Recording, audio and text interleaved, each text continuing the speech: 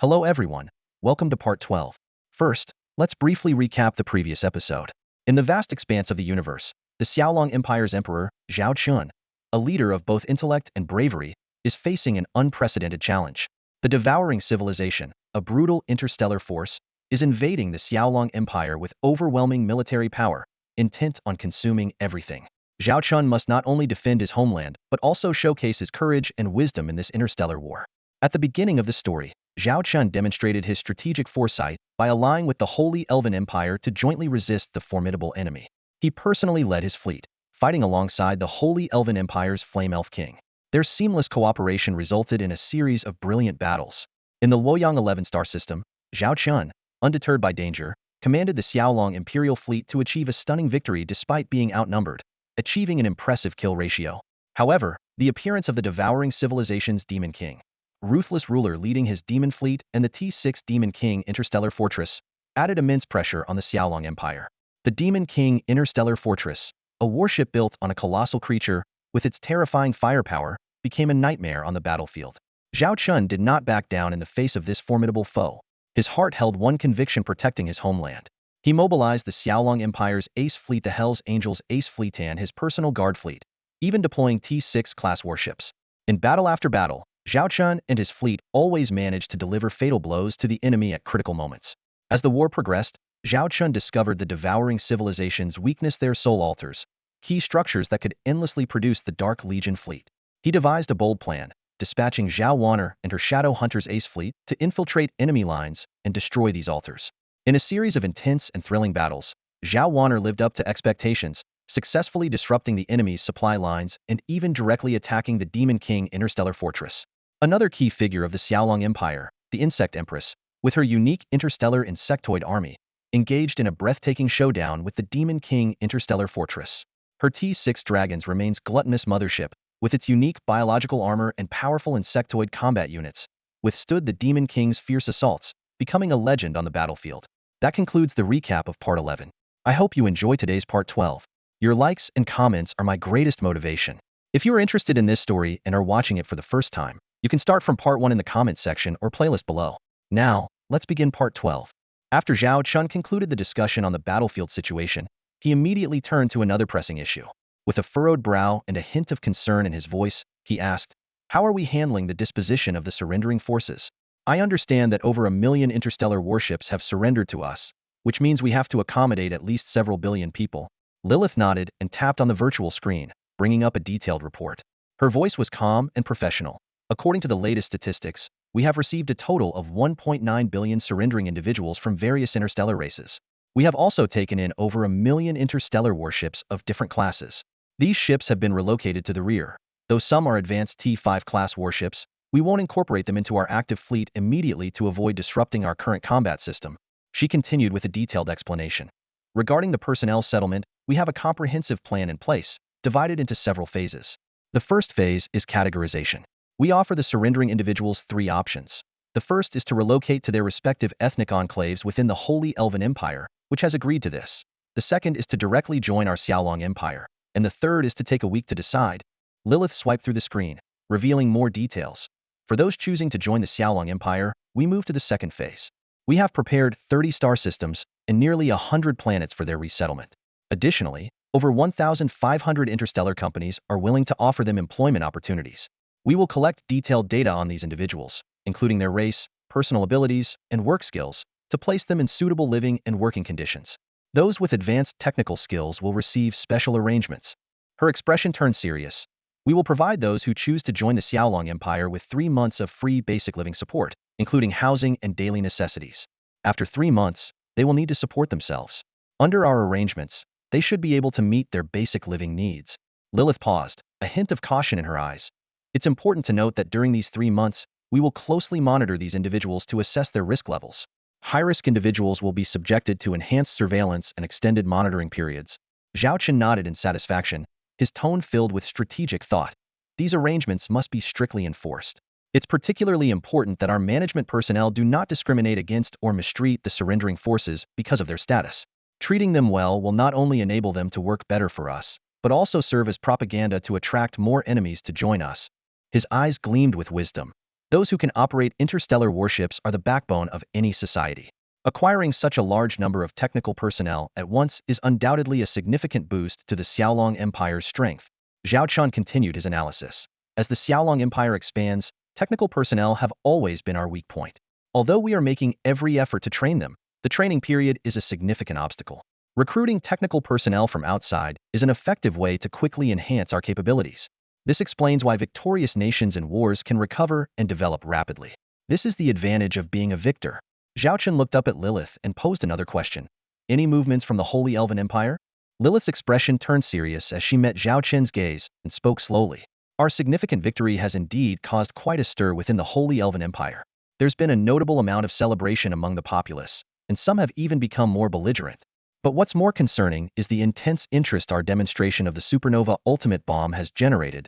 She paused briefly before continuing. The existence of such a weapon has made their upper echelons wary of us. Reliable sources indicate that the High Council has already raised related issues, and even some of the Elven Kings have expressed their concerns. Lilith's voice dropped slightly. Moreover, we've observed a dramatic increase in the number of spies the Holy Elven Empire has sent to the Xiaolong Empire, almost 30 times more than before. Upon hearing this, a slight, unconcerned smile appeared on Zhao Chen's lips. This was within our expectations. After all, with such a powerful weapon on display, how could they not be tempted? As for those spies, as long as they can't uncover anything significant, let them be. As for the Holy Elven Empire's thoughts, let them ponder on their own. However, Lilith's next words caused Zhao Chen's expression to stiffen slightly.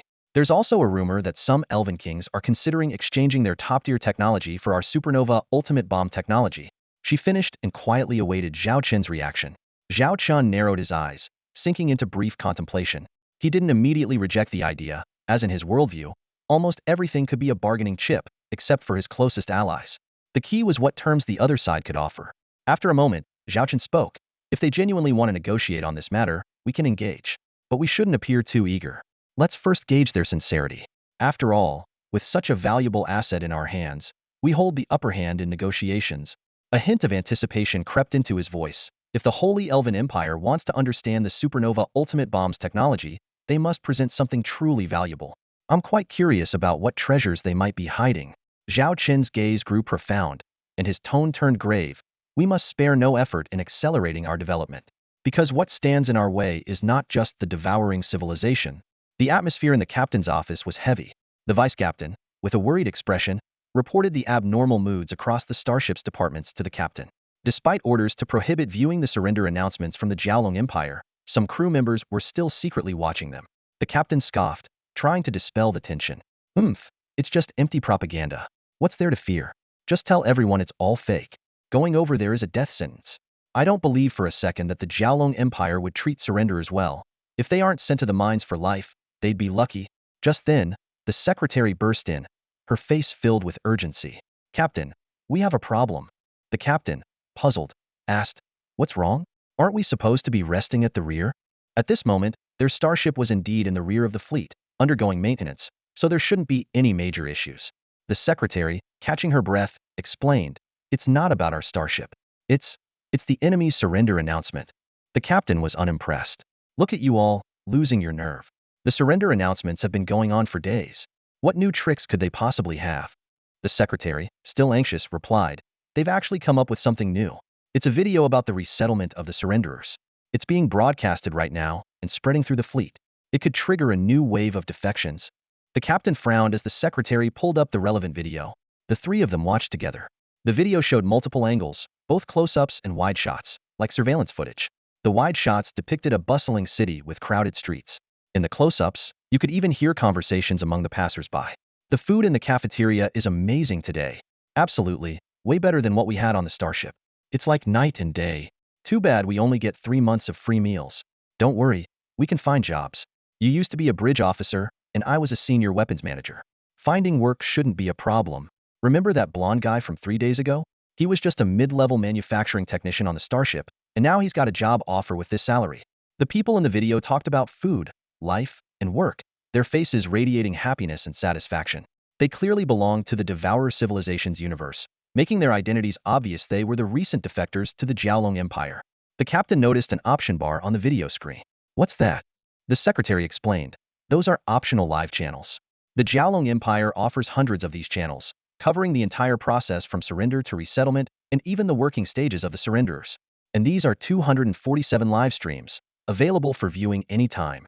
Sweat beaded on the captain's forehead as the secretary added helplessly, "People on our ship are already watching it. We can't stop them, Captain." The captain slumped in his chair, his expression dazed. He recalled the origins of their starship. It had migrated from other interstellar universes invaded by the Devourer civilization. Though rarely spoken of, everyone remembered the painful past. Each crew member had lost friends or family in the Devourer civilization's invasion war. Now, they stood on the same side as those invaders, becoming the ones invading others' homes. This internal conflict had kept the crew under constant stress.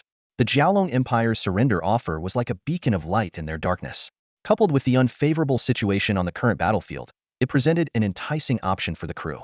The captain realized the situation was far more dire than he had imagined. The atmosphere inside the starship was tense and stifling. The secretary officer lowered his voice, his eyes flickering as he spoke. "It's only a matter of time before chaos erupts on this starship." The captain remained silent, his head bowed. The vice captain keenly noticed the unusual look in the secretary officer's eyes. He cautiously glanced around and discreetly activated the communication jamming feature. Leaning in, he whispered, "Are you suggesting we defect to the Xiaolong Empire?" Hearing this, the secretary officer seemed to find a breakthrough. He spoke bluntly, "To be honest, it's one of our options. And right now, it's the only way to survive." He looked around at the others, his tone becoming urgent. "Given the current situation on this battlefield, how much longer do you think we can last?" "I dare say, not more than 5 days." He tugged at his uniform and continued, "If we were fighting for our homeland, our roots, I would have no regrets. But dying here, wearing this uniform, I can't face my family and friends." The captain suddenly stood up, angrily grabbing the secretary officer by the collar and pushing him into the captain's chair. "Do you realize that I could execute you right here for what you're saying?" He growled through clenched teeth. "All corps commanders have orders to shoot anyone suspected of contemplating defection on the spot." The secretary officer was unfazed, staring directly into the captain's eyes. "Then go ahead and shoot me. I have no desire to fight this battle," he said bitterly. "Even if we survive, what then? Return to a universe devoured by the swarm civilization and become their lapdogs? Serve under our former enemies?" After calming himself slightly, he continued, "We used to have no choice. No one could withstand the swarm civilization's invasion. But now we do have a choice. The strength of the Xiaolong Empire is evident. They might not be stronger than the swarm, but they can at least challenge them. And don't forget the Holy Elf Empire, a thorn in the swarm's side. Isn't this our opportunity? And the Xiaolong Empire is offering such favorable terms. We have no reason not to choose them." The secretary officer's tone turned resolute. "Captain, if you still refuse to see reason, then shoot me now. But let me tell you this. Soon, the majority of this starship's crew will be thinking about surrendering. I hope your gun won't tremble when the time comes." The vice captain was at his wit's end, unsure of what to do. The captain's face grew increasingly complex as his gaze shifted between the live feed and his comrades. Finally, he closed his eyes and whispered almost inaudibly, "Then, we surrender." Day 7 of the Annihilation campaign against the stranded Devourer civilization's interstellar fleet within the borders of the Xiaolong Empire. In the command center of the Dragon Sovereign, the interstellar flagship, Zhao Chen gazed at the star map displaying countless flickering points, his voice calm and resolute. "All units, begin regrouping your fleets. Do not rush the attack." The atmosphere froze momentarily before erupting into a murmur of low voices. Shui Xiaoxiao couldn't help but mutter, "What a shame. If we had a bit more time, we could wipe out the remaining 15 million enemy ships." Her voice was filled with regret and frustration. Leona chimed in, her tone laced with clear dissatisfaction. "Exactly. It wouldn't take long. 3 days. 3 days at most, and I could eliminate all the remaining enemy ships in my sector."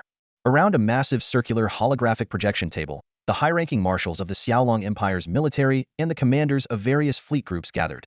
Their faces were etched with complex emotions. Wei Shishir couldn't hold back her question, "Your Majesty, is the intel about the Devourer civilization establishing another warp point to our universe in the next 24 hours reliable?" Her brows furrowed, clearly skeptical of the sudden information. Zhao Chen scanned the room, sensing the inner discontent of most commanders. Given more time, they could have completely obliterated the enemy fleet. Leaving so many ships intact was hard to accept. He explained in a serious tone, "This information comes from agents planted within the Devourer civilization by the Holy Elven Empire. Although not real-time, the intel is likely accurate. They previously warned us about the Devourer fleet's invasion, and they were right. However, the timing might fluctuate." Zhao Chen's expression grew more stern, "But we can't take that risk. If the enemy shows up right when our fleets are exhausted from a grueling battle, they'll seize the opportunity to launch an attack. This risk is unnecessary, Charlotte added. His Majesty's plan doesn't mean halting all attacks. It means reducing the intensity to a lower level, giving each fleet 20 hours to rest. Arrange it however you like, but ensure your fleets are back to at least 70 combat readiness within those 20 hours to face any potential assault from the Devourer civilization. The commanders nodded, showing their understanding and agreement. Zhao Chen continued. This battle has lasted nearly 50 days.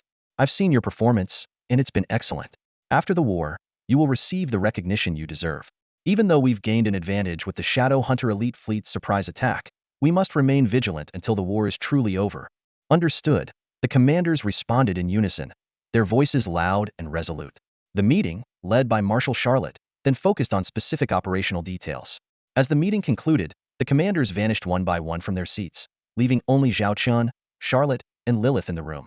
Both Zhao Chen and Charlotte turned their attention to Lilith.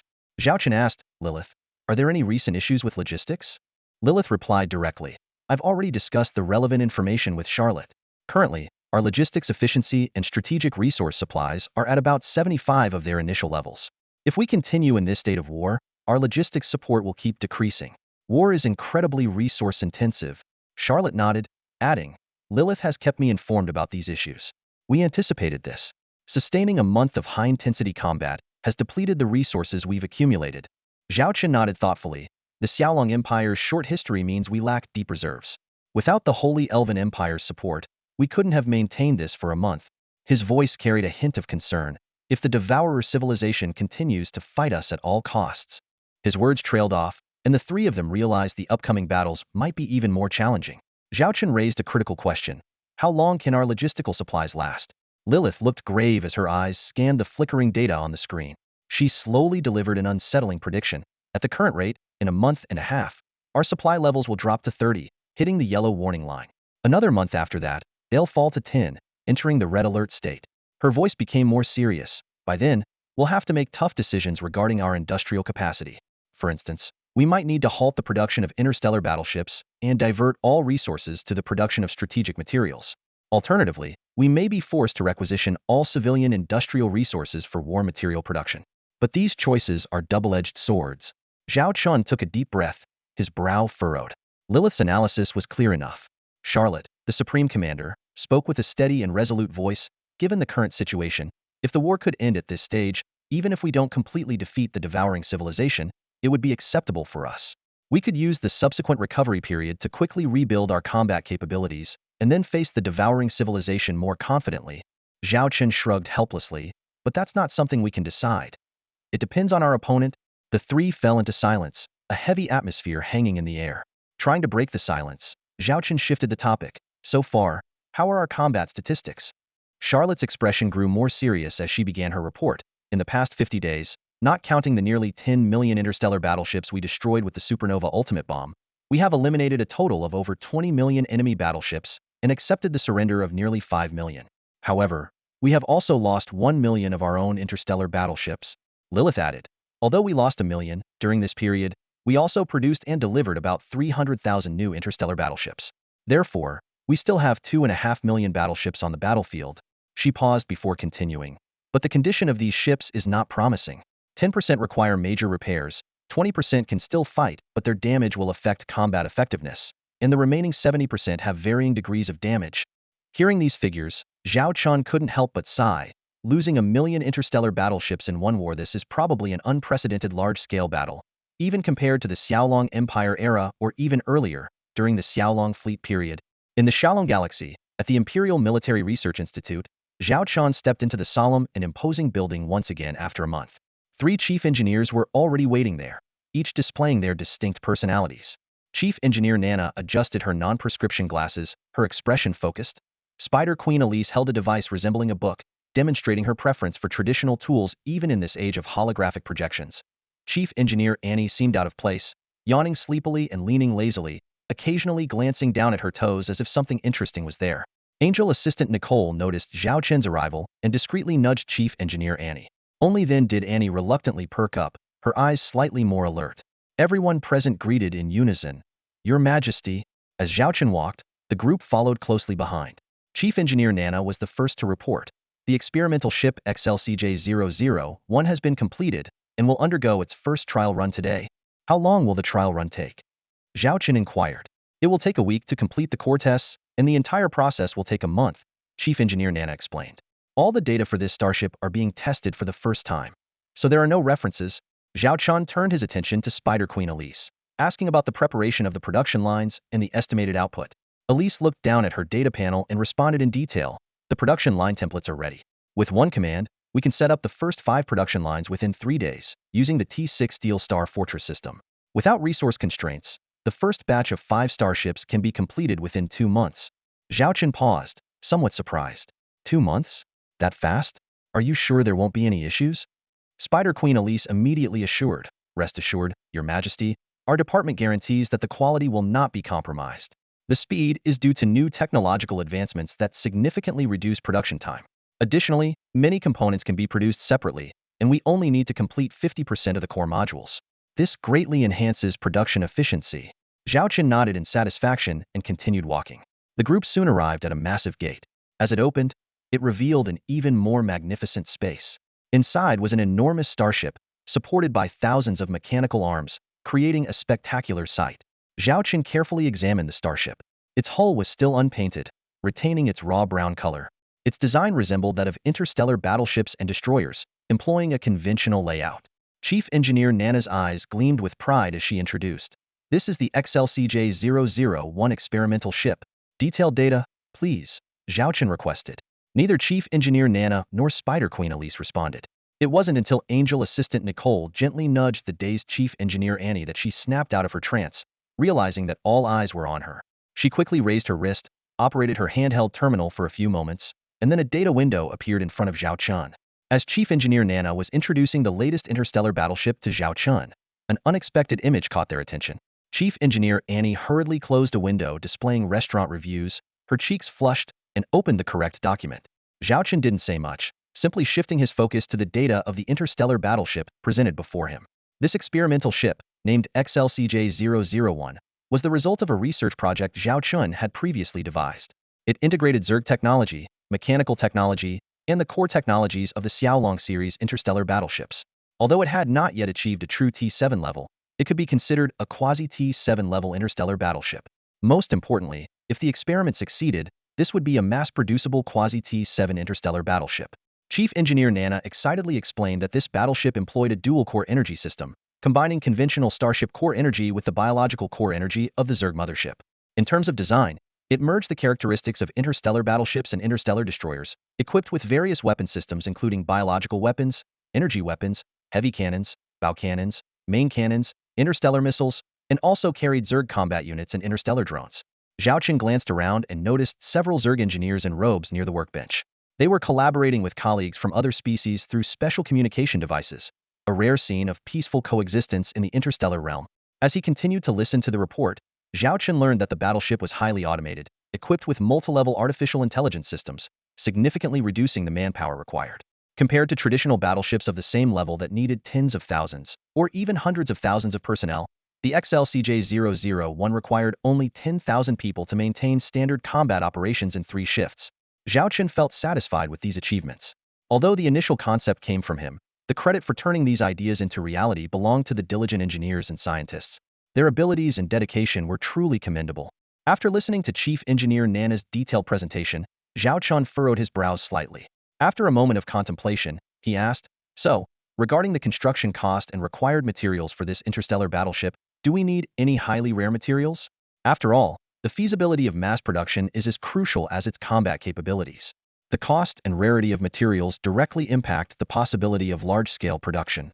Chief Engineer Elise, the Spider Queen, immediately responded, her 8 eyes gleaming with intelligence. "Your Majesty, we primarily use common resources, with the only rare material being the heart of AT-6 Swarm Mothership. However, Lady Zerg Queen has promised to ensure a steady supply. As long as we can produce, she can provide." Elise continued, "The T-6 Swarm Mothership was once a significant entity among the Xiaolong interstellar swarm. However, as the Zerg Queen continually enhances the species' strength, their numbers now mainly depend on food supply. Using a few T-6 Swarm Motherships to build a quasi-T-7 battleship is undoubtedly a worthwhile trade. The Zerg Queen can even specially cultivate multi-hearted swarm motherships exclusively for this material. When discussing costs, Elise's tone was confident. Currently, the cost per ship is around 2 trillion star credits. With large-scale production, we can expect a 30% reduction in costs. If production further scales up, costs can be compressed even more. Upon hearing this, a hint of satisfaction flashed in Zhao Chen's eyes. He quickly compared in his mind. A cost of 2 trillion star credits for a quasi-T7 battleship is indeed acceptable. An existing T6 Wrathful Goddess-class heavy artillery ship costs 3 trillion star credits per unit. An AT6 Divine Wing Empress-class super heavy carrier starship costs 9 trillion star credits. This means 2 T6 Divine Wing Empress-class ships could be exchanged for one of these quasi-T7 battleships. If its combat capabilities match up, it's an extremely cost-effective choice. Zhao Chen nodded in approval. Your project is excellent. Once the core trials and test flights are completed, you can proceed with the first batch of production. I want to see the first batch of operational battleships within 3 months. Understood, Your Majesty. We will ensure the task is completed on time. Elise responded confidently.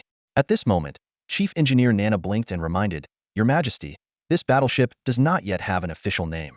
Please bestow one. Zhao Chen scratched his head and turned to the chief engineers present. Do you have any suggestions? Angel Assistant Nicole stepped forward and opened a document. Here are some suggestions from the engineers, Your Majesty. Zhao Chen quickly scanned through the list and his gaze settled on one name.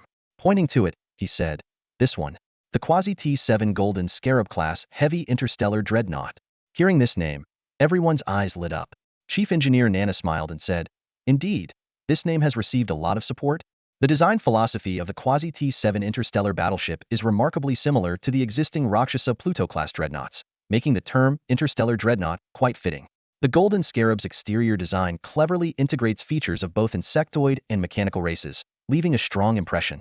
Zhao Chen nodded in confirmation, saying, Since His Majesty agrees, let's officially register it in the database as the Quasi-T7 Golden Scarab Heavy Interstellar Dreadnought. Upon hearing this, the crowd erupted into applause and cheers, celebrating the imminent birth of the Xiaolong Empire's first self-developed Quasi-T7 interstellar battleship. This marked a significant step forward for the Empire in the field of interstellar technology.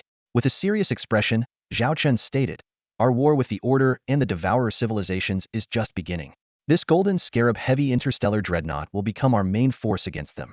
I hope to see them deployed on the battlefield soon, defending us. Zhao Chen then inspected several other crucial projects. He found that most true T7 technology research faced bottlenecks. Without breakthroughs in raw materials and energy technology, these bottlenecks were insurmountable. This was why the Xiaolong Empire was fully invested in quasi-T7 level technology research. The Empire simply couldn't afford to wait. After finishing his inspection, Zhao Chen had to leave. His busy schedule didn't allow him to stay long at the Research Institute. However, he promised to personally attend the ribbon-cutting ceremony when the first batch of Quasi-T7 Golden Scarab Heavy Interstellar Dreadnoughts officially entered service. Meanwhile, Zhao Chen contacted Marshal Charlotte, ordering her to arrange for a crew ready to board the Quasi-T7 Golden Scarab Heavy Interstellar Dreadnoughts while commanding the current campaign. This was to ensure that the first batch of battleships could be received and quickly integrated, forming effective combat power as soon as possible. In the current situation, the Xiaolong Empire had to race against time. Back on the Dragon Emperor interstellar command ship, Zhao Chen wearily rubbed his temples. Lilith appeared beside him and asked, How did that project go? I've already given them the highest authority to get whatever resources they need to keep moving forward. Zhao Chen nodded in response. The project is going well. Iris said we should see the first batch of interstellar battleships entering service soon. Lilith's eyes sparkled with excitement. Our Xiaolong Empire will finally have truly mass-produced quasi-T7 interstellar battleships. Even though they're only quasi-T7, as long as the Order doesn't show up, they'll be invincible on the current battlefield and will definitely play a crucial role. Zhao Chen nodded in agreement, but his tone remained heavy. I used to think that establishing the Xiaolong Empire and controlling the resources of a universe was a great accomplishment. But engaging in interstellar wars with other universes has shown me that our development time has been too short. Compared to them, we are like children playing with toys. If it weren't for the powerful combat capability of our interstellar battleships, we wouldn't have lasted this long. Lilith sighed. That's inevitable. Our universe is only so big. Although we've rapidly increased our income by upgrading industrial facilities and developing interstellar industry, trade, and agriculture, our resources are limited. Unless we have more territory, Zhao Chen interjected, voicing the thought Lilith hesitated to express. Lilith looked at Zhao Chen with a complex expression. External expansion. This plan had been in her documents for a long time, but she knew Zhao Chen's nature. He was not a warmonger. Therefore, she had never actively proposed this suggestion. After all, external expansion is never peaceful and always involves war and bloodshed. Zhao Chen crossed his hands at his nose and closed his eyes in deep thought. Lilith remained silent beside him, understanding that the Dragon Emperor had to make a change. He was no longer the fleet commander who could act on personal ideals. Now, he carried the weight of the entire Xiaolong Empire, a universe, and countless lives. Their enemy was the formidable Order. After prolonged conflict, the Order might have already placed their universe on a death list. If they lost, the Xiaolong Empire and their universe would face one outcome: total annihilation. There was no other choice. To protect everything, Zhao Chen had to let go of some things. After a long time, Zhao Chen opened his eyes. A hint of coldness appeared in his gaze. The slightly naive Zhao Chen seemed to have fallen into a deep slumber within him, perhaps never to awaken again. Given our current exploration of the universe, only the Devourer Civilization's universe and the Holy Elf Empire's universe are within reach. However, expanding into these two universes is impossible. We need a new target. New goals signify a brand new interstellar universe. Zhao Chen gazed at the flickering star map in the holographic projection, his brows slightly furrowed. The technology of the Xiaolong Empire currently allows exploration only within the realms of the Devouring Civilization universe and the Holy Elven Empire universe. To venture further into unknown universes, relying solely on their own capabilities would take an exceedingly long time. Zhao Chen's eyes glinted with determination as a plan formed in his mind. While the Xiaolong Empire couldn't independently seek out new interstellar realms, the Holy Elven Empire undoubtedly possessed the necessary technology. However, persuading them to share this technology would be no easy task. A slight smile tugged at Zhao Chen's lips, for he held a trump card that could bring the Holy Elven Empire to the negotiating table. Lilith. Zhao Chen turned to his adjutant. Arrange a video conference with the Flame Elf King. Lilith nodded in understanding and promptly began the preparations. Moments later, a holographic window materialized before Zhao Chen, and a transparent energy shield enveloped him, ensuring absolute confidentiality of the communication. The image of the Flame Elf King appeared in the window, her bright eyes sparkling with curiosity. Your Majesty, what urgent matter requires my attention? Her tone carried a hint of anticipation, clearly familiar with the Emperor's decisive style. Zhao Chen got straight to the point. I seek technology related to cosmic exploration. Would your nation be willing to provide it? The Flame Elf King's eyes gleamed with interest, and a knowing smile played on her lips. Your ambition is quite grand, Your Majesty. With the war against the devouring civilization still ongoing, you're already looking towards other interstellar universes? Planning to expand your territories, perhaps? Zhao Chen's expression remained unchanged as he calmly responded, Indeed, I wish to uncover the mysteries of other interstellar universes, but it's too early to determine if expansion is on the horizon. He paused briefly before continuing. Our conflict with the devouring civilization and the forces of order has been draining. The Xiaolong Empire lacks the centuries-long foundation your nation possesses. If we maintain the current intensity of combat, we may not endure. Therefore, seeking additional resources is crucial for breaking the deadlock. The Flame Elf King regarded Zhao Chen with keen interest. Your Majesty is quite forthright about his intentions. As you know, we elves cherish peace. Expressing a desire to use force in other interstellar universes while asking for our technology puts us in a difficult position. Zhao Chen remained composed as he revealed his crucial leverage. Aren't you interested in the technology behind the ultimate supernova bomb? The Flame Elf King's expression subtly shifted, her hands clasped in front of her, and her tone grew more playful. This matter could indeed be negotiable. Their eyes locked in mutual understanding, both exchanging a knowing smile. Let's cut to the chase, Zhao Chen said directly. What would it take for you to provide us with the technology to explore new universes? And while we're at it, how many interstellar universes are there within your known territory? A glint of cunning flashed in the Flame Elf King's eyes. Consider that question a favor you owe me, she said candidly. Currently, besides your Xiaolong Empire universe and the Devouring Civilization universe, there are 6 other interstellar universes we can directly explore. In the star map depicted by the Holy Elf Empire, there are 22 star universes, including the Holy Elf Empire itself. This number astonished Zhao Chen, and he immediately asked, Do all these star universes have civilizations? His eyes sparkled with the desire to surpass T7, technological civilization. The Flame Elf King fell into reminiscence and slowly began to speak. Each universe has its unique characteristics. Besides regular universes like ours, there are some special types. She started describing the features of various universes. Aging universes are resource-poor, like elderly individuals.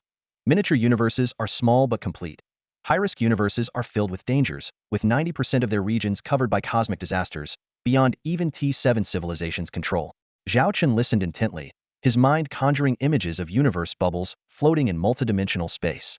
Suddenly, he thought, haven't these universes been invaded by the devouring civilization? The Flame Elf King was candid. They are all on the devouring civilization's target list, but they have temporarily escaped due to their distance. Unfortunately, your Xiaolong Empire and we are the closest to the devouring civilization. Zhao Chen chuckled self-deprecatingly. It seems we are indeed in the same boat. The Flame Elf King continued to explain that even with their technological support, expanding territory is extremely challenging. The civilizations in other universes are formidable, mostly at T4 to T5 levels. Reckless attacks could provoke widespread anger and make them the target of many. Discussing the past, the Flame Elf King's expression was complex, filled with both pride and self-mockery. She recalled, long ago, we called ourselves peacekeepers, often deploying troops to stop conflicts between other civilizations. Suddenly, Zhao Chen remembered a promise and looked directly at the Flame Elf King, saying, I remember you promised that if my fleet performed better against the devouring civilization, you would tell me the secrets of the Holy Elf Empire. The Flame Elf King was taken aback, then smiled wryly. I didn't expect you to remember. To be honest, revealing that secret would be tantamount to treason for me. Zhao Chen frowned in thought for a moment, then waved his hand. If it's that serious, forget it. Consider it a favor repaid. Not wanting to put his ally in a difficult position, he decided to voluntarily relinquish the promise. The Flame Elf Queen smiled and shook her head, her red hair gently swaying in the breeze. Although it's classified, it's not something I can't share with you, she said softly but with a hint of seriousness. But I need you to promise that you won't disclose this information until our Holy Elf Empire officially announces it. Zhao Chen nodded solemnly, his gaze unwavering. I promise. The Flame Elf Queen's eyes grew wistful, as if she was lost in memories. She took a deep breath and began to speak slowly. You have a keen intuition. I'm sure you've sensed that something is amiss in the Holy Elf Empire. Zhao Chen affirmed with a nod. During his time in the Holy Elf Empire, he had felt that something was out of the ordinary. This strange feeling only intensified after he reviewed the relevant information. A playful glint appeared in the Flame Elf Queen's eyes. Tell me your suspicions. I want to see if your intuition is spot on this time. Zhao Chen thought for a moment before cautiously responding. Does it have something to do with the world tree, order, and technological development? Based on the information I've gathered, the Holy Elf Empire has been at the T6 technological level for thousands of years. But there hasn't been any breakthrough in T7 technology for a long time. It seems like the entire civilization's technological progress has stagnated at some point. The Flame Elf Queen's expression faltered slightly before she chuckled. Indeed, your intuition is impressive. Even if I didn't tell you, I'm sure you would soon uncover the truth with your abilities. A hint of color seemed to fade from her eyes. Everything you mentioned is correct, she began to recall. Those three elements are all linked to the Holy Elf Empire's great secret. Initially, Order also launched attacks against us. We've experienced the tactics used by the Xiaolong Empire in the cosmos. At first, we fought back fiercely to protect our home. Her voice grew heavy. But this resistance came at a great cost. Millions of starships were destroyed every year, and billions of lives were lost. Massive resources were poured into the war, causing civilian development to stagnate or even regress. The Flame Elf Queen continued. During that time, the Holy Elf Empire's leadership was divided. One faction advocated for advancing to T7 technology to decisively defeat Order, protect our existence, and maintain peace across many universes. Initially, this viewpoint was dominant. Her expression became complex. But as the war dragged on, witnessing so much devastation, coupled with the losses suffered by powerful families since this war brought them no benefits, no new territories, no war reparations, and an unending enemy fear began to spread throughout the empire. Not just among the lower classes but also among the leadership. A mocking smile appeared on the Flame Elf Queen's face. In the face of fear, you either overcome it or succumb to it. Hedonism started to prevail. Some believe that if we might not win, we should enjoy life while we can. Otherwise, if we die, wouldn't it all be a waste? Zhao Chen didn't see anything wrong with this. It's a common reaction for a civilization facing such extraordinary circumstances, just as individuals can be brave or fearful. The key is how to respond to fear, whether to overcome it or succumb to it. At that moment, the Flame Elf Queen shifted the conversation, and that's when a second voice emerged. The Flame Elf King sighed deeply, her gaze complex as she looked at Zhao Chen. She spoke slowly. Zhao Chen, I want to ask you a question. Zhao Chen nodded, signaling her to continue. Imagine you live in a house with beasts lurking outside. You have two choices. One is to go out in search of weapons and allies, risking your life to defeat the beasts. The other is to lock the doors and enjoy the comfort of safety inside. What would you choose? Zhao Chen pondered for a moment before replying. I think most people would choose the latter. And you? The Flame Elf King stared intently at him. Zhao Chen chuckled softly. I might be different. I don't want a pair of eyes constantly watching me, and I can't be sure this house will protect me forever. If one day the door is broken down and the walls collapse, I would be defenseless against the beasts. Just as I thought. A flash of admiration appeared in the Flame Elf King's eyes, followed by a look of regret. Unfortunately, the Holy Elf Empire made the other choice. She continued to explain that a group of scientists from the Holy Elf Empire, while researching the mysterious technology of the World Tree, discovered a tiny cosmic particle called the Halo of Sanctuary. This particle has a ring-like structure and can only be nurtured by the World Tree, requiring extremely advanced instruments to collect. The scientists found that if this particle were injected into the cosmos of the Holy Elf Empire, it would make the entire empire disappear from the site of order. Disappear? Zhao Chen asked in astonishment, struggling to grasp the concept. The Flame Elf King clarified, it's not literal disappearance. Order is a spiritual entity, and the halo of sanctuary can make our cosmos appear dead to it. Both the Dark Legion and Order would be unable to locate us, effectively ending the war. Zhao Chen was amazed by the wonder of this technology, but seeing the Flame Elf King's frowning, regretful expression, he realized there must be a significant downside. The Flame Elf King continued, but it's a double-edged sword. You might find it hard to believe, but this technology can completely block the development of an interstellar civilization. She elaborated that once the halo of sanctuary covers an area, all experiments related to T7 technology levels within that area would encounter inexplicable problems, preventing breakthroughs to T7 technological levels. If we apply the halo of sanctuary to the entire cosmos of the Holy Elf Empire, the result would be, although order can no longer harm us, we would never be able to become a T7 technological civilization. The Flame Elf King's voice was filled with regret and frustration. Zhao Chen's eyes widened, his shock evident. The Holy Elf Empire possessing such advanced technology was beyond his expectations. The level of this technology has reached T7, Zhao Chen thought to himself. If used as a weapon, its power would rival the Order's fleet of endlessly resurrecting Black Army ships. By using this sealing technology on a civilization, it could permanently stall their technological progress. Even more astonishing is that this technology has managed to evade the Order's notice. Although he couldn't fully grasp the principles behind it, Zhao Chen had to acknowledge the marvel of this technology. He furrowed his brow in thought and then guessed. So, you used this irreversible technology on yourselves? The Flame Elf Queen nodded slowly, her expression serious. Initially, this decision sparked intense debate among the high ranks. The High Council convened 30 meetings over it, even overthrowing a pro-war elf king. There were also some covert internal conflicts. She continued, eventually, the isolationist faction prevailed. Years of fighting the Order had left many fearful and disillusioned. Faced with the opportunity to no longer fight the Order and avoid annihilation, many saw it as a lifeline.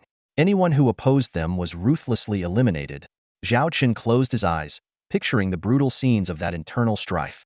The clash of ideologies, coupled with long-simmering resentment, meant even the Elf King and their family weren't spared from extremist retaliation. The Flame Elf Queen went on. The High Council and the Elf Kings ultimately initiated the isolation plan. Since then, all projects related to T7 technology within our empire have made no progress. Although some research institutes initially attempted breakthroughs, the long-term massive investments yielded no returns, leading the high ranks to abandon the pursuit of T7 technology and settle for the status quo. That's why we remain at the T6 technology level. Zhao Chen pondered and asked, what about the devouring civilization? The Flame Elf Queen explained, the devouring civilization emerged later. Whether it was part of the Order's original plan or they discovered our disappearance, the Order cultivated the devouring civilization to attack surrounding star systems. Our protective aura is effective against the spiritual entities of the Order, but can't stop the devouring civilization. We fought them several times, but neither side could achieve a decisive victory. Coupled with the pervasive anti-war sentiment within our empire, opposing proactive attacks on other civilizations, the matter was left unresolved.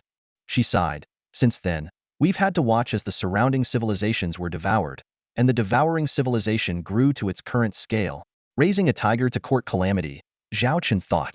If it were up to him, he would have eradicated this potential threat at all costs from the outset. But he also understood that the Holy Elf Empire's system, entrenched anti-war sentiment, and hedonism had led them to lose their former stance of intervening in other civilizations' affairs. Curious, Zhao Chen asked, is there no way to shut down this protective aura? The Flame Elf Queen shook her head and sighed deeply. Actually, the pro-war faction has always existed within our empire. They were also seeking a way to disable the protective aura, but it seemed impossible to shut it down easily. Unless the World Tree, which powers it, was destroyed, a notion that was absolutely forbidden in the Holy Elven Empire. Even the war faction would not allow such a thing to happen. The idea of destroying the world tree made Zhao Chen frown. For the elves, it was not only a daunting task but also a sacrilege. The world tree was not just a symbol of faith. It was the source of the holy Elven Empire's power. The materials and energy it produced were crucial for maintaining the Empire's strength. Losing the world tree would be akin to cutting off their own arms. Zhao Chen's gaze swept over the chiseled face of the Flame Elf King, and suddenly, inspiration struck him. If we're only restricted within the Holy Elven Empire, what if we conducted research in other star systems? He suggested, his tone probing. The Flame Elf King looked up, his deep eyes showing no surprise, but rather a calm steadiness. Zhao Chen keenly sensed something. You already have such arrangements in place, don't you? He asked. The Elf King nodded slightly. Yes, it's a plan we've been secretly implementing. The other Elf Kings and the High Council are aware, and have given their tacit approval. We have established several research institutes in other star systems to conduct T7 technology research. She shrugged slightly, a hint of helplessness in her gesture. But conducting research on someone else's turf comes with many limitations. The supply of raw materials and the need for various equipment have slowed down progress, making it difficult to achieve breakthroughs in the short term. Zhao Chen nodded thoughtfully. Conducting research on foreign soil was like trying to run with bound hands and feet fraught with difficulties. He narrowed his eyes, sizing up the Flame Elf King. You're telling me all this now.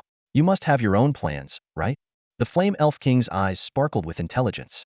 I can't persuade the High Council to provide you with the necessary interstellar exploration technology, even share approximate coordinates and related information. But we hope to cooperate in this endeavor. Zhao Chen chuckled. So, even the self-proclaimed peaceful elves are thinking of expanding outward. This goes against your original principles.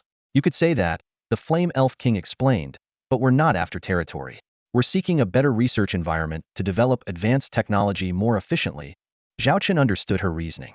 Research institutes under foreign rule could never be as efficient as those under the jurisdiction of allies with special privileges. Moreover, we can deepen our cooperation in this field. The Flame Elf King added with a smile. Zhao Chen squinted and asked, will your High Council agree? The Flame Elf King responded meaningfully. Not all of those are properties of the Holy Elven Empire. Zhao Chen suddenly realized. So, it's the war faction that's cooperating with me, not the conservatives. The Flame Elf King didn't elaborate further. There was no need for more words as both sides understood their respective goals. All right, I agree, Zhao Chen said, making his commitment. Once I gain control of a star system, I will grant you a special zone. There, your research institutes will have the highest authority to conduct technological research. If needed, we can also provide assistance. Additionally, we can establish a joint research institute. The Flame Elf King nodded in satisfaction but added, to get the High Elven Council and other Elf Kings to agree, you'll need to sweeten the deal. Zhao Chen smiled slightly. He'll provide some of the technology for the ultimate supernova bomb. Pleasure doing business, the Flame Elf King said, extending her hand. Pleasure doing business, Zhao Chen replied, shaking her hand and concluding the meeting. Both sides had their gains. The Flame Elf King didn't ask for much, and Zhao Chen offered limited technology, only part of the ultimate supernova bomb's technology. The Flame Elf King didn't demand more because she knew that the current leverage they had with the Xiaolong Emperor wasn't enough to obtain the entire technology. Zhao Chen was willing to share this part of the technology because he knew it would take the Holy Elven Empire a considerable amount of time to fully master and apply it. For the long-lived elves, decades were nothing. But for Zhao Chen and the Xiaolong Empire, this time was enough to accomplish many important tasks. After Zhao Chen concluded his negotiations with the Flame Elf King, he didn't take a break. Even though the elves agreed to cooperate, he still needed to prepare thoroughly for the unknown universe exploration. To this end, Zhao Chen gathered Charlotte and Lilith for a crucial meeting in a softly lit conference room. The three of them sat around a round conference table. Zhao Chen was the first to speak, his voice tinged with anticipation. If we can obtain resources from the new universe, it would greatly help the current predicament of the Xiaolong Empire. Lilith nodded slightly, her bright eyes sparkling with wisdom. That's true.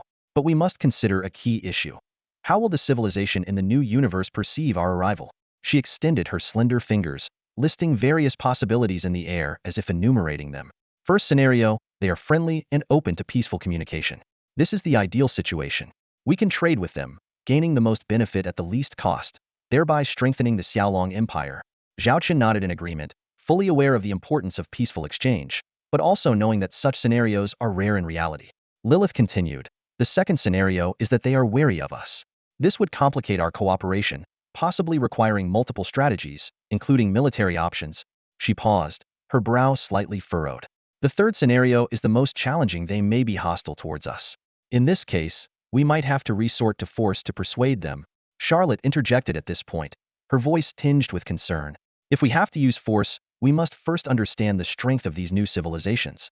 Considering we are currently at war with the devouring civilization, it's difficult to allocate more troops. Zhao Chen crossed his hands on the table, his expression serious. I understand these concerns. This expansion plan is currently just a concept. To implement it, we first need to end or reduce the intensity of the current war. Charlotte nodded in understanding but raised another concern. Even if the war stops, we can't deploy too many troops. If the Xiaolong Empire's universe is left underdefended, the devouring civilization might seize the opportunity to invade.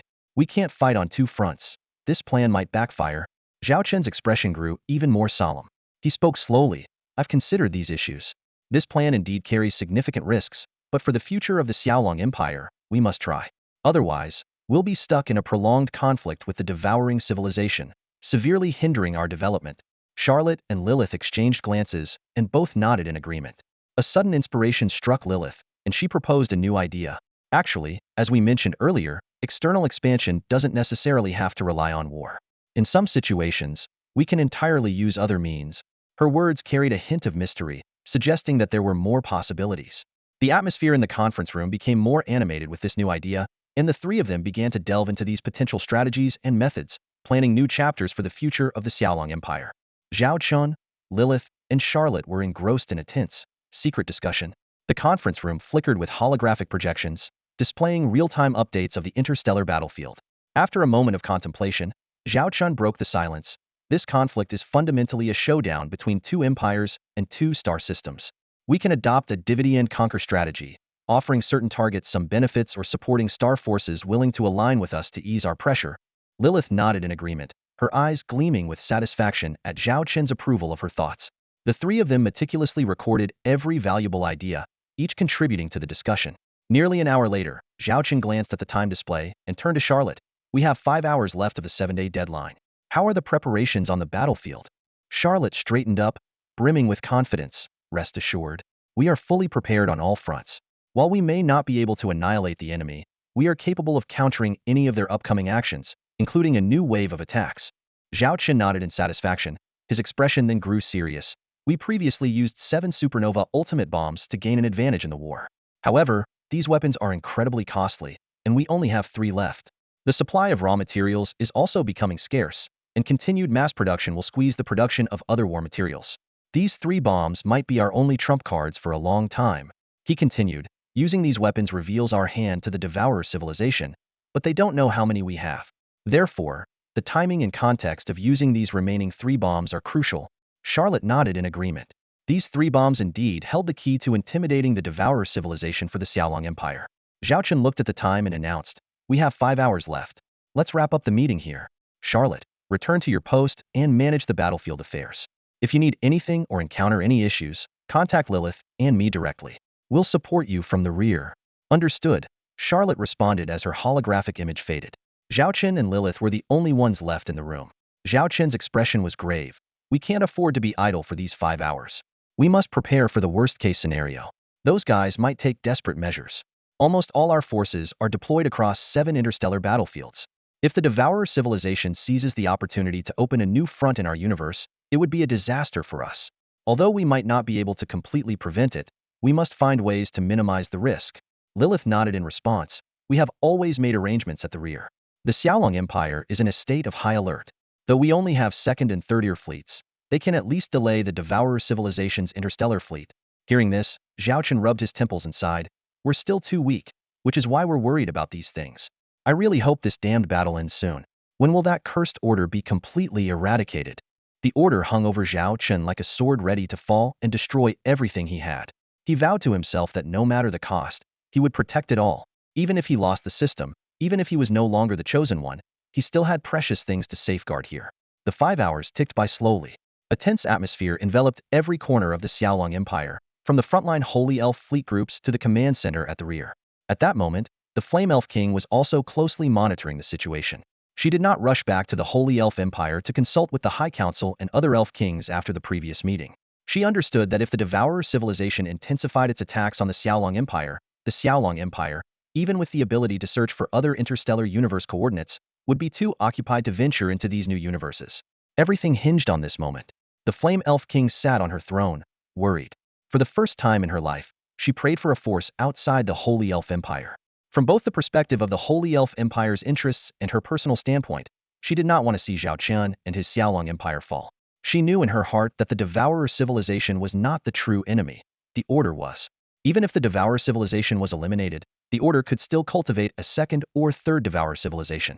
Only by completely eradicating the Order could they achieve true peace. Time was ticking away, with just 2 hours left before the 5-hour deadline. Amid this tense wait, a groundbreaking message arrived from the Cosmic Space Dynamics Detection Department. Multiple anomalous space fluctuations had been detected.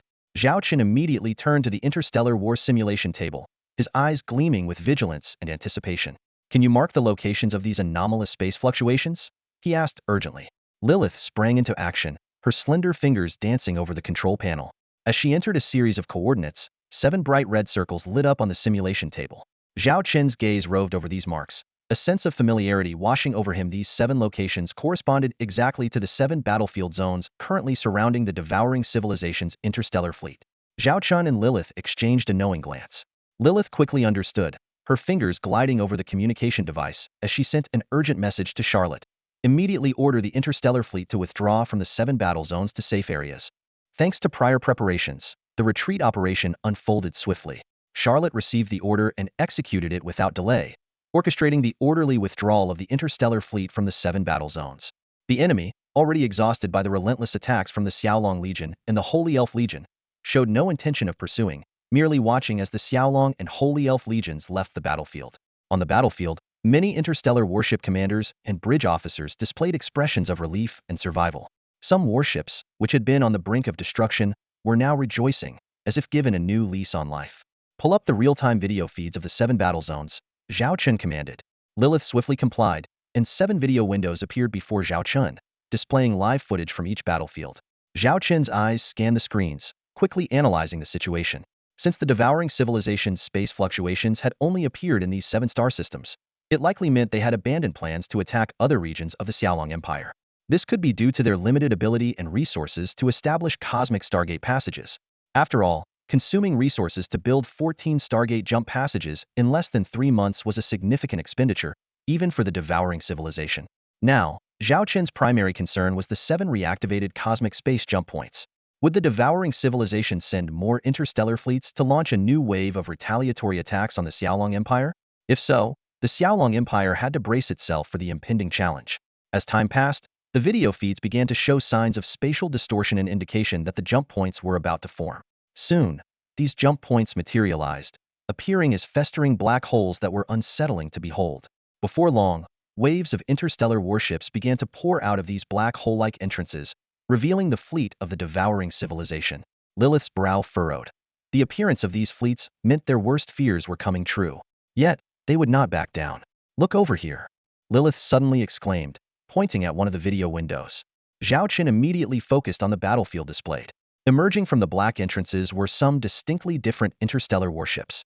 These ships were larger and had a different design compared to the current fleet of the devouring civilization. Those look like T6 class interstellar warships, Lilith keenly observed. Not just T6 class warships, Zhao Chen said, his eyes fixed on a colossal ship at the center of the fleet. Look at the one in the very middle. This central warship was not only larger than the others, but also exuded an unparalleled aura of authority. Even while hovering silently in space, it radiated an intimidating presence. Zhao Chen and Lilith both realized that an even more formidable battle was about to begin. It seems we have some distinguished guests, Zhao Chen said in a deep voice, his gaze fixed on the imposing fleet displayed in the holographic projection. At that moment, a video communication window suddenly popped up. The face of the Flame Elf Queen appeared on the screen, her expression filled with panic. Did you see that fleet? The Flame Elf Queen asked urgently, her voice trembling noticeably. Zhao Chen nodded slightly. It appears you recognize them. The Flame Elf Queen took a deep breath and began to explain. That is the Black God Legion fleet, under the command of one of the 3 monarchs of the Devourer civilization, the Black God King. Although there are only 3,000 starships, they are all T6 class. Even more terrifying is their flagship, which is a quasi-T7 starship, far more powerful than the giant Demon King's fortress ship. She paused before continuing. It's said that each subfleet's flagship has been modified to nearly match the power of a quasi-T7 starship. This fleet has effortlessly defeated 10,000 conventional fleets before. Zhao Chen furrowed his brows slightly. 3,000 T6 starships, quite formidable. Even the Xiaolong Empire can't muster that many T6 ships. The Flame Elf Queen urgently reminded him, the Black God Legion fleet hasn't left the Devourer civilization's universe for decades. Their sudden appearance in the Xiaolong Empire's universe likely means they're up to no good. You must be careful. Zhao Chen responded calmly. Whether their intentions are good or not, barging into someone's territory uninvited is always rude. And rude guests deserve a proper welcome. He turned to his secretary, Lilith. Inform Charlotte about the Black God Legion fleet and have her stay vigilant. Lilith nodded in acknowledgement. The Flame Elf Queen gritted her teeth and said, I'll contact the Holy Elf Empire immediately and mobilize additional starship fleets for support. Even if the High Council disagrees, I'll dispatch my personal guard fleet. Zhao Chen did not respond, merely continuing to watch the Black God Legion fleet. For some reason, he had a gut feeling that they weren't here to cause trouble. Just then, the communications officer reported, We have received a communication request from the opposing fleet, signed by Black God Legion Fleet Commander, Black God. The news elicited surprised expressions from both Lilith and the Flame Elf Queen. Patch it through, Zhao Chen said in a serious tone. Soon, a new video window appeared before Zhao Chen. The screen showed a dimly lit background with a dark figure seated on a throne. The figure was entirely clad in black armor, even his face concealed by a helmet. The aura of gloom surrounding him unmistakably marked him as the legendary leader of the three monarchs, the Black God King. So, you are the Dragon Emperor of the Xiaolong Empire. The Black God King spoke, his voice echoing like it was reverberating through a canyon, commanding respect without anger. Zhao Chen chuckled lightly. Indeed, I am. To what do I owe the honor of your visit, Black God King? The Black God King seemed intrigued by Zhao Chen's demeanor and slowly lifted his head. Although his eyes were obscured, Zhao Chen could feel the scrutiny of the Black God King's gaze. Interesting, very interesting, the Black God King said. To have fought so fiercely against our devourer civilization and even caused the giant demon to suffer. You make a formidable opponent. I offer you an opportunity to consider joining us. From now on, the devourer civilization will have 4 monarchs. The offer left Lilith expressionless, but the Flame Elf Queen's heart raced with anxiety. Though she trusted Zhao Chen would not surrender, she had to admit that the Black God King's proposition was indeed tempting. However, to everyone's surprise, Zhao Chen suddenly burst into laughter, so wildly that it seemed he might cry from laughing. After several minutes, the Black God King finally couldn't help but ask, What are you laughing at? Zhao Chen gently rubbed the corner of his eye, as if wiping away tears from laughing too hard. He lowered his hand, a playful smile tugging at his lips, his gaze fixed on the Black God King across from him. You, one of the 3 monarchs of the devouring civilization, actually asked such a question? Zhao Chen's tone was heavy with sarcasm. If I really wanted to surrender, do you think I would surrender to you? Are you hoping to add another monarch to your ranks? His smile widened into a challenging grin. Do you believe, if I wanted, I could negotiate directly with your boss, Order? At that point, the devouring civilization would have only one leader. The expression of the Black God King was hidden beneath his helmet, but the atmosphere around him grew noticeably colder. Silence stretched between them, clearly indicating that Zhao Chen's words had struck a sensitive nerve. The Black God King weighed his options. He recalled Order's explicit directive to prioritize the destruction of the Xiaolong Empire, even more than the Holy Elven Empire.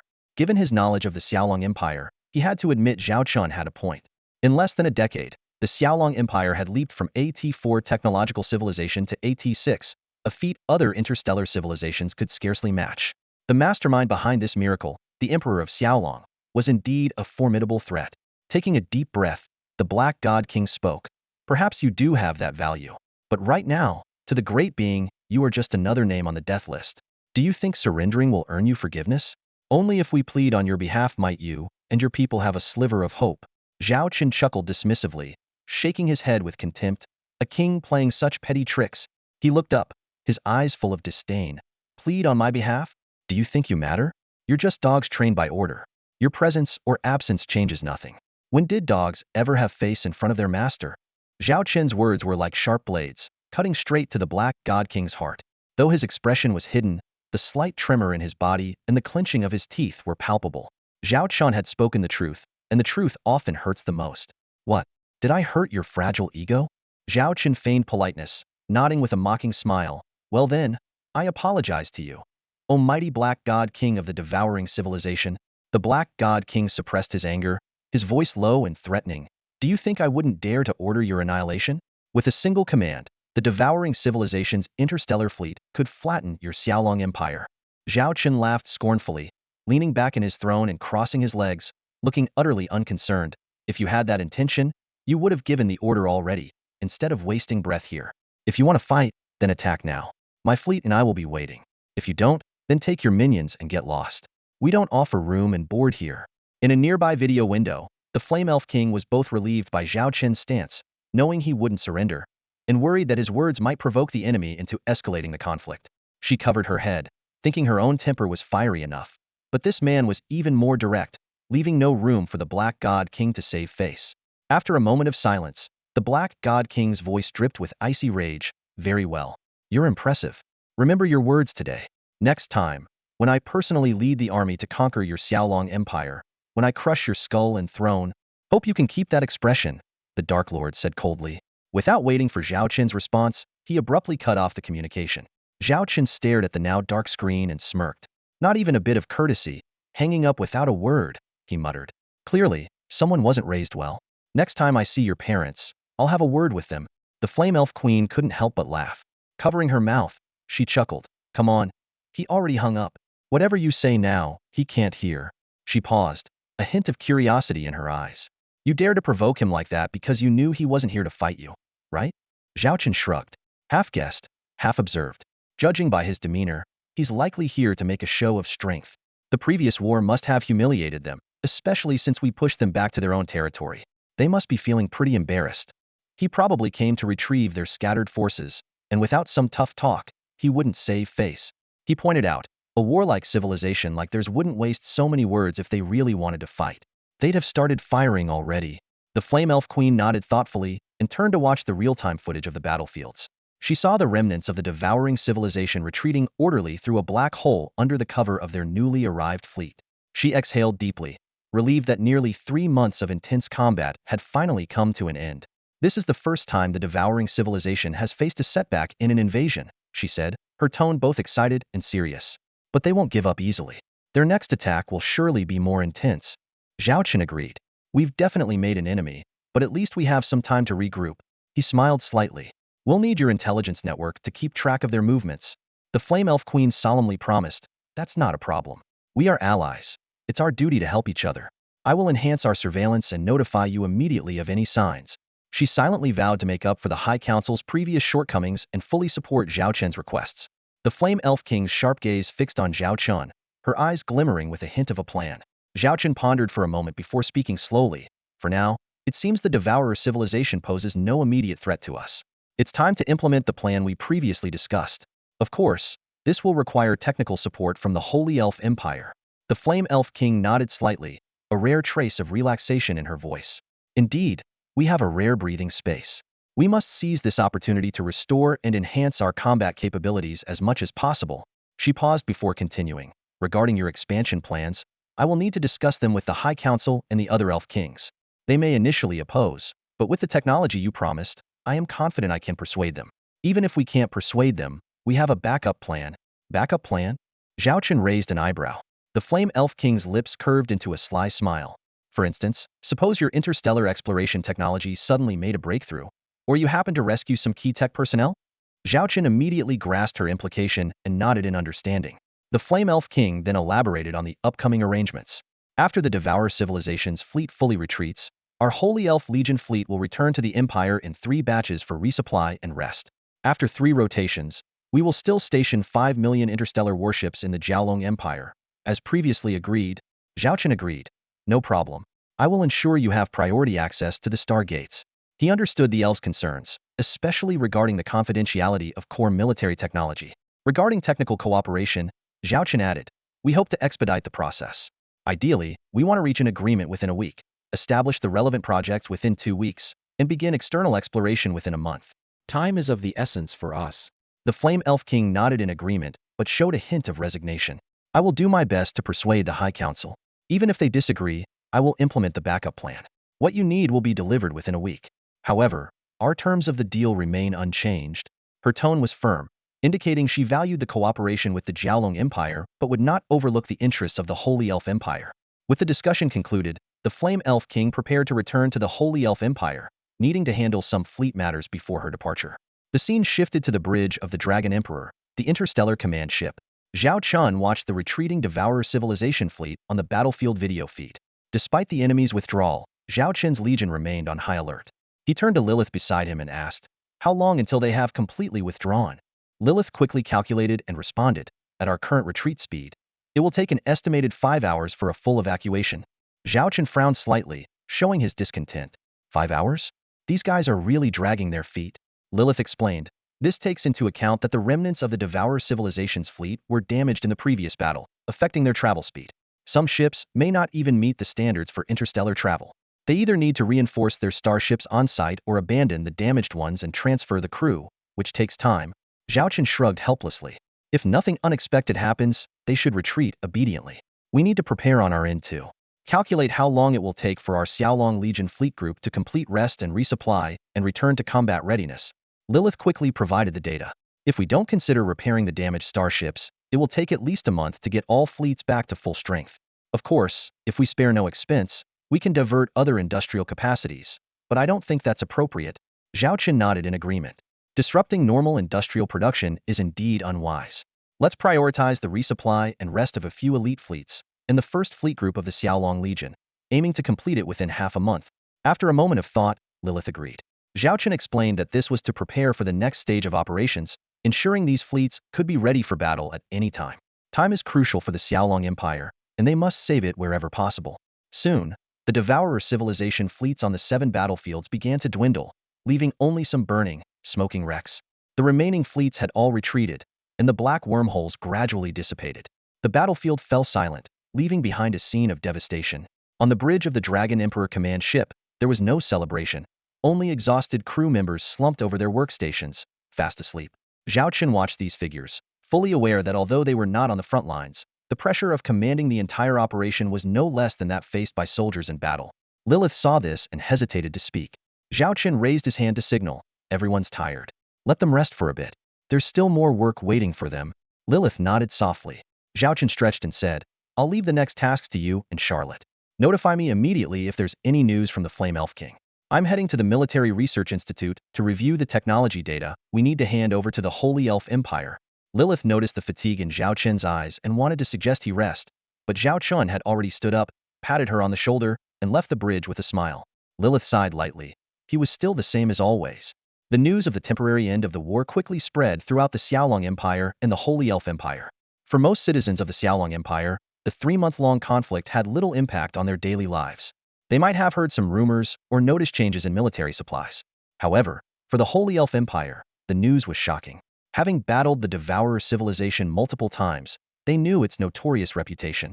Learning that the Xiaolong Empire had withstood the Devourer civilization's assault was astonishing. While their own troops had participated, only the High Command knew that the decisive factor was the Xiaolong Legion, especially the deep strike into enemy territory and the deployment of that superweapon.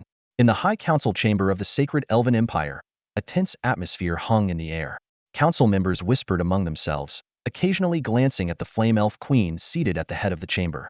Recently, the term Xiaolong Empire had frequently surfaced in this solemn place, becoming the focal point of discussions. Today, the Flame Elf Queen returned to the council with a significant piece of news. The Xiaolong Empire was seeking advanced space exploration technology from the sacred Elven Empire. The moment she announced this, it caused an immediate uproar among the council members. This is the Xiaolong Empire's ambition to expand their territory. An elderly council member stood up, his expression grave. They want to invade other interstellar civilizations. How can we aid such tyranny? Exactly. Another member echoed. We are allies with the Xiaolong Empire, but their actions will tarnish our reputation. Listening to these remarks, the Flame Elf Queen smirked inwardly. Her gaze swept across the council hall before finally resting on the Jade Elf King, who sat with his eyes closed in contemplation. Since returning to the sacred Elven Empire, she had secretly contacted several key figures. Although they initially opposed the idea, their stance began to waver upon learning about the compensation offered by the Xiaolong Empire. Raising her hand slowly, the Flame Elf Queen brought the entire hall to silence. Her recent rise in prestige, due to the Xiaolong Empire's significant victories against the devouring civilization on the cosmic battlefield, had made her a figure no one dared to cross lightly. "Ladies and gentlemen," her voice rang clearly through the hall, "I understand your concerns.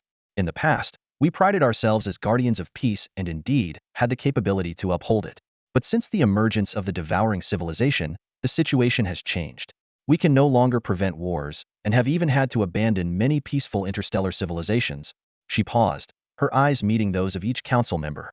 "Now, our ally, the Xiaolong Empire, has achieved a major victory against the devouring civilization while fighting alongside us.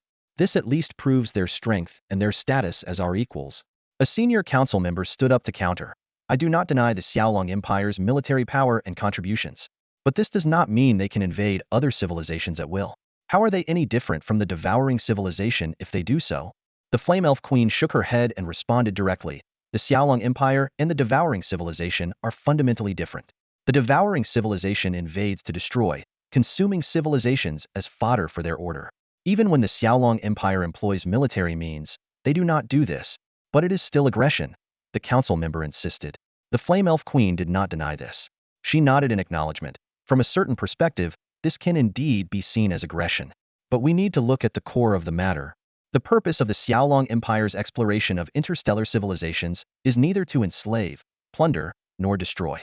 The Flame Elf King spoke passionately and with a firm voice at the High Elf Council.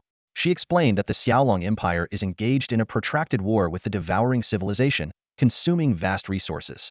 The resources of a single universe are no longer sufficient to sustain this conflict. Even if we ultimately defeat the devouring civilization, it may be a Pyrrhic victory for the Xiaolong Empire. The Flame Elf King's gaze swept across every council member present. But we all know that the real enemy has never been the devouring civilization, but the order behind it. At the mention of order, the atmosphere in the hall grew tense. Even after many years, the fear of the order still loomed over everyone, far surpassing the fear of the devouring civilization. They still had the strength to fight the devouring civilization, but how many dared to face the order? The Flame Elf King continued. I know that we can now face the order without fear. But will the order spare us? If they can create one devouring civilization, they can create a second and a third. One day, we will be annihilated by these puppet civilizations supported by the order. So, the true enemy we must face has always been the order, the mastermind behind it all. The High Elf Council members remained silent. They were well aware of this harsh truth, but chose to avoid it. Confronting the order was too difficult. The dark period recorded in history had cost the Holy Elf Empire dearly. No one wanted to give up their current comfortable lives and return to that dark era. The Flame Elf King's tone grew harsher. I know what you're thinking. You're all cowards, hoping to evade this forever. But can you escape? Can your children escape? Do you want to leave this burden to your descendants, letting them face the axe that could fall at any moment? Her voice was filled with anger and disappointment. I don't want to see such a thing happen. I don't want our descendants to say, when faced with the final disaster, that their ancestors lacked the courage to face the order. I don't want to be despised by my own descendants. Some High Elf Council members lowered their heads, showing a hint of shame. The Flame Elf King paused briefly before continuing. In contrast, I see in the Xiaolong Empire the same youthful, proud, and fearless spirit that the Holy Elf Empire once had. How much of that spirit remains in us now? The Xiaolong Empire dares to face the threat of the Order Hedon and has never thought of evading it. Even while fighting the devouring civilization, they are planning how to take on the Order and secure lasting peace. Unlike us, who cower in our safe shells, living in complacency. The implicit criticism in the Flame Elf King's words was clear to everyone present. The Radiant Elf King interrupted, Shall you, woman? Let's stick to the topic and not digress. This was a scandal the Holy Elf Empire preferred not to mention. The Flame Elf King did not dwell on the topic, but continued to explain. Back to the previous point. The Xiaolong Empire needs to defeat the devouring civilization first, then challenge the order, which requires immense resources. The resources of the Xiaolong Empire's universe alone cannot support a military force capable of opposing the order. Currently, the Xiaolong Empire is struggling to sustain even a few months of war. In this situation, expansion has become the only option. Hearing this explanation, some High Elf Council members seemed to gain some understanding. The Flame Elf King seized the opportunity to continue. I have discussed with the Xiaolong Emperor. He has several plans for future expansion. As the Xiaolong Emperor, his greatest wish is not to wage war, but to utilize the resources of other interstellar civilizations with minimal sacrifice. She emphasized, the Xiaolong Emperor promises that as long as the other side does not resort to violence, the Xiaolong Empire will not enslave the locals and will even strive to maintain their order of life. Through peaceful trade and mutual cooperation, the Xiaolong Empire will obtain everything it needs. Of course, this is the ideal outcome. If unavoidable war occurs, the Xiaolong Empire will have to respond with force. But the Xiaolong Emperor assures that military actions will only be taken when necessary, with the sole purpose of strengthening the Xiaolong Empire to fight the order. There will be no gratuitous slaughter or persecution of the innocent. The Flame Elf King added, I have investigated the history of the Xiaolong Empire since its founding. The Xiaolong Empire is primarily composed of humans, but has also integrated other interstellar races. Apart from some necessary military conflicts during its founding, the Xiaolong Empire has never persecuted these races after accepting them. In fact, the locals are more satisfied with their current lives. These are all based on facts. So, I believe in the Xiaolong Emperor's promise. Upon hearing the story from the Flame Elf King, the High Elven Council erupted into a cacophony. Some council members nodded in agreement, while others frowned in skepticism, creating a tense and heated atmosphere in the chamber. An elderly counselor stood up, his voice cutting through the noise. I still oppose this. The Xiaolong Empire has already acquired a superweapon. If we let them annex other interstellar civilizations, who can guarantee they won't become a menace? Even if they are not as brutal as the devouring civilization, who can ensure they won't turn into another form of aggressor? Another counselor immediately followed up. If the Xiaolong Emperor truly keeps his promises, perhaps we could allow them some expansion. After all, it's also to counter the devouring civilization and maintain order. I suggest we discuss this further. At that moment, the Emerald Elf King opened his eyes, looking impatiently at the Flame Elf King, his lips curling slightly downward as if silently urging her to proceed. The Flame Elf King took a deep breath, deciding to hold nothing back. Her voice rang clearly throughout the council hall. This time, the Xiaolong Empire not only seeks our technology for exploring the universe, but they are also willing to exchange part of the technology for the ultimate supernova bomb. This statement was like a bombshell, instantly igniting the entire chamber. The counselors first fell into stunned silence, then erupted into even more heated debate. Is it the ultimate supernova bomb? The one that destroyed 7 star systems in the devouring civilization's universe. But it's only part of the technology, not the whole thing. Do you think they're fools? We're giving them space exploration technology, which they could eventually develop on their own. But they're offering us military technology capable of destroying star systems. If that's the case, maybe we should consider it. The Flame Elf King looked around, noticing that the number of counselors supporting the proposal was steadily increasing. From initially 1/5, it had now surpassed half. She turned to the highest-ranking counselor, the Radiant Elf King. Her eyes filled with anticipation. She had fulfilled her promise, and now it was time for them to deliver on theirs. The Radiant Elf King coughed a few times, signaling for silence. Half closing his eyes, he spoke in a deep voice. Since the majority now agrees with this proposal, we might as well set some conditions. The main concerns are the Xiaolong Empire's unchecked expansion and potential use of violence. We can act as overseers in this process. He then outlined a series of conditions. The Xiaolong Empire must notify them before taking any military action against any interstellar civilization. The Holy Elven Empire has the right to send fleets to observe all military actions, and if any unwarranted killings or persecution of civilians are discovered, they have the right to demand an immediate halt. These conditions placed the Holy Elven Empire in a lofty position. They were the guardians of peace, the opponents of war, the protectors of life. Listening to these conditions, the Flame Elf King couldn't help but think of one word: hypocrisy. But her expression remained unchanged as she awaited the final decision. She had anticipated all of this. Before returning to the Holy Elven Empire, the Flame Elf King, Xiaoyuomen, had already discussed these conditions in detail with the Dragon Emperor and had received his approval. The Dragon Emperor was confident about the arrangement. Though he was not known as a benevolent ruler, he adhered to the principle of avoiding unnecessary slaughter. This belief was also deeply ingrained in the military discipline of the Dragon Empire's fleet. In the High Council, after the Light Elf King and the Flame Elf King made their statements, the situation became clearer to everyone. All right, now it's time for everyone to express their stance, the Light Elf King said, looking around at the other Elf Kings. This matter concerned the honor of the Holy Elven Empire and could not be decided solely by a few Elf Kings. The elves valued their honor above their lives, and it was essential to ensure that the High Council members also accepted this decision. The Jade Elf King was the first to raise his hand. I believe this deal is entirely acceptable. The reason is simple. We have been dormant for many years and urgently need to introduce new technology. The power of the supernova ultimate bomb is evident and far exceeds any single weapon we currently possess. Even if the Dragon Emperor only promises partial technology, it will take us a long time to fully assimilate it. Moreover, as allies, there will be more opportunities for technology exchanges in the future. As a renowned scientist and leader in plant technology within the Holy Elven Empire, the Jade Elf King had long been interested in the supernova ultimate bomb. Had it not been for the other Elf King's objections, he would have already joined the Flame Elf King in visiting the Dragon Empire.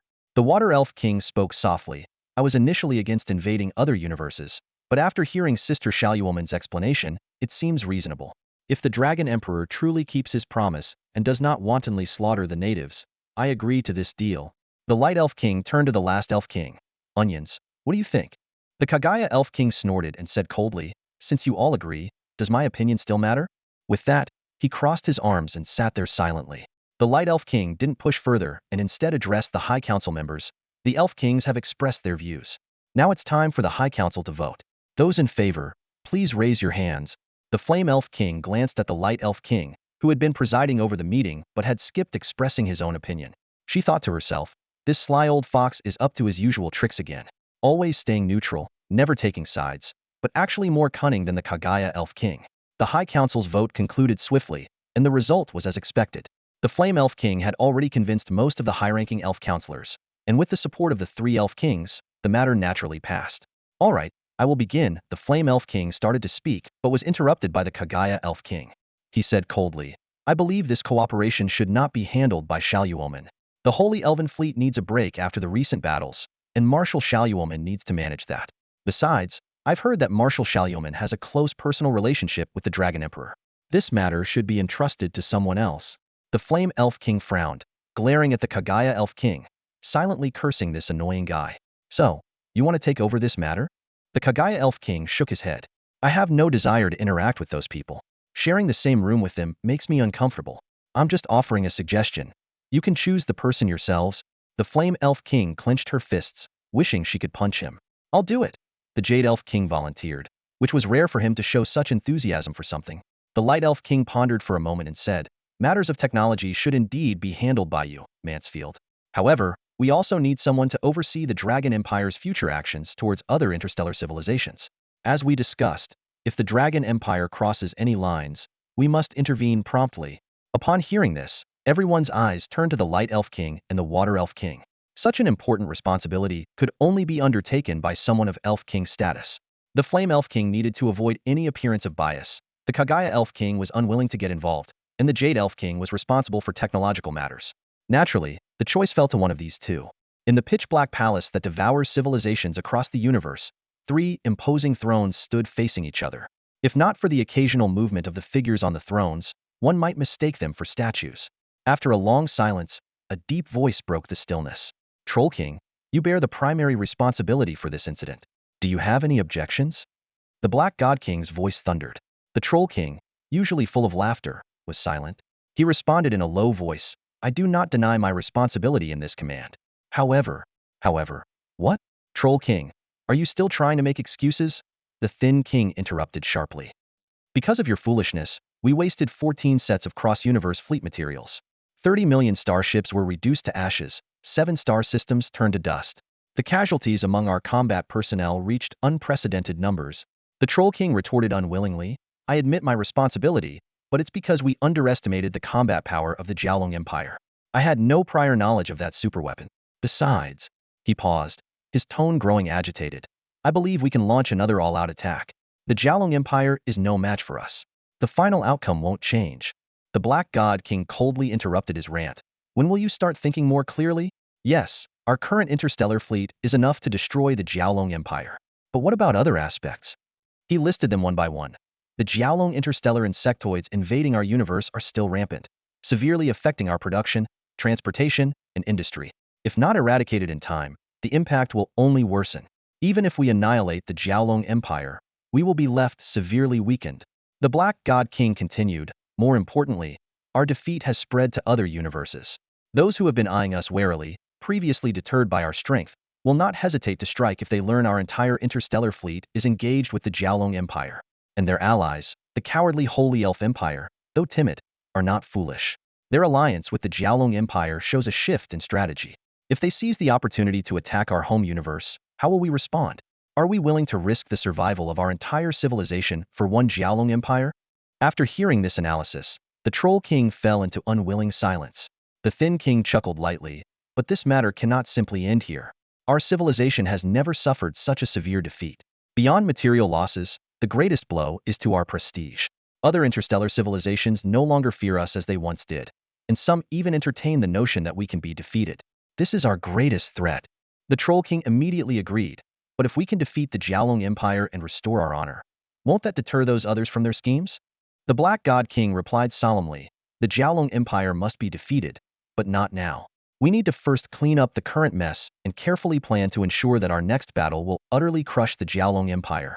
So, what should we do now? The Troll King asked. The Black God King responded decisively, Our primary task is to restore our interstellar fleet to its optimal combat state. At the same time, we must eradicate the Jiaolong interstellar insectoids invading our universe as quickly as possible to prevent further chaos in our territory. After that, we will need some time. The voice of the Black God King echoed through the conference room, his eyes gleaming with determination. Everyone, return to your respective starship factories immediately. From now on, all production lines must operate 247. We need to restore the fighting strength of the Interstellar Legion fleet in the shortest time possible and produce as many starships as we can. The other two kings nodded silently in agreement.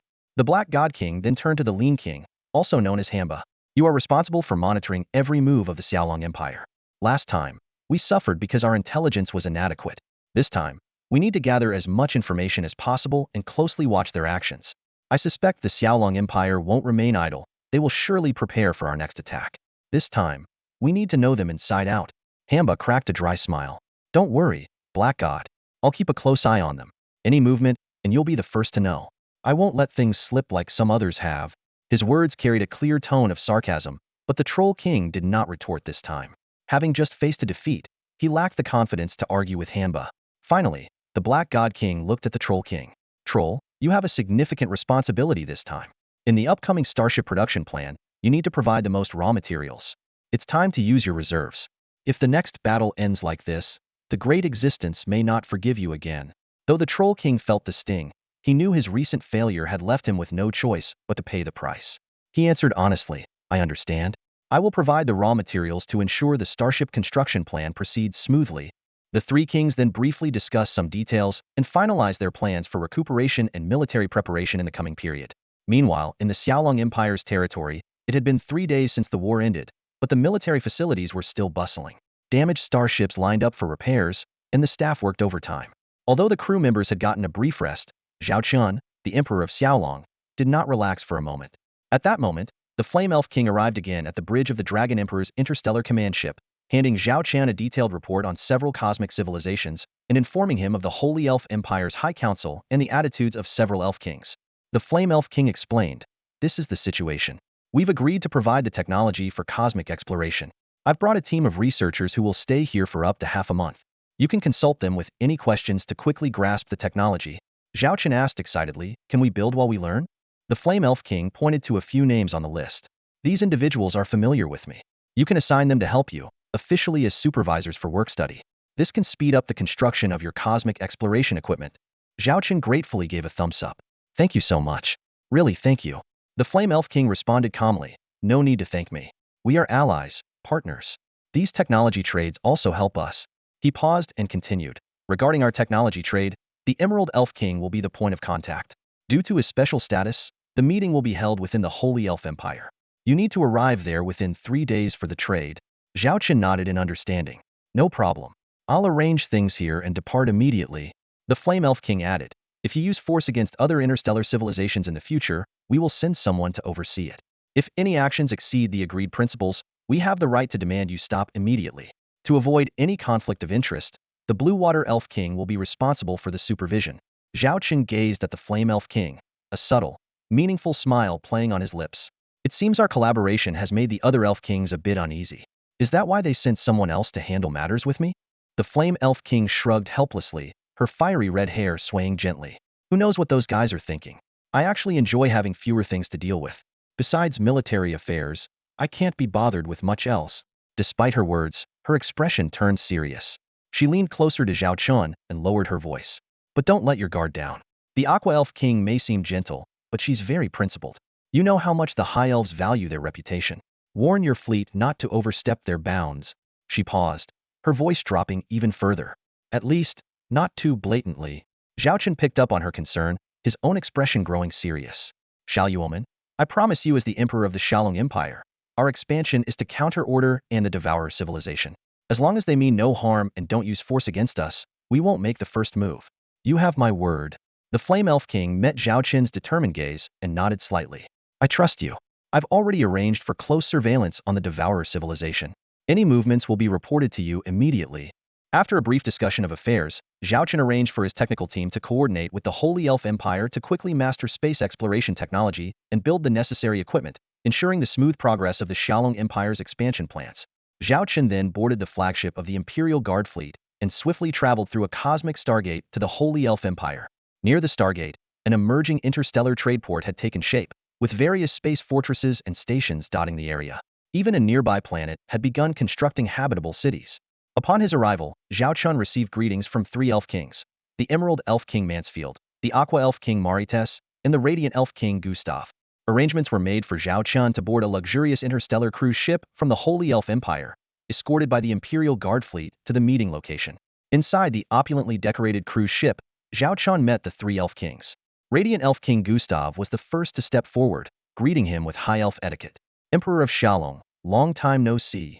The other two elf kings followed suit with their greetings. Zhao Chen returned the salute with a smile. Esteemed elf kings, I hope you have been well. Radiant Elf King Gustav gestured for him to follow. Your visit to the Holy Elf Empire again is much appreciated, especially considering your busy schedule preventing you from visiting Moonstar. The Radiant Elf King led Zhao Chen to the welcome banquet venue, and the two engaged in a lively conversation along the way. Zhao Chen sighed. Things are quite busy at the moment, and I can't find the time to break away. Once everything settles down, I'd be delighted to take a vacation in the Holy Elf Empire. The Radiant Elf King's eyes lit up. That would be wonderful.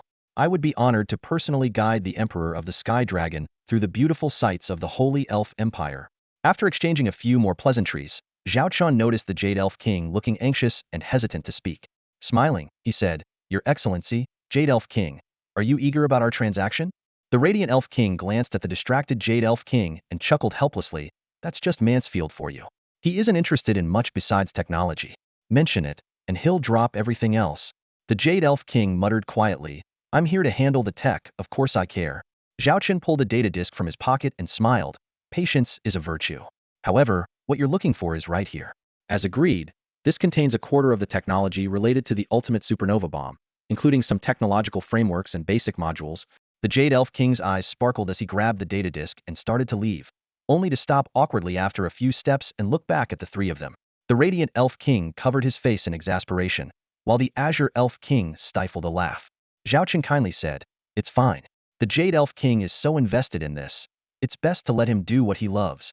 You understand me, Emperor of the Sky Dragon? The Jade Elf King said with a chuckle, looking at Zhao Chen. The Radiant Elf King sighed. All right, since the Emperor of the Sky Dragon doesn't mind your rudeness, you can skip the banquet. Take the data disk and start your research. If you have any questions, feel free to ask the Emperor. With that, the Jade Elf King cheerfully departed, his swift steps belying his esteemed status.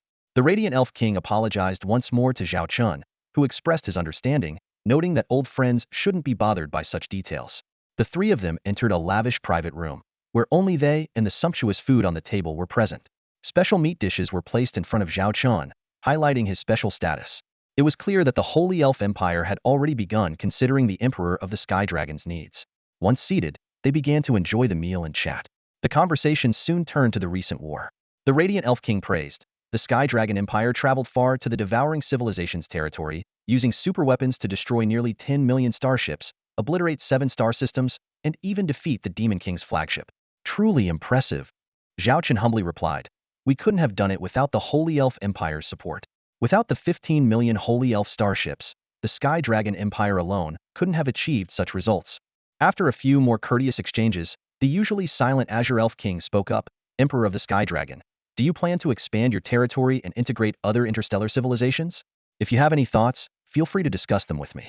While I may not excel in technology and military like Shaloman and Mansfield, I do have some insights into interstellar civilizations that might be of help. Zhao Chen turned his gaze to the Azure Elf King.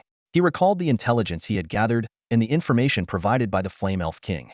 Though the Azure Elf King appeared gentle, becoming an Elf King was no small feat. The Flame Elf King had advised that to smoothly execute his expansion plans, it would be wise to gain the Azure Elf King's support. After all, she had once served as a key diplomat for the Holy Elf Empire. Faced with the direct questioning of the Aqua Spirit King, Zhao Chen found himself momentarily lost in thought. He realized that the inevitable increased interactions and related military actions would be impossible to conceal due to the significant commotion they would cause. Recalling the interstellar civilization data he had previously studied, Zhao Chen knew that while it couldn't compare to first-hand experience, he could still extract valuable information. He first ruled out the resource-poor interstellar civilizations, as they were contrary to their objectives. Among the remaining options, Zhao Chen categorized them into 3 tiers. He bypassed the mediocre and poorer choices, focusing directly on the top 3, each representing a different type. The first, Zhao Chen began. is the Cancer Civilization universe. This is an interstellar civilization with a T5 level technology, showing no signs of using T6 level tech weaponry. This means we can quickly end any conflict with overwhelming superiority, minimizing unnecessary casualties. He continued, however, the Cancer Civilization universe is not unified, with over a dozen interstellar powers of varying sizes. If we count those with territories smaller than a single star domain, the number is even more staggering. This fragmented state is both an advantage and a disadvantage for us. The advantage is that we won't face unified resistance upon entry and can use various means of control, such as supporting proxies, effectively reducing conflict, and the military resources we need to invest. The downside is that due to the prolonged division, fully controlling and connecting the various territories will take a significant amount of time. Hearing this, the Aqua Spirit King's eyes lit up with keen interest. Zhao Chen, noticing this, continued. The second option is the Mohadi's Interstellar Civilization universe. This is a unified universe, known as the Mohadi's Interstellar Empire, under an autocratic monarchy. It is currently a T5 technology civilization, but is advancing towards T6. There are even rumors that they have purchased a batch of T6 interstellar warships from other civilizations to make up for their shortcomings. Zhao Chen pointed out, the strengths and weaknesses of this target are the opposite of the first. Since it is a unified civilization, directly controlling it would mean declaring war on the entire civilization. Even if we eventually win, it would be after a major war, which none of us want. But the advantage is that once we control a previously unified universe, we can quickly assimilate and dominate it without much delay. Zhao Chen paused briefly before introducing the third option. The third one is quite special, a resource-rich interstellar civilization universe. Its technology level is also T5, and it has multiple factions similar to the first. However, these factions have formed a coalition called the Fire Vein Interstellar Alliance. More importantly, they have established a larger alliance system among several interstellar civilization universes based on this coalition. He added, although most members are T5 level civilizations, the combined strength of so many T5 civilizations is quite formidable. They were aware of the existence of order and adopted this coalition strategy to resist its invasion. Now, this alliance stands in our way. Zhao Chen summarized, the Fire Vein Interstellar Alliance has the richest resources among the three, with no other apparent issues. If we can control it, its cost-effectiveness far exceeds the other two options. However, the difficulty is also considerable. After Zhao Chen's detailed explanation, the Aqua Spirit King fell into deep thought, weighing the pros and cons of each option. Zhao Chen's clear and logical explanation captured the attention of the Elven Kings present. Although the Luminous Elf King was not entirely familiar with some details, he still appreciated Zhao Chen's effort. The Water Elf King also nodded in agreement, saying, "It seems Emperor Xiaolong has done thorough research on this matter.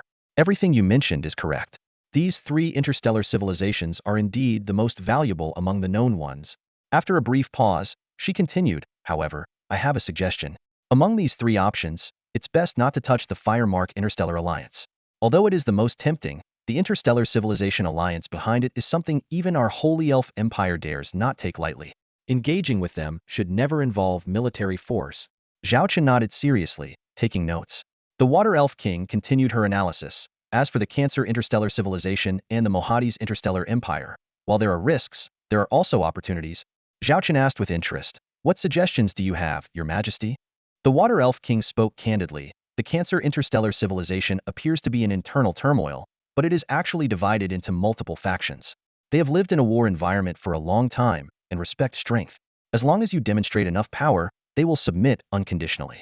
I suggest engaging with a suitable faction and providing support, using it as a springboard to gradually infiltrate and control the entire civilization. As long as you showcase strong technological and military prowess, this shouldn't be a major issue. Of course, the downside is what you mentioned earlier, the spatial barriers leading to navigation issues, which will consume a lot of time. She paused before continuing. As for the Mohadi's Interstellar Empire, it is currently in a delicate phase. The old emperor is about to pass away, and there are several outstanding candidates vying for the throne, leading to intense competition.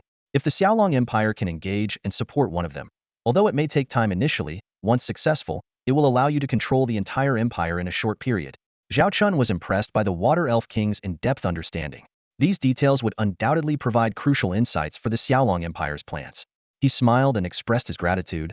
"Thank you very much for your guidance, Your Majesty. This is extremely helpful to us.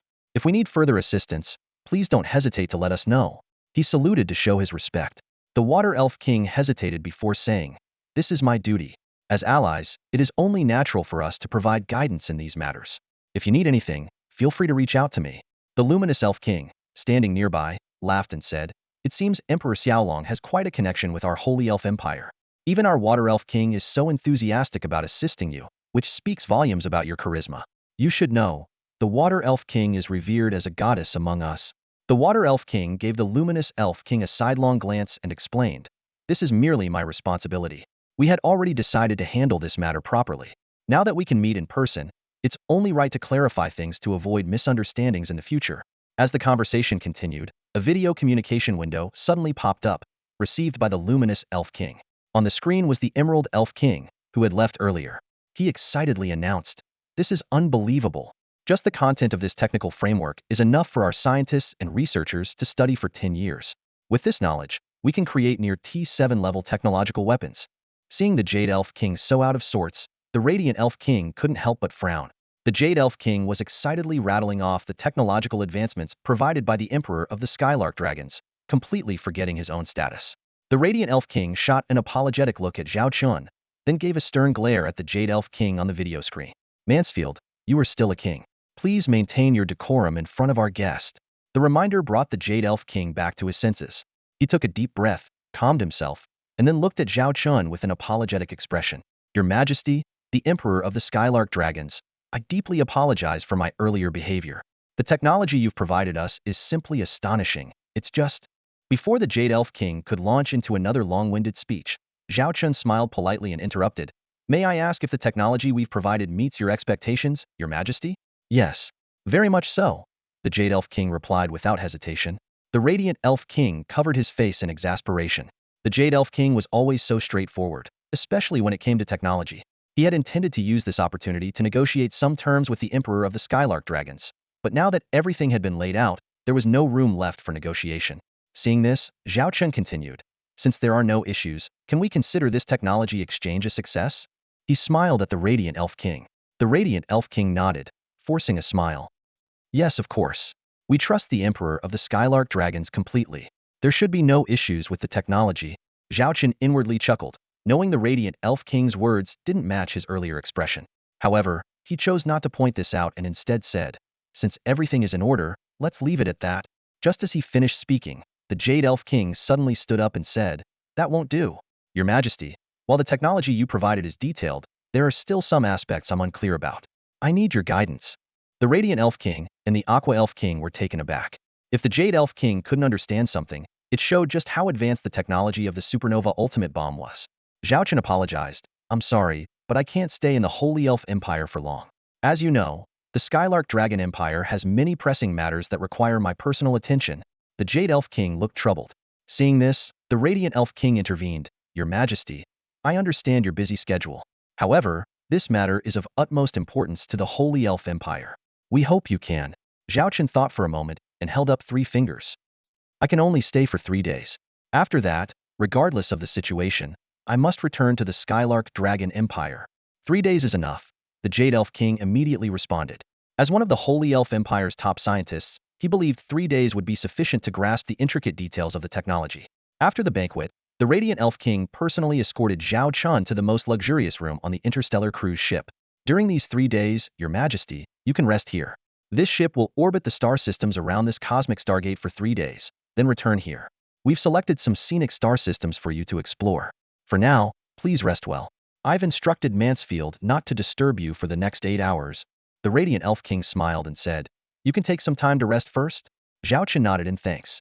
The Water Elf King, who was standing nearby, added with a gentle smile, "This interstellar cruise ship is the finest of our Holy Elf Empire. There are many observation decks on board. You should take the time to enjoy them." After agreeing, Zhao Chen, accompanied by the Leopardess, checked into a suite. As soon as they entered, the Leopardess moved past Zhao Chen and signaled her guards to inspect the room. Zhao Chen walked towards the sofa and chuckled, "Relax.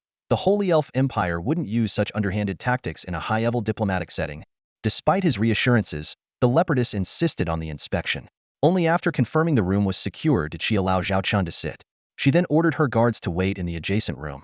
Now, only the Leopardess and Zhao Chen remained. The Leopardess stood silently in a corner, blending into the surroundings. Zhao Chen offered her a seat, but she coldly declined. "This is my duty." Zhao Chen closed his eyes for a moment of rest before starting his work. Time passed, and he suddenly looked up at the clock, put away his work equipment, and headed towards the door. The leopardess followed closely behind. Walking down the corridor, the leopardess asked where they were headed, offering to guide him. Zhao Chen politely declined. No need. I remember the way. They took a hover elevator to a tranquil observation deck. The starry sky outside, the transparent glass, and the plants on the deck created a unique and beautiful scene. The leopardess stopped, a hint of surprise crossing her eyes before she regained her composure and stood on guard. It turned out that the Water Elf King was already waiting there. Zhao Chen walked over to her. The Water Elf King gently caressed the flowers beside her and sighed. These stars are so beautiful, like flowers blooming in the universe. Zhao Chen agreed. Indeed, they are stunning. The Water Elf King turned to Zhao Chen and said, Shaoyuoman mentioned that you are quite interesting. Aside from our last encounter, this is our second meeting and the first time we're alone. Zhao Chen nodded, acknowledging that his knowledge of her was limited to what he had read. The Water Elf King curiously asked why he had come.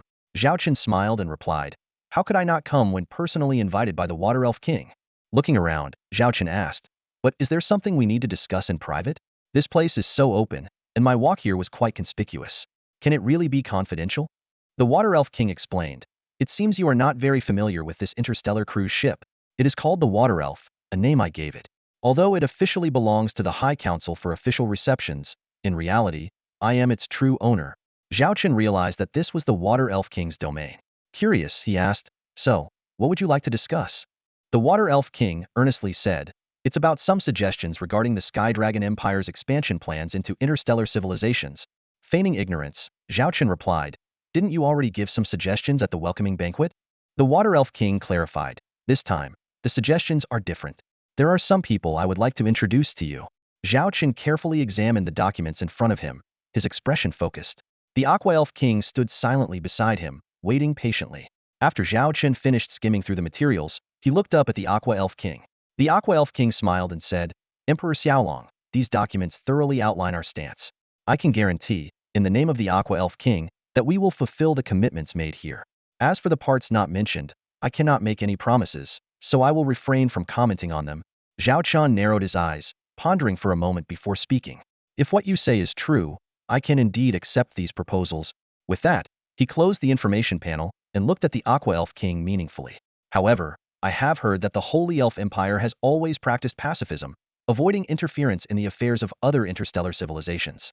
It seems now that this is not entirely the case. These intelligence reports couldn't have been obtained merely through hearsay. The Aqua Elf King responded candidly. Indeed, in the past, our Holy Elf Empire, like most High Elves, was quite arrogant and indifferent to external matters. I once held that view as well. She paused, a complex emotion flickering in her eyes. However, when I witnessed interstellar civilizations being destroyed by the devouring civilization, I began to question myself. Is this the peace we seek? Watching those beautiful planets extinguish one by one made me doubt my former beliefs. She continued, At that time, I had a deep conversation with the Flame Elf King. Perhaps sensing my confusion, she shared her perspective with me. In her view, peace is the ultimate goal, and the means to achieve it are irrelevant. Even if it requires certain measures, or even violating principles, as long as peace is ultimately achieved, what harm is there? If the pursuit of peace leads to destruction, then isn't such peace merely an illusion? Zhao Chen nodded and said, That does sound like something the Flame Elf King would say. The Aqua Elf King went on, After that, I also had several discussions with Solomon, which gradually shaped my new perspective. The existence of the devouring civilization will eventually threaten all interstellar civilizations. As it stands, the Xiaolong Empire is the only force daring to confront the devouring civilization Hedon. You've achieved significant victories, becoming a symbol of resistance against the devouring civilization, and even against the established order. If this symbol falls, no one else will dare to resist the devouring civilization. The Holy Elf Empire will not escape its fate either, until destruction arrives. I don't want to see that happen, so I decided to provide these resources to you. No matter how you use them to govern, manage, or collaborate with other interstellar civilizations, as long as peace is ultimately achieved and the stars and life in the universe can continue, that's enough for me. It doesn't matter who governs them or what they are called. Zhao Chen gazed into the Aqua Elf King's clear eyes, believing that she spoke from the heart. He asked, Was it the Flame Elf King who recommended me to you? The Aqua Elf King nodded in acknowledgement. When she last returned to the Holy Elf Empire, we had a private meeting. In fact, she had given me many suggestions long before that. She looked directly at Zhao Chen. But I am not as radical as Solomon. I am more cautious. My understanding of the Xiaolong Empire is limited, and I wasn't sure if you truly had the capability to oppose the devouring civilization. So, I told Solomon that I would wait, at least until a significant opportunity presented itself. Zhao Chen gazed at the Aqua Spirit King, his eyes filled with surprise and admiration. The Xiaolong Empire's ability to repel the invading fleet of the devouring civilization in this battle truly showcases their exceptional strength, he said in a deep voice. I am willing to collaborate with you. The Flame Spirit Queen has done so much behind the scenes. The next time I see her, I must thank her properly. Zhao Chen accepted the documents handed to him by the Aqua Spirit King, gently running his fingers over the smooth surface of the data disk. I'll take this precious gift and consider it a favor. As long as the information is accurate and they fulfill their promises, I guarantee on behalf of the Xiaolong Empire that whether we form an alliance or cooperate in the future, we will not resort to force. The Aqua Spirit King crossed her hands over her chest and gave Zhao Chen a slight bow, a gesture unique to her kind. May the stars and the spirit gods bless you, she said softly before turning and walking into what seemed to be a deadened corner. Zhao Chen stared out at the vast expanse of stars through the porthole, a faint smile playing on his lips. Back in his quarters, Zhao Chen eagerly walked into his office and opened the documents given to him by the Aqua Spirit King once more.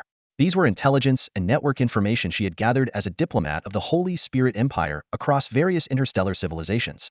One document detailed the giant Tooth Siren tribe within the Cancer star system, a formidable force with control over several star regions and nearly 1,000,000 interstellar warships. The information revealed that the tribe was embroiled in internal conflict, with several heirs secretly building up armed forces, leaving the entire kingdom shrouded in the fog of war. The Aqua Spirit King particularly recommended a candidate known as the Free King, the younger brother of the former chieftain.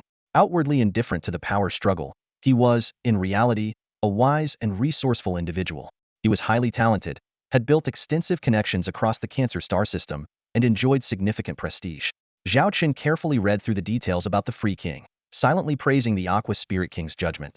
The other documents were similar, each recommending suitable agents to collaborate with for efficiently managing the resources of various interstellar civilizations.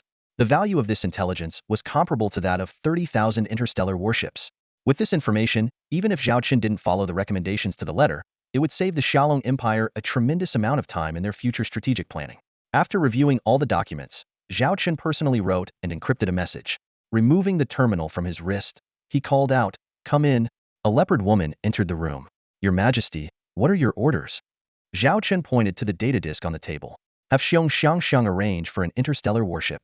Select a few individuals to escort this back to the Xiaolong Empire and deliver it to Secretary Lilith as soon as possible. No one else is to view it before then. The leopard woman picked up the data disk and solemnly promised, "Rest assured, Your Majesty, I will ensure it is delivered to Secretary Lilith safely and confidentially. If there are no further instructions, I will make the arrangements immediately." That will be all. Zhao Chen waved dismissively.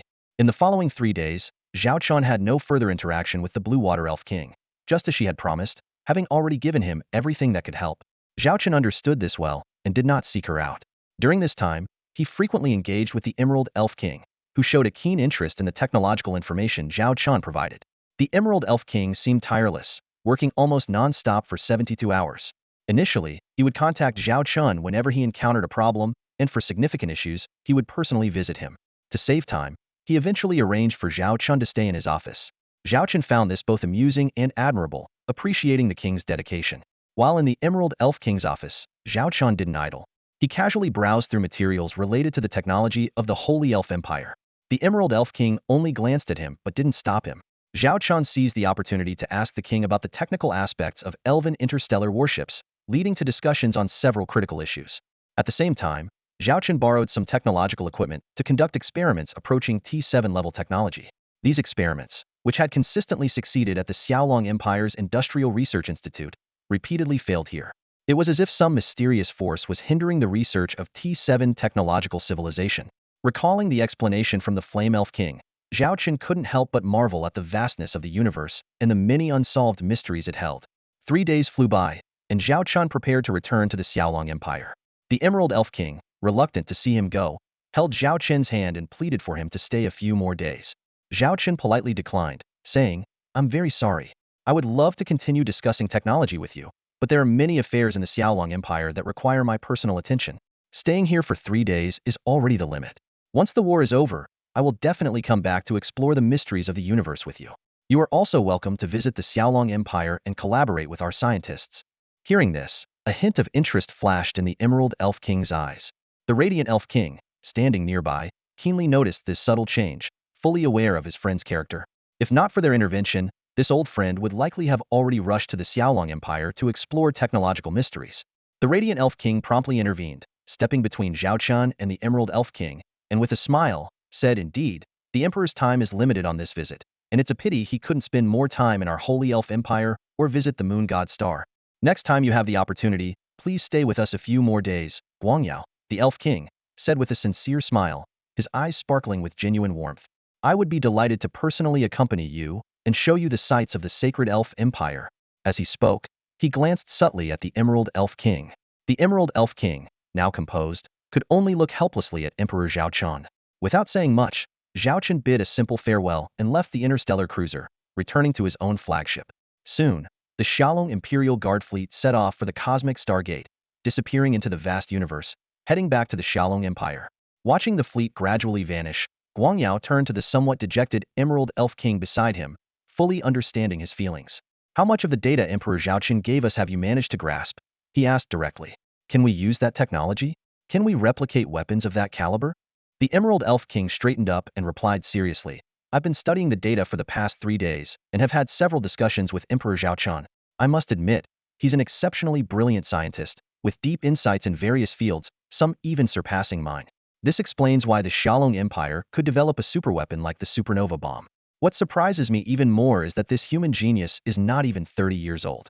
To have mastered so much knowledge in less than 30 years, exceeding my centuries of research, is truly astounding." Guangyao frowned slightly and coughed to bring the conversation back on track. Realizing this, the Emerald Elf King quickly adjusted his focus. "Regarding the technological data, I have a basic understanding, although some details still require experimentation. These are T6 level technologies, and conducting experiments here shouldn't be an issue. Once we confirm the theoretical data, we can use our plant-based technology to mimic these advancements and develop our own. The first phase should take about 3 months. The second phase depends on our research capabilities and investment, which could take a year and a half or even longer." He added, "However, this is only a fraction of the supernova bomb's technology, and probably not the core components. It's impossible to fully grasp its principles from just this small portion." Guangyao nodded in understanding. For the long-lived elves, this time span was insignificant. "Don't worry about the other technologies," he said. "Since Emperor Zhao Chen is willing to trade now, there will surely be more opportunities in the future. Your current task is to form a dedicated project team and quickly complete the steps you mentioned. Leave the rest to me." Tentatively, the Emerald Elf King asked, "And about going to the Xiaolong Empire?" "No," Guangyao interrupted firmly.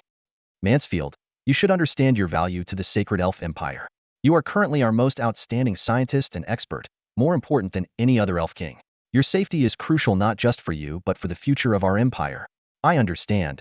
The Emerald Elf King rolled his eyes. "You've told me this countless times. Fine, I won't go." With that, he turned and left, unwilling to waste more time with the stubborn old elf.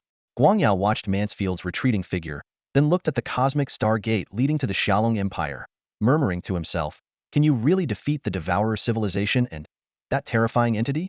Upon returning to the Xiaolong Empire, Zhao Chen immediately headed to the Imperial Military Research Institute, joining the team dedicated to developing cosmic exploration devices.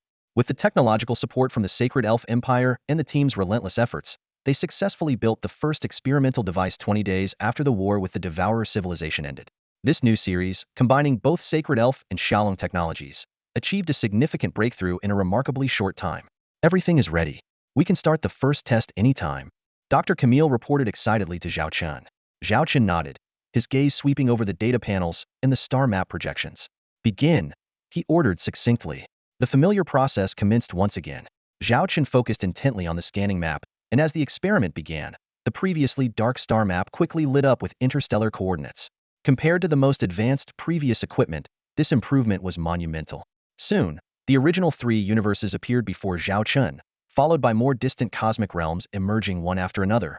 As the new generation of interstellar scanning equipment began to operate, a vast cosmic map slowly unfolded before the scientists. The researchers held their breath, eyes gleaming with excitement, akin to newborns witnessing the outside world for the first time. Filled with curiosity and awe, the scan results were quickly completed. Compared to the equipment previously developed by Zhao Chen's team, the new device's performance had improved by more than 100-fold. Not only had the scanning range increased by several hundred times, but the number of detectable universes had also grown from 3 to over a dozen. Although this device had yet to reach the technological heights accumulated by the sacred Elven Empire over the years, It was a significant leap forward for the Xiaolong Empire. Zhao Chen carefully examined the map data and found it included several interstellar civilizations mentioned by the king of the Blue Water Elves. He promptly recorded this valuable information and then turned to Dr. Camille beside him. The experiment went very smoothly. Now it's up to you to use this data to further upgrade the equipment. As an insider, Dr. Camille knew that this map was just the tip of the iceberg. She solemnly promised, "Rest assured, Your Majesty, we will do our utmost to close the gap with other civilizations as quickly as possible." Zhao Chen nodded in satisfaction and left the laboratory. With this interstellar map data, he could now proceed with his next plan. On the bridge of the Dragon Emperor interstellar command ship, Zhao Chen presented the latest interstellar map data to Marshal Charlotte and Secretary Lilith. A holographic projection displayed the complex data in 3 dimensions before them. After careful comparison, Lilith pointed out, the interstellar civilizations marked in the data you previously sent can also be found on this new map.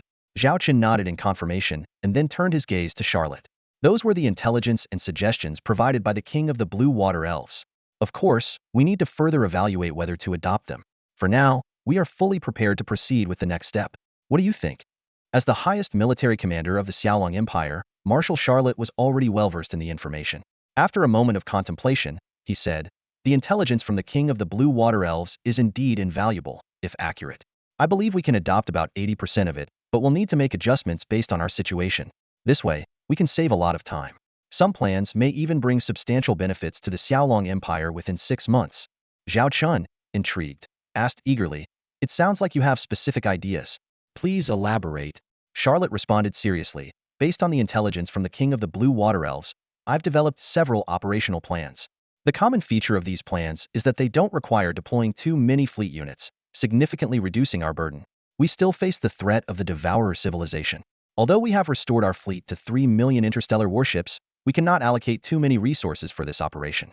My suggestion is to use no more than 1/3, which is 1 million interstellar warships. Using 1 million interstellar warships to conquer those interstellar civilizations might seem like a fantasy to outsiders.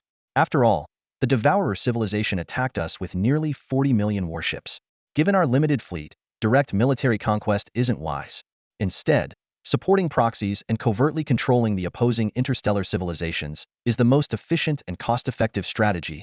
Charlotte confidently outlined her plan, saying, "If there's any downside, it's whether these agents will listen to us after achieving their goals.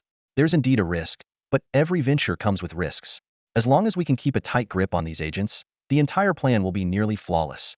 Zhao Chen nodded in understanding and then asked, "So, which interstellar civilizations are you targeting?"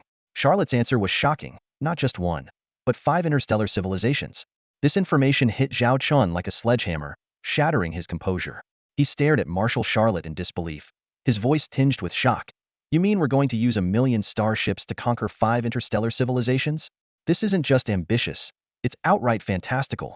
At this moment, Lilith chimed in, "Taking action against 5 interstellar civilizations simultaneously does sound incredible. But this is the conclusion Charlotte and I arrived at after thorough discussions. We're not aiming to conquer them by force. Instead, we plan to make them genuinely willing to cooperate with us." She tapped her head. "We're relying on this." Zhao Chen squinted and pressed further. "So, tell me, which 5 civilizations are you targeting?" Lilith began listing them. The Cancer Interstellar Civilization, the Mohadi's Interstellar Empire, the Firemark Interstellar Alliance. Zhao Chen was familiar with these 3. They were the ones recommended by the Elven King of Bishu. But the next 2 names caught him off guard, the Stone Kingdom and the Fairy Federation tribe. Zhao Chen's mind raced as he recalled information about these 2 civilizations. He remarked thoughtfully, "The Stone Kingdom is a small interstellar civilization, rich in mineral resources. Their species resemble stones, hence the name. This civilization is typically isolated, engaging in minimal external interaction except for necessary interstellar trade. Their planet rarely sees other species. They have a unified government and are at a quasi-T6 level. Controlling them could bring us substantial mineral resources, but it's a tough nut to crack. 1 million starships wouldn't be nearly enough." He continued, "As for the Fairy Federation tribe, they are also a small interstellar civilization, but vastly different from the Stone Kingdom. Their universe is resource-poor and sparsely populated. They even faced famine in their early history. However, after mastering interstellar travel, they began establishing interstellar trade groups, acting as intermediaries and trading resources between different star powers. Gradually, they became renowned interstellar traders, with almost every civilization having trade relations with them, even the reclusive Stone Kingdom. The fairies transformed their universe into an interstellar trade hub, overcoming their initial poverty. They earned other civilizations' trust because they lack their own military force, even hiring fleets to escort their trade ships. This makes other civilizations comfortable working with them, despite them dominating much of the trade. The fairies have built an extensive network of contacts. Although they lack military power, they can hire numerous mercenary fleets. Moreover, if anyone threatens the fairy trade groups, their long-term trade partners will support them. These civilizations might not care about the fairies' survival, but they care about their own interests. If the fairies were to disappear, the trade network they support would collapse, affecting these civilizations' external trade. The fairies have leveraged this dynamic to survive among the powerful interstellar players. Lilith nodded lightly, a hint of approval in her eyes. She spoke slowly, "Your assessment is spot on.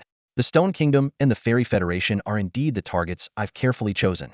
I am confident that we can get them to accept our cooperation, and even develop a close alliance, with minimal use of force." Zhao Chen looked at Lilith with interest, his eyes filled with anticipation.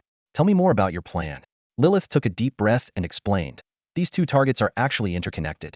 We need to establish a relationship with the Fairy Federation first, and then use their network to reach the high echelons of the Stone Kingdom.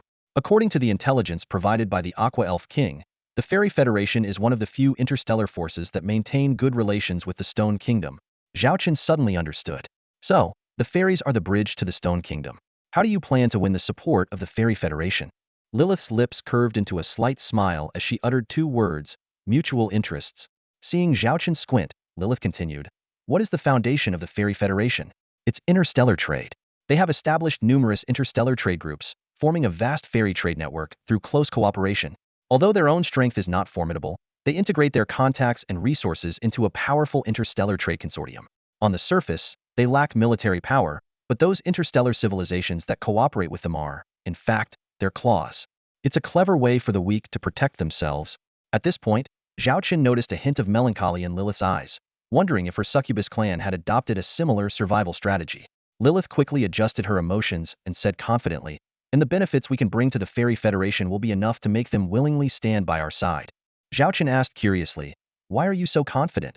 Lilith smiled slightly and explained, "Once we secure the Fairy Federation, our subsequent actions will be much easier. A large interstellar trade network is often also an intelligence network. Therefore, among these 5 targets, the Fairy Federation is our primary objective." Zhao Chen was a bit surprised. "How long will it take?" Lilith held up a slender finger. "If everything goes smoothly, 1 meeting will be enough." Seeing Zhao Chen's surprised expression, Lilith added, "You just need to accompany me to meet the decision-makers behind the Fairy Federation once." Zhao Chen turned to Charlotte for her opinion. Charlotte thought for a moment and replied, "I'm not sure if Lilith can persuade the Fairy Federation as easily as she claims, but it would be great if she can. Meanwhile, I need some time to prepare our interstellar fleet. Although our goal is not military conquest, we need to be ready for anything. We can't rely solely on the information provided by the Aqua Elf King." Charlotte continued to elaborate on her plan. "First, we need to dispatch an interstellar reconnaissance fleet to the target universe to conduct a thorough investigation of the local situation. Then, we will proceed on 2 fronts. On one hand, we will engage with potential allies according to the plan. On the other hand, we will prepare our fleet for any military action. Although we have mastered the technology for inter-universe fleet deployment, considering the vast distance, it would be best to establish our own military base in the target universe. We can also construct inter-universe portals for future operations. With this anchor point, we can handle any situation with ease." Zhao Chen agreed with Charlotte's plan, believing that being prepared for both possibilities would allow them to handle any situation. The Xiaolong Empire couldn't afford any mistakes, as even one misstep could lead to a significant crisis. Looking at his 2 capable aides, Zhao Chen said with satisfaction, "Since both of you have such comprehensive plans, the new phase plan of the Xiaolong Empire has officially commenced." After thorough discussions, Zhao Chen, Lilith, and Charlotte finalized the action plan. Zhao Chen and Lilith will head to the Flower Fairy Federation tribe, while Charlotte is tasked with investigating the other 3 interstellar civilizations. On the bridge of the T6 Longhuang-class interstellar command ship, everything was ready. Zhao Chen gazed out the porthole, where the Emperor's Royal Guard fleet's warships were lined up. These warships had a new paint job, devoid of the Xiaolong fleet's emblem and royal gold, making them appear as just an elite fleet equipped with numerous T5 and T4 class warships. "Let's get going," Zhao Chen said eagerly, the prospect of entering a brand new interstellar civilization universe filling him with excitement. The T6 Bayou model single-use cross-universe Stargate device activated, and a gate resembling white jade appeared. The Longhuang and the Emperor's Royal Guard fleet entered, beginning a nearly 20-hour cross-universe journey. When the white expanse outside the porthole dissipated, a strange yet familiar cosmic scene emerged. Xiang's video window popped up, her expression serious. Your Majesty, please wait in position with the Longwang. I will first dispatch scout ships to ensure the surrounding area is safe. Zhao Chen nodded in agreement and suggested, can we also send unmanned reconnaissance drones to scout the nearby planets and celestial bodies? Xiang agreed and promptly arranged the reconnaissance mission. Soon, an unexpected result came back. It was a dead star system. There were no stars, only wastelands, and no signs of life. Let's check out other star systems, Zhao Chen ordered. However, several star systems in succession showed the same desolate scene. Just as Zhao Chen was beginning to suspect this might be a dead universe, they finally discovered a star. Although it was in its twilight years and its light was dim, its presence suggested the possibility of life. Don't forget our identity, Zhao Chen reminded. According to the information provided by the Aqua Elf King, their mission was to operate under the guise of a mercenary fleet to investigate in this unfamiliar universe. The stars here were dim, but Zhao Chen witnessed an astonishing sight. Between the planets, a magnificent ribbon of colors unfurled. Upon closer inspection, he realized it wasn't a literal ribbon but a formation of humanoid creatures with wings. Those are the flower fairies, Lilith said in surprise, her eyes sparkling with curiosity. Zhao Chen recalled the information he had read earlier and remarked. The documents mentioned that the flower fairies have a unique ability to fly and survive in space. Seeing it in person is truly breathtaking, Lilith added. According to records, the flower fairies have extremely low energy consumption and can survive for long periods without food. Before interstellar travel became common, they often migrated between resource-scarce planets or traded goods, creating a unique trade culture. Even after the advent of starships, this tradition continued. Watching the flower fairies fly in the distance, Zhao Chen marveled. Their speed rivals that of ordinary starships, and they are far more agile. Lilith explained, that's because the flower fairy tribes have integrated technology into their flight abilities, such as wearing specially designed flight gear to enhance efficiency. This not only conserves resources, but has also become a cultural symbol for their people. As they were discussing, several interstellar patrol ships blocked their path. A graceful female voice came through the communication system. Hello, this is Flower Fairy Base 9. What is the purpose of your visit? Zhao Chen and Lilith exchanged a glance before the latter pressed the communication button and replied. Hello, we are from the mercenary fleet of the Envoys of Evil. We are here to accept a mission you posted, to escort an interstellar transport fleet to a high-risk cosmic area. After pulling up the records, the voice on the other side asked with curiosity. Our records show that you have been semi-retired for the past 3 years and haven't taken any missions. Why are you active again now? Lilith, well prepared, explained, we temporarily stopped taking missions due to internal issues. Now that those have been resolved and our resource reserves are running low, we decided to resume taking missions for the development of our fleet. The flower fairy attendant, sounding more relaxed, said, understood. That mission is still open. Please dock your fleet at Anchorage N51 and wait for further instructions. In the meantime, we will provide the necessary supplies free of charge. Lilith expressed her gratitude for the thoughtful arrangement and then directed their 3,000 starships to the designated anchorage. Zhao Chen silently admired the Flower Fairy Federation's hospitality, noting that such excellent reception not only mitigated potential discontent, but also laid a solid foundation for future cooperation. No wonder they could thrive in the complex cosmic environment, despite lacking formidable military power. 3,000 interstellar warships sailed majestically, their hulls intentionally modified to appear worn and battered.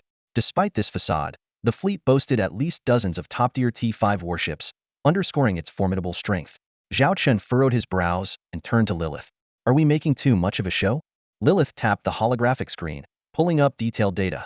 3,000 ships aren't that many. According to our intel, the largest mercenary group in the universe has a fleet of 1 million ships, though many of those are just for show, she explained. We, the Marauders, focus on elite forces. Our official lineup includes 30 T5 ships, 1,000 T4 ships, and 2,000 T3 ships. With our intentionally aged appearance, we look like a small but seasoned elite fleet, unlikely to draw too much attention.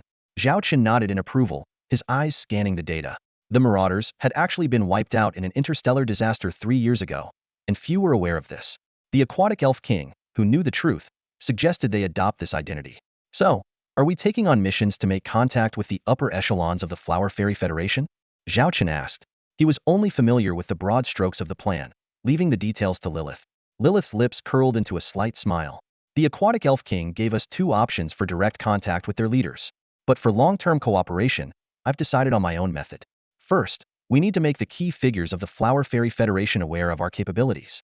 Before any collaboration, we must showcase our strength.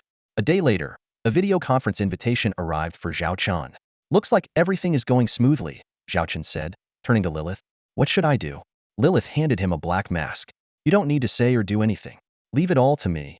Zhao Chen understood, donned the mask, and silently sat in the captain's chair. Lilith tapped her own face, revealing intricate, religious-like patterns on her youthful skin, a distinctive trait of the Marauders, who were rumored to have a unique faith. The video window popped up, splitting into several smaller sections. At the center was a flower fairy dressed in a green professional outfit, with 2 pairs of translucent wings behind her.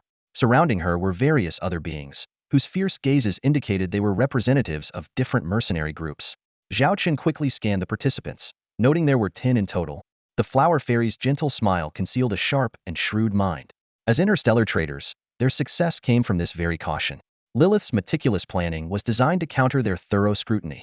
Lilith's gaze swept across the faces of the 10 people in front of her.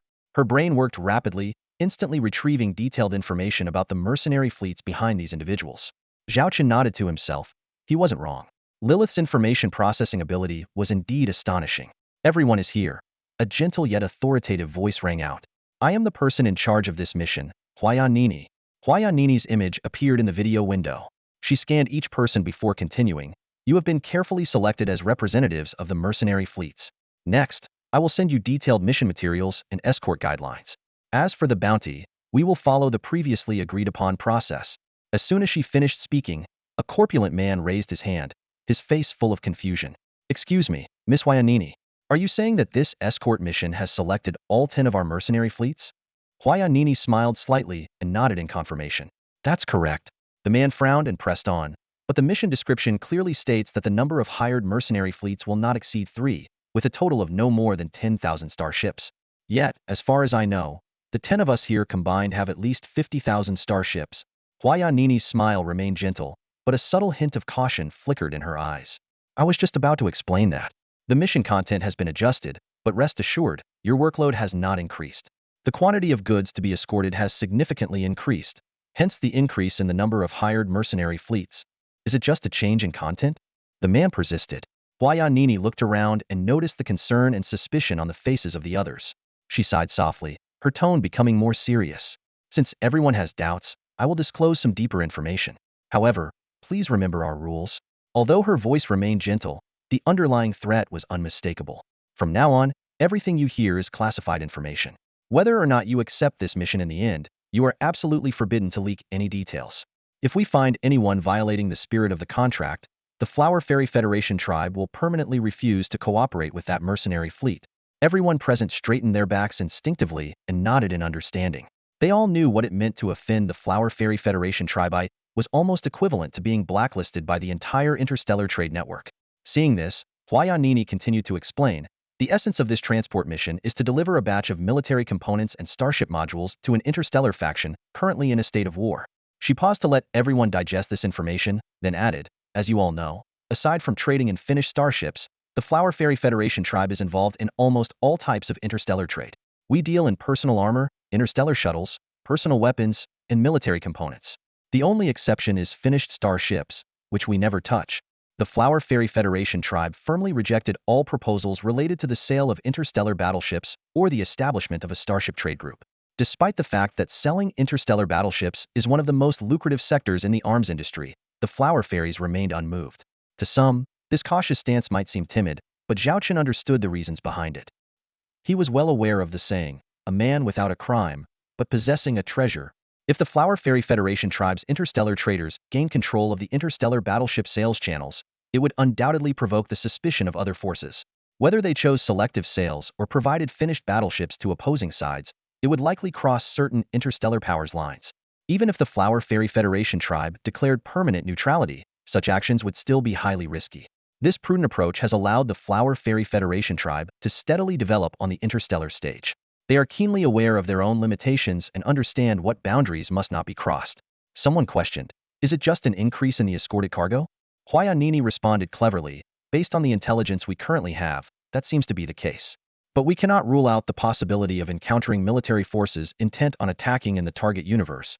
Everyone present was no fool. They picked up on the underlying message. This batch of cargo likely infringes upon the interests of certain interstellar powers, making an attack quite probable. In fact, attacks on the Flower Fairy Federation tribe's interstellar transport fleet are not uncommon, especially in high-risk universes that are perpetually at war. The Flower Fairy Federation tribe's external relations network is mainly divided into several categories.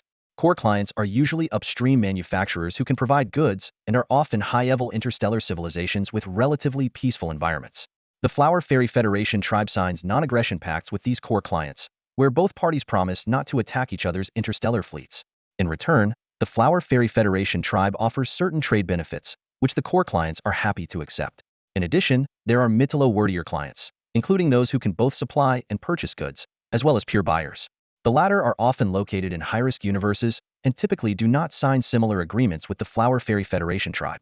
This is because their enemies might also be clients of the Flower Fairy Federation tribe, and not signing an agreement means that even if they attack the Flower Fairy's transport fleet, they won't face retaliation afterward. Of course, there is an implicit condition. In non-combat situations, Flower Fairy Federation tribe members and employees must not be harmed without reason. This results in some attack scenarios where, as long as the Flower Fairy's transport fleet surrenders, the attackers usually treat the captives well and return them safely. The Flower Fairy Federation tribe's contracts also clearly state that if resistance is deemed futile, the mission is considered a failure, and the personnel can abandon the cargo and surrender. These meticulous regulations have allowed the Flower Fairy Federation tribe to develop to this day. While clients might be angry about cargo losses, the Flower Fairy Federation tribe compensates them, such as refunding the full amount minus costs, which most clients can accept as a risk. Huayanini glanced around and asked, "Are there any further questions? If not, we will send out the formal contracts." Most people accepted the terms, and some even jokingly asked for a raise. Lilith had no objections either. Soon, contracts were sent to the commanders of the 10 mercenary fleet groups. Lilith glanced over it and looked at Zhao Chen. After Zhao Chen nodded, Lilith signed the half-month escort contract. Zhao Chen pondered that half a month was not a long time, especially since both Lilith and Charlotte were working on different fronts simultaneously. If they could indeed form an alliance with the Flower Fairy Federation tribe, this short-term investment would be worth it. What is Huayanini's role? Zhao Chen asked curiously. Lilith pulled up a document and explained. She is the younger sister of the head of a major interstellar trading company within the Flower Fairy Federation tribe, the Bailon Interstellar Trade Group. Hearing the name Bailon Interstellar Trade Group, Zhao Chen immediately understood Lilith's intention. The head of this group was one of the candidates previously recommended by the Water Elf King. Soon, the contract was signed. Guided by the staff of the Flower Fairy Federation, Zhao Chen's mercenary fleet set course for the designated coordinates. Upon arrival, a massive interstellar transport fleet came into view. Nearly 30,000 ships of various sizes waiting in space, their sheer scale astonishing. Most of the fleet consisted of T3 class interstellar transport ships, with only a few T4 class vessels scattered among them. This reflected the limited industrial capacity of the Flower Fairy Federation. Other interstellar civilizations were willing to trade with them, but were reluctant to share core technologies. In the vast universe, T5 and T6 technologies remained closely guarded secrets, with T4 being the highest level the Flower Fairy Federation could access. Surprisingly, there were even some T2 and T1 class transport ships in the fleet. The deputy captain couldn't help but question, T3s are understandable, but how can T2s and T1s keep up? Lilith explained, in the face of difficulties, people always find a way. Look closely at the sides, underbellies, and tails of those T4 and T5 transport ships. Do you see some unusual devices? The deputy captain squinted and indeed noticed some peculiar equipment. At that moment, the T2 and T1 class transport ships were slowly approaching, connecting to these devices, and eventually attaching themselves to the bodies of the T4 and T5 ships. It was like small fish clinging to larger ones in the ocean. Lilith continued, the interstellar traders of the Flower Fairy Federation are aware of this issue, but they struggle to acquire enough high-level transport ships. Currently, T1 and T2 ships are the most numerous. So, they came up with a solution. Using special technology to link lower-level ships to higher-level ones, allowing the latter to tow the former, even at warp speed. Of course, there are risks. It's said that on average, 20 of the smaller transport ships disappear during such journeys. But compared to the benefits, this risk is worth taking. The deputy captain nodded in realization, marveling, indeed. Adversity often sparks ingenuity. Zhao Chen carefully examined the interstellar transport ships. They were old and outdated, with over 30 different models within the same class, showcasing the efforts the Flower Fairy traders had made to assemble this fleet. The only common feature was the two emblems on the ships, a pink Flower Fairy emblem, representing the Flower Fairy Federation, and a white orchid-like emblem, symbolizing the Bailon Interstellar Trade Group. Zhao Chen focused on the Bailon Interstellar Trade Group emblem and pulled up relevant information. The Bailon Interstellar Trade Group was one of the earliest established interstellar traders after the Flower Fairy Federation entered the era of interstellar travel, known as one of the Flower Fairy's first 10 merchants. Today, it was the only one of the original 10 still in existence, with the others either eliminated, absorbed, or reorganized, almost none retaining their original names. On the surface, the Flower Fairy Federation appeared to be a united organization, but fierce competition raged within. In this seemingly harmonious federation, the law of the jungle was always at play. Under the default rules of the Flower Fairy Federation tribes, interstellar traders can freely compete for market share and customers while also having the option to collaborate for mutual growth. As long as they don't breach the fundamental rules, any commercial tactics are permitted. The core rules of the Flower Fairy Federation are straightforward. First, actions that endanger the tribes or the community's safety are strictly forbidden. Second, the use of force to harm or coerce fellow traders is prohibited. These regulations ensure that Flower Fairy interstellar traders maintain a competitive edge while safeguarding collective interests. It is through this powerful collective that the Flower Fairies have managed to stand out in the vast universe, becoming a renowned interstellar trade empire. The Bylon Interstellar Trading Group is one such member of this empire. As one of the top 10 interstellar traders, it is led by the sisters Huaya Lanlan and Huaya Nini. However, recently, Bylon Group has been facing difficulties, being pushed into high-risk operational zones with a precarious financial situation. If the next few deals go wrong, this once illustrious founding member could face bankruptcy. In this context, the Aqua Spirit King recommended Bylon Group as a potential partner. Despite the high risks, the potential rewards are substantial. Zhao Chen stood on the observation deck, watching AT-5 class interstellar shuttle bearing the Bylon Group's emblem slowly pass by. Standing next to Zhao Chen, Lilith explained the details of the mission. The destination was a war-torn universe, specifically a high-risk area within it. There, a slight misstep could result in unprovoked attacks. Bylon Group's trading partner for this mission was an interstellar lord who called himself the Lord of Jinshan County.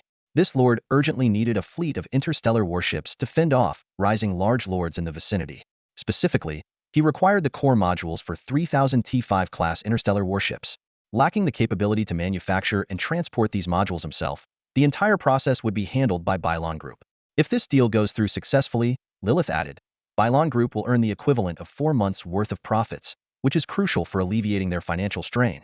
Upon hearing that the mission involved danger, the vice captain immediately showed concern. However, Lilith quickly clarified that for the Emperor's Guard fleet, such danger was negligible.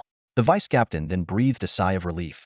With the shifting situation in the region, some weaker lords have begun to pledge allegiance to the newly rising large lords. The Lord of Jinshan County's situation has become increasingly precarious, explaining his urgent need for this fleet of interstellar warships. Coincidentally, the Lord of Jinshan County and this newly risen Grand Lord share a deep-seated enmity. Even if the Lord of Jinshan County wanted to surrender, he wouldn't escape death. His only hope lies in betting on the construction of these 3,000 T5 interstellar battleships, creating an elite fleet to turn the tide on the battlefield and defeat his opponent. Therefore, the transport mission by the Bylon Interstellar Trading Group is crucial. If they can deliver these goods to the Lord of Jinshan County on time, it will enable him to launch a counterattack. After listening, Zhao Chen nodded thoughtfully. So, our transport mission is bound to be attacked, right? He asked in a low voice. Lilith replied confidently, that's almost a certainty. When the time comes, we'll have the opportunity to showcase our value in front of Huaya Nini, thereby gaining a chance to persuade her sister, Huaya Lanlan. Zhao Chen smiled and said, got it. It's like a hero saving the damsel in distress, isn't it? Lilith teased him. What? Does your majesty expect her to offer herself in gratitude?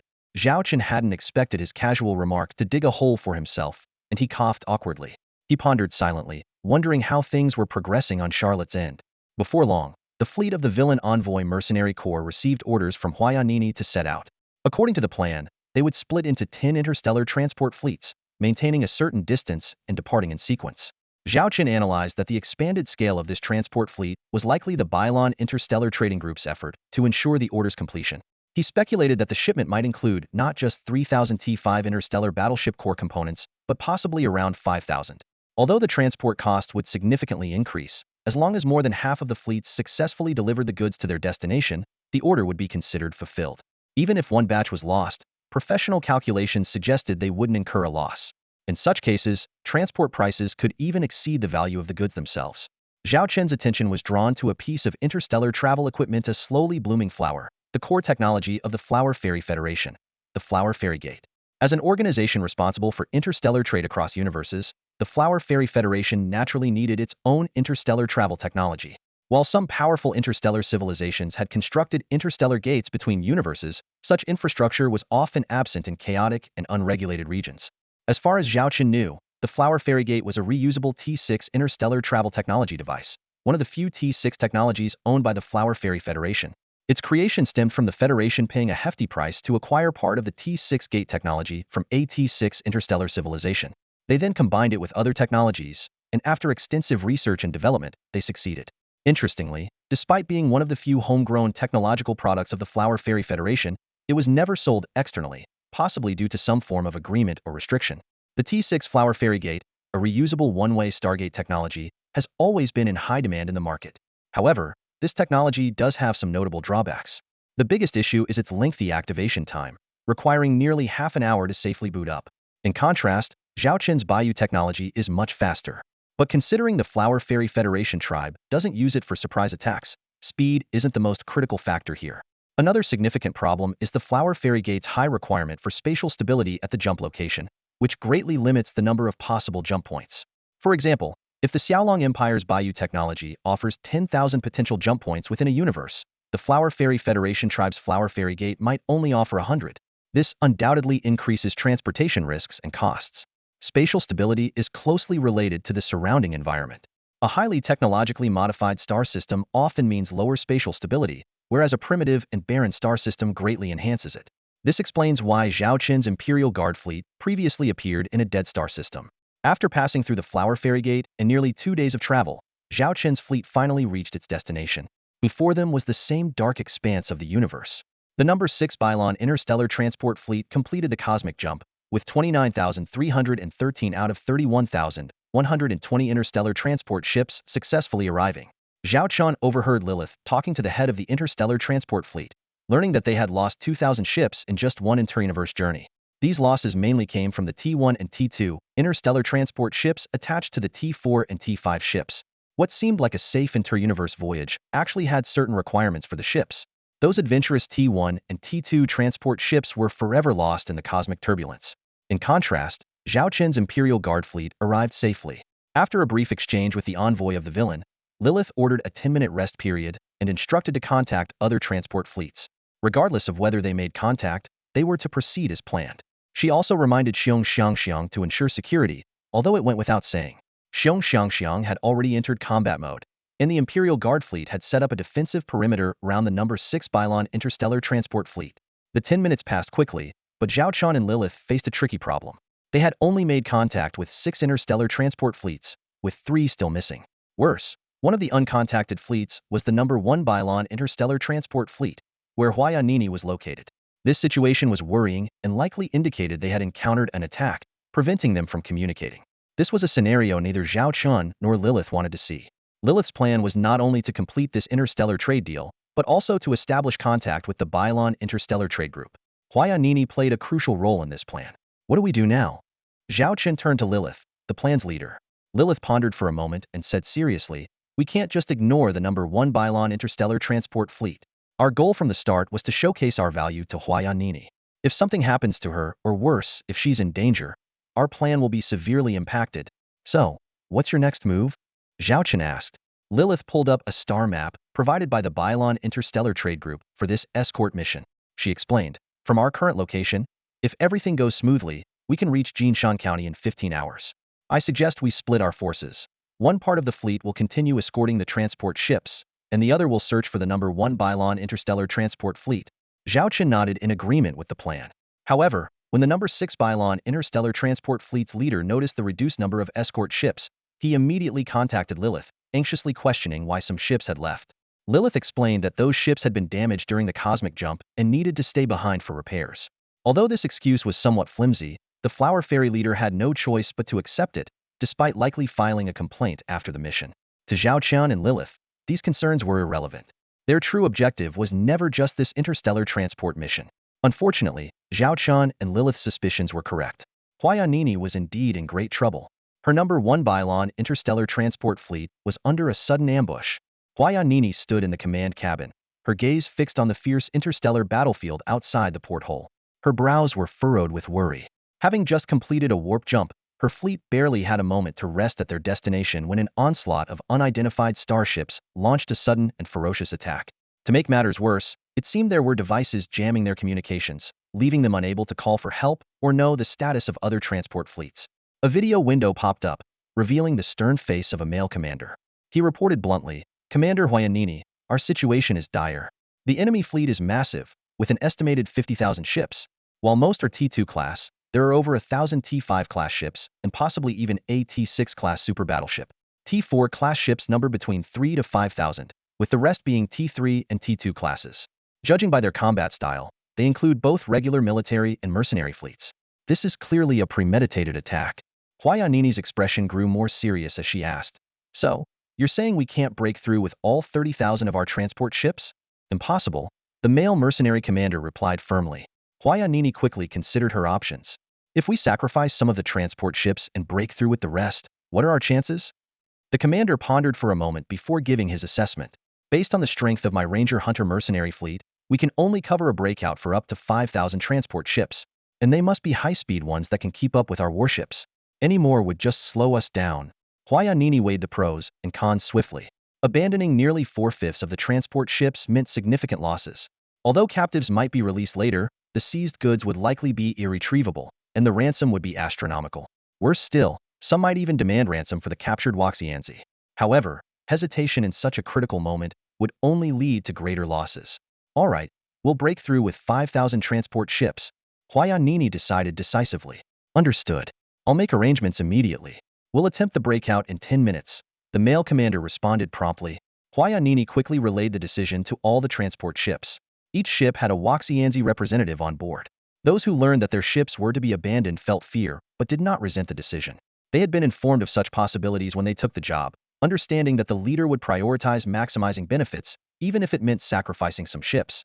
Huayanini also instructed that if the breakout succeeded, the remaining transport ships should surrender immediately to minimize losses. After 10 tense minutes of preparation, the Ranger Hunter mercenary fleet escorted 5,000 transport ships, initiating the breakout in the predetermined direction. The attackers quickly noticed this movement, as their mission was to stop these transports from reaching Jinshan County at any cost. The enemy fleet split into two groups, one continuing to surround the remaining transport ships, and the other pursuing the breakout fleet. In this life-and-death chase, both sides were locked in a relentless pursuit. The enemy ships clung tightly to Huayanini's fleet, preventing them from shaking off the pursuit. Just when they were about to be encircled again, a series of engine halos suddenly appeared in the distance. Seeing this, Huayanini's heart sank instantly. "Damn it!" Huayanini gritted her teeth as she stared at the screen.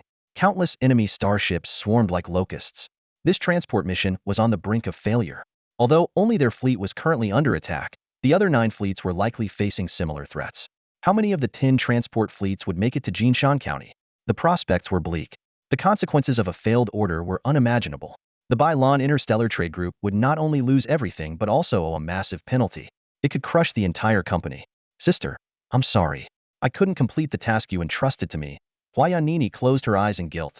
Just then, Waxianzi exclaimed, "Wait, those aren't enemy ships. That emblem. It's the mercenary corps we hired." Huayanini's eyes snapped open. She scrutinized the distant ships and their faintly visible emblems. Sure enough, it was the mercenary corps. While relieved, she was also puzzled. Wasn't this fleet supposed to be escorting Bailon Fleet 6? Though she couldn't make sense of it, it was undoubtedly good news. The mercenary corps began firing at the attackers, their shots precisely threading through friendly ships to hit the enemy. Holy crap, these guys must be insane. The commander of the Ranger Hunter Corps was dumbfounded.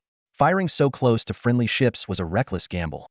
Huayanini calmed down and immediately ordered, "Get me their commander." Soon, a video window popped up, revealing a man and a woman. Huayanini scrutinized them, especially the masked man said to be the never-before-seen commander of the mercenary corps. "First of all, thank you for your support.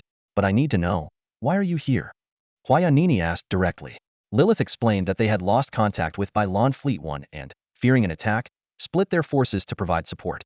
Huayanini was about to speak when Lilith interjected, "I know this goes against your previous orders, but given the urgency, we'll discuss the details later.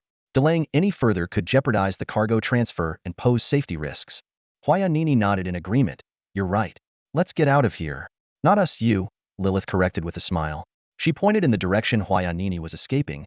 "There are over 20,000 transport ships still needing rescue. Boss, you take these transport ships and retreat. We'll go rescue the trapped fleets." "What? You're going to rescue those surrounded transport ships?" Huayanini was astonished. A disdainful voice chimed in, "Hey, don't think that just because you showed up in time, you're heroes. There are tens of thousands of enemy ships over there, including thousands of T5 class warships. How many do you have? Less than 2,000? Going to support them now is a death wish. Don't say we didn't warn you. Hearing this, Lilith's lips curled into a defiant smile. Who says we can't save them? All right, I won't waste your time anymore. Evacuate quickly and wait for us in Jinshan County, Lilith said, promptly ending the communication. As soon as the communication ended, the support fleet from the vile messenger mercenary corps charged through the gaps in their own fleet like arrows, heading straight for the retreating enemy. Along the way, both fleets exchanged heavy fire, with the vile messenger mercenary corps seemingly gaining the upper hand. Boss, what should we do now? The commander of the Ranger Hunter Mercenary Corps turned to Huayanini, his brow furrowed. Don't be fooled by the vile messenger mercenary corps' current advantage. They haven't encountered the enemy's main fleet yet. Fighting the enemy and covering the evacuation of the interstellar transport fleet are two entirely different tasks. If we linger any longer, we might end up in danger. Our top priority should be to ensure these goods reach their destination safely. Huayanini remained silent for a moment, taking a deep breath. As a pragmatic and profit-driven interstellar trader from the Flower Fairy, she knew what the wisest choice was at this moment. Plot a course immediately and head for Jinshan County, she ordered decisively. Understood. The commander responded, promptly beginning the preparations. Huayanini glanced back at the vile messenger mercenary corps fleet charging into battle without hesitation, silently hoping they could withdraw more of their ships. However, little did they know, it was the enemy's ships that were truly heading towards their doom. On the bridge of the Dragon Emperor, Zhao Chen sat leisurely in the command chair, fingers lightly stroking his chin. Commander Xiong, does the Dragon Emperor need to intervene in this battle? He asked calmly. Commander Xiong smiled and responded, Your Majesty, are you joking with me? These small fries need the Dragon Emperor's help? If that's the case, I might as well step down as the commander of the Imperial Guard fleet. How long will it take? Zhao Chen asked directly. Xiong pondered for a moment and replied, to resolve this situation, no more than 5 hours. Although we only have 2,000 Imperial Guard fleet ships, while they have 50,000, to me, they're just targets. But even target practice takes some time. It's all yours, Zhao Chen said indifferently. Rest assured, Your Majesty. Xiong accepted the order, a hint of disdain flashing in her eyes. In her view, being destroyed by the Imperial Guard fleet was an honor for these insignificant starships. What followed was a massacre in space. 2,000 starships against 50,000. Yet it was a one-sided battle. On the interstellar transport ships of the Bylon Interstellar Trading Group, the captain and officers watched in awe. Their initial fear turned to surprise, then to worry, and finally to sustained shock throughout the entire event. Their minds were filled with disbelief. Meanwhile, at the number 1 Jinshan port in Jinshan County, several interstellar transport ships from the Bylon Interstellar Trading Group had already begun to arrive. The eldest son of the Jinshan County Lord had been waiting anxiously. Seeing the transport ships arrive, he immediately ordered the unloading and arranged for the core modules to be transported to the Starship factory to complete the final assembly of the T5 interstellar warships. These T5 warships were crucial for Jinshan County, essentially their lifeline. However, the current situation was far from optimistic. The eldest son of the Jinshan County Lord quickly made his way to a docking bridge, just in time to see Huayanini disembark from one of the transport ships. He hurried towards Huayanini, anxiety written all over his face. Lady Huayanini, his voice trembled slightly, to date, your interstellar transport fleet has only delivered 2,300 out of the 3,000 orders. We're still short by 700, and we only have 5 hours left until the agreed deadline. He locked eyes with Huayanini. Can you ensure this order will be completed?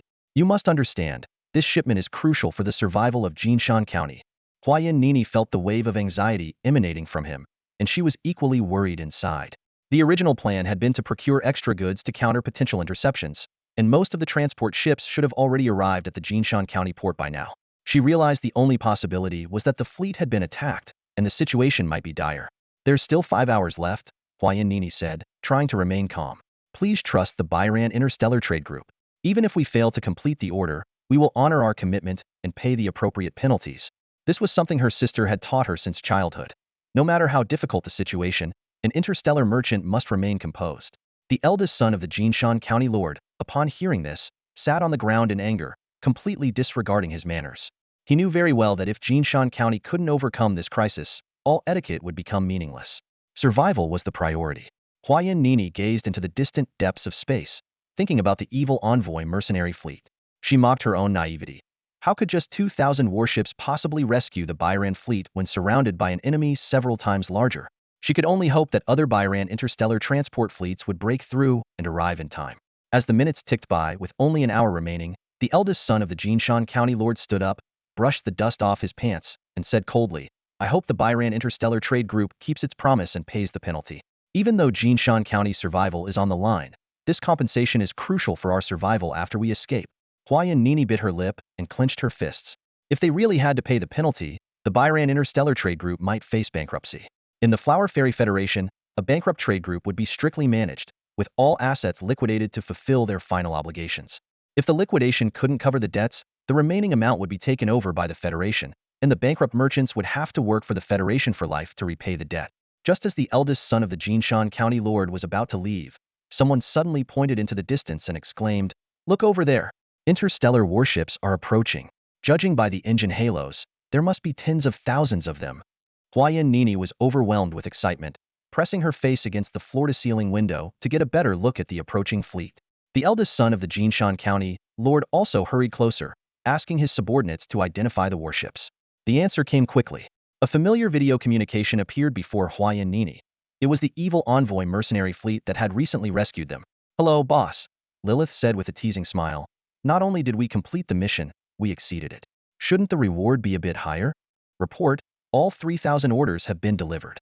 We have an extra 130 units left," the subordinate hurriedly reported to Huayan Nini, with a hint of excitement in their voice. Hearing this, Huayan Nini quickly glanced at her watch and let out a sigh of relief. A slight smile tugged at the corners of her mouth as she turned her gaze to the eldest son of the Jinshan County Lord. "Good day," she said calmly. "There are still 15 minutes left until the deadline. We've delivered all the goods as required. The Byran Interstellar Trade Group has completed this transaction. Do you have any objections?" The eldest son of the Jinshan County Lord looked at Huayan Nini with a complicated expression. He hadn't expected them to actually complete the order at the last moment. Strictly speaking, receiving the goods on time was certainly a good thing. However, if there had been a slight delay, or if they had been short by a few dozen units, they could have saved a considerable amount on shipping costs. Yet, at this point, he had nothing more to say. "No, there are no issues with the order," he said seriously. "We will proceed with the payment." As he finished speaking, his gaze inadvertently swept over the newly arrived mercenary fleet at the port. "Which mercenary fleet is that?" he asked, with a hint of curiosity. "The outlaw envoy mercenary fleet," Huayan Nini replied calmly. The eldest son of the Jinshan County Lord repeated the name softly, as if etching it into his memory, then turned and left. He had a mountain of work to deal with, including the assembly of 3,000 T5 interstellar battleships. Watching him leave, Huayan Nini finally relaxed completely. She quickly returned to her interstellar transport ship and collapsed onto the sofa, as if a heavy burden had been lifted from her shoulders. Completing this order and receiving the payment won't make the Byran Interstellar Trade Group rise to prominence, but at least it will give us a breather, she murmured to herself, then looked up at her subordinate with a serious expression. "Summon the leader of the Byran 1 interstellar transport fleet who remained on the battlefield. I want to meet her in person." The subordinate promptly obeyed. Shortly after, a ferry officer hurried in. "Madam, what are your orders?" she asked respectfully. Huayan Nini looked her straight in the eye, her tone stern. "Tell me, what happened to the part of our interstellar transport fleet that stayed on the battlefield after we broke through and left?" The officer immediately detailed the events that took place. They had been preparing to surrender as instructed, and some transport ships had even begun the surrender procedure. At that moment, the outlaw envoy mercenary fleet suddenly appeared, ordering them to retreat at a steady pace in a specific direction. Simultaneously, this fleet destroyed the enemy warships with astonishing efficiency. "You said crush them?" Huayan Nini asked in disbelief. The enemy had nearly 50,000 warships, and they only had 2,000. The difference in numbers was over 20 times. How could it have been a crushing defeat? "Madam, I am not exaggerating," the ferry officer replied firmly. "It was indeed a crushing defeat. The outlaw envoy fleet coordinated flawlessly. Damaged warships would immediately withdraw, and allied ships would swiftly cover them. More crucially, they had a number of interstellar missile ships. The firepower from these missile ships inflicted significant deterrence and damage on the enemy. The strength of the fleet of the Marauders Mercenary Corps is truly astonishing. Not only do they possess a variety of interstellar warships, but their crew is also nearly perfect, covering all major ship types. In battle, the coordination between different classes of ships is remarkably seamless. In an intense space battle, the Marauders faced nearly 50,000 enemy ships with just 2,000 of their own. Amidst the blazing gunfire and interwoven energy beams forming a deadly web, enemy ships exploded one after another, turning into cosmic fireworks. In the end, the enemy lost nearly 20,000 ships, and the remaining ones, losing their will to fight, scattered and fled. Even more incredible was that the Marauders lost fewer than 100 ships. Most of these losses were due to severe damage, and the ships were voluntarily abandoned, with the crew evacuating in escape pods and being picked up by friendly ships. The remaining ships only sustained minor damage and retained their formidable combat capability. Hua Yanini listened to the report from her officer, her face filled with disbelief. She frowned in thought, realizing that such a feat was far beyond the capabilities of an ordinary mercenary group. "Did you record the battle?" she asked seriously. "Yes, we did," the officer replied. "Transmit all the battlefield videos to me," Hua Yanini ordered. "This matter must not be discussed or leaked." "Understood," the officer responded and left. Hua Yanini walked to the porthole and gazed out at the docking area of the Marauders' fleet.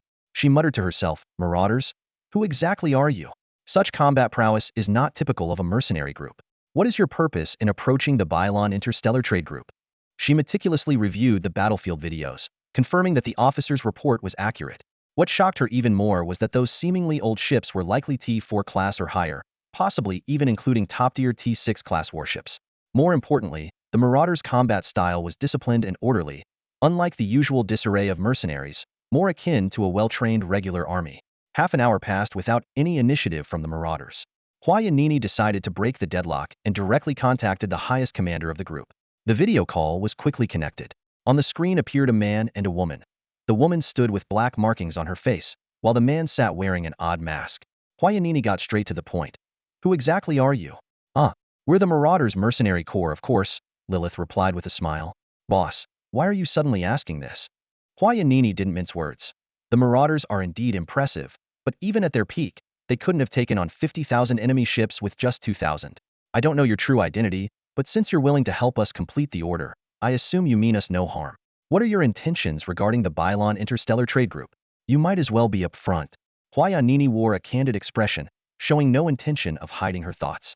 Lilith, with a slight smile on her lips, said warmly, "Since the boss has spoken, there's no need for us to beat around the bush. To be honest, we're here to discuss a partnership. We want to establish a collaboration with your Bylon Interstellar Trading Group."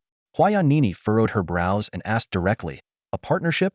"Naturally, our Bylon Interstellar Trading Group has its reservations. As businesspeople, we maintain vigilance with all potential partners.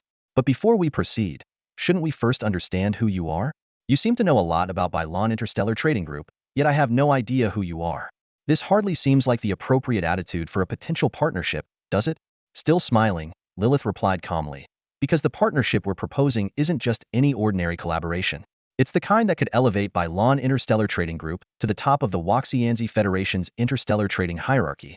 Hua Yanini's heart skipped a beat upon hearing this. Becoming the strongest interstellar trading group within the Waxianzi Federation was the ultimate dream of every Waxianzi interstellar trader. She knew well that the capacity of a single interstellar trading group had its limits, and the Waxianzi Federation, in the interest of fairness, wouldn't favor any single group. However, becoming the most powerful interstellar trading group would enable one to harness the Federation's vast resources, unleashing unimaginable power. To achieve this, one would need to capture at least 51 of the interstellar trade market share. While this seems just over half, it represents a formidable barrier even for the current top 10 Waxianzi interstellar trading groups. The strongest among them barely holds 30 of the market share, far from the 51 target. Despite her shock, a hint of skepticism crept onto Hua Yanini's face. "That's quite a bold claim. What makes you so confident you can achieve this?" Lilith's expression remained unchanged as she revealed their origin. "We come from the Xiaolong Interstellar Empire." Hua Yanini's expression froze, her eyes reflecting a mix of incredulity, shock, complexity, and curiosity. Clearly, this well-informed interstellar trader had heard of the rising Xiaolong Interstellar Empire. "The Xiaolong Empire? I've heard much about it. I never expected to meet under these circumstances." Hua Yanini's demeanor became noticeably more respectful. She knew she was facing a T6 technological civilization that had recently gained an upper hand in battles against the Devourer civilization. In terms of military strength, this empire was among the top 3 of the interstellar civilizations the Waxianzi Federation had encountered. Hua Yanini's gaze fell on the masked man seated in the captain's chair, her thoughts racing. As an excellent interstellar trader, understanding the intelligence of other interstellar powers was fundamental. One widely known fact about the Xiaolong Interstellar Empire was that, within its ranks, especially the military, there was only one supreme male commander, with the rest being female. And now, the man in the captain's chair. Zhao Chen slowly removed his mask and said calmly, "It's me." Hua Yanini was stunned. She couldn't fathom what could have brought the emperor of the Xiaolong Interstellar Empire to disguise himself and appear here. Could it be that he truly intended to elevate Bailon Interstellar Trading Group to the top of the Waxianzi Federation, as he had suggested? What seemed like a far-fetched idea before now seemed within the realm of possibility. Zhao Chen spoke. Our goal, as stated, is to form the deepest alliance with Bailon Interstellar Trading Group. We will provide you with everything you desire. Huaya Nini stared at the Xiaolong Emperor in front of her, her eyes filled with a mix of wariness and curiosity. And what is it that you want from us? As an interstellar trader, Huaya Nini knew well that there is no such thing as a free lunch. She quietly listened as Lilith laid out her vision, painting a beautiful picture of cooperation between the Xiaolong Interstellar Empire and the Bairand Interstellar Trade Group. Lilith's words were as sweet as honey, even making Zhao Chen, who was standing nearby, feel tempted. After a long while, Lilith finished speaking. Huaya Nini was still lost in thought, taking a moment to snap back to reality. She cautiously appraised the woman who always wore a smile, feeling a twinge of wariness. Her sister had warned her that those with silver tongues were the most dangerous. Before you know it, you could be sold off and still help count the money. Swallowing hard, Huaya Nini said seriously, what you're proposing is significant, and I don't have the authority to decide. However, I can arrange for you to meet my sister, the top executive of the Bairand Interstellar Trade Group. Zhao Chen glanced at Lilith beside him, quietly admiring her strategy. Originally, they could have directly sought an audience with Huaya Lanlan, but this approach would likely be more effective in achieving their goal. Lilith readily agreed. No problem. Huaya Nini immediately responded. Then please follow me back to the Waxianzi Federation tribe universe. I will arrange for you to meet my sister as soon as possible. Lilith nodded slightly. Please hurry. Our emperor is very busy and has a tight schedule. Huaya Nini's expression changed slightly at these words, and she urgently assured, rest assured, I will make the arrangements immediately. If necessary, I can accompany you back first and leave the matters here to my subordinates. We can depart within 5 hours and arrange a meeting with my sister within 72 hours. After the video communication ended, Huaya Nini hurried to make the necessary arrangements, delegating all order handover tasks to her trusted subordinates. On the other side, Zhao Chen looked at Lilith and asked, how confident are you in convincing Huaya Lanlan? Completely, Lilith replied with full confidence. Zhao Chen was a bit surprised. You're that sure she will agree? Lilith explained. I trust her nature as an interstellar trader. Adventurous, greedy, crazy yet calm, these are the traits of an excellent trader. Among all the interstellar traders in the Waxianzi Federation tribe, Huaya Lanlan is the most outstanding. She will definitely choose to cooperate with us, without a doubt. Listening to Lilith's resolute words, Zhao Chen smiled slightly. Then I'll be waiting to see the show our esteemed secretary puts on next. In a galaxy within the Flower Fairy Federation tribe universe, the headquarters of the Bailon Interstellar Trade Group stands tall in the bustling commercial district. The group's president, Huaya Lanlan, is in her spacious office, deeply engrossed in handling a mountain of documents. Her gaze falls on a procurement report, and her brow furrows involuntarily. Why have the procurement costs gone up again? She asks, turning to her deputy with a hint of displeasure in her voice. The deputy quickly explains. It's because the product's place of origin suffered a natural disaster, significantly reducing last year's production. The supply chain is tight, so procurement costs have naturally risen. Upon hearing this, Huaya Lanlan immediately starts calculating on the holographic screen. Her fingers fly over the virtual keyboard, and she quickly arrives at a troubling conclusion. At this price, even if we successfully complete the order, our net profit will be less than 10. The deputy tentatively suggests, can we raise the transportation fees and selling price to make up for it? Huaya Lanlan shakes her head, a trace of concern flashing in her eyes. The market for this product is already very competitive. If we raise prices now, downstream sellers might turn to other suppliers. We have several competitors eyeing our market share. The deputy nods in understanding. Huaya Lanlan continues to browse other documents and then pulls up a financial report. Her voice carries a hint of tension. Our funds have already hit the warning line. If Nini's large order can't be completed on time, our cash flow might be in trouble. We might have to give up some market share by then. Mentioning this possibility, Huaya Lanlan's expression turns serious. She knows well that giving up market share seems simple, but acquiring it originally took significant effort and time. Letting it go now would be like cutting off a limb. Is there any news from Huaya Nini? Huaya Lanlan asks impatiently, her tone revealing her anxiety. The deputy replies, under normal circumstances, it will take at least 2 to 3 more days to complete the order, load the payment, and return to our universe. Huaya Lanlan rubs her temples and closes her eyes, murmuring to herself, yes, it will take that long. How could I forget that? The recent stress has evidently affected this strong woman's memory. At that moment, an unexpected video call interrupts her thoughts. Seeing that the caller ID is her sister, Huaya Nini, she is taken aback. Why the early contact? Did something go wrong? Despite the internal alarm bells, Huaya Lanlan maintains her composure and answers the call. Her sister Huaya Nini's image immediately appears on the holographic screen. Sis, Huaya Nini greets warmly. Huaya Lanlan, however, skips the pleasantries and gets straight to the point. What's wrong? Were you attacked by robbers? Are you injured? Do you need us to send support? Tell them we can agree to any condition as long as you are unharmed. Huaya Nini is momentarily stunned, then realizes her sister has misunderstood the situation. She quickly reassures her with a smile. Sis, don't worry, I'm perfectly safe. The order has been completed successfully. The goods were delivered on time and in full, and the buyer has confirmed everything. Our fleet is currently loading the payment at Jinshan County Port. I returned early because of some matters, but everything over there has been arranged. Hearing this good news, Huaya Lanlan's tense nerves finally relax. The worry on her face dissipates, replaced by a relieved smile. The order is completed? That's fantastic.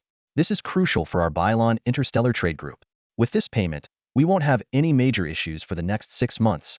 After a brief pause, Huaya Lanlan curiously asks, so, what brought you back early to contact me? Usually, interstellar traders oversee the entire transaction process until they return with the payment and it's accounted for. Huaya Nini, breaking her usual cautious demeanor, rushed back to headquarters and entered her sister Huaya Lanlan's office with a grave expression. Her serious look was unsettling as she began. Sister, I have something very important to tell you. Huaya Lanlan immediately sensed the gravity of the situation. She glanced around at her deputies and ordered sternly, you all leave us. The deputies quickly exited, leaving the office in complete silence. Huaya Lanlan pressed a concealed button, transforming the room into a highly secure space, blocking any potential eavesdropping devices. You may speak now. Huaya Lanlan indicated for her sister to begin her report. Without hesitation, Huaya Nini detailed the intelligence regarding the fleet of the Marauders Mercenary Corps and the Jiaolong Interstellar Empire. Initially, Huaya Lanlan listened with a blank expression, but when she learned that the Jiaolong Interstellar Empire's fleet was disguised as the Marauders Mercenary Corps, and that the Jiaolong Emperor himself was hidden among them, her face turned extremely stern. I understand. Huaya Lanlan nodded. Since you've already made arrangements, why did you come back to discuss this in person? I thought the same, Huaya Nini explained, but their envoy seemed very urgent. I suspect that while we might be their first choice for an alliance, we are not their only option. That's why I rushed back. We have already returned to the Fairy Federation tribal universe, and are expected to arrive at the headquarters starport in 10 hours. Got it. I will handle the follow-up, Huaya Lanlan responded succinctly.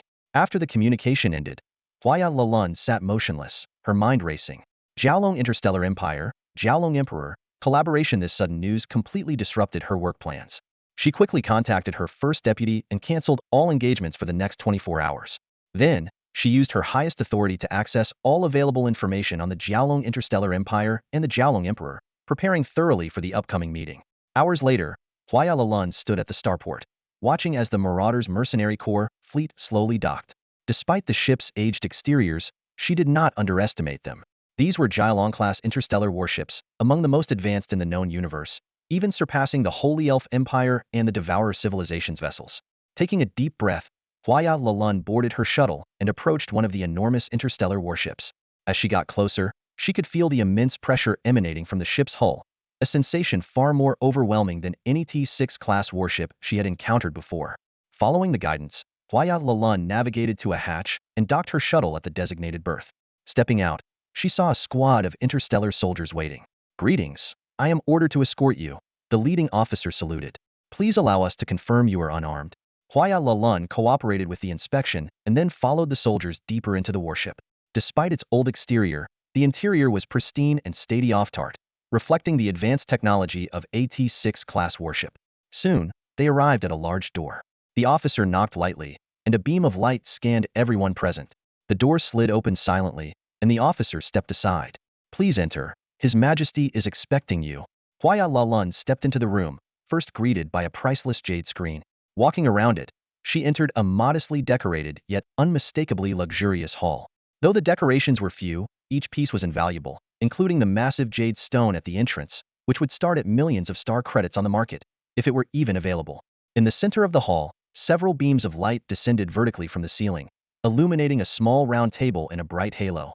The table was just big enough to seat fewer than 10 people. At the head of the table sat a man, holding a teacup, gently blowing away the steam before taking a slow sip. To his right sat a stunningly beautiful woman, whom Huaya Lanlan immediately recognized as a rare succubus. On the other side of the table was Huaya Lanlan's younger sister, Huaya Nini. Upon seeing her sister arrive, Huaya Nini stood up excitedly and said, "Sister, you're here. Let me introduce everyone." She pointed to Huaya Lanlan. "This is my sister, Huaya Lanlan, the chief executive officer and highest authority of the Bailon Interstellar Trade Group."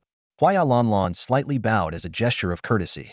Huaya Nini continued, "This is Miss Lilith, the chief secretary of the Xiaolong Interstellar Empire.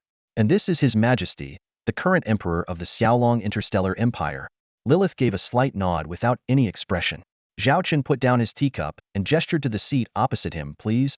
Huaya Lanlan did not stand on ceremony and took her seat directly. Zhao Chen smiled faintly and said, "Huaya Lanlan, your reputation precedes you. I heard that the Bailon Interstellar Trade Group was predicted to go bankrupt 20 years ago, but you managed to pull it back from the brink and keep it going for another 2 decades.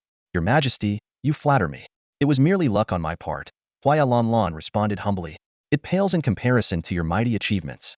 In less than 10 years, you established a unified interstellar empire within a universe and elevated the entire interstellar civilization from T4 to T6. Facing the invasion of the Order and the devouring civilization, you stood firm and fought bravely, becoming the first interstellar civilization to repel the devouring civilization. Meeting you is an honor." Zhao Chen remained unfazed and continued, "Indeed, as an interstellar trader, your eloquence is impressive. Since we are meeting here today, I assume Miss Huayanini has already informed you of the purpose of our visit. Let's not waste time with formalities. In the eyes of interstellar traders, time is money. Can you tell me now whether you are willing to ally with the Xiaolong Interstellar Empire?" Huaya Lanlan was taken aback by the emperor's directness, but quickly regained her composure and smiled. "Your straightforwardness surprises me, Your Majesty. I appreciate this direct approach. Since you've been so forthright, I won't waste time either. As for the alliance, I cannot give you an answer right now. It's not that we are unwilling, but such a significant decision requires careful consideration. It concerns the future of the Bailon Interstellar Trade Group." Zhao Chen said nothing, simply taking another sip of tea. The atmosphere grew tense. At this moment, Lilith spoke up, "It's natural that you need time to think. We can give you that time." She pointed to a burning thread not far away, with faint wisps of smoke rising under the light. "That is dragon tiger incense, a specialty of one of our star regions. It clears the mind and refreshes the senses. One stick burns for about 30 minutes. Lilith's gaze turned cold. "As the chief executive officer of the Bailon Interstellar Trade Group, half an hour should be enough time for you to decide, right?" Huaya Lanlan was startled, not expecting such pressure. She replied reluctantly, "Half an hour? We flower fairies are always cautious in negotiations. Isn't half an hour a bit too short?" "Half an hour isn't long, but it's enough to make a decision," Lilith responded coldly. The emperor of the Xiaolong Interstellar Empire and his secretary, Lilith, had arrived, and time was of the essence.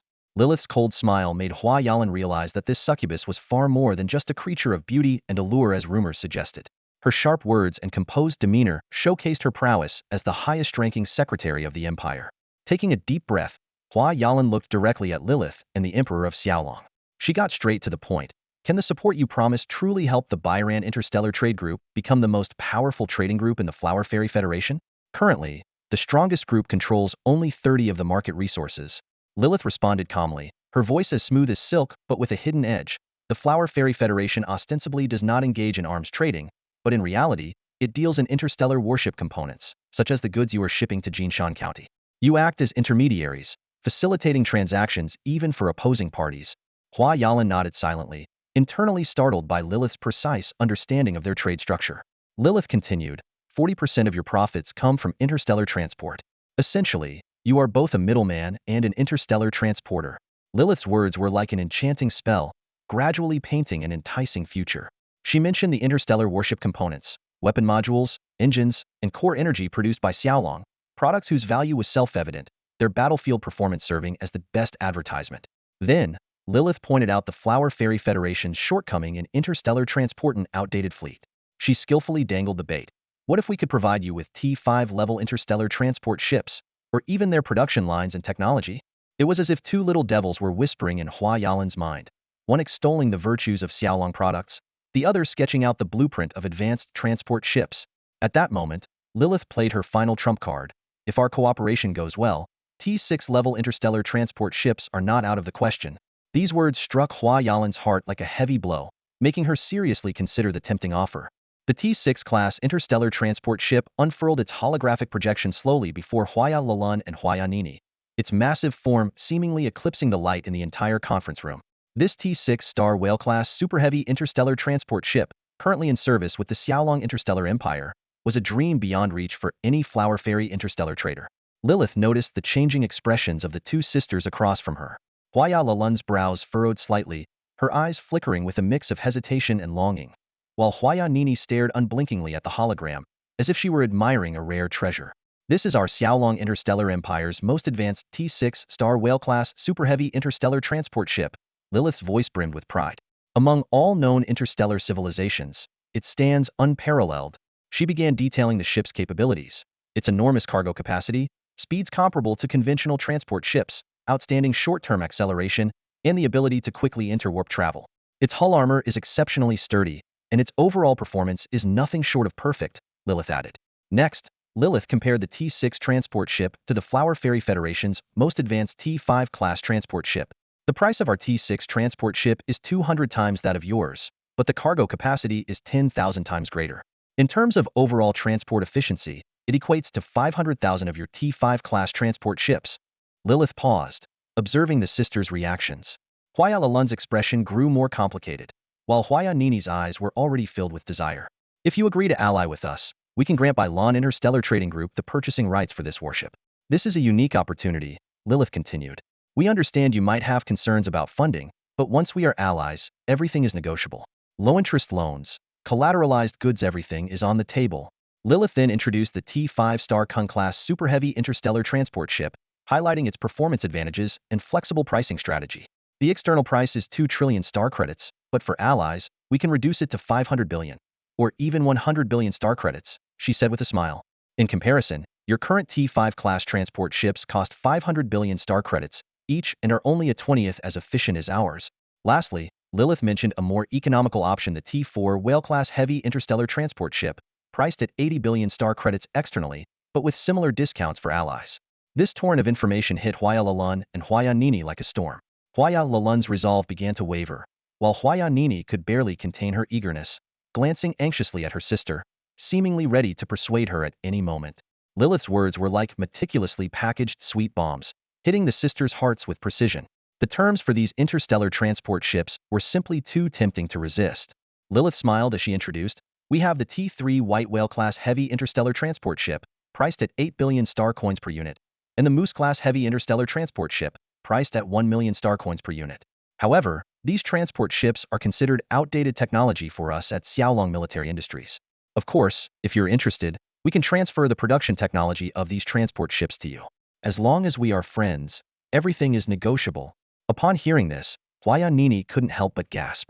She finally understood why Emperor Xiaolong and Secretary Lilith were so confident earlier, claiming they could help the Byran Interstellar Trade Group gain over 51% market share in the Flower Fairy Federation in a short time. With such powerful support, this goal was indeed not a pipe dream. Several feasible strategies began to form in Huaya Nini's mind, ones that could quickly expand Byran Interstellar Trade Group's influence and market share. Huaya Lanlan's expression became unusually complex. She had already prepared a polite refusal, knowing that there is no such thing as a free lunch, especially when dealing with a giant like the Xiaolong Interstellar Empire. However, at this moment, she found her stance wavering. The conditions offered by Emperor Xiaolong were too tempting to easily reject. Despite her inner turmoil, Huaya Lanlan forced herself to stay calm and asked tentatively, so, are you planning to control our Byran Interstellar Trade Group? Make us your puppets?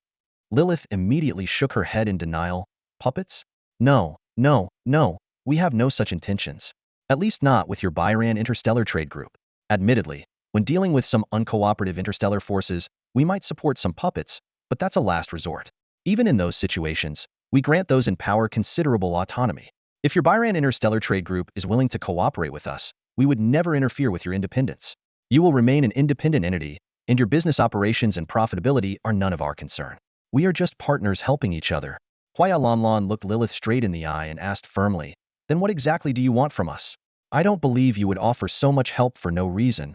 Seeing Huaya Lanlan's directness, Lilith decided to be straightforward as well. Our demands are quite simple. Firstly, we need more raw materials and markets. The Xiaolong Interstellar Empire is facing an invasion from the devouring civilization, and we urgently need substantial financial and material resources. Controlling interstellar trade is the best way to acquire these resources. However, establishing a cross-universe trade system in a short time is impossible for us. The Flower Fairy Federation already has a mature trade system and platform. Through this platform, we can sell our products, create market demand, and generate the necessary profits. These profits can then be converted into the raw materials we need and transported back to the Xiaolong Interstellar Empire. Understanding this, Huaya Lanlan nodded. Lilith continued, secondly, there are military considerations. To be honest, we are not only engaging with you but also establishing contacts with other interstellar civilizations.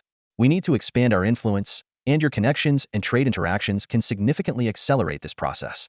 Additionally, your intelligence network is something we require. As the saying goes, know yourself and your enemy, and you will never be defeated. Huaya Lanlan could comprehend the need for an intelligence network. Although the Flower Fairy Federation always claimed to be fair and neutral, for their own safety and to maintain an advantage in interstellar trade, they had indeed established an extensive intelligence collection network, almost becoming the largest intelligence system. Lilith finally added, thirdly, if during our development, we unfortunately find ourselves on the opposite side. Lilith's words carried a hint of threat, but there was more honesty in them. She pointed to the incense burning beside her and reminded, you have less than 10 minutes left. If you have any questions, now is the time to ask. I hope we can reach an agreement that satisfies both parties before this incense burns out. Huaya Lanlan was deep in thought, considering the tempting offers before her. T6 and T5 level interstellar transport ships, the possibility of acquiring T4 and T3 level manufacturing blueprints, and access to Xiaolong series military, civilian, and technological products. Not to mention the support of AT6 Technological Civilization Interstellar Empire. These could help her Huaya Interstellar Trade Group dominate the market in the Flower Fairy Federation tribes, controlling over 50% of the market share. However, this was undoubtedly a deal with the devil. Even if Zhao Chen promised not to interfere directly with the Flower Fairy Federation tribes now, who could guarantee he would keep his word in the future? After all, an emperor's promise can sometimes be more precious than gold, and other times, less valuable than toilet paper. Huaya Lanlan stood up and pleaded, can we have some time to think it over? Lilith pointed to a side hall adjacent to the main hall. You can rest there. I'll remind you when there's 1 minute left. Thank you, Huaya Lanlan said gratefully, then walked towards the side hall with her sister, Huaya Nini. Once inside the side hall, separated only by a curtain, Huaya Lanlan took out a device. When she activated it, a light screen enveloped the two sisters. Huaya Nini exclaimed excitedly, sister, don't hesitate. This offer is too good. T6 and T5 level interstellar transport ships, and we can even get T4 and T3 level manufacturing technology. Huaya Lanlan frowned. Technology alone is useless if we don't have the industrial capacity. Plus, the Xiaolong Empire might not allow us to share the technology with other forces for production. Huaya Nini stomped her foot in frustration. Sister, you're usually so smart. How can you be so confused now? We can rely on the Xiaolong Interstellar Empire. They have the complete industrial production capabilities. As long as we have the blueprints, they can manufacture for us. They already have T6 level industrial capabilities. We can purchase T3 or T4 level industrial ships or facilities from them. At worst, we can promise some conditions or pay a procurement fee. This way, we can not only buy T5 and T6 level transport ships from the Xiaolong Interstellar Empire, but also produce T4 and T3 level ones ourselves. We can use this to attract other interstellar traders, expand the market, and further strengthen our Flower Fairy Federation tribes in the future. Huaya Nini's words were as fierce as a barrage of bullets, clearly showing her support for the Xiaolong Interstellar Empire. This wasn't without reason. The Emperor's generous aid was truly irresistible. Her statements dealt a critical blow to Huaya Lanlan's wavering decision. Huaya Lanlan bit her lip lightly, her brows furrowing as she voiced her concerns. Everything sounds perfect now, but who can guarantee that the Xiaolong Emperor will continue to treat us well in the future? Nini, you should understand that as interstellar traders, the last thing we need is a political stance. It would only hinder our development. Nini immediately retorted, her cheeks flushed with excitement. You're right, but only if we survive first. The Bailon Interstellar Trading Group needs to survive. The recent order from Jinshan County might seem complete, but the payment we received will only keep us afloat for 6 months at most. And then? Moreover, if it weren't for the Xiaolong Emperor's assistance, our interstellar transport fleet wouldn't have been able to deliver the goods on time, and the order would have failed long ago. For the first time, Nini raised her voice to her sister, her anxiety evident. In her heart, the interests of the Bailon Interstellar Trading Group were paramount. Whoever could help the group was her ally. Whoever could restore its former glory was her best partner. Seeing her sister so agitated, Lanlan finally felt her resolve waver. The tightly clenched fists at her sides had somehow relaxed. I understand, she said softly, as if making a significant decision. She deactivated the jamming device and walked toward the side hall. Just then, Lilith approached with a smile. It seems you've made your decision. In the distance, the incense was almost burned out.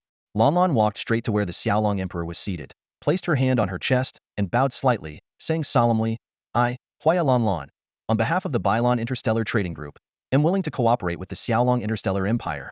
Nini followed suit and bowed as well. Zhao Chen stood up, a faint smile on his face, extending his hand. You will be grateful for your decision today. I promise you will not regret it. The Bylon Interstellar Trading Group will become the largest interstellar trading group in the known universe, under your witness. And so, the Xiaolong Interstellar Empire and the Bylon Interstellar Trading Group formally allied. The atmosphere was entirely different from before as they resumed their seats. Lanlan spoke, Your Majesty, considering the current situation, we may not be able to publicly acknowledge our relationship with the Xiaolong Interstellar Empire.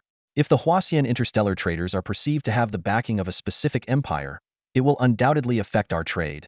Zhao Chen nodded in understanding, rest assured. Until you have an absolute market share and position, I won't require you to publicly side with us. Until then, our cooperation will remain between us. Huaya Lanlan nodded gratefully, silently accepting the secret agreement. Huaya Nini, unable to contain her curiosity, cautiously asked about the previously mentioned cooperation and support. Lilith elegantly stepped forward, her slender fingers making a slight gesture, and several documents appeared out of thin air in front of the sisters. The names of 4 interstellar corporations were prominently listed: Rose Red Dragon, Northern Dragon, Earth Dragon Interstellar Trade, and Northern Goose Group. Lilith explained that these 4 were the most powerful trade groups in the Xiaolong Interstellar Empire, excelling in various fields. She promised to arrange for the Byran Group to connect with them, facilitating the sales of Xiaolong's interstellar products. Huaya Nini's eyes sparkled with excitement, and she quickly asked, What about the interstellar transport ships? Lilith raised her hand once more, and another detailed document unfolded. It listed the models, descriptions, and market prices of the Xiaolong Empire's current and former interstellar transport ships. From the T2 Moose class at 1 million star coins to the T5 Star Kung class at 2 trillion star coins, each level's price was clearly marked. However, the T6 Star Whale class super heavy transport ship had a blank space where the price should be. The T6 class hasn't been sold to the public before, so there's no official price, Lilith explained. A rough estimate would be around 500 trillion star coins. The astronomical figure made the sisters gasp. Even the Byran Group's annual net profit would barely cover the cost of one ship.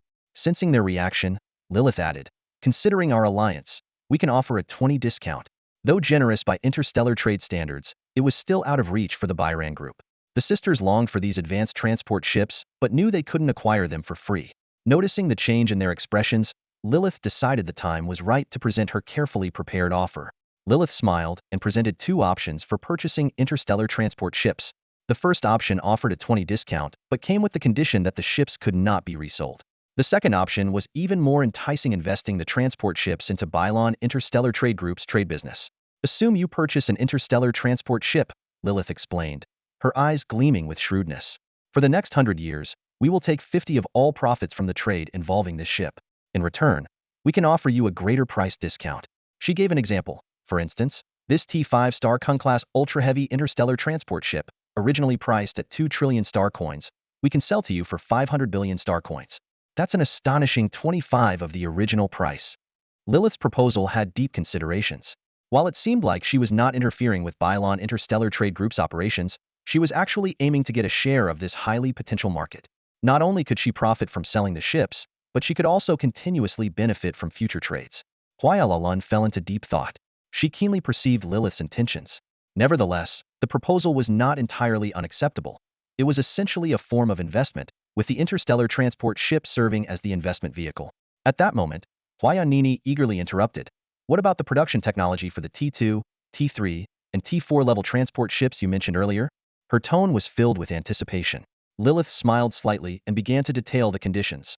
Regarding the production blueprints for the T2 Moose class, T3 White Whale class, and T4 Giant Whale class heavy interstellar transport ships, we can provide them, but there are a few conditions. She listed them one by one. First, the core modules must be purchased from Xiaolong Interstellar Empire's factories until each model reaches a production volume of 10,000 ships. Second, 50 of the profits from each ship for the next 100 years must go to Xiaolong.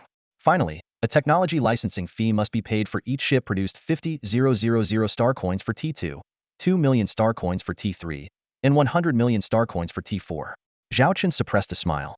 Lilith's conditions seemed stringent, but were cleverly designed to ensure Xiaolong profited from every aspect of Bylon Interstellar Trade Group's operations, while making it hard for them to refuse.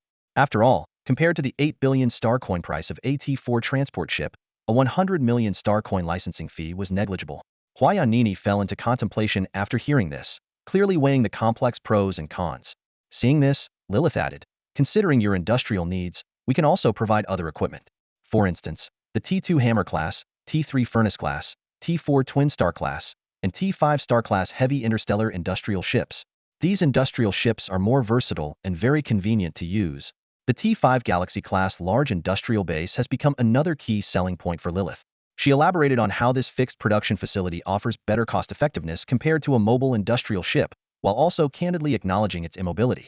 Lilith flexibly proposed various payment plans, including full payment and installment options combined with profit sharing, demonstrating her deep understanding of the Flower Fairy's needs.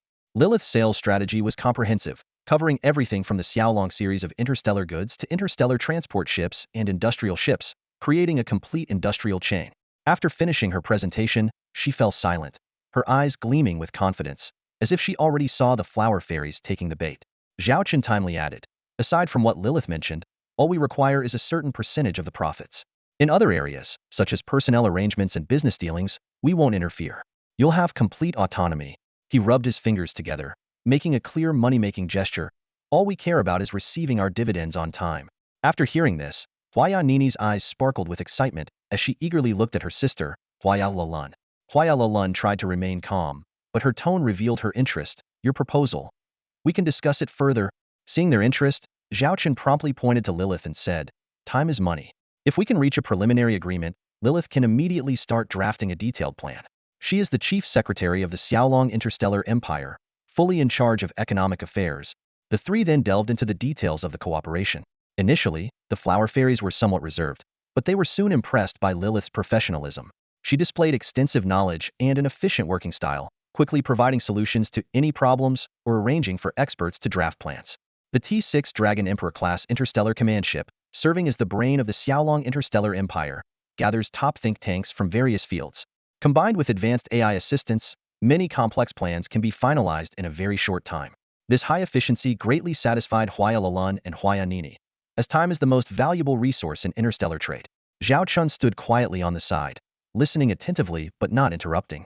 This composed demeanor earned the silent admiration of the Flower Fairies. They recalled previous unpleasant experiences with some arrogant interstellar leaders, which made them appreciate Zhao Chen's professional attitude even more. In their eyes, this emperor of Xiaolong seemed to understand the principle of letting the experts handle it, which undoubtedly boosted their confidence in the collaboration. Huaya Lanlin's gaze fell on the ever-silent Emperor Xiaolong. Seizing a moment of pause, she asked, shouldn't we have Emperor Xiaolong review and comment on these proposed plans? Zhao Chen immediately shook his head in response. These matters are your expertise. In front of you, I'm just an outsider. Discuss and finalize them amongst yourselves. Just have Lilith notify me with the detailed report. No need to update me on other specifics. Huaya Lanlan was taken aback, her eyes widening in surprise. She hadn't expected the Emperor Xiaolong to delegate so much authority. Seeing her reaction, Lilith explained, Miss Huaya Lanlan, there's no need for concern. Our Emperor Xiaolong has a principle. Leave professional matters to the professionals. These words deeply moved Huaya Lanlan. Meanwhile, Huaya Nini felt as if the Emperor Xiaolong was glowing with brilliance, thinking how fortunate they were to have such a partner. Unaware of their thoughts, Zhao Chun was lost in future planning. Although he had successfully allied with the Byran Interstellar Trade Group, turning it into a cash cow would take time.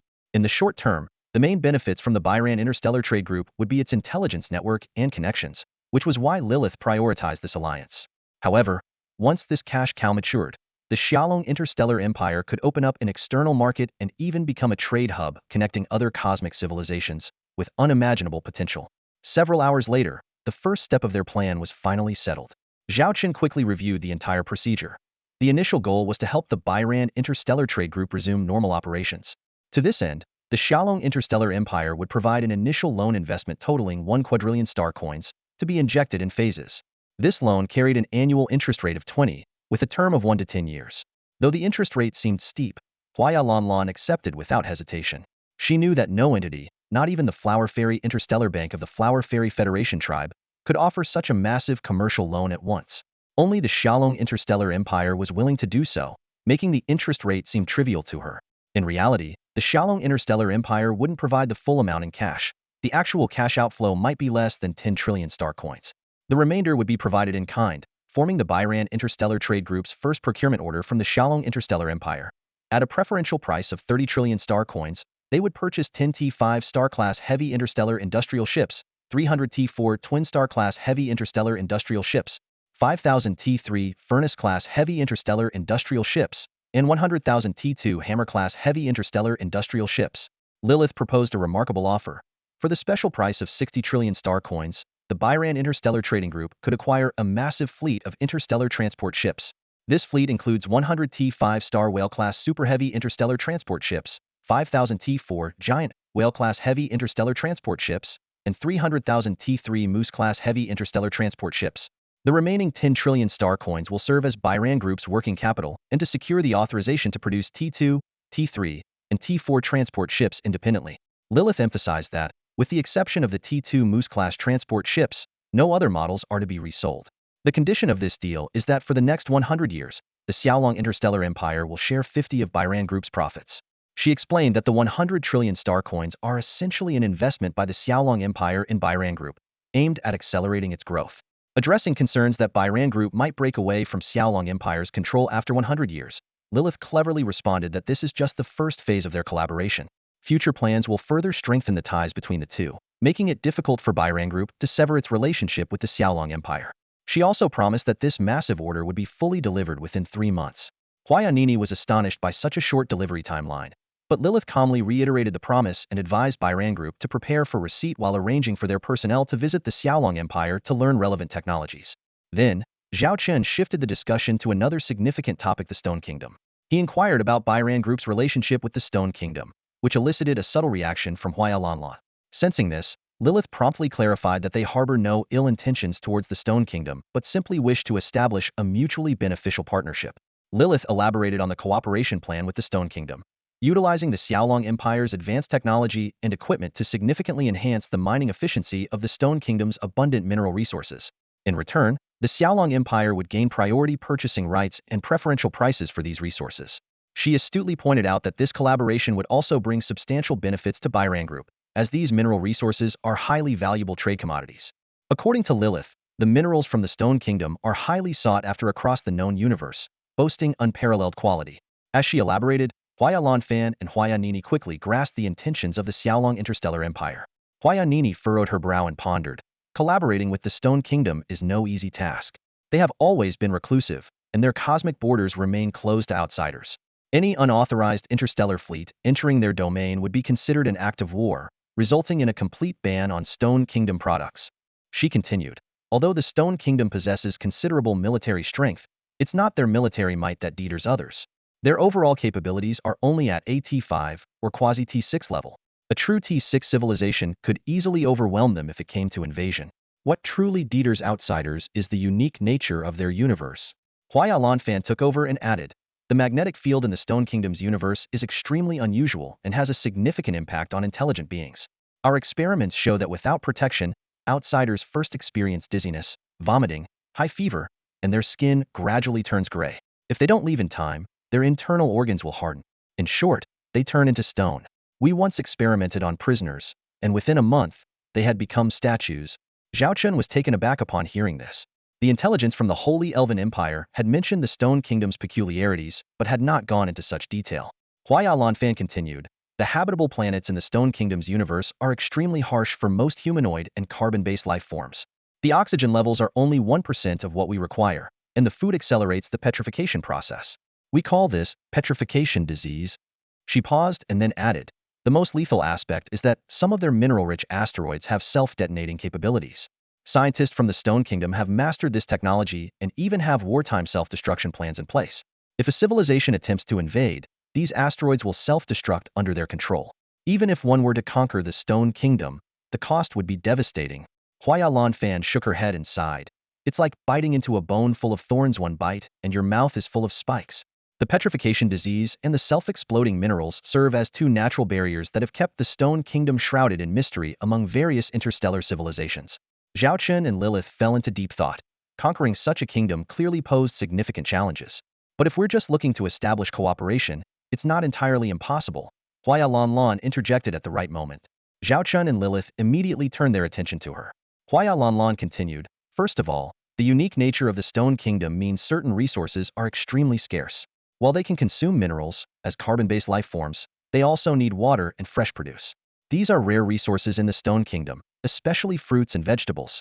In recent years, one-third of the goods they've purchased from our flower fairy interstellar traders have been these types of food. It's said that these crops simply can't be grown on their planet. Fruits and vegetables? Zhao Chen's heart skipped a beat, immediately thinking of the Eden-class starships from the Xiaolong system. Huaya Lanlan went on, additionally, although the Stone Kingdom is not a warlike nation, they have a passion for collecting powerful interstellar warships. Some nobles even purchase T6 level starships through our channels just to display them in their collections. They generally have a very strong desire to collect. Hearing this description, Zhao Chen couldn't help but imagine a nouveau riche figure, who, after making a fortune from their unique resources, went on a luxury shopping spree. Your Majesty, Huaya Lanlan looked at Zhao Chen. If you wish to establish good diplomatic relations with the Stone Kingdom, you could start by focusing on these aspects. In that case, could you arrange an introduction to someone from the Stone Kingdom for us? Zhao Chen asked. Introducing you is not a problem. We have partners over there, Huaya Lanlan responded. However, the people of the Stone Kingdom have a particular trait. They don't like empty promises. They prefer to see and touch the actual items themselves. Zhao Chen immediately grasped the key point and turned to Lilith. Arrange for a fleet to return to the Xiaolong Interstellar Empire and prepare a batch of goods to be shipped here as soon as possible. Lilith nodded and replied, understood. Based on our previous one-way travel speed, we should be able to get the goods here within a week. She then asked Huaya Lanlan, how long does it take to travel from here to the Stone Kingdom? We're not far from the Stone Kingdom. It only takes a day one way, so a round trip would be 2 days, Huaya Lanlan answered. Excellent. Lilith quickly made arrangements. In that case, we'll set off for the Stone Kingdom in no more than 6 days. She paused and then looked at Huaya Lanlan and Huaya Nini. You should also start preparing.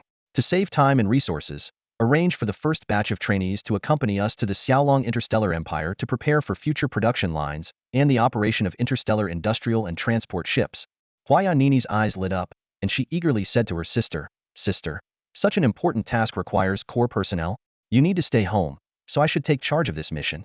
I request to lead the team to the Xiaolong Interstellar Empire. Her curiosity about the Xiaolong Interstellar Empire filled her with anticipation for the journey. Huaya Lanlan looked at her sister with a complicated expression. Strictly speaking, Huaya Nini was indeed the most suitable candidate. Huaya Lanlan gazed at her younger sister, Huaya Nini, her eyes reflecting a mix of worry and pride. Despite her reluctance, she decided to respect her sister's choice. Nini, you've grown up, Huaya Lanlan said softly. I believe you have the ability to handle things on your own. Huaya Nini straightened up, a confident smile spreading across her face. Sister, I'm already a seasoned interstellar trader. Please trust in my capabilities. Taking a deep breath, Huaya Lanlan turned to Secretary Lilith.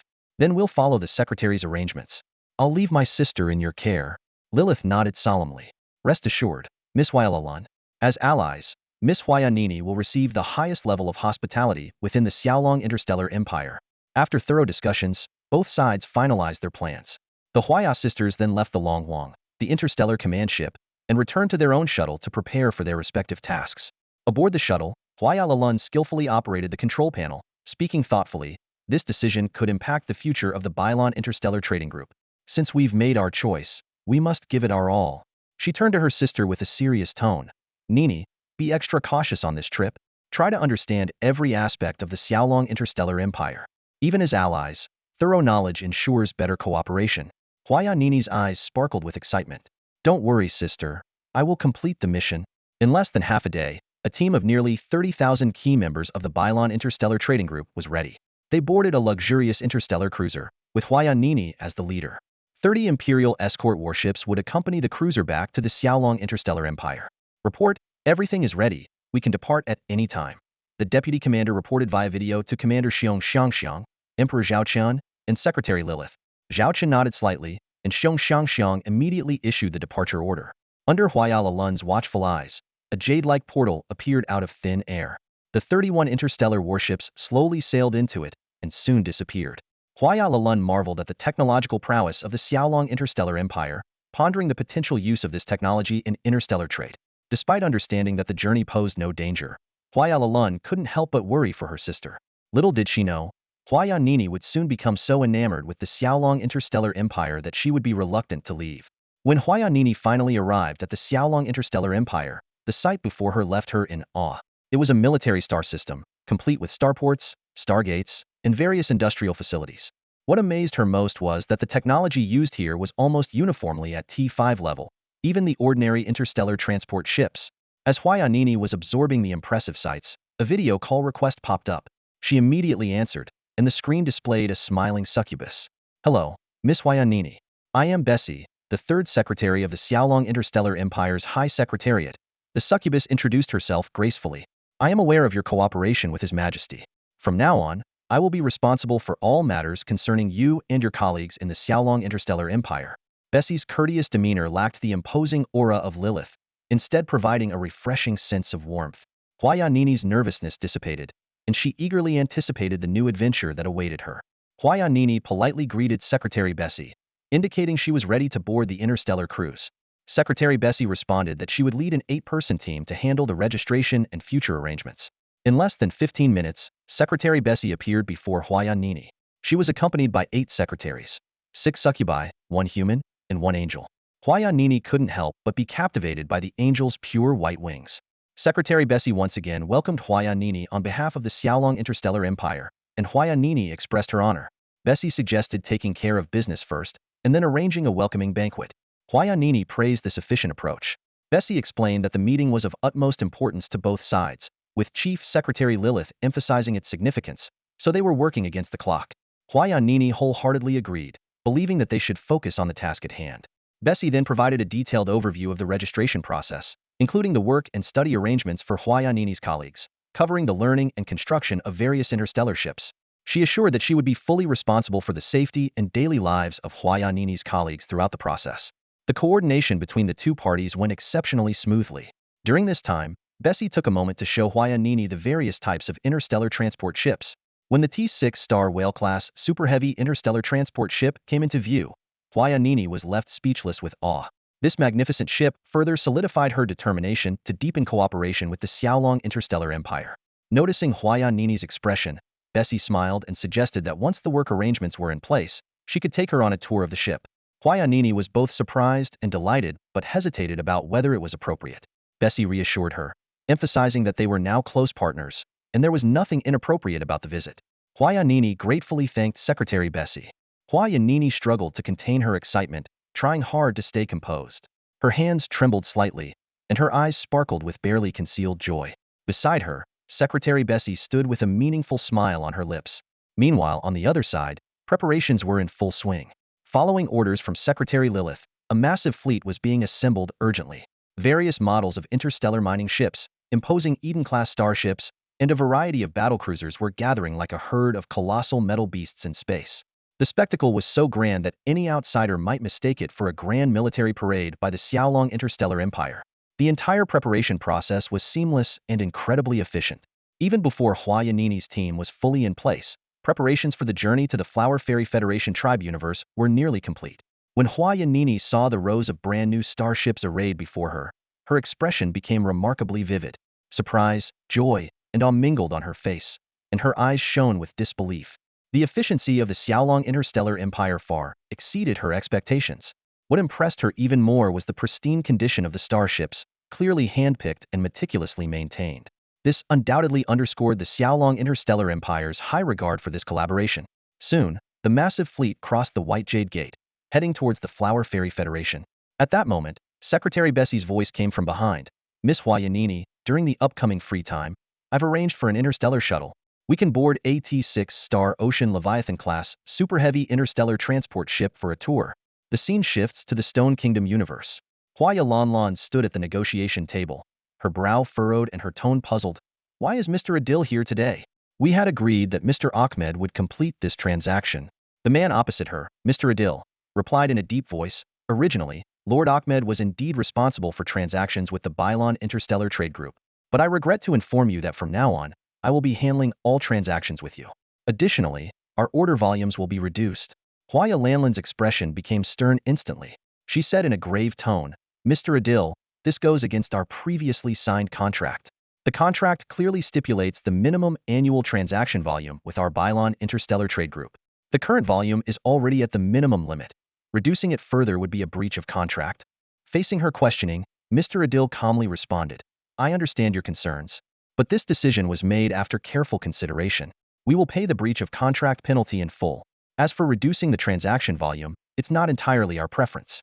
For a long time, we have been offering you prices lower than other Flower Fairy interstellar traders. If not for our long-standing relationship, this cooperation would have ended long ago. After speaking, Mr. Adil stood up, ready to leave. If there's nothing else, let's conclude today's discussion. Wait, Hua Yalanlan hurriedly called out. This is not about the contract. It's about other cooperation. I have an important figure here, originally meant to be introduced to Mr. Ahmed. Mr. Adil paused, turning to scrutinize the unfamiliar man standing beside Hua Yalanlan. This man had just removed his hood, revealing his face. Mr. Adil's tone turned hostile. Hua Yalanlan, you should understand how disrespectful it is to bring a stranger into our Stone Kingdom transactions. Hua Yalanlan immediately clarified. I fully understand that this is inappropriate. As compensation, I'm willing to forego the breach of contract penalty. Mr. Adil looked at her in surprise. From what I know, your Bylon Interstellar Trade Group is currently facing significant financial difficulties. While this penalty won't completely solve your problems, it would at least give you some breathing room. I am aware of all that, Hua Yalanlan replied sincerely, but compared to what I need to discuss with Mr. Ahmed, this penalty is negligible. The gentleman I've brought can bring enormous benefits to Mr. Ahmed, far beyond what any Flower Fairy interstellar trader can offer. So please, let us meet with Mr. Ahmed.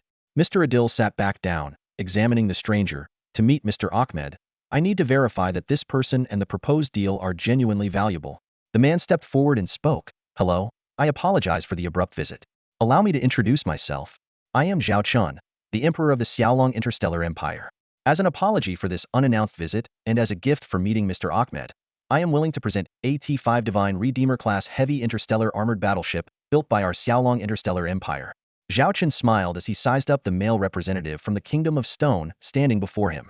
This race had a truly unique appearance. Their grayish-yellow bodies were covered with earth-like textures, and their faces and heads were completely hairless, marked instead by cracks resembling dried earth. He was a burly figure, looking like a humanoid creature made up of stone blocks, which explained why they were called the Stone People. Among the many cosmic races, this interstellar species indeed stood out as particularly distinctive. You are the Emperor of the Xiaolong Empire, Adil exclaimed, standing up abruptly, staring in disbelief at the seemingly ordinary man in front of him. He could hardly believe that this person was the legendary ruler of the Xiaolong Interstellar Empire, who had fought against and survived the Devourer civilization. Coming to his senses, Adil eagerly asked, Did you say you're giving us AT-5 Holy Redeemer class heavy interstellar armored artillery battleship? Are you serious? Clearly, as someone obsessed with interstellar warships, he was more interested in the ship Zhao Chen mentioned. Zhao Chen shrugged and replied casually, Would I lie about something like that? Hua Yalanlin immediately chimed in. The Emperor of Xiaolong visiting in person already shows his sincerity. An AT-5 Holy Redeemer class heavy interstellar armored artillery battleship costs at least 800 trillion star coins. Isn't that enough to prove the Emperor's sincerity? Her tone had noticeably intensified, though a tinge of jealousy rose within her.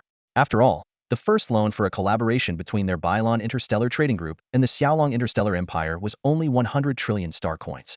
Hua Yalanlin knew that the sale price of high-level interstellar warships included significant profits. She estimated that the actual cost of this T-5 battleship was between 80 trillion and 100 trillion star coins. If she knew that in the Xiaolong Interstellar Empire, such a ship actually only cost 4 trillion star coins to build, she would probably be quite surprised. Zhao Chen smiled and asked, So, can we meet Mr. Ahmed now? Adil quickly stood up and bowed slightly. I need to contact Lord Ahmed first. Please wait a moment. His attitude was noticeably more respectful than before. After Adil left, Hua Yalanlin turned to Zhao Chen. Your Majesty, you're so generous, giving away an 800 trillion star coin warship just like that? Zhao Chen responded with a calm smile. A warship is still just an object. Its value depends on how it's defined and used. In some places, this ship might not even be worth 1 billion star coins. But here, its value far exceeds 800 trillion star coins. Just like the T-6 Star Whale-class super heavy interstellar transport ship, its value is entirely different for interstellar traders like you compared to others. He paused before continuing. If our future cooperation goes well, I'll prepare a generous gift for the Bylon Interstellar Trading Group as well. Zhao Chen was already adept at making promises, and if Hua Yalanlin could truly satisfy him, this promise wouldn't be empty. Soon, Adil returned with a response. Ahmed is on his way, while Zhao Chen and Hua Yalanlin wait patiently. They exchange a knowing glance, clearly aware that their door-opener strategy is working well. 5 hours later, a towering figure of 2.5 meters appears before them. This stone giant not only has a massive build and dark skin, but his surface is also adorned with obsidian-like minerals. His face sparkles with diamond-like glints, all of which signify his noble status in the Kingdom of Stone. Zhao Chen is well aware of Ahmed's background. His family is one of the four great families of the Kingdom of Stone, holding significant influence and even having blood ties to the royal family. As a prince, Ahmed's presence undoubtedly adds weight to this meeting. Your Excellency, Emperor of the Xiaolong Interstellar Empire, Prince Ahmed begins, his gaze fixed on Zhao Chen. Zhao Chen nods slightly, maintaining the demeanor befitting someone of his status. After all, by rank, the only one who should be speaking on equal terms with the Emperor of the Xiaolong Interstellar Empire would be the King of the Kingdom of Stone. The Xiaolong Interstellar Empire, a name that resonates far and wide, Prince Ahmed says with a smile, bowing to show his respect. I did not expect to have the honor of meeting the Emperor in person today. It's a pleasure. Zhao Chen maintains a polite smile and gets straight to the point. I am here to explore opportunities for cooperation with the Kingdom of Stone. Prince Ahmed's expression remains unchanged upon hearing this. Clearly, he has heard such requests countless times. The Emperor should know that our Kingdom of Stone has always been isolationist. Aside from our long-term cooperation with the Flower Fairy Federation tribes, we rarely engage with other interstellar civilizations. So, he trails off, looking meaningfully at Zhao Chen. An emperor who can repel an invasion fleet from the devouring civilization surely wouldn't come unprepared to make such a request. Zhao Chen's lips curl into a confident smile. That may be true for others. But here stands the Xiaolong Interstellar Empire. Prince Ahmed's interest is piqued. And what makes that any different, Your Majesty? Because what they have, we have. And what they lack, we also have, Zhao Chen explained smoothly. By cooperating with us, you will gain access to advanced interstellar mining ships, industrial facilities, powerful starships, and a steady supply of various products. We can establish a long-term partnership. Prince Ahmed falls into contemplation, narrowing his eyes at Zhao Chen. Are you saying you are willing to trade your Xylon-class starships with us? Including the T6 models? Do you have any other conditions? As soon as he finishes speaking, Zhao Chen snaps his fingers. A series of holographic projections appear before them, showcasing various starships from T4 to T6 levels. From the T4 Zukla-class medium interstellar cruiser to the T6 Bayou Xuanhua-class heavy interstellar strategic frigate, each exudes a powerful aura. Prince Ahmed's eyes instantly light up with intense interest. He takes a deep breath, carefully examining the holographic images of the starships. Finally, he looks back at Zhao Chen, his tone tinged with a hint of coldness. Are you willing to sell us these starships, including the T6 models? And what other terms do you have? Prince Ahmed's eyes gleamed with caution, and Zhao Chen was fully aware of his concerns. With a slight smile and a relaxed demeanor, Zhao Chen said, I don't have any special demands. I just want to acquire more mineral resources from the Kingdom of Stone. However, given your current mining efficiency, it might be challenging to afford the price of a T6 class interstellar battleship. Zhao Chen's gaze shifted between Prince Ahmed and Hua Yalan as he continued. Although the Kingdom of Stone's trade revenue is substantial, let's be honest, Your Highness. How much do you think an unconditional T6 class interstellar battleship is worth? 10 trillion star coins? 50 trillion? 90 trillion? Or perhaps 100 trillion? A million trillion? When the figure, a million trillion star coins, left Zhao Chen's lips, neither of them found it exorbitant. They both knew that the cost of several known T6 interstellar battleships in the universe was indeed in the hundreds of trillions. More importantly, transactions involving such battleships rarely relied solely on currency. They often included stringent conditions such as territorial control or long-term procurement rights. Noticing their reactions, Zhao Chen continued, I can accept equivalent payment, but only if you can afford it. May I ask, what is the annual mineral output value of the Kingdom of Stone? Prince Ahmed remained silent. So Hua Yalan responded, according to our statistics, the average annual output value of the Kingdom of Stone over the past decade is about 10 trillion star coins. Zhao Chen nodded in understanding and pointed out, even if you were willing to allocate half of your funds for the purchase, it would take many years to afford a single battleship. Given this, why don't we collaborate to increase production? I need a large supply of mineral resources, and you have the capability to produce them. The only issue is that your tools are too outdated. With that, Zhao Chen opened another document, and holographic projections of several interstellar mining ships appeared before Prince Ahmed. From the T3 class Gold Digger to the T6 class Mechanical Ant King, each ship left the prince in awe. Are you really willing to sell us these mining ships unconditionally? Prince Ahmed couldn't help but ask, his voice filled with disbelief. Zhao Chen got straight to the point. It's impossible without conditions. Prince Ahmed's heart sank, but he had anticipated this. Zhao Chen then outlined the specific requirements for purchasing the interstellar mining ships. First, both parties must sign a risk-sharing agreement to ensure that production capacity expands tenfold in the short term after the collaboration. Secondly, the Stone Kingdom can purchase the ships at full price and use them without restrictions, but reselling is prohibited. If funds are insufficient, a cooperative model can be chosen. Zhao Chen explained with an example. For instance, the T5 Scavenger-class heavy interstellar mining ship, originally priced at 2 quadrillion star coins, can be offered at a cooperative price of just 1 quadrillion star coins. However, for the next century, we will take a 50 share of the resources mined by this ship. Finally, Zhao Chen emphasized that the resources mined by the Stone Kingdom must be supplied to them first, either through cash payment or equivalent goods exchange. After hearing this, Prince Ahmed asked somewhat surprisingly, "Your Majesty, are these your only conditions?" Zhao Chen shrugged and explained, "Yes. We won't interfere or control you. We just want more mining resources. Considering the environment of the Stone Kingdom, my people can't work here long term. It's better to maintain the status quo and achieve mutual benefits. You use our tools to increase production efficiency, and we get more resources." Prince Ahmed was intrigued. At this point, Zhao Chen played his trump card, pointing to the holographic image of the starship and said, "If you can arrange a meeting with the King of the Stone Kingdom, I can immediately showcase these ships in person, allowing you to tour and even test run them." Convinced, Prince Ahmed smiled and said, "Your Majesty, I appreciate your sincerity. If you can let our king see these starships firsthand, I can arrange a meeting." The two stood up and shook hands. Zhao Chen leaned in slightly and whispered, "The previously promised T5 Divine Redeemer-class heavy interstellar armored battleship will be included.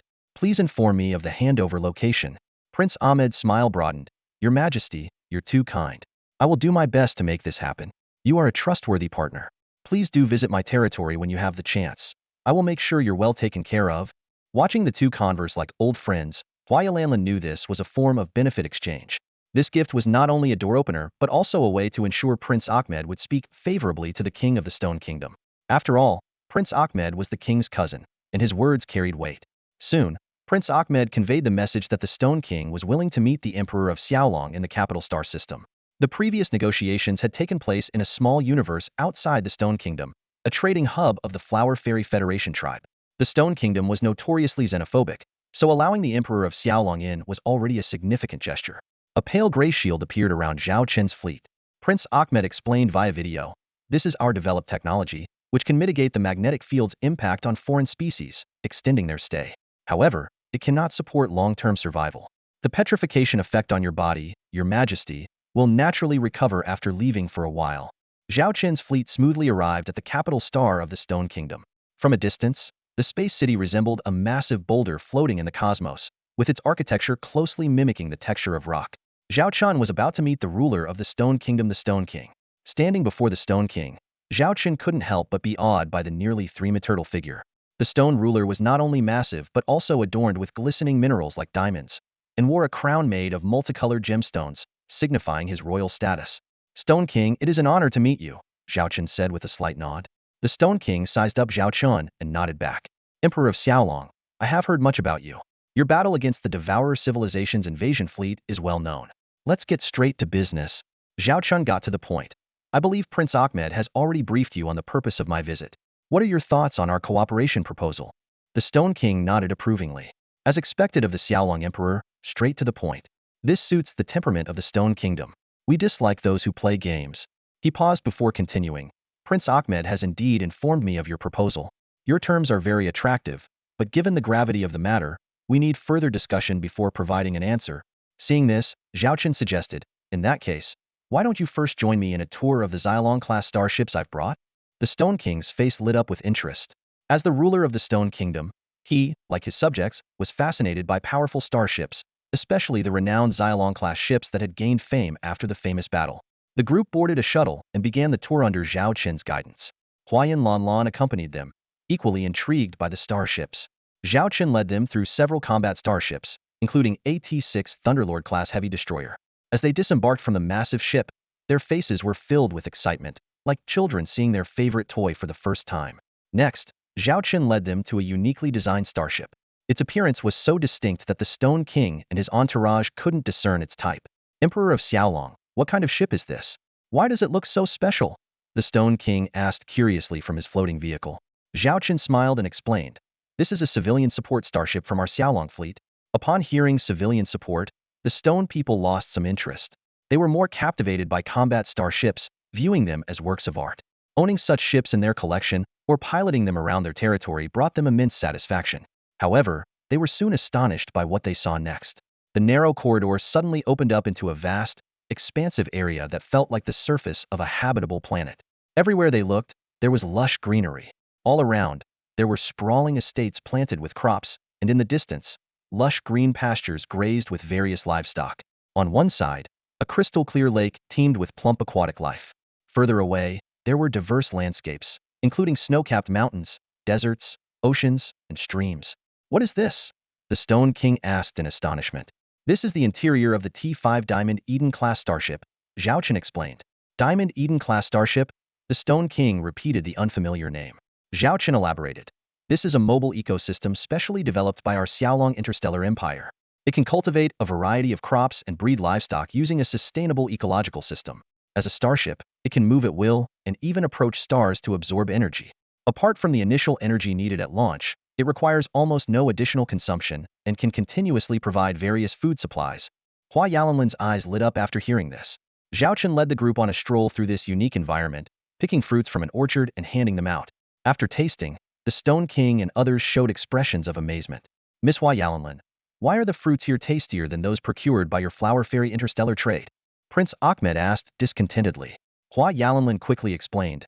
We only procure top-quality products, never inferior ones. The fruits here are indeed exceptional. She looked to Zhao Chen for help. Zhao Chen smiled and clarified. Prince Ahmed, you misunderstand. The flower fairy interstellar trade never compromises on quality. The fruits here are sweeter because they are cultivated using T5 level technology, with recent upgrades to the seedlings. The fruits grown here are at least premium grade in the market, with some even being top-notch. I will prepare a selection for you to take with you when you leave. The seedling upgrades are thanks to the Holy Elf Empire. Their seedlings are excellent, and combined with the Eden-class starship technology, it's a perfect match. Zhao Chen added. Hua Yalanlin breathed a sigh of relief, her eyes keenly observing the starship's interior. So, is this Eden-class starship included in our cooperation plans? The Stone King asked, clearly intrigued. In their country, fruits and vegetables were luxury items, often costing dozens of times more when procured from outside. Zhao Chen smiled and replied, of course. All the interstellar warships on display today are part of our cooperation projects. If you need them, you can purchase them. Zhao Chen had planned this well. The starships he brought were exactly what the Stone Kingdom needed most, including interstellar mining ships, warships, and Eden-class starships. This was a step towards expanding the market, as the grain trade market within the Xiaolong interstellar empire was nearing saturation.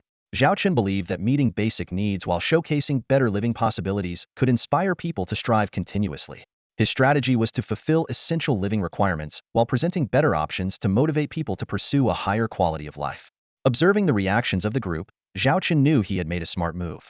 Even Hua Yalanlin was captivated by this strategy. The grain trade sales were precisely the project Zhao Chen intended to collaborate on with the Byran Interstellar Trade Group.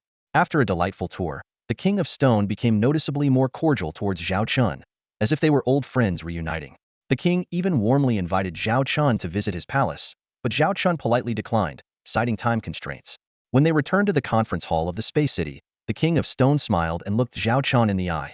Regarding the cooperation proposal by His Majesty the Emperor of Xiaolong, I believe we can delve into some details. Hua Yalanlin, standing nearby, was secretly pleased. She keenly sensed that the cooperation between the Xiaolong Interstellar Empire and the Kingdom of Stone was a done deal.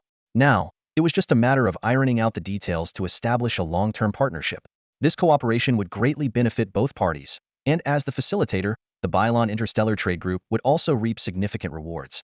The King of Stone pointed to a clause in the contract and looked at Zhao Chen inquisitively. Zhao Chen responded with a smile. Regarding the betting agreement, you should understand that these conditions are not stringent. With our provision of the corresponding interstellar mining ships, increasing production within the stipulated time is entirely feasible. You will gain more mineral wealth, and we will be able to purchase more resources. It's a win-win situation. As for why such an agreement is set, it is actually to protect both parties' interests. As the saying goes, first comes courtesy, then comes force. By agreeing on everything in advance, we can avoid unnecessary conflicts and disputes later on. Hua Yalanlin added, exactly, all the terms are clearly written here. If you have any questions, feel free to ask. Everyone is being honest and straightforward, presenting their requirements. Isn't this the kind of cooperation His Majesty the King of Stone prefers? The King of Stone nodded in agreement. He had no real objections to such a proposal. Soon, the king arranged for his subordinates to discuss the detailed cooperation plan with Lilith's side. The cooperation model was similar to the previous one with the Bylon Interstellar Trade Group. Due to the Kingdom of Stone's limited financial resources, they couldn't fully purchase a large number of interstellar mining ships. Therefore, they adopted a cooperative approach, buying a batch of mining ships at the most favorable price. For the insufficient funds, the Emperor of Xiaolong generously present a batch of mining ships, requiring only the payment of certain interest and repayment after the resources were mined. The Emperor of Xiaolong seemed more eager than the King of Stone himself to boost the kingdom's mineral output. Besides mining ships, the Kingdom of Stone also purchased some interstellar warships and various models of interstellar Eden starships. Almost all the starships Zhao Chen showcased were reserved. More importantly, from now on, the Xiaolong Interstellar Empire would enjoy a 90% market share of the mineral resources sold by the Kingdom of Stone. This meant that the Kingdom of Stone would become a crucial resource supplier for the Xiaolong Interstellar Empire. Subsequently, Zhao Chen proposed another suggestion. To facilitate cooperation, a permanent interstellar gate between the Kingdom of Stone and the Xiaolong Interstellar Empire should be established, with all construction costs covered by the Xiaolong Interstellar Empire. Each side would control its own gate. Since the Holy Elf Empire took charge of constructing permanent interstellar gates between two locations, the Xiaolong Interstellar Empire quickly mastered this technology, making the construction of interstellar gates no longer a challenge. The King of Stone hesitated briefly before fully agreeing to this proposal. The interstellar gate connecting the two nations was expected to be completed within 3 months. Hua Yalanlin observed the series of agreements being reached and looked meaningfully at the Emperor of Xiaolong. All the agreements were finalized. The Cosmic Stargate project might seem like a mere embellishment, but its significance is profound. Standing on the balcony of the Stone Kingdom's palace, Zhao Chen gazed into the distant stars, contemplating the far-reaching impact of this plan. Once the Stargate is built, the distance between the Xiaolong Interstellar Empire and the Stone Kingdom will be greatly shortened. In the future, the Stone Kingdom may find it difficult to escape Xiaolong's influence. A slight smile played on Zhao Chen's lips, satisfied with his foresight. He was not only focused on the present, but also laying the groundwork for the future. Behind this series of operations lay a complex web of interests. Standing beside Zhao Chen, Hua Yalanlin felt a mix of emotions. She was grateful to collaborate with such an intelligent individual, but at the same time, she worried about whether this would put the Byran Interstellar Trade Group in a precarious position. Her gaze shifted back and forth between Zhao Chen's steady profile and the distant stars, her mind filled with thoughts. The entire negotiation process was intense, lasting less than 20 hours. In the name of the Xiaolong Interstellar Empire, Zhao Chen signed all the cooperation agreements with the Stone Kingdom. Thus, the two major powers officially established a long-term cooperative relationship. Despite the Stone King's warm invitation to stay a few more days, Zhao Chen politely declined. He was swamped with official duties and had many pressing matters to attend to. As they bid farewell, a flicker of disappointment flashed in the Stone King's eyes, but he quickly regained his composure. Zhao Chen and Hua Yalanlin left the Stone Kingdom and returned to the spaceship of the Flower Fairy Federation Tribe Universe. Hua Yalanlin looked earnestly at Zhao Chen and said, "Your Majesty, regarding your Eden-class starships, our Byran Interstellar Trade Group also hopes to collaborate or directly purchase a batch." Zhao Chen turned around, a faint smile playing on his lips. He chuckled inwardly. Another fish had taken the bait. Smiling, he replied, "Cooperation on Eden-class starships is certainly possible. However, given the current economic situation and capabilities of the Byran Interstellar Trade Group, it might be challenging to fully utilize this resource in the short term." Hua Yalanlin's expression darkened instantly. She had to admit that Zhao Chen was right. Following their previous collaboration, the Byran Interstellar Trade Group was about to undergo a restructuring phase, requiring time to adapt. The existing business segments were not yet fully mastered, and hastily developing new ventures could indeed overwhelm the company. Zhao Chen continued, "How about this? Our Xiaolong Interstellar Empire has a dedicated grain trade group, but we haven't established trade channels outside the Holy Elf Empire universe. Instead of handling this segment alone, why not collaborate? You handle sales and transportation, and Eden Grain Trade Group handles production. This way, you also save on the cost of purchasing starships." He explained that grain trade relies on quantity, and without a large number of starships, it's difficult to quickly capture the market. Hua Yalanlin immediately understood Zhao Chen's intention. On the surface, it was a collaboration, but in reality, it positioned the Byran Interstellar Trade Group as the vanguard. However, she quickly realized that even just handling sales was a tremendous opportunity. The biggest advantage was the rapid expansion of market share. Although grain trade might seem ordinary, it was an extremely effective commercial tool. After all, no one rejects food. Moreover, the Eden-class starships produced a full range of food, from premium and special grade to regular, covering all bases. Narrowing her eyes, Hua Yalanlin displayed the shrewdness of a seasoned businesswoman and asked, "How will the profits be distributed?" Zhao Chen smiled and replied, "You will be fully responsible for transportation, storage, and sales. After deducting production costs, you get 20% of the profits, and Eden Grain Trade Group takes 80%. Upon hearing this distribution plan, Hua Yalanlin frowned. She smiled and said, "Your Majesty, isn't this a bit too much? After deducting our operating costs, the actual profit left for us is minimal." Zhao Chen calmly explained, "On the surface, the profit seems small, but you must understand that Eden brand grain is unbeatable in the market.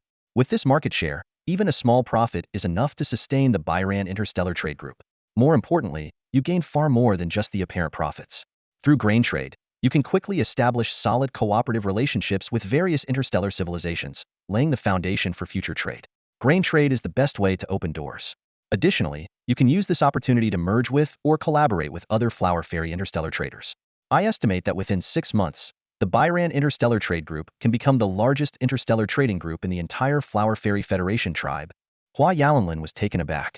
She had thought it would take 3 years to achieve her goal, but with the help of the Eden Grain Trade Group, it could be realized within 6 months.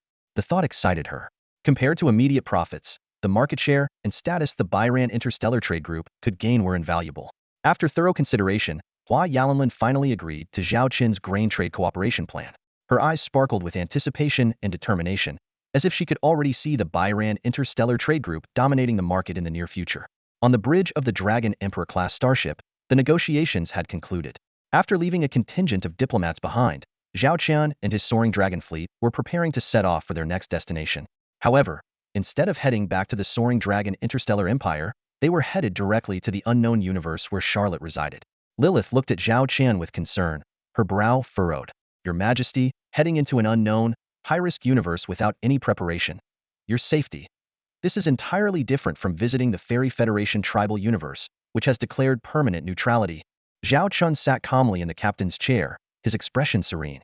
He explained, "If we return to the soaring dragon interstellar empire first, then contact Charlotte and set off again, it would take at least 10 days just for the journey. We don't have that kind of time to waste. Departing directly from here will only take 3 days."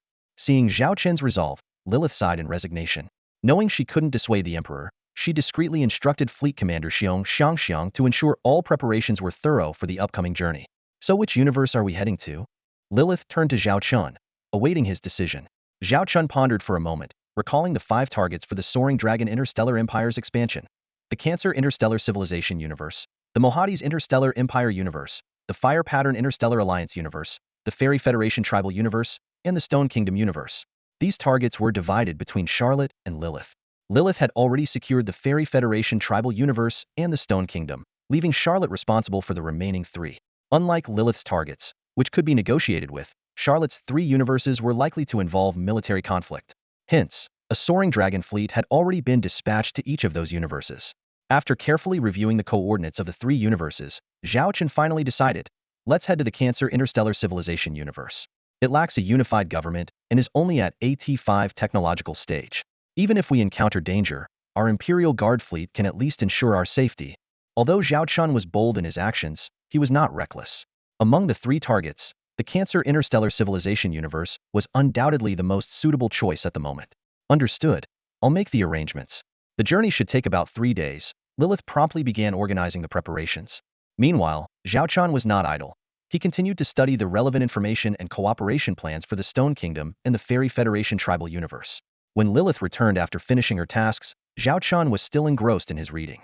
"Lilith," Zhao Chen looked up and asked, "In your vision, how far do you intend to develop the Bylon Interstellar Trade Group? How long will it take? And what benefits can it bring us?" Standing beside Zhao Chen, Lilith summoned a holographic projection. The image depicted the growth blueprint of the enterprise, resembling a small sapling gradually growing into a towering tree. "According to our calculations," Lilith explained, "the first phase of investment will take about 3 months. During this period, our goal is to make the Bylon Interstellar Trade Group the largest interstellar trader within the Fairy Federation Tribal Universe, capturing over 30% of the market share. This target is quite achievable." Hua Yalanlin's capabilities and talents are well recognized. She was previously hindered by limitations that prevented her from fully utilizing her potential. Now, with those constraints removed and our support such as interstellar transport ships, soaring dragon products, and grain trade, the Bylon Interstellar Trade Group can rapidly rise to prominence. Lilith continued, "Currently, the Bylon Interstellar Trade Group's net income is about 500 trillion star coins. In just 3 months, with our assistance, the numbers for the Bylon Interstellar Trade Group will skyrocket to an impressive 30 trillion star coins, with an average monthly estimate of a staggering 2.5 trillion star coins." This growth will capture 30% of the market share within the Flower Fairy Federation tribe.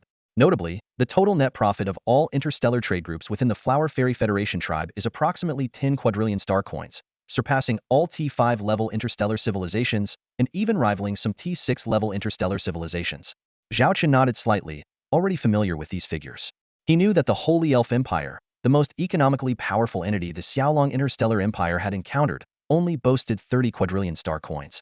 Despite the Holy Elf Empire's territory being significantly larger than the Flower Fairy Federation tribes, possibly by dozens of times, the economic difference was stark. Of course, the Flower Fairy Federation tribe had a smaller population and territory and did not need to build its own interstellar fleet, saving significantly on related expenses. However, they had to allocate substantial funds for various other expenditures. Out of the 10 quadrillion star coins, only about 1/10 could be retained for the tribe's development. Even so, this amount was sufficient to make the Flower Fairy Federation tribe a prosperous place. Lilith continued, after this, the Bai-Lan Interstellar Trade Group's profits can maintain a monthly growth rate of at least 10 for 3 years. This means that in the first year, their annual revenue will reach 8 quadrillion star coins, with an average monthly revenue exceeding 600 trillion star coins, 16 times the current 50 trillion star coins. She paused briefly before continuing. In this 3-year plan, the annual profit of the Bai-Lan Interstellar Trade Group can reach at least 50 quadrillion star coins. At that time, one Bai-Lan Interstellar Trade Group will be equivalent to several Flower Fairy Federation tribes combined. According to our current cooperation agreement with them, we will receive half of the profit share. This does not include the funds they will borrow from us, the cost of purchasing our products, our interstellar warships, and the licensing fees for producing related warship technologies. If we include these, at least 40 quadrillion of the 50 quadrillion star coins they earn annually will flow into our pockets. Lilith's words were filled with confidence. In 3 years, we can transform an interstellar company with an annual output of 50 trillion star coins into a gold mine that provides us with 40 quadrillion star coins in profit. This is undoubtedly a very lucrative business. Zhao Chen compared silently. Currently, the Xiaolong Interstellar Empire, despite its rapid development, barely reached an annual output of 10 quadrillion star coins, just on par with the Flower Fairy Federation tribe. However, since the Xiaolong Interstellar Empire developed most of its technologies independently, with almost no costs and very low prices, its actual value was already comparable to the Holy Elf Empire. The only downside was the lack of deep-rooted resources, given the Xiaolong Interstellar Empire's relatively recent establishment. Its resources were significantly less compared to the Holy Elf Empire. Zhao Chen knew that a universe's development would stagnate if it didn't connect with the outside world, much like the Holy Elf Empire. Although the Holy Elf Empire was not as self-isolated as the Stone Kingdom, the innate superiority of the elves made them consider external affairs inferior to their own. This attitude led them to disdain external trade and profit-making. In simple terms, the elves lacked significant desires. In Zhao Chen's view, the development potential of an interstellar civilization depended on how strong its desires were. He thought of Order, a seemingly peaceful interstellar force whose motto was to maintain the order of various universe civilizations. Why had such an interstellar civilization grown so powerful? Because of its desire to maintain order. This was an immense desire, and its existence allowed them to become what they are today. Zhao Chen's thoughts then shifted to another example, the devouring civilization. Zhao Chen gazed at the excited Lilith, contemplating the future of the Xiaolong Interstellar Empire. Lilith was passionately analyzing the characteristics and potential of various civilizations. The interstellar Zerg and the devouring civilization possess a strong survival instinct, constantly striving for their own strength. The Holy Elven Empire, on the other hand, is mired in complacency and base desires, missing the opportunity to form an interstellar alliance. By choosing to evade the invasion of Order, they are destined never to become a truly powerful civilization. Lilith continued, forming an alliance with the Holy Elven Empire is a wise move. Despite their strength, their lack of ambition means they won't pose a threat to the Xiaolong Empire. She then addressed the developmental bottleneck of the Xiaolong Empire. Even with the full implementation of T6 technology, our annual output can only reach 80,000 trillion star coins. The key to breaking through is expansion. Lilith elaborated on the potential of the Bai-Lan Interstellar Trade Group. It currently encompasses the trade markets of dozens of cosmic civilizations, and it's only going to grow. With the support of the Xiaolong Empire, the Bai-Lan Group will bring us an endless stream of wealth. Next, she analyzed the value of the Stone Kingdom. Their mineral resources are crucial to us. Currently, their annual output is 10,000 trillion star coins, which could reach 30,000 trillion in the short term. Although their long-term development is limited, these resources could generate 300,000 trillion star coins in our hands. Listening to these grand plans, Zhao Chen couldn't help but mutter, "Why do I feel like retirement is getting further and further away?" Lilith, seemingly not hearing him, continued excitedly, "Your Majesty, If we can secure the next 3 targets and integrate their resources, we can completely surpass the devouring civilization within a year. This will be our chance to confront Order Hedon. At that moment, the deputy captain of the Dragon Emperor intervened. So, it seems the Stone Kingdom and the Flower Fairy Federation tribes are the key. The other 3 civilizations don't seem as crucial. Should we perhaps take it slow and not engage all 3 at once? Lilith turned to the Dragon Emperor's deputy captain, her gaze filled with a hint of deeper meaning. As a future high-ranking officer in the Empire, the deputy captain was clearly eager to hear what Lilith had to say next. No, quite the opposite, Lilith began slowly. This is crucial for that interstellar civilization. The deputy captain furrowed his brow, clearly puzzled by this unexpected response. Lilith didn't pause, continuing to elaborate on her point. Even the best seeds need fertile soil to sprout. These 3 interstellar civilizations are precisely that fertile soil. Her voice grew more passionate. Although our Xiaolong Interstellar Empire already has a considerable number of technical talents, the reality is that once we develop the Kingdom of Stone and the Flower Fairy Federation, our talent pool will be far from sufficient. We not only aim to absorb these 3 interstellar civilizations into our universe, but we also need them as future markets for our products. More importantly, these 3 civilizations have significant characteristics and prestige among various other civilizations. If we can control these 3, we can use them as anchor points to influence the surrounding interstellar civilizations. Ambition sparkled in Lilith's eyes. In the future, the interstellar universes we aim to control won't be limited to just these 3. Zhao Chen silently observed Lilith, who was now speaking with fervor. Compared to himself, a mostly laid-back Dragon Emperor, Lilith seemed more like an ambitious interstellar empress. She had not only envisioned a grand blueprint for controlling multiple interstellar universes, but had also already devised detailed plans for it. Zhao Chen cleared his throat, bringing the conversation back to the present. Ahem. Let's not get ahead of ourselves.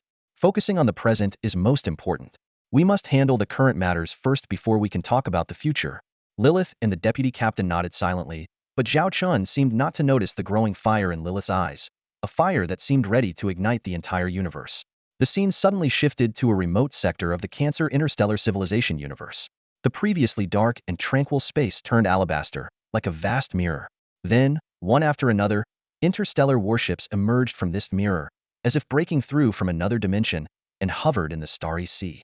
The 3rd squadron of the Emperor's Guard fleet immediately sprang into action, scanning the surroundings to ensure safety.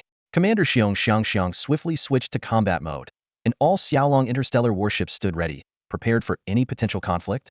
Report, no signs of other starships or interstellar life forms in the vicinity. Everything is secure. After confirming safety, Xiang reported to the Dragon Emperor on the command bridge of the Dragon Emperor. Your Majesty, we have successfully arrived in the Cancer interstellar civilization universe. The current sector is secure. Please give your orders. Zhao Chen nodded and issued his commands. Rest here for a while, and attempt to use our communication channels to contact the Xiaolong fleet stationed in this universe to understand the situation. Also, dispatch several interstellar stealth reconnaissance ships to nearby star systems to determine our current coordinates and the surrounding environment. Since the Xiaolong Interstellar Empire had not yet mastered cross-universe communication technology, they couldn't immediately ascertain the situation in other interstellar civilizations. Additionally, as this was an unfamiliar universe, gathering intelligence was of utmost priority. Understood. Xiang promptly began organizing the tasks. Back on the command bridge of the Dragon Emperor, Zhao Chen pulled up the data files on the Cancer interstellar civilization universe.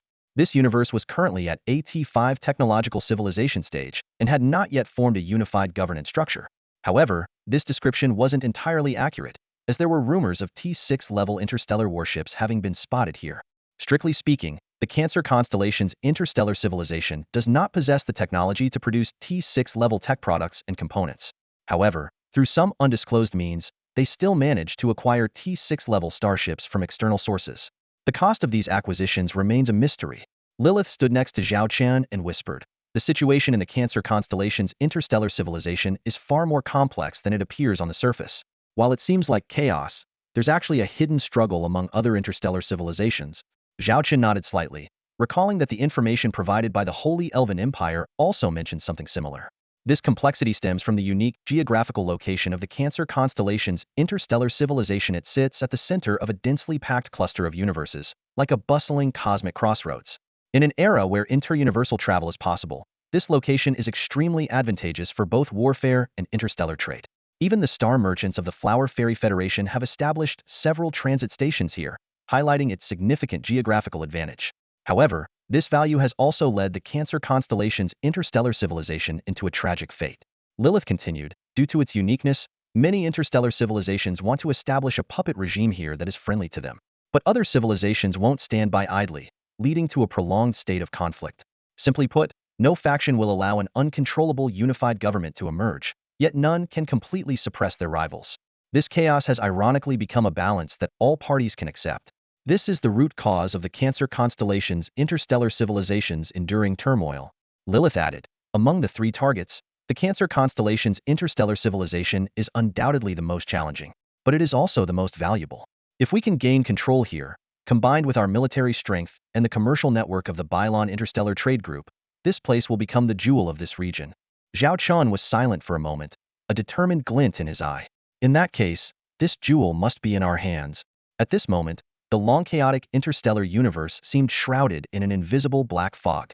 A massive shadow loomed over this cosmos, like a king surveying his plaything, eyes blazing with an unstoppable aura. The interstellar stealth reconnaissance ship swiftly transmitted several key pieces of intelligence. First and foremost, they confirmed their location. They were positioned in the northern territories of the Cancer constellation's interstellar civilization, right at the intersection of three interstellar factions' domains. More strikingly, a fierce interstellar battle was raging nearby. On the battlefield, the fleets of two interstellar factions were jointly besieging a third faction. According to reconnaissance data, the total military strength of the involved parties was astonishing, reaching up to 1 million interstellar warships. Each side had deployed approximately 300,000 warships, creating a two-to-one advantage. Given the evenly matched combat capabilities, the defeat of the besieged party seemed inevitable, merely a matter of time. At this moment, the Dragon Emperor's interstellar command ship successfully established contact with the hidden Xiaolong Legion fleet. A slightly blurry video window popped up in front of Zhao Chen, revealing a female officer in Xiaolong military uniform standing at attention. She saluted solemnly and said, "Commander of the 5th Fleet Group of the Xiaolong Legion, Leona, reporting to His Imperial Majesty." Leona, a dragon princess, was responsible for the Cancer constellation's interstellar civilization. She had shed her former arrogance, now embodying the image of a strict and dignified officer. Determination and fearlessness shone in her eyes. Zhao Chen got straight to the point, asking, "How are things progressing on your end?" Leona immediately began her report. Due to the inability to communicate across universes, Charlotte had entrusted Leona with complete authority over the operations here after assigning a series of tasks. Until Zhao Chen arrived, Leona was effectively the highest decision-maker, overseeing all actions of the Xiaolong Interstellar Empire in this region. Following Marshal Charlotte's instructions, we discreetly infiltrated the Cancer constellation's interstellar civilization without alerting local forces. We successfully established contact with the Free King of the Great Fang Sea Serpent tribe and assisted him in his tribal unification plan. During this process, the Free King handled the political aspects, while we addressed all military threats. Leona continued with detailed explanations. To conceal our identity, we claimed to be the Free King's long-cultivated private army and strictly controlled the scale of our exposed forces. Although we actually possess 300,000 interstellar warships, we have currently deployed fewer than 50,000 in military actions and have not used T6 class warships, thus avoiding suspicion. According to our latest meeting with the Free King, it is expected that within 10 days, he will control over 80 of the key departments of the Great Fang Sea Serpent tribe with our assistance. At that point, we will integrate surrounding interstellar forces, centering on the Great Fang Sea Serpent tribe. The Free King plans to establish a polity called the Cancer Constellation Federation Kingdom, which is expected to control about half of the current Cancer constellation's interstellar civilization within 3 years. To fully control and suppress opposition to below 5, it will take an additional 6 months to a year. Zhao Chen expressed his satisfaction with Leona's report. "You've done very well. Steadily advance according to this plan, and we can gradually take control of the entire Cancer constellation's interstellar civilization." He paused briefly and then asked, "What are your thoughts on the Free King of the Great Fang Sea Serpent tribe as our chosen proxy? Is he suitable for the role?" Leona pondered for a moment before responding seriously. "Based on my observations of him during this period, this is a person with little desire. If it weren't for the need to end the war in the Cancer star system, he would have no interest in power." Zhao Chen listened to the description from Princess Leona, the dragon princess, and nodded in satisfaction. This was exactly the answer he had been hoping for. Zhao Chen did not want the agents he supported to be exceptionally talented or prodigious. Such individuals are destined not to be content with staying in one place and would never willingly be puppets. Instead, he preferred those without grand ambitions, as they were easier to control. Zhao Chen thought, "As long as you obey, I can give you a peaceful and comfortable life." "Your Majesty, where are you now?" Do you need me to dispatch the fleet to protect you? Princess Leona asked with concern. Since joining the Xiaolong Interstellar Empire, she had considered herself a part of it. Like everyone else, she understood the importance of the emperor to the empire and prioritized his safety above all else. Zhao Chen shook his head. The most important thing right now is for you to handle your own affairs. My safety is ensured by the Imperial Guard fleet. Besides, I'm far from you at the moment. Without using a starship for teleportation, it would take at least a day and a night via warp travel. Wasting such critical strategic resources at this time wouldn't be wise. Leona nodded silently but said seriously, "Understood. But, Your Majesty, if you encounter any danger, please inform us immediately. Protecting your safety is our top priority. Don't worry. There's no starship that can kill me," Zhao Chen said with a smile.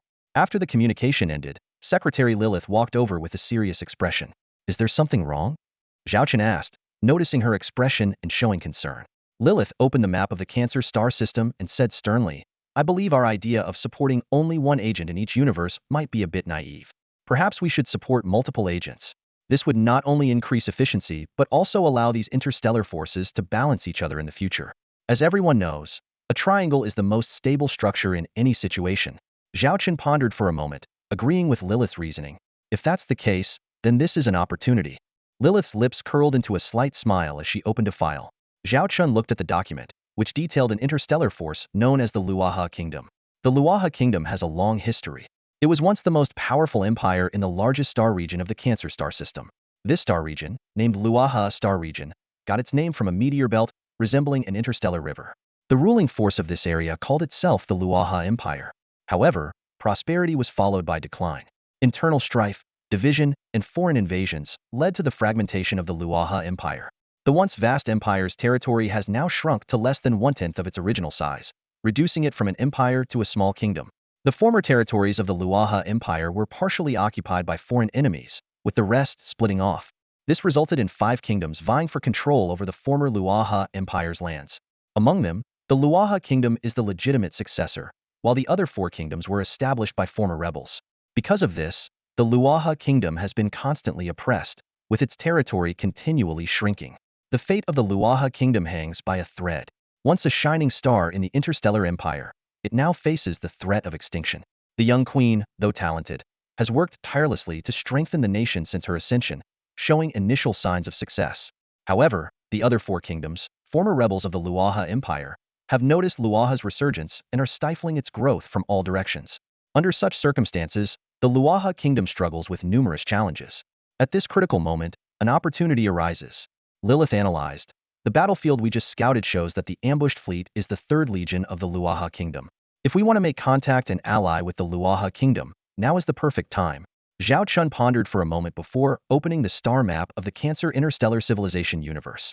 This vast universe comprises nearly 30 star regions. Only 3 factions control 1 or more star regions.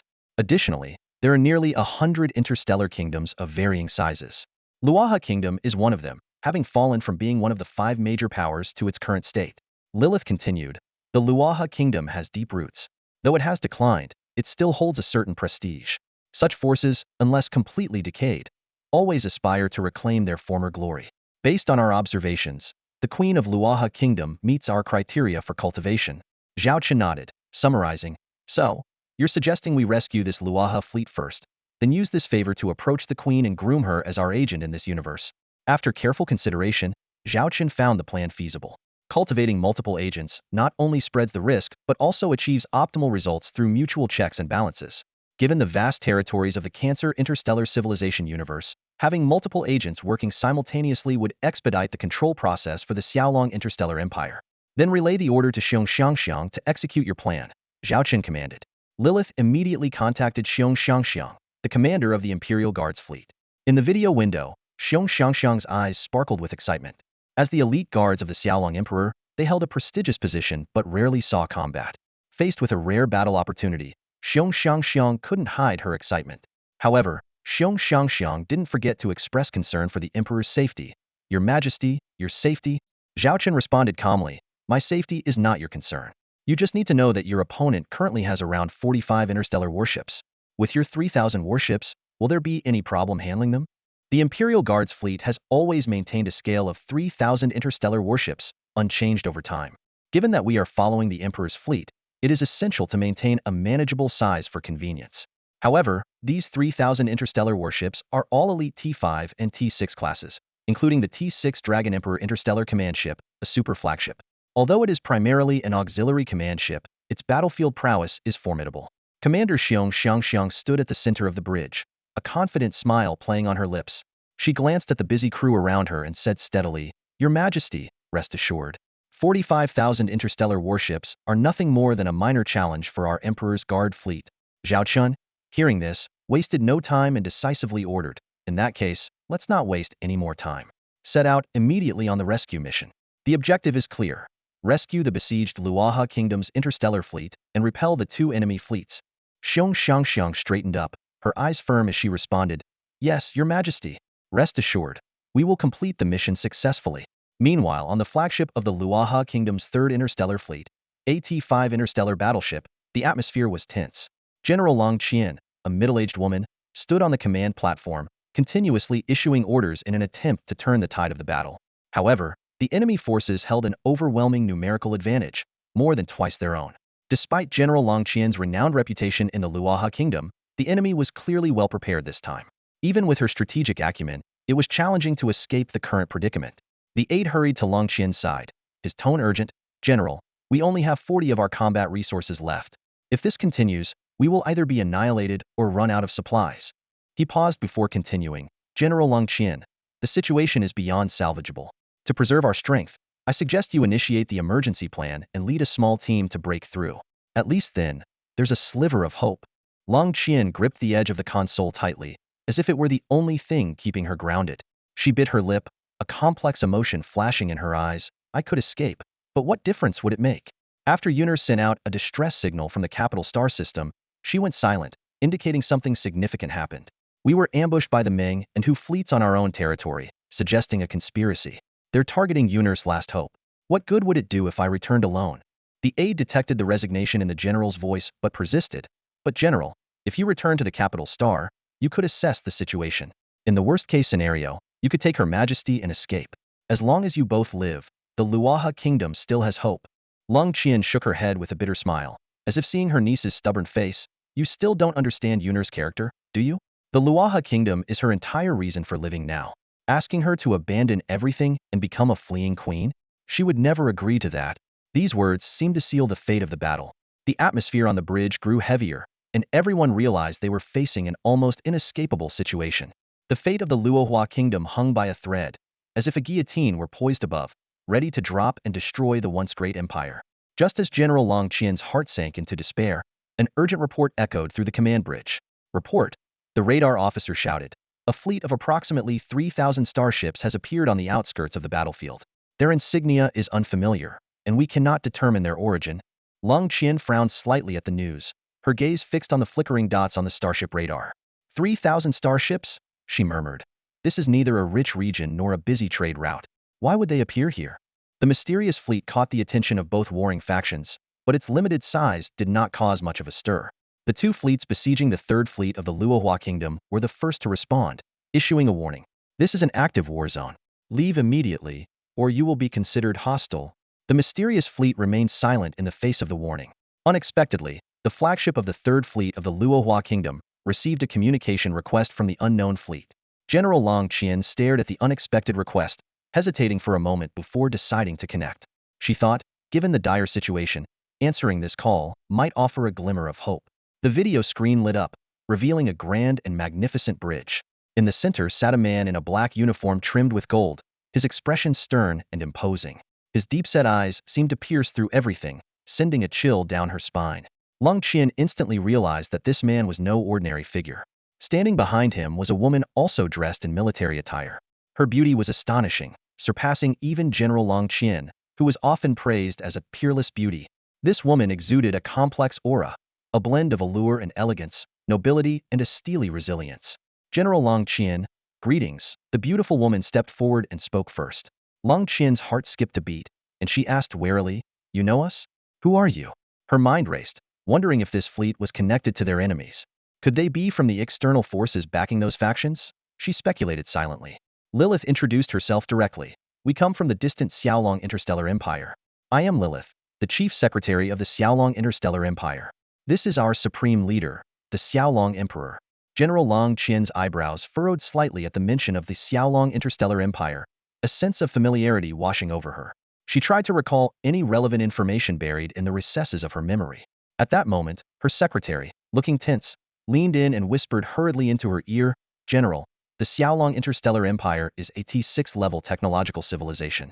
They recently repelled an invasion by a devouring civilization and even launched a counterattack.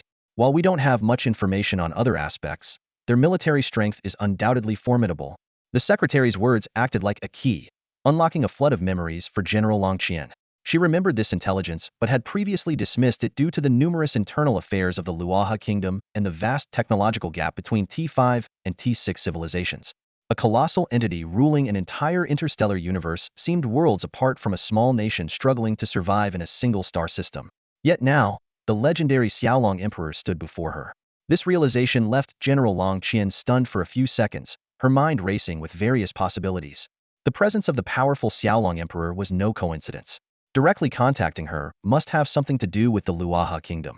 She quickly ruled out the possibility that the rebels had enlisted the help of an external force. No way could they muster enough influence to involve a T6 interstellar empire. A bold hypothesis began to form in General Long Qian's mind, but she chose not to voice it immediately. Suppressing her excitement, she gave the Xiaolong Emperor a respectful salute and slowly asked, "I've long heard of your esteemed reputation, Xiaolong Emperor. May I ask what brings you here today?" Zhao Chen lifted his head, his sharp gaze seemingly piercing through the quantum space of the video communication, landing directly on General Long Qian. His tone was calm but carried an undeniable authority. "You are not a fool. You should be able to guess why we are contacting you." General Long Qian lowered her head and responded, "I dare not speculate." Zhao Chen's voice turned cold. "What if I want to hear your thoughts?"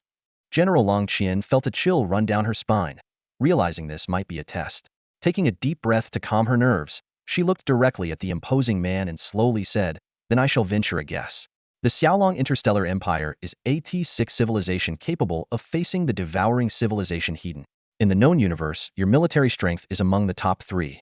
While our Cancer constellation interstellar civilization is a vast universe, it is only at a T5 technological level and lacks particularly rare resources." She paused for a moment before continuing, "Therefore, the only reason that could bring the Xiaolong Emperor here must be the strategic location of the Cancer constellation interstellar civilization. You might be planning some actions here.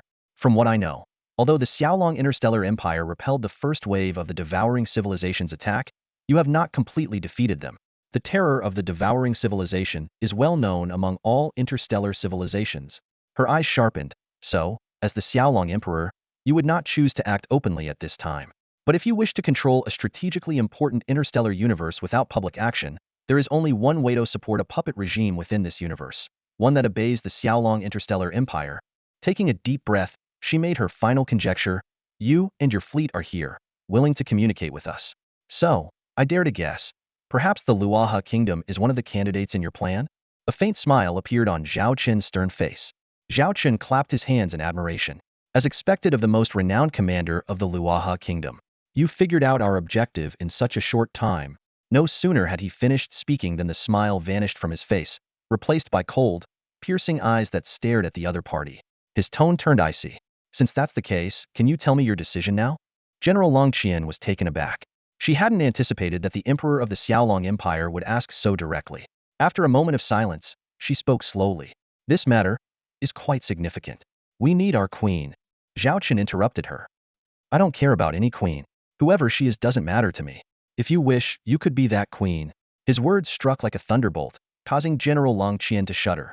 The surrounding officers instinctively glanced at her, and the air was thick with tension.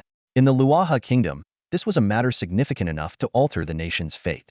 As the current queen's aunt, General Long Qian had royal blood. Nobles had previously pushed for her to ascend the throne, but she had declined. Now, with the kingdom's situation deteriorating rapidly, people were starting to look to this exceptional general once more. Faced with the proposal from the Emperor of the T6 technological civilization, General Long Qian knew this could drastically change the Luaha kingdom's future. She responded quickly, "Your Majesty, I have no interest in the throne of Luaha kingdom. Besides, my niece Long Yun is quite capable on her own. If it weren't for the deliberate suppression from other kingdoms, Luaha kingdom would be thriving." Zhao Chen's expression grew impatient. "Let's get back to the main point. What do you think of my proposal?" I don't have much patience. General Long Qian's mind raced. She knew that her response could determine the future of the Luoha kingdom. Taking a deep breath, she said firmly, a puppet regime. A proxy? I agree to your terms. Zhao Chen raised an eyebrow, surprised. You agreed so quickly? Aren't you concerned about understanding more or worried that I might sell you out? General Long Qian shrugged helplessly, a resigned look in her eyes. I know that Luoha kingdom has no bargaining power in front of you. To you, there can be many Luoha kingdoms in the Crab Nebula's interstellar civilization. And you must be aware of our current predicament. Without your help, Luoha kingdom is doomed. I don't know the situation at the capital star. We might miss this chance, and Luoha kingdom could be wiped out. You are our only lifeline. What demands can we possibly make? Zhao Chen clapped again. You are a very smart person. I like working with smart people. Your Majesty flatters me, General Long Qian said, a hint of urgency in her eyes. Since I have agreed to cooperate with you, could you have your fleet come to support the battlefield immediately? If my fleet continues like this, the losses will be immense. Zhao Chen nodded and immediately ordered Lilith, who was standing beside him. Tell Xiang she can proceed. Yes, Lilith responded, preparing to relay the command. Lilith nodded and began to relay the orders of the Emperor of the Scaled Dragon Empire. General Long Qian seized the opportunity and eagerly asked, is there anything we can do to help? Her eyes sparkled with anticipation. Zhao Chen gently shook his head, his tone calm and confident. No need. Just have your fleet stand by and fend off the enemy's interstellar fleet. Leave the rest to my fleet. His gaze swept across the room. Let's discuss other matters while we wait for them. General Long Qian nodded in agreement, though her mind was in turmoil. The Emperor of the Scaled Dragon Interstellar Empire treated this monumental battle as if it were a mere game. But on second thought, it made sense. After all, the Scaled Dragon Interstellar Empire's fleet was rumored to be capable of defeating the Order Civilization's invasion fleet. Deploying just a couple 100,000 interstellar warships to handle the less than 50,000 enemy ships here would indeed be a trivial task. Zhao Chen suddenly turned to General Long Qian, his eyes sharp. Let me ask you this. If I tasked you with restoring the former Luohua Empire's territory in a short period with minimal cost, how would you achieve that? Faced with this sudden question, General Long Qian remained unflustered. After a moment of contemplation, she answered steadily, the former Luohua Empire's territory is now controlled by 5 interstellar kingdoms. One of them is the legitimate successor, the current Luohua kingdom. The other 4 are the Ming kingdom, Hu kingdom, Xie kingdom, and Tai kingdom. These 4 interstellar kingdoms were once the 4 great noble families of the Luohua Empire. They rebelled and divided the Luohua kingdom when the empire declined. Fortunately, they have their conflicts, and they couldn't completely destroy the Luohua kingdom. This is why we now have 5 interstellar kingdoms occupying the entire Luohua star domain. She continued her analysis. The military strength of these 5 interstellar kingdoms is roughly equivalent. Each kingdom has about 1 million interstellar fleet ships, with T5 class interstellar warships as flagships or main forces, and T4 and T3 class interstellar warships making up the bulk. T2 and T1 class interstellar warships are mostly obsolete.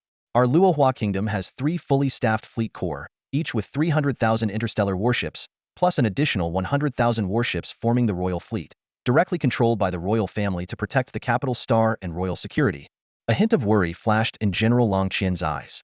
The Ming and Hu families have teamed up to besiege my 3rd Fleet Corps, intending to annihilate us here. What's more concerning is that this is happening within our Luohua kingdom's territory, suggesting there might be internal turmoil. I suspect that a coup is taking place in the capital star system, with high-ranking officials colluding with the Ming and Hu families to overthrow the Luohua kingdom. She resolutely stated. Therefore, the top priority is to quell the internal unrest in the Luohua kingdom. Only then can we fully focus on external expansion. With sufficient military support, this process could take just 1 day. Zhao Chen looked slightly surprised at the clear-headed female general, as if she had already mapped out a battle plan in her mind. He asked, aren't you worried about your niece? Or the coup in the capital star system? Perhaps your Luohua kingdom has already been overthrown? General Long Qian smiled slightly, her eyes shining with trust. Your Majesty, as I mentioned earlier, our queen, though young, is indeed capable and talented. While I am not certain of the exact situation in the capital star system, I am confident that the royal fleet's 100,000 interstellar warships are under my niece's control. The worst-case scenario might involve issues with the other 2 fleet corps. She continued her analysis. Firstly, we can rule out the possibility of the 1st Fleet Corps participating in the rebellion. The 1st Fleet Corps is commanded by a highly respected veteran, who is trustworthy. Additionally, they are stationed on the border with the Sierra and Tai families' territories, making it impossible to quickly mobilize to the capital star system to pose a threat. Thus, the greatest risk likely comes from the 2nd Fleet Corps. The 2nd Fleet Corps is commanded by a relative of the royal family, specifically, my father's cousin's daughter's husband. General Long Qian found herself at a loss for words, unable to accurately describe her relationship with her niece. However, within the kingdom of Luaha, this marriage alliance held significant importance.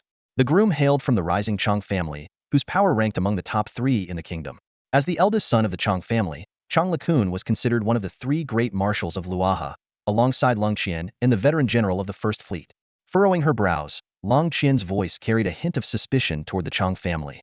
If I'm not mistaken, it's likely that Chang Lekun and his family are behind this. Although he commands the Second Fleet with its 300,000 starships, launching a direct assault on the capital system of the Luaha kingdom is still impossible in the short term. A glimmer of pride flickered in her eyes. At least, as long as my niece is around, it won't succeed. Zhao Chen noticed the pride and trust in Long Qian's tone when she mentioned her niece, and his curiosity was piqued. Go on, tell me more about your plan. Long Qian's expression turned serious. With sufficient military support, we can resolve the internal issues of the Luaha kingdom within a day. Given the respect my niece and I command, combined with enough firepower, even those with ill intentions will have to fall in line. She paused before continuing. As for the 4 interstellar kingdoms, the same principle applies. With enough firepower, I can bring them under control within a week. In 20 days, the entire Luaha star region will be under my control. Zhao Chen narrowed his eyes, scrutinizing Long Qian. How many starships do you think you'll need for these 2 steps, based on your kingdom's fleet capabilities? After a moment of contemplation, Long Qian replied, to end the coup and restore order in the Luaha kingdom, we'll need at least 5 fleets, totaling around 1.5 million starships. To control the 4 interstellar kingdoms and the entire Luaha star region, 30 fleets, or about 10 million starships, will be required. She looked at Zhao Chen and added, of course, this is based on the combat strength of our Luaha fleets. If we use your Jiaolong fleet, the numbers would significantly decrease. I can't give an exact figure yet, as I lack detailed analysis of your fleet's combat capabilities. Zhao Chen nodded. Then take a good look now and tell me your answer. Long Qian was momentarily stunned before understanding Zhao Chen's implication. She turned to look out the window, witnessing 2 family fleets under intense attack. Countless projectiles rained down like a dense barrage, easily piercing through starships. Even fully shielded T3 class ships were reduced to fiery wreckage in an instant, and T4 class ships could only withstand a few hits. Long Qian's eyes widened in shock as she searched for the source of the attack. She initially thought the Jiaolong fleet had arrived in full force, but upon closer inspection, no new starships had joined the battle. The combatants remained the same 3,000 warships from the Jiaolong interstellar empire. Her gaze fixed on the heavy artillery ships launching terrifying energy blasts. While such ships were rare, Long Qian had seen them before. However, the combat capability and firepower displayed by these artillery ships far exceeded her expectations. This is nothing like an ordinary interstellar artillery ship. General Long Qian narrowed her eyes, closely observing the colossal beasts roaring on the video feed. Her gaze suddenly froze as an incredulous thought flashed through her mind. Wait a minute. This power, could it be? Her voice trembled slightly with shock as she turned her eyes to the man on the other side of the screen. Zhao Chen quickly caught on to her reaction. As an agent in training, this was the perfect moment to showcase his capabilities and establish his reputation. Clearing his throat, he began. The T5 class Sinister Spear heavy interstellar artillery ship, weighing in at 21 million tons, is equipped with 6,000 Sinister Spear particle energy cannons. Its energy core can deliver an extremely powerful fire output in a short period. What you are witnessing is their true might. General Long Qian instinctively swallowed, refocusing on the intimidating warships. Suddenly, her attention was drawn to an anomaly. The presence of this particular warship was so striking that it was impossible to overlook. Its terrifying attack intensity and the sheer density of its barrage even surpassed the awe-inspiring T5 class ships. Sensing Long Qian's curiosity, Zhao Chen added timely. That is the T6 class Wrath of the Goddess heavy interstellar artillery ship. It weighs nearly 70 million tons and is armed with 10,000 Wrath energy cannons. Multiple energy cores provide it with a continuous supply of power, sufficient to meet the combat demands of a T6 interstellar artillery ship. Even the usually composed General Long Qian couldn't help but show a hint of excitement. She fixed her gaze on the T6 Wrath of the Goddess heavy interstellar artillery ship, marveling at its might. Although she had seen T6 class interstellar warships before, she had never witnessed such overwhelming battlefield dominance. The firepower of just one ship was enough to put at least 30,000 enemy interstellar warships on the defensive, forcing them into a desperate scramble. Each shell from the T6 Wrath of the Goddess heavy interstellar artillery ship could make a fully powered T5 class warship tremble, let alone the T4 class ships that were reduced to mere cannon fodder. The dense web of fire left almost no room for the enemy to survive. In just the early stages of the battle, a few dozen ships from their fleet of 3,000 had already put hundreds of thousands of enemy interstellar warships in a dire situation. This was a sight even the battle-hardened General Long Qian was witnessing for the first time. As she took in the scene before her, a bold thought began to form in Long Qian's mind. Could these 3,000 interstellar warships really defeat 500,000 enemy ships? The idea made her both excited and anxious, eagerly anticipating the unfolding battle. At that moment, an astonishing thought flashed through General Long Qian's mind. Simultaneously, the fleets of the two family factions also noticed the presence of this mysterious yet formidable interstellar fleet. After multiple warnings and failed negotiation attempts, the commanders of the two family fleets quickly devised a seemingly reasonable tactical plan to close in and surround the 3,000 interstellar warships, leveraging their numerical superiority. This should have been the standard approach when facing elite fleets, but they underestimated their opponent's strength. They were not up against an ordinary elite fleet, but the fleet of the Xiaolong Interstellar Empire, possibly even the Emperor's Guard fleet. As the two family fleets advanced, attempting a crescent-shaped encirclement, Commander Xiong Xiangxiang immediately led the Emperor's Guard fleet in response. General Long Qian watched the battlefield intently. She discerned the Xiaolong fleet commander's strategic layout. First, a perimeter of interstellar frigates, interspersed with destroyers and battleships, forming a triangular defensive system akin to an impregnable barrier. This defensive configuration was not uncommon. Interstellar frigates intercepted enemy attacks, fighters, and drones. Destroyers provided fire support, and battleships focused on eliminating high-value targets. However, could this defense withstand the assault of nearly 50,000 enemy interstellar warships? Suppressing her doubts, Long Qian continued to observe beyond the front line. There, a small fleet of cruisers and battlecruisers was likely poised for counterattacks when the enemy's assault faltered. These warships' high mobility allowed for targeted strikes on enemy segments. Further back, Long Qian noticed 4 distinct types of interstellar warships. At the center were carrier starships, with all hangar doors open but yet to deploy fighters and drones, seemingly awaiting a specific moment. Beside the carriers were rare missile starships, their dense missile launchers on standby, like predators ready to pounce. Another elongated warship caught Long Qian's attention, the long-range hunter starship. This extremely rare type she had only read about in books, never seen in action, piquing her curiosity about its performance in battle. Behind the combat warships, auxiliary starships like supply ships and transport ships were deployed. The entire fleet's formation was orderly, with each ship ready for its role, prepared for the impending conflict. Although the Xiaolong fleet only had 3,000 interstellar warships, it was like a small sparrow with all its vital organs. Under the fierce bombardment of the interstellar heavy artillery ships, the charging fleets of the two family legions had already approached the enemy's fire range. Suddenly, the Xiaolong fleet opened fire first, its interstellar destroyers and battleships demonstrating an astonishing range. General Long Qian exclaimed in surprise, "Are these all T5 level interstellar warships?" Zhao Chen calmly responded, "Not just that. This entire fleet comprises warships of T5 level and above." General Long Qian was enlightened. A fleet composed of 3,000 T5 level and above warships was unheard of in the Cancer constellation's interstellar civilization. But considering Zhao Chen's identity the supreme ruler of the Xiaolong Interstellar Empire, the Xiaolong Emperor, such a configuration seemed reasonable. She speculated privately that the number of T6 level warships might not be insignificant. Recognizing that the Xiaolong fleet's strength far exceeded expectations, General Long Qian was even more delighted. Since she had decided to sell herself, she naturally hoped her buyer would be as strong as possible. This battle, fought by an all T5 level interstellar fleet, was the first high-specification engagement she had ever witnessed. On the front line of the Xiaolong fleet, although there were only a little over 1,000 warships, each one displayed astonishing firepower. The attack intensity of the Chaos Knight-class heavy assault interstellar destroyers made even the opposing T5 level interstellar battleships reluctant to engage directly. The power of the T5 Holy Redeemer class heavy interstellar armored artillery battleships was even more terrifying. Initially, General Long Qian was puzzled by the remarkable combat power of this unusually shaped battleship. When she learned from the Xiaolong Emperor that it was a heavy interstellar armored artillery battleship, the name alone hinted at its extraordinary capabilities. The main gun of the Holy Redeemer 300M caliber super-electromagnetic railgun, combined with 4 Holy-class cluster laser cannons and 1820M caliber heavy electromagnetic cannon howitzers, made the entire starfield seem to tremble with each salvo. Even more astonishing, this behemoth was equipped with 366 8-barrel heavy particle energy rapid-fire cannons, making it a moving weapons platform. Once a target was locked, its destruction was almost guaranteed. Under the ferocious onslaught of these T5 level warships, the fleets of the two family legions paid a heavy price. When they finally managed to get within counterattack range, the surviving ships unleashed their long-suppressed fury. Despite suffering heavy losses, they still had a large number of ships on the front line due to their sheer numbers of hundreds of thousands of warships. However, just as their attacks were about to hit the Xiaolong fleet, an unexpected scene unfolded.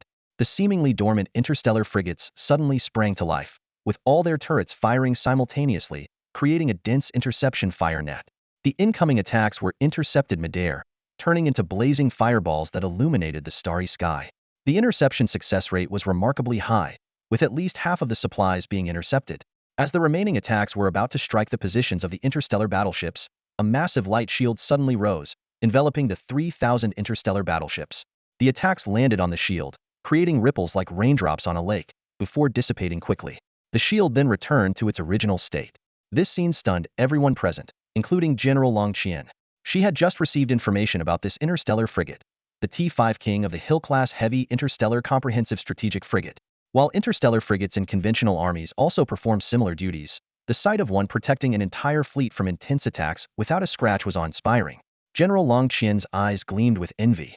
This fleet not only possessed sharp spears, but also the sturdiest shield. However, the battle was far from over. For the two family legions, having decided to launch a full-scale assault on the 3,000 mysterious interstellar battleships, there was no turning back. Their commanders kept reassuring themselves. With hundreds of thousands of warships at their disposal against just 3,000 enemies, the numerical advantage should offset the enemy's technological edge. Continuous attacks would eventually break through any shield. Even with sheer numbers, they believed they could annihilate this fleet. However, the battle quickly spiraled out of their control. The elite mysterious fleet was not merely on the defensive. The first to act was the cruiser fleet, each comprised of 30 warships, actively seeking breakthrough points and charging directly into the enemy ranks. General Long Qian gasped as she witnessed this. Even for T5 class interstellar cruisers and battle cruisers, charging into enemy lines with just 30 ships seemed like a death wish. Yet, reality proved otherwise. These small fleets moved like dragons in the sea, using their incredible speed and formidable firepower to tear through the enemy formation and penetrate deep within. Through the interstellar battle map, General Long Qian observed that these fleets were not blindly charging but strategically interweaving and segmenting the enemy. Soon, nearly 10,000 enemy ships in one area were isolated, becoming islands cut off from communication with the rest of their fleet. When these isolated enemy ships attempted to break out, the T5 Chaos Knight-class heavy assault interstellar destroyers, initially forming the defensive line, swiftly moved in to seal the gaps created by the cruiser fleet, forming an impenetrable blockade. Following this, the T5 fired Chilean heavy carrier starships, which had been lying in wait, sprang into action. Swarms of starfighters and drones poured out from various parts of the carrier, like dense clouds, heading towards the isolated 10,000 enemy ships. The ensuing scene was akin to a locust plague, sending chills down the spine. The fleet of 10,000 interstellar battleships was systematically obliterated by the overwhelming numbers of starfighter and drone swarms. General Long Qian witnessed the astonishing battle, swallowing hard. Her gaze flitted among the densely packed fighters and drones, finally settling on the image of Emperor Xiaolong on the video screen. Though Emperor Xiaolong had not introduced the T5 fire-killing class heavy carrier starship in this engagement, Long Qian's sharp military instincts allowed her to estimate its formidable capabilities. Her mind raced, reaching a startling conclusion. This carrier starship was equipped with over 1 million starfighters and 30 million drones, all of T5 caliber. For the enemy's battleships, the T5 starfighters and drones posed a threat equal to that of the battleships themselves. Under such an overwhelming assault, the enemy's fleet of 10,000 ships was annihilated in less than 10 minutes. The ensuing battle resembled a one-sided massacre, repeating itself over and over. The enemy's family fleet fell at an alarming rate, with nearly 100,000 ships destroyed every hour. Even with hundreds of thousands of battleships, the enemy could not sustain such massive losses. In contrast, the Xiaolong interstellar fleet remained virtually unscathed. Not a single battleship was damaged, and the shields of the T5 King of the Hill-class heavy strategic escort starships remained intact. Only the star cruisers and battle cruisers that executed breakthrough missions suffered some damage after their shields were depleted, but they safely retreated behind the defensive lines. In the nearly 2-hour-long battle, the family fleets lost nearly 200,000 battleships and failed to destroy a single ship from the Xiaolong fleet. Eventually, the enemy commanders, gripped by fear of these 3,000 mysterious ships, chose to retreat in what could only be described as a rout. During the enemy's retreat, the Xiaolong interstellar fleet refrained from pursuing aggressively, opting for a more passive approach. At this moment, a previously silent, elongated starship finally revealed its true power: a formidable ballistic cannon. The cannon's rear began to charge, glowing increasingly bright. Suddenly, a luminous bolt shot out, striking a retreating T5 battleship with precision. General Long Qian was astounded by the range, realizing that this starship's reach exceeded that of ordinary battleships by several magnitudes. Stunned, General Long Qian turned to Zhao Chen and couldn't help but ask, "Your Majesty, is this starship also a T6 class vessel?" Zhao Chen calmly explained, "Yes, this is the T6 Seraph ballisticless long-range hunter starship. It was meant to engage high-value targets at the start or early in the battle. However, the opponent was too weak this time, and we feared that using it prematurely would scare them off, so we saved it for the end." Understanding the strategy, General Long Qian nodded in agreement. She fully grasped the tactic. If the enemy had witnessed the T6 Seraph ballisticless starship's power from the outset, they might not have had the courage to attack. What followed was an extraordinary display of precision hunting. Nearly all the retreating T5 battleships were picked off by the T6 Seraph ballisticless starship. In fact, these enemy ships had already been locked onto by the radar of the Dragon Emperor command ship, merely waiting for the perfect moment. Finally, with the Emperor's elite guard fleet joining the fray, the 2.5-hour battle concluded. The battle report from both sides was nothing short of astonishing. The fleets of two families engaged in a brutal space battle with the Emperor's guard fleet. On the battlefield, over 200,000 starships were reduced to cosmic debris, with no T5 class ships surviving. The enemy's two flagships were also obliterated in the fierce exchange of fire, but the fate of the enemy commander remained a mystery. Just as the T6 Seraphim ballisticless long-range starship began its lethal hunt, a large number of escape pods suddenly emerged from the T5 class ships. Clearly, the higher-ups had sensed the danger and were fleeing the ships. However, to Zhao Chen, these so-called high-ranking officials were nothing more than ants, not worth mentioning. In contrast, the Xiaolong Guard fleet emerged unscathed. The 3,000 starships had only sustained minor external damage. At this moment, interstellar supply ships had already released unmanned repair bots to begin emergency repairs on the damaged ships. Zhao Chen turned to General Long Qian, his gaze carrying a hint of calm confidence. "General Long Qian, what do you think of my Xiaolong fleet now?" General Long Qian took a deep breath, her expression serious as she replied, "If your Xiaolong fleet possesses such combat power, I must revise my previous estimates. With just 30,000 of these starships, I could control the entire Luaha star region within half a month." Her eyes swept over the fleet before her, calculating silently. Uniform T5 class starships, with a considerable number of T6 class ships. Among these 3,000 ships, there were at least nearly 100 T6 class ships. Such a scale would require the combined forces of 5 interstellar kingdoms to barely match. If she could indeed get 30,000 T5 class Xiaolong starships, Long Qian was confident she could fulfill her promise. Zhao Chen spoke slowly, a trace of pride in his voice. "This fleet is my personal guard fleet, so it's naturally stronger than the regular Xiaolong fleet. Currently, our regular fleet mainly consists of T4 class starships and above." Hearing this explanation, General Long Qian was not disappointed. She had anticipated that if the entire Xiaolong interstellar empire possessed such a level of fleet, even powerful enemies like the devouring civilization would struggle to compete. However, even a fleet fully equipped with T4 class ships and a substantial number of T5 and T6 class ships was enough to demonstrate the formidable strength of the Xiaolong interstellar empire. After a moment of contemplation, General Long Qian spoke solemnly, "Given the circumstances, I estimate that with 100,000 starships, I could fulfill my promise within 20 days. Nearby, Lilith raised an eyebrow slightly. 100,000 Xiaolong starships, this number was within their acceptable range. Zhao Chen furrowed his brow and asked curiously, "Are 100,000 warships really enough?" General Long Qian's expression was solemn, her gaze piercing. "Your Majesty, if the goal is to completely annihilate the armed forces of the other 4 interstellar kingdoms, 20 days indeed wouldn't suffice. However, if it's just to control the forces within the Luaha star domain, that time frame is more than enough. A decisive battle will make them submit." Zhao Chen pondered for a moment, already guessing Long Qian's strategic intent: swift and decisive victory. 100,000 Xiaolong interstellar warships will arrive within 10 hours. They will fully cooperate with your battle plan. Hearing this, Long Qian immediately expressed her gratitude with a respectful bow. "Thank you, Your Majesty." Zhao Chen's voice lowered, his eyes sharp. "Remember, this is a transaction between us. From now on, the Luaha kingdom will become part of the Xiaolong interstellar empire. I will help you restore your prosperity, even surpassing the past. I will clear all obstacles for you. But should you ever dare to oppose me, your fate will be the same as those 200,000 warships today." Long Qian's expression turned serious as she bowed deeply. "Rest assured, Your Majesty. The Luaha kingdom will be the most loyal ally of the Xiaolong Empire. We will dedicate everything to the empire and will never betray you." A hint of amusement flashed in Zhao Chen's eyes. What if it were your niece who did such things? Young people can be impulsive, and once they gain some power, they might not want to remain subordinate. If they encounter certain opportunities, Before Zhao Chen could finish, Long Qian firmly responded, "Rest assured, Your Majesty.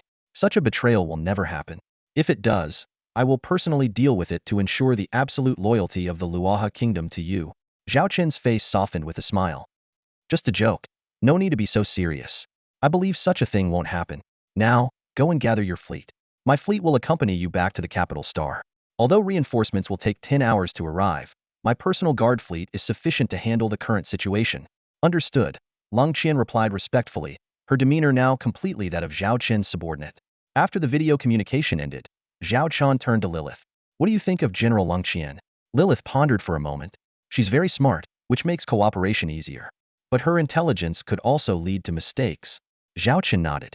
"That's a possibility. But for now, she's the most suitable partner. We need a smart agent to handle affairs here. If any unexpected situations arise, we have the capability to deal with them."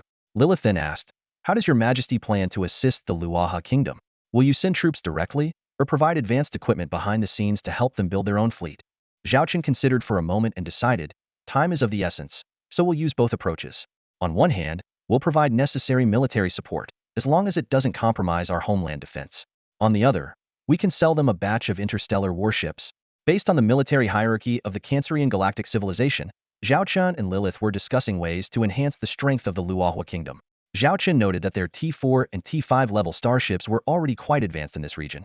He suggested that the Bayan group establish a starship factory in the Luahua kingdom to produce T3 and some T4 level starships. Lilith added, "We also need to build spaceports, interstellar fortresses, and stargates as basic infrastructure. After all, if we want to support the Luahua kingdom, we need to ensure they can provide returns for us." Zhao Chen nodded in agreement and then asked, "So, we need to make an investment here. Can the royal family of the Luahua kingdom cover the initial costs?" Lilith was well prepared and took out a template plan. "If they lack funds, we can offer them loans. They can repay us with local resources or other valuable assets." Zhao Chen couldn't help but admire Lilith's foresight. "Looks like you've thought of everything." Lilith shrugged and explained, "It's always good to be prepared. This approach also helps us control and influence local powers. We can establish joint ventures or investment companies to hold stakes in local groups. On the surface, it looks normal, but in reality, we would control most of this kingdom's wealth." Meanwhile, the capital star system of the Luahua kingdom was engulfed in an atmosphere of white terror. All space routes were under military control, and the Second Legion fleet of the Luahua kingdom declared that they had taken over the entire star system. Without their permission, no starship was allowed to lift off, or it would be destroyed immediately. Many prominent families on various planets were being controlled, with powerful interstellar combat mechs stationed outside their mansions. The massive cannons on these mechs could level the buildings at any moment. Everyone could feel that a storm targeting the royal family was brewing. Outside the capital star, a standoff was unfolding. Nearly 300,000 starships surrounded the capital star of Luahua, while the royal fleet's 100,000 starships stood ready in low orbit. The capital star's defense systems were fully activated, with matrix defense railguns emerging from satellites and hidden ground cannons and missile silos coming into view. The entire capital star was declared to be in a state of war, and all non-combat personnel were ordered to take shelter. The air was thick with the smell of gunpowder. In the palace hall, Queen Lung Yun faced a holographic image of a man. Despite his image standing below her, his gaze and demeanor were filled with aggression, as if he was the true master of the place. The man spoke coldly, "Your Majesty, this may be the last time I address you as such. 15 minutes have passed since my last warning. In another 15 minutes, if you do not surrender, my Second Legion fleet will launch an attack on the capital star." Queen Long Yun stood atop the high tower of the royal palace, gazing down at the dense defensive systems on the planet's surface and the 100,000 interstellar warships encircling the planet. Her eyes were resolute, yet an unshakable worry lingered within her. Suddenly, a familiar voice, dripping with contempt and provocation, broke the silence from behind her. "You don't really think these defenses can stop my 300,000-strong army, do you?" Chang LeCun sauntered forward, his eyes gleaming with arrogance. Once the highest commander of the Second Fleet of Luaha, he was now a traitor. Long Yun turned to face her former subordinate. Chang LeCun continued, "Don't count on your aunt to save you. Her Third Fleet is barely holding its own. As for the First Fleet under the old general, they're tied up facing 1,000,000 soldiers from 2 families. They can't spare a single ship." His gaze roamed over Long Yun in a way he would never have dared before. With a smirk, he added, "You know, to the old general, you as a queen are not as important as the people he protects." Clenching her fists, Long Yun retorted angrily, "Chang LeCun, do you realize your foolish actions will destroy the kingdom of Luaha? Do you really think those people will tolerate your existence? You're playing with fire. Chang LeCun chuckled, a sinister glint in his eyes. I'm well aware I'm playing with fire, but if I don't, I'm facing a slow death. He stepped closer, lowering his voice. You might not know this, but a powerful extragalactic civilization has set its sights on the Luaha star domain. They plan to establish a strong interstellar federation here, and the other 4 star kingdoms have agreed. The only condition is that there can only be 4 star kingdoms in this federation. A chill ran through Long Yun. She had heard rumors, but never anything so concrete. Chang LeCun went on, it's a near T6 level interstellar civilization. Can the kingdom of Luaha stand against that? Its destruction is only a matter of time. I've already struck a deal with the Ming family. The kingdom of Luaha will be split in 2, and I'll join them with half the territory and fleet. A wave of helplessness washed over Long Yun, causing her to sway slightly.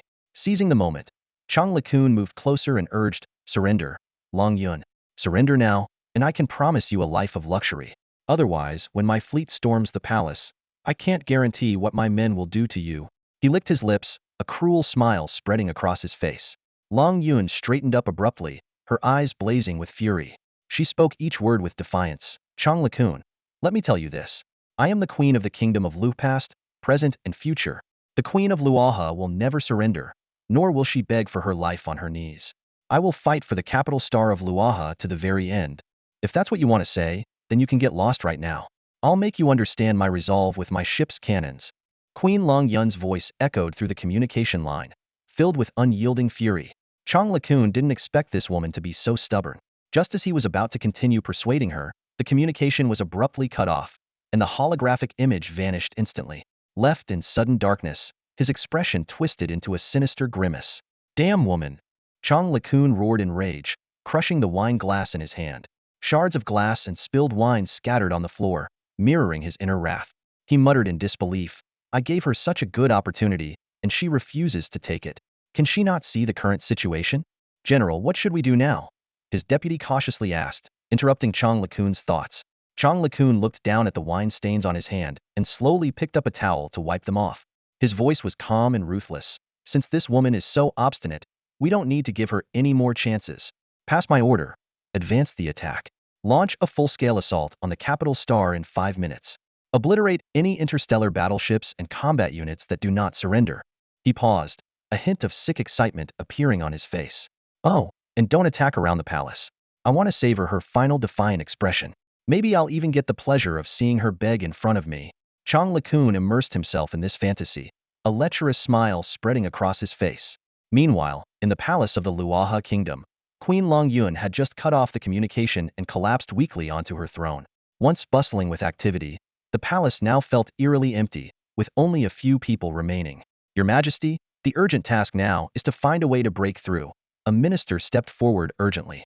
The capital star cannot withstand the enemy's 300,000 interstellar battleships without reinforcements. But if we break through, we still have a chance. Yes, Your Majesty. As long as you live, as long as the royal bloodline of the Luaha kingdom endures, we still have hope. Please reconsider. Other loyal ministers echoed, earnestly trying to persuade her. However, Queen Long Yun's voice was unexpectedly calm. I'm tired. I don't want to run anymore. Her gaze seemed to pierce through the palace ceiling, looking into the distant past. When I was a child, the Luaha kingdom experienced an internal strife. My father and mother took me from place to place, sometimes moving to 16 different planets in a year. 2/3 of my childhood was spent on starships. Her voice carried a deep weariness. I am weary of this wandering life, tired of begging for help. I don't want to live like this anymore, nor do I want to cling to a miserable existence. Queen Long Yun raised her head, as if staring into the palace's dome, whispering softly, Father, Mother, I'm sorry. I, Yuner, have failed to fulfill your wish, to restore the Luaha kingdom to its former glory. Seeing the queen's resolve, the ministers in the palace panicked and tried to persuade her again. But Queen Long Yun had made up her mind. She raised her hand to stop them. Enough, there's no need to persuade me further. You all know my character. Once I decide something, I won't change it. But if you wish to leave, you can go now. As for the royal bloodline you worry about, I've prepared a gene box. You can take it with you when you break out. If you have the chance, you can try to restore the Luaha royal family. If there's a better choice. Her voice trailed off. Despair hung over the high ranks of the Luaha kingdom's capital star like a dark, endless cloud. At that moment, the second fleet surrounding the Luaha capital star tightened its encirclement and launched a fierce attack. The leading interstellar battleships opened fire first, followed by the destroyers unleashing a barrage of firepower. The defensive satellites around the capital star became primary targets, trembling under the relentless assault. The Royal Guard fleet defending the capital star stood ready at their battle stations. In this fight, they had no choice, no retreat. They couldn't even evade because behind them was the capital star, their home they swore to defend. Suddenly, a layer of light appeared in the sky above the capital star, indicating the activation of the planetary energy shield. In theory, the defenders should have the advantage, with various defensive weapons for support. However, faced with such overwhelming odds, these advantages seemed insignificant. Even with an enemy force of 300,000 interstellar warships, the situation wouldn't collapse too quickly. However, a shocking scene suddenly unfolded on the battlefield. In several attack directions, massive shadows loomed over space. These were the colossal interstellar battleships slowly approaching. The barrels of these behemoths glinted with a cold light as they first targeted the defense satellites surrounding the capital planet. Blinding beams of light shot out, tearing through the shields of the defense satellites as if they were made of paper. A rain of fire fell upon the satellite surfaces, engulfing various combat positions in an instant. One by one, the defense satellites shattered under the relentless assault, turning into fireballs in the void of space. The fate of those stationed on the satellites was all too clear. The face of the frontline battlefield commander appeared in a video window, looking panicked as he reported to Queen Long Yun, "Your Majesty, the enemy has deployed 3 T-6-class interstellar warships. They appear to be T-6 Barbarian Tiger-class medium interstellar battleships." At the mention of this name, Queen Long Yun's expression darkened immediately. She knew all too well that within the Crab Nebula interstellar civilization, no faction had the capability to produce T-6-class technology, let alone T-6-class interstellar warships. These warships could only have been acquired from an extragalactic civilization. The T-6 Barbarian Tiger-class medium interstellar battleship was highly sought after in extragalactic civilizations, but its astronomical price deterred many. It was rumored that a single ship cost as much as 50 trillion star coins, a figure that would make most T5 interstellar civilizations balk.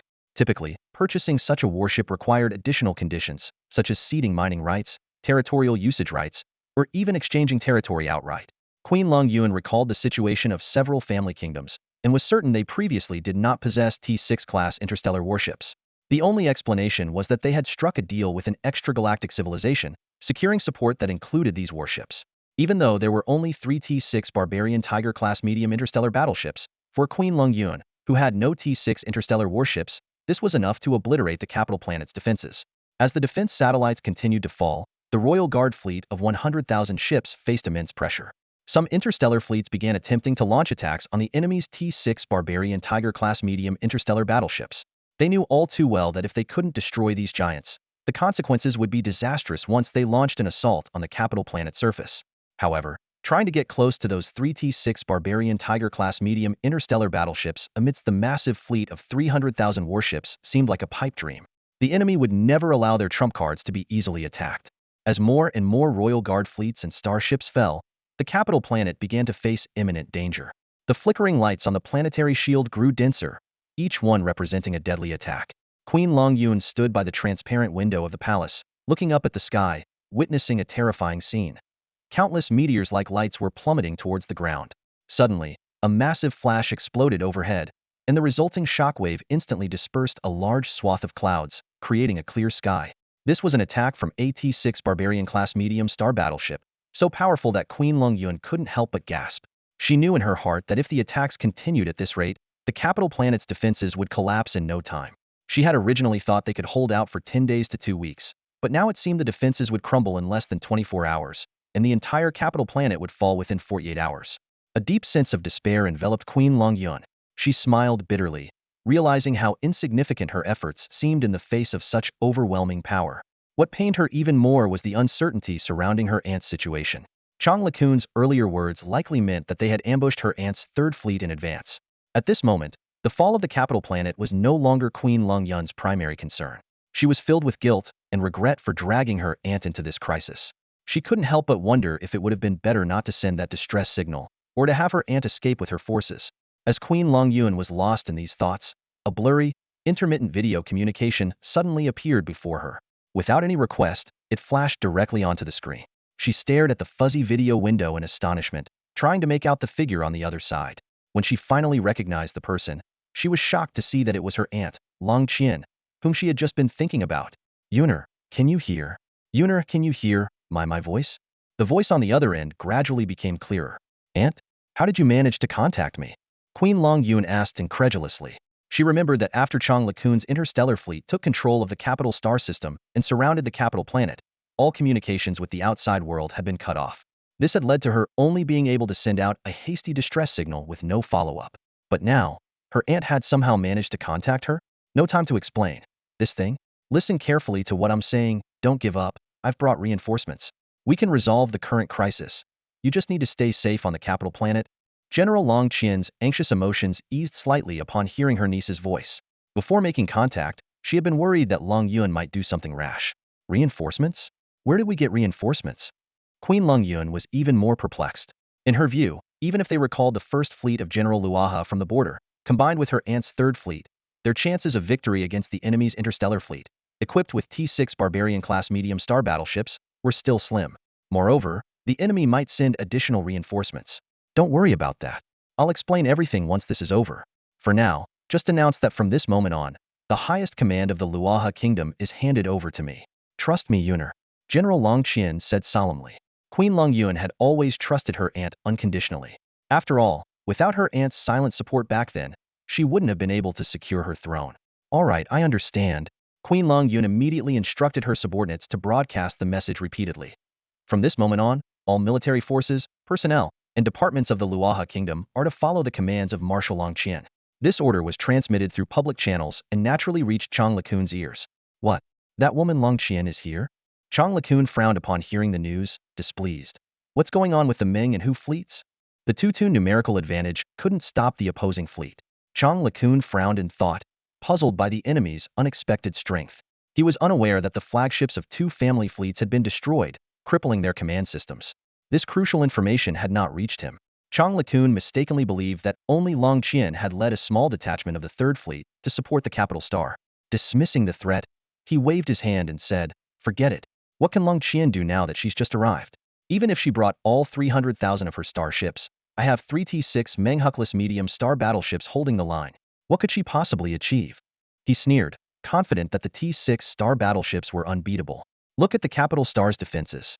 They seemed solid but were easily shattered by the T6 star battleships, weren't they?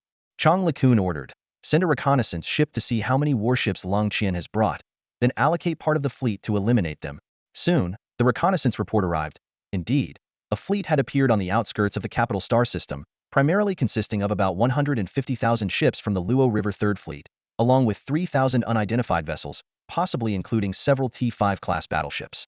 Chang Lakun scoffed. Probably some reinforcements Long Qian managed to pull together. So what if there are T5s? I have T6 Menghukless battleships. Order 1 T6 Menghukless and 100,000 warships to wipe out Long Qian's fleet. Meanwhile, the Emperor's elite guard fleet and the Luo River 3rd Fleet had already taken their positions. General Long Qian, the highest commander of the 3rd Fleet, anxiously watched the capital star battlefield. Burning defense satellites, wreckage of fallen ships, and the attack marks on the planetary shield. Though she had confirmed Queen Long Yun's safety, she remained deeply concerned about the battle. With respect, Long Qian asked Zhao Chen via video link, "Your Majesty, my fleet?" Zhao Chen interrupted, "No need. To save time, my elite guard fleet will handle the main battlefield. Your task is to reclaim the controlled planets. That shouldn't be difficult for you, right?" Long Qian immediately replied, "Of course not." She silently relayed the orders, feeling a mix of emotions. Reducing casualties should have been a relief, but the Emperor's words stung her. To him, her 150,000 ships were not an asset but a potential liability. She wanted to argue but found no words, resigning herself to observe the battle unfold. When she saw Chang Lakun dispatching 100,000 warships to intercept, she immediately recognized his fatal mistake. Almost instantly, the elite guard fleet's battleships and destroyers opened fire. Despite their small numbers, their overwhelming firepower suppressed the enemy's 100,000 ships, rendering them unable to retaliate. As for the so-called T6 Menghukless medium star battleship, it didn't even get a chance to engage. The moment the elite guard fleet entered the battlefield, all enemy T5 and T6 ships were locked onto. Although Commander Xiong Xiangxiang might have dismissed the threat of the T6 battleship, she wouldn't ignore any potential danger with the Emperor present. Her first order was to eliminate the enemy T5 and T6 ships as quickly as possible. The task fell to the T6 Seraphim crossbow-class long-range hunter ships. 3 hunter ships simultaneously targeted the T6 Menghukless battleship, unleashing arrows that annihilated any enemy ship in their path. When the arrows struck the T6 Manghukless battleship, its star shield barely held before being penetrated. The three luminous arrows pierced the hull, triggering a massive explosion. The T6 Manghukless battleship was destroyed before it could even identify its attackers, without firing a single Shota twist no one anticipated. The elite guard fleet then advanced with unstoppable momentum. The battleships and destroyers formed a solid line, steadily pushing forward. Meanwhile, a spectacular scene erupted in the cosmos. A multitude of interstellar drones and starfighters launched from the mothership, dispersing in all directions like a burst of fireworks. Wherever they went, enemy units were obliterated, as if a cosmic catastrophe had struck. This sudden development was immediately relayed to Chang LeCun's command center. The adjutant, face pale with fear, reported, "General, the enemy has destroyed our T6 Manhukless medium interstellar battleship." Chang LeCun's eyes widened in disbelief. How is that possible? The 100,000 starships we dispatched haven't even engaged the enemy yet. The adjutant's voice trembled. Yes, sir. The enemy used a special type of warship, which appears to be a rare model, the interstellar long-range hunter. Their range is extraordinary, and they attacked before our battleships could even enter combat range. We suspect these are T6 class warships. Otherwise, they couldn't have destroyed our T6 Manhukless so quickly. Chang LeCun frowned in deep thought. T6 class? Where did Long Qian get T6 class reinforcements? Just then, his attention was drawn to the battle unfolding at the edge of the Luaha capital star system. His pupils dilated as shock turned to terror. On the screen, his fleet of 100,000 starships was being utterly decimated by a mere 3,000 enemy ships. Even more baffling was that Long Qian's Luaha Third Fleet, consisting of 150,000 starships, was merely cleaning up the battlefield and re-establishing control over the planet. Chang LeCun closely observed the 3,000 enemy ships. Their combat capability seemed on par with T5 class starships. Suddenly, he noticed a few destroyers and battleships at the forefront that looked different from the others. They were larger and more fiercely aggressive.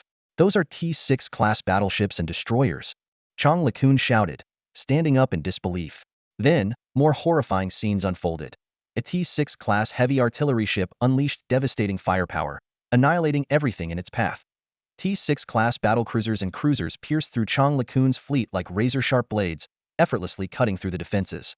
What made Chang LeCun's scalp tingle was the sight of a gigantic carrier ship opening its gates, releasing an overwhelming swarm of starfighters and drones, blanketing the sky like a plague of locusts. Faced with such overwhelming power, Chang LeCun's fleet of 100,000 starships seemed like children's toys, utterly defenseless. Chang LeCun swallowed hard, his mind racing. After about 10 seconds, he made his decision. Chang LeCun decisively issued the retreat order, his voice echoing through the fleet's communication channel. All fleets, except those currently engaged with the unidentified fleet, are to disengage and retreat at full speed. Repeat, retreat at full speed. The commander chose to abandon the easily reachable capital star of Luaha, leading the remaining 200,000 starships to flee the battlefield. The 100,000 ships left behind became cannon fodder and were annihilated by the Imperial Guard fleet within minutes. Commander Xiong Xiangxiang did not receive orders from the Emperor Xiaolong to pursue, allowing the rebel forces of the Luaha 2nd Legion to temporarily escape.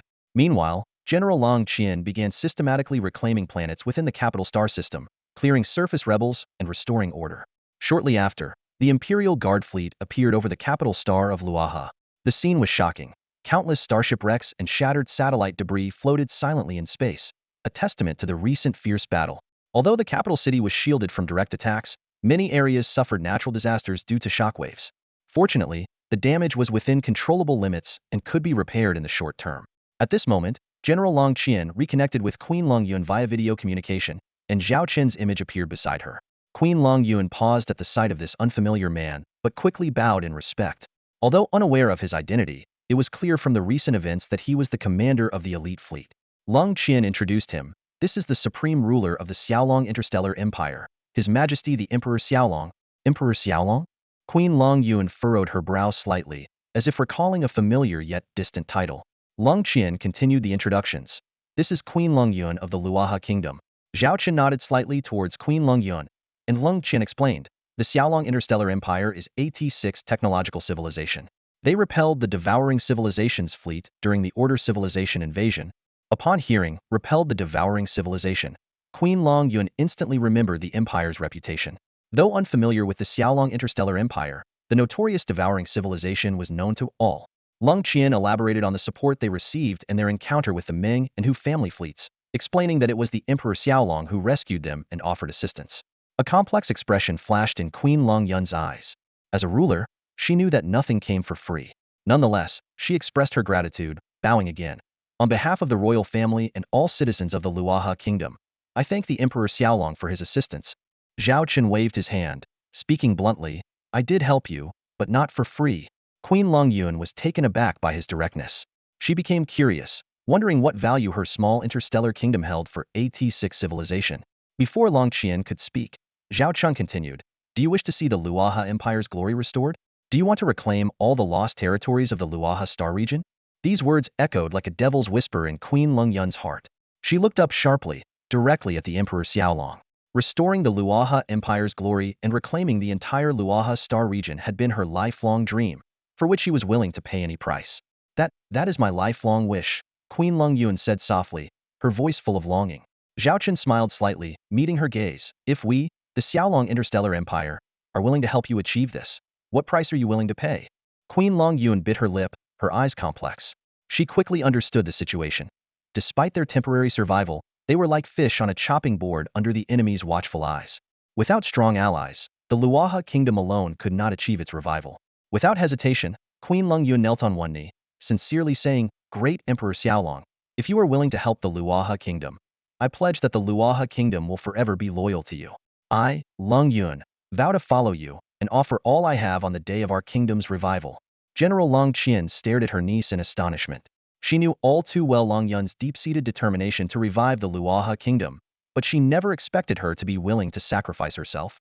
Zhao Chen looked at Queen Long Yun with satisfaction. His prior understanding of her was limited to intelligence reports. He knew she was young and capable, but had never seen it firsthand. His interactions with General Long Qian had also pleased him, and he had considered supporting Long Qian if he found Long Yun unsatisfactory. For Zhao Chen, it didn't matter who stood at the forefront, as long as he had a suitable proxy. Zhao Chen spoke calmly, I don't need everything from you, just your service. In return, I will fulfill my promises to you. Queen Long Yun looked at him excitedly. Zhao Chen continued, regarding the recapture of the Luaha star region, I have already discussed it with your aunt. I will provide 100,000 interstellar warships, and she will regain control of the entire Luaha star region within 20 days. 100,000 interstellar warships. Queen Long Yun was shaken. If they were all the Xylong-class warships, it would indeed be enough to settle the Luaha star region. The possibility of reclaiming all the territory within 20 days made her heart race. She could hardly believe that her long-standing wish was about to come true, as if she had been lifted from hell to heaven in an instant. Zhao Chen continued, the subsequent plan is set. You will maintain the current regime, the Xinghe kingdom. Long Yun will remain queen, with Long Qian as her deputy. After restoring control, we will provide industrial support to rapidly develop the Luaha kingdom. If resources are lacking, loans will be available. In short, you have 40 days to recuperate, after which you need to go to war again to expand your territory as quickly as possible. Queen Long Yun looked at Zhao Chen in disbelief, astonished that his condition was continued territorial expansion. To her, this wasn't a condition, it was a reward. Previously, she had found the idea of reclaiming the Luaha star region daunting, let alone expanding her territory further. What talk is there of expanding territories? At that time, it seemed like nothing more than a pipe dream to her. But now, the opportunity lay right before her. A glint of ambition flashed in Queen Long Yun's eyes, and she couldn't help but clench her fist. For any ruler of an interstellar power, expanding territory is an irresistible temptation.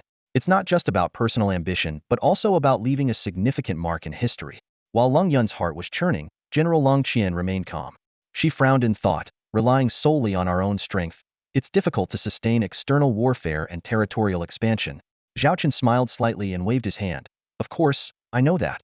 That's why I've already decided on your first batch of investments. His voice carried confident assurance. This includes some investments in the military industry. We will establish a T5 level military industrial chain in the Luaha kingdom, enabling you to independently produce T5 or lower level interstellar warships. More importantly, I will personally teach you some T5 and T4 level interstellar warship construction technologies. Hearing these words, even the usually composed General Long Qian couldn't help but breathe heavily. This meant that the Luaha kingdom was about to gain the capability to independently produce Xylong-class interstellar warships. They had witnessed the formidable power of the Xylong-class warships firsthand. Even T4 level warships far surpassed other warships of the same level. General Long Qian furrowed her brow and looked at Zhao Chen in confusion. Your Majesty, what you're proposing sounds more like benefits for us rather than conditions? Queen Long Yun also realized that so far, these so-called conditions seemed extremely favorable to them. Zhao Chen smiled lightly and slowly revealed his true demands. Resource extraction rights, permanent open access to the Luoha Kingdom, the construction of a cross-universe stargate, and providing convenience for the Xiaolong Interstellar Empire's trade group. After hearing these conditions, both Long Yun and Long Qian were stunned. Compared to the enormous benefits they were about to receive, these demands seemed insignificant. Zhao Chen added, "Before I make this public, you are not to reveal your relationship with the Xiaolong Interstellar Empire. If anyone questions your rapid development, just say that you have the support of AT 6th level interstellar civilization." Long Yun suddenly understood. No wonder the 3,000 Xiaolong-class warships had no insignia of the Xiaolong interstellar fleet on their hulls. Clearly, the Emperor of Xiaolong was keeping this operation highly confidential. Understood. Long Yun and Long Qian replied in unison. Zhao Chen nodded in satisfaction. Now, handle the matters in the Luoha capital star system. Once the 10,000 interstellar warships I promised arrive, you can proceed with the next phase of the plan. Understood, Your Majesty. Long Yun and Long Qian took their leave and cut off the communication.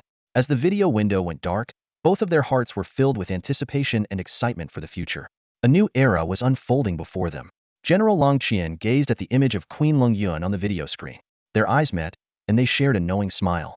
At that moment, both of them realized that the tide was turning. Yuner, Long Qian began, her voice tinged with a hint of surprise. I never imagined we'd be so fortunate this time to receive support from the Xiaolong Interstellar Empire. Her expression grew serious. To be honest, considering the current situation of the Luoha Kingdom, I had no choice but to agree to the Xiaolong Emperor's demands. Her fingers softly tapped the control panel as she continued. Without the support of the Xiaolong fleet, with our current strength, we wouldn't stand a chance against the extraterrestrial civilizations backing those four families, let alone the families themselves. Her words carried a trace of apology, as she had not previously mentioned this to Queen Long Yun. Bringing the Xiaolong fleet into the Luoha star region could technically be seen as collusion with a foreign power. Normally, even as a member of the royal family, Long Qian would not escape censure. However, Queen Long Yun's reaction was unexpected. She gazed at her aunt's face on the screen, a smile of understanding on her lips. Aunt, there's no need to explain. In the entire Luoha kingdom, if we can't trust each other, who can we trust? Her tone was firm. Besides, you're right. Whether it was the Third Fleet's predicament or the recent crisis in the capital system, cooperating with the Xiaolong Interstellar Empire and accepting the Xiaolong Emperor's terms was indeed our only option. Long Qian nodded in relief, then her expression turned grave. Yuner, you've seen the power of the Xiaolong fleet firsthand. Since we've chosen to cooperate with the Xiaolong Interstellar Empire, we must maintain the proper attitude. Remember, we must not do anything that goes against the Xiaolong Emperor's will. Right now, our only support is the Xiaolong Interstellar Empire. Her words carried a note of warning, as she feared her niece might act rashly in the future. Queen Long Yun immediately assured her, Aunt, you can rest assured on that point. I fully understand the value of our cooperation with the Xiaolong Interstellar Empire. Given the circumstances, I will never do anything to defy the Xiaolong Emperor. I know the price of such actions. We are now in this together with the Xiaolong Interstellar Empire. General Long Qian nodded in satisfaction. Then, Queen Long Yun excitedly added, Aunt, the Xiaolong Emperor just promised to share the production technology for T4 and even T5 level interstellar warships with us. With this technology, won't the Luoha kingdom soar to new heights? Long Qian smiled slightly but quickly regained her serious demeanor. These are indeed precious gifts from the Xiaolong Emperor, and we need to be patient. But right now, the most important thing is to achieve our goal within the promised time, control the entire Luoha star region within 20 days. This is not only a chance for the revival of the Luoha kingdom, but also our first opportunity to demonstrate our value to the Xiaolong Emperor. Her tone grew even more solemn. If we miss this chance, the Xiaolong Emperor might look for someone else. In the vast universe of the Cancer constellation's interstellar civilizations, kingdoms like ours are not uncommon. The Xiaolong Emperor chose us, and this might be our only opportunity. We cannot afford to miss it. Queen Long Yun nodded repeatedly, her gaze resolute as she looked at Long Qian. Aunt, I'll follow your lead on this. From now on, you have full authority over the Luoha kingdom's arrangements. If there's anything you need me to do, just let me know. Long Qian looked deeply at her niece, speaking earnestly. From this point forward, our Luoha kingdom will be entering a new era. The two of us must be prepared for everything. Remember, once we embark on this path, there's no turning back. Understood. Queen Long Yun nodded firmly, her eyes shining with determination. On the bridge of the Dragon Emperor interstellar command ship, Lilith stared in astonishment at Emperor Zhao Chen. She hadn't expected him to propose handing over T5 level interstellar warship technology to those outsiders. Even in their cooperation with the Kingdom of Stone, such high-level technology was highly classified and never shared lightly.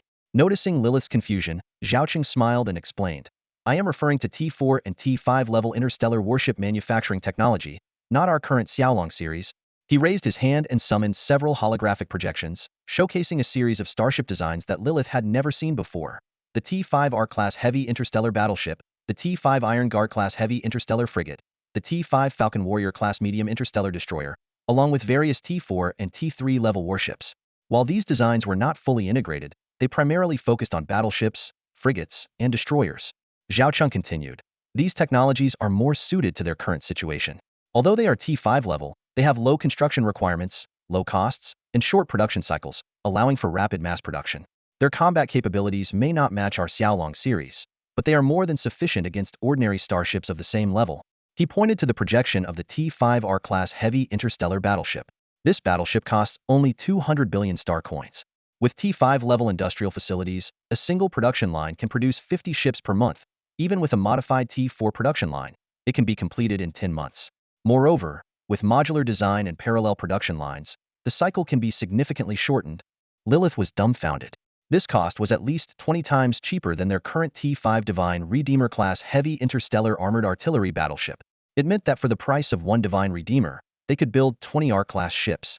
Even more astonishing was the incredible production capacity 50 T5 level battleships per month, a rare capability in the Cancer constellation's interstellar civilization. Zhao Chen's strategy was clearly well thought out. These low-cost starships were more suited to the current state of Cancer, primarily operating within their own universe, with opponents mostly at the T5 level. Should they face a T6 level threat, they could always call for support from the Xiaolong regular forces. More importantly, this fleet could rapidly expand to a size capable of controlling the entire Cancer universe, preventing their plans from being hindered by insufficient manpower. Finally, Zhao Chen added, aren't we supposed to keep our identities hidden? Occasionally using Xiaolong series starships is fine, but long-term use would inevitably expose us. This explanation made Lilith realize the depth of Zhao Chen's strategic foresight. The explanation from the Dragon Emperor left Lilith deep in thought. She realized that to delay exposure, the immediate priority was to build an interstellar fleet that met the needs of the Luoha kingdom. This idea made her frown, then relax, only to frown again. We need to set up production lines and industrial factories for the Cancerian interstellar civilization, and that requires a significant investment. Lilith, ever the meticulous planner, began calculating in her head, her fingers unconsciously sketching numbers in the air. Seeing her concern, Zhao Chen spoke up directly. To build these industrial facilities for the Luoha kingdom, they first need to sign a loan contract. As for how to frame the terms, that's your specialty. You can handle it. A slight smile played on his lips. Our dragon never makes a losing deal. He paused, then continued. Regarding those industrial facilities, there's no need to build everything from scratch. We have a batch of decommissioned T3 and T4 facilities in our universe. We can dismantle and transport them here for reassembly. Zhao Chen's eyes sharpened, and those interstellar trade groups under the Northern Goose Group have been looking to upgrade their military industries. This is their chance to send their outdated production lines here. Lilith's eyes lit up and she quickly asked, what about the price? Zhao Chen narrowed his eyes, a hint of cunning in his tone. Even though the equipment is secondhand, it still functions well. Naturally, it will be priced accordingly. Lilith understood immediately, a slight smile tugging at her lips. These two had been working together for so long that they seemed to share the same mindset. Within a few minutes, they were already planning how to extract every bit of value from the Luoha kingdom's future output. Lilith quickly adjusted her thoughts and began outlining the initial construction plan. According to our plan, we can start building starship factories within the Luoha kingdom immediately. It will take about a month to reach the initial construction phase. She swiftly brought up data on her holographic display. After 1 month, these starship factories, built by us, can provide the Luoha kingdom with at least 3,000 T5 interstellar warships, 30,000 T4 interstellar warships, and nearly 1 million T3 interstellar warships each month, assuming sufficient construction resources. Zhao Chen rubbed his chin thoughtfully. Although the Luoha kingdom itself is quite poor, other interstellar forces might not be. They can adopt a war-sustains-war strategy, using war reparations from defeated enemies to build these interstellar warships, creating a cycle. Lilith nodded, quickly noting this down on her holographic display. Zhao Chen added, remember, each of these Dragon Series interstellar warships we build requires a technology licensing fee. They might not be able to pay now, but they must repay in the future with interest. Lilith looked up at the confident expression of the Dragon Emperor and sighed inwardly. This emperor truly intends to squeeze every bit of value from the Luoha kingdom. She quickly did the math and realized that at this rate, not just for 100 years, but for the next 500 years, the Luoha kingdom would be working for this emperor. Queen Lung Yun and General Long Qian swiftly took action, regaining control of the capital star system of Luaha in a short period, gradually restoring order. Two elite fleets, the Queen's Royal Guard Fleet and General Long Qian's Third Corps Fleet, converged in the capital star system, initiating necessary maintenance and resupply operations. Meanwhile, Queen Lung Yun issued an important nationwide announcement, exposing the betrayal of the Chang family and declaring an immediate state of war for the Luaha kingdom. This announcement was like a thunderclap, causing a massive stir throughout the interstellar kingdom. On the other side, Chang Lekun, who had fled the battlefield in a panic, led the remnants of the Luaha Second Corps Fleet to the Chang family's fiefdom star system. However, he did not stay there long. After gathering a large amount of supplies, Chang Lekun fled with his family towards the territory of the Ming family. Chang Lekun was filled with fear and anxiety. The mysterious and powerful interstellar fleet, equipped entirely with T5 class starships and a significant number of T6 class starships, was far beyond his imagination and strength. Faced with such a formidable enemy, he knew that he could not possibly contend with them on his own. At this moment, seeking refuge with the Ming family became his only option. Although he had failed to complete the original plan, Chang Lekun hoped that the Ming family would accept his defection, even if they could not fulfill their previous promises. At least they would not discard him once he was no longer useful. At this time, both the Ming and Hu families received the latest news from the battlefield. Their plan against the Luaha kingdom had been thwarted by an unknown interstellar fleet. Even more shocking was the fact that the enemy had destroyed their hundreds of thousands of warships with just 3,000 starships.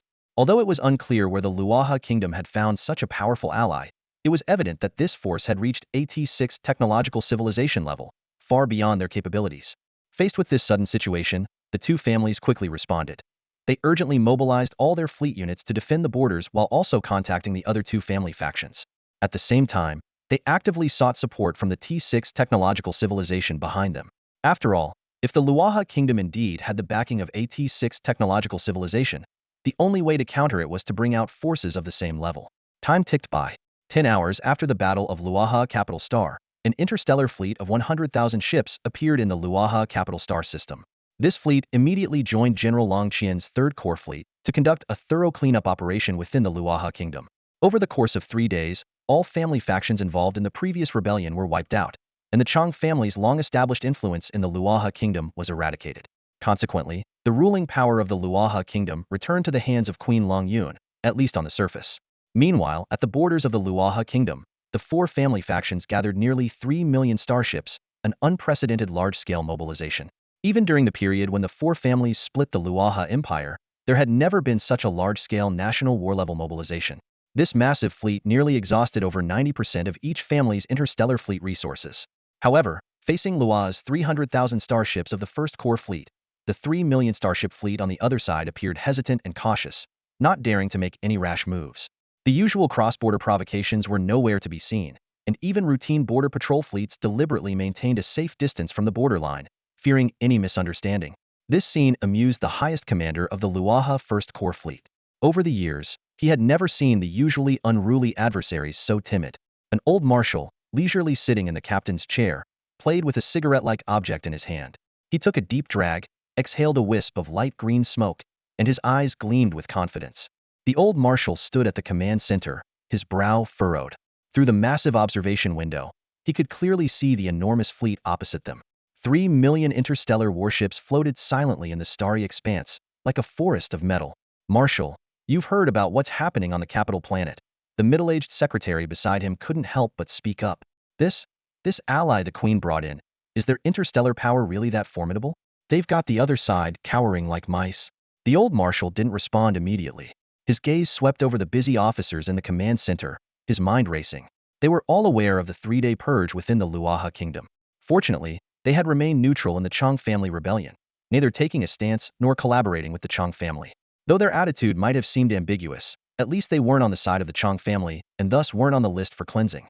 The purge had not only spared them but also created opportunities for their own family forces.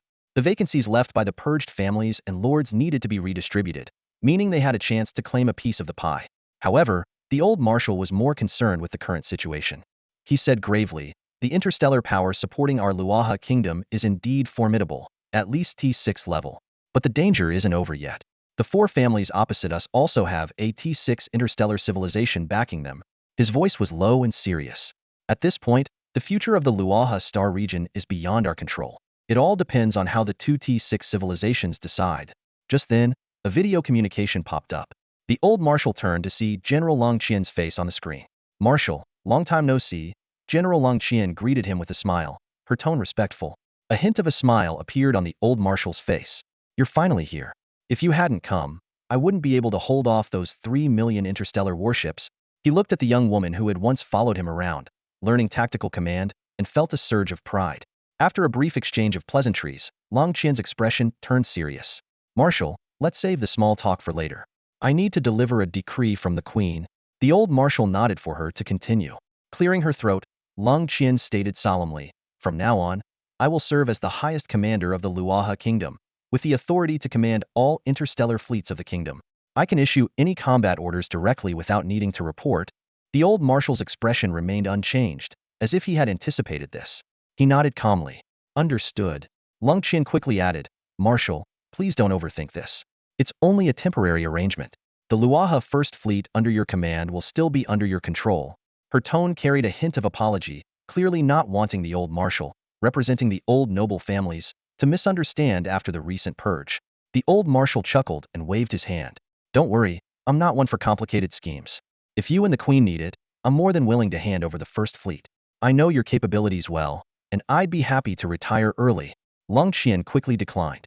"You're still in good health, Marshal. We can't do without you." She knew that even if the marshal wanted to retire, the interests of the old noble families he represented wouldn't allow it. "Anything else?" the old marshal asked. "Nothing for now," Long Qian replied. The old marshal's eyes narrowed, his tone softening. "Long Qian, we've always had a mentor-student relationship. I heard that you brought in the T6 interstellar power supporting us. Can you tell me about this T6 civilization's background? We need to prepare accordingly, knowing how they compare to the one backing the four families." Long Qian caught the probing in his words and smiled. "I'm sorry, but I can't reveal much about our T6 backer just yet. But rest assured, our T6 civilization is far superior to the one behind those four families." The old marshal's eyes brightened, and he exhaled in relief. "That's good to hear. Those guys have 3 million warships right in front of us. Without some confidence, they'd probably attack us." However, Long Qian's next words shocked him. "Marshal, they're afraid to attack. But who's to say we can't attack them?" The old marshal's pupils dilated in surprise. Before he could ask, Long Qian continued, "While I can't reveal much about our T6 backer, I can share some agreed-upon details." The old marshal's interest was piqued. Long Qian went on, "One of the commitments we've made is to restore governance over the entire Luaha star region within 20 days. The Luaha Kingdom will reclaim the interstellar territory of the former Luaha Empire." This news left the old marshal not just wide-eyed, but utterly speechless. The command center fell silent, with only the faint hum of distant interstellar warships hinting at the monumental changes to come. An elderly man with white hair stared intently at the 3 video windows gradually coming into focus, his expression serious. As the images stabilized, 3 figures appeared on the screen, each seated in a different room. The old man glanced around, ensuring everyone was present, and then spoke in a deep voice, "Everyone's here. Let's begin." "Begin what? What's there to discuss?" An impatient woman with a stern face interrupted. "Just wait until the Burns interstellar civilization's fleet arrives. Then we'll take down the Luaha Kingdom in one swift move." A thin, elderly man chimed in anxiously, "Yeah, old Xia, weren't you in charge of contacting the Burns interstellar civilization? What's the situation? When is their fleet arriving?" The middle-aged man referred to as old Xia frowned, scanning the two with evident displeasure. "Why are you two in such a rush? If it weren't for the Ming and Hu families acting prematurely, we wouldn't be in this mess. Do you have any idea how much pressure I'm under from the Burns interstellar civilization? The original plan was to start 3 months from now, but you pushed it forward by 3 months." From this exchange, it was clear that this video conference was a joint meeting called by the other 4 family powers in the Luaha star domain. The meeting's cause was evidently linked to the current situation in the Luaha star domain. The heads of the Ming and Hu families looked embarrassed, their eyes shifting uneasily. They knew full well that the current predicament was their doing. They had launched an attack on the Luaha Kingdom without informing the other families, hoping to curry favor with the Burns interstellar civilization and secure a larger share of future benefits. However, they hadn't anticipated the situation spiraling out of control. The head of the Tai family, who had remained silent until now, sneered and spoke up. "You two planned it all out, didn't you? You left us out, hoping to make a good impression on the Burns interstellar civilization. Now that things have gone south, you want old Xia to fix it. What a clever plan. If the Burns interstellar civilization demands any additional conditions, you two will bear all the consequences." I won't pay for your foolish actions. Though annoyed by the harsh criticism, the heads of the Ming and Hu families knew they were to blame and had no grounds to argue. The head of the Xie family spoke calmly. The Burns interstellar civilization did present some additional conditions, which I agreed to. As old Tai said, those conditions will be your responsibility, Ming and Hu families. There's nothing to discuss. If you're unwilling, you can negotiate with the Burns interstellar civilization yourselves. In the alliance with the Burns interstellar civilization, the Xie family had taken the lead, mainly due to their connections with the Burns interstellar civilization. These connections had made the plan to establish a federal power in the Luaha star domain possible. The head of the Ming family, realizing there was no room for negotiation, reluctantly said, "Fine, we'll take on part of it." He knew that the priority was to resolve the Luaha kingdom issue and get things back on track. Although displeased, the head of the Hu family silently accepted the decision, her expression betraying her discontent. The head of the Tai family pressed on, "So, what's the plan? When exactly will the Burns interstellar civilization send their fleet?" My informants within the Luaha kingdom have reported that Long Qian has conducted a major purge. She is now leading their fleet, along with an unknown T6 interstellar civilization's fleet, towards the border. Without the Burns interstellar civilization's intervention, facing a T6 fleet even with just 100,000 warships poses a significant threat to us. All eyes turned to the head of the Xie family, awaiting his response. He spoke slowly. "I've contacted the Burns interstellar civilization. They have agreed to send their fleet earlier to execute the plan to clear out the Luaha kingdom. But before that, they will send an envoy to assess our situation." An envoy? The eyes of several clan leaders lit up, as if they had seen a new opportunity. The leader of the Xie clan, with a touch of pride, explained in detail, "I assume it's because of today's matter. The envoy will conduct an on-site inspection of our situation and then draft a detailed plan, including the arrival time of the Burns interstellar civilization fleet."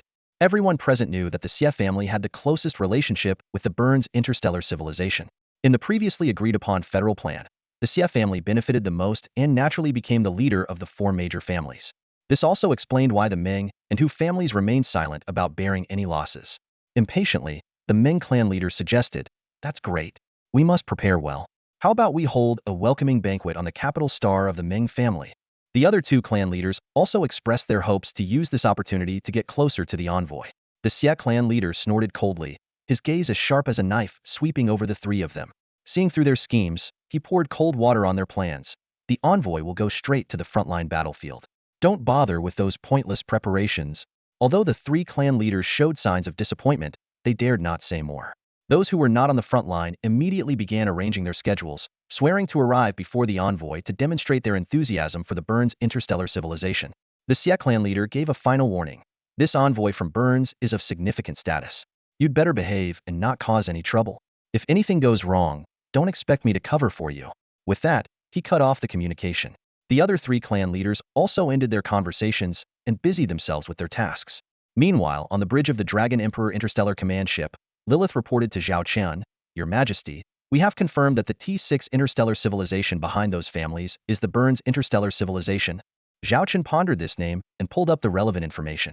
The Burns interstellar civilization had just entered the T6 level, possessing only a few advanced technologies and 2 T6 level interstellar warships. This civilization, in its period of upward development, was actively expanding its strength to deal with potential threats. Lilith expressed her concern. "Although we are not afraid of their military strength, going to war with a T6 interstellar civilization would still be a significant burden for us." Zhao Chen, however, smiled lightly. "Don't worry, I have a plan." He stretched lazily. "Get ready. We're going on a trip." "A trip? Where to?" Lilith asked curiously. "To the capital star of the Burns interstellar civilization," Zhao Chen replied directly. Lilith was taken aback. "Going to their capital star now is like walking into a trap, isn't it?" Zhao Chen explained. "You're right. Now is not the time to go to war with a T6 interstellar civilization. So we'll switch tactics, pay them a visit, and give them a little scare." He emphasized the last few words, his eyes gleaming with wisdom. On the front lines of the confrontation between the Luaha kingdom and the four families, a sudden appearance of an interstellar fleet drew significant attention from all sides. Despite comprising only 3,000 starships, its presence was impossible to ignore. The warships of the four families quickly made way, even vacating scarce military docking space for the fleet. At this moment, the high-ranking members of the four families gathered in the starport corridor, preparing to welcome the distinguished guests from the fleet. The air was thick with tension and anticipation. Madame Hu, the matriarch of the Hu family, glanced at Lord Ming and teased, "You're quite something. I just heard you were in your family territory, and here you are in less than 3 hours. Aren't you worried about wearing out your old bones? Lord Ming sneered back. And what about you, old hag? We all know what everyone's thinking. Don't be a pot calling the kettle black. Lord Xie, hearing the quarrel, immediately snapped. Quiet down. The guest will be here any moment. Don't make fools of yourselves in front of them. At his words, the corridor fell silent. All eyes focused on the far end of the corridor, where it connected to AT-6 starship. The hatch slowly opened, and a squad of soldiers filed out, taking positions along the corridor at 1-meter intervals. Following them, a humanoid male clad in luxurious attire came into view. His skin was pale, and if not for the 2 pairs of antennae on his head, he could have passed for human. As he walked forward, the 4 family leaders held their breath. Lord Xie was the first to speak, with a respectful tone. A warm welcome to Mr. Wee Eyes. On behalf of the Xie family, I welcome you to the Luaha Star region. The other leaders quickly echoed their greetings, eager to show their hospitality. However, Mr. Wee Eyes remained expressionless and curtly interrupted. I'm not here to listen to your empty words. The atmosphere instantly grew tense. Lord Xie, secretly pleased, quickly adjusted his approach. Forgive us, Mr. Wee Eyes. Please, follow me to the reception room where we can discuss the current situation in the Luaha Star region and plan our next steps. Mr. Wee Eyes' expression softened slightly, and he nodded. Very well, let's do that. Led by Lord Xie, the group made their way to the reception room. The other 3 leaders, though somewhat disappointed, followed closely. They understood the importance of this rare opportunity to engage with an envoy from the Burns interstellar civilization. Despite the initial cold reception, they were determined to make the most of it. Soon, they arrived at the prepared reception room, ready to commence formal discussions. On a massive round table, a holographic projection of the interstellar battlefield of the Luaha Star region was displayed. Mr. White's gaze turned sharp as he scrutinized the unfolding battle. The head of the Xie family smirked slightly, casting a disdainful glance at the 3 other family leaders behind him. He thought to himself, this is what truly appeals to him. Mr. White's is not someone easily swayed by superficial flattery. He values substantial worth. The 3 family leaders realized this as well, their angry glares directed at the Xie family head. They knew that this cunning man had deliberately withheld the envoy's character traits to embarrass them in such a setting. Ignoring their hostile stares, the Xie family head stepped forward to provide Mr. White's with a detailed briefing on the intelligence within the holographic display. He began with a brief overview of the current state of the Luaha kingdom. With the assistance of an unknown T6 interstellar civilization, the Luaha kingdom had eradicated most of their planted agents and allied forces. Even the surviving noble forces had severed ties out of fear of being implicated. On the surface, the Luaha kingdom appeared united and impenetrable. Next, the Xie family head highlighted the current military situation. The Luaha kingdom had amassed nearly 500,000 interstellar warships at the border, and the mysterious T6 civilization was about to arrive with an additional 100,000 warships. They were likely to launch an attack soon. Considering that these 100,000 warships from the T6 civilization were equipped with T5 and even T6 level ships, it would be impossible for the families alone to fend them off. Therefore, the Xie family head said urgently, we desperately need the assistance of the Burns interstellar civilization. Please convey to your superiors that we urgently require the support of their interstellar fleet. Mr. White's frowned slightly and asked in a deep voice, only 100,000 warships? Are you sure? The Xie family head replied firmly, yes. Although our intelligence network in the Luaha kingdom has been compromised, such a large-scale fleet movement by the enemy could not completely escape our notice. This information has been verified by multiple sources. Mr. White scoffed at the 4 family heads, sneering, you're scared of just 100,000 warships? And you think you're worthy of joining the Burns? Pathetic.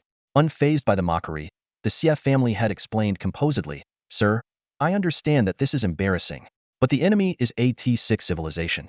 As far as we know, they previously defeated 3 of our fleets, nearly 900,000 warships, with just 3,000 of their own. We lost nearly 400,000 ships, while their losses were negligible, with not a single warship destroyed. Those 3,000 warships were all at least T5 level, with some T6, fully equipped with rare ship types like interstellar artillery ships, missile ships, and long-range hunter ships. Their combat proficiency is extremely high. Therefore, with our current strength, it is indeed difficult to handle the situation. He continued, even though we have 3 million warships to face their 100,000, even if we manage to repel the attack, our fleet would be severely depleted. At that point, our newly established interstellar federation would struggle to maintain order and could not fully serve you in the Burns civilization.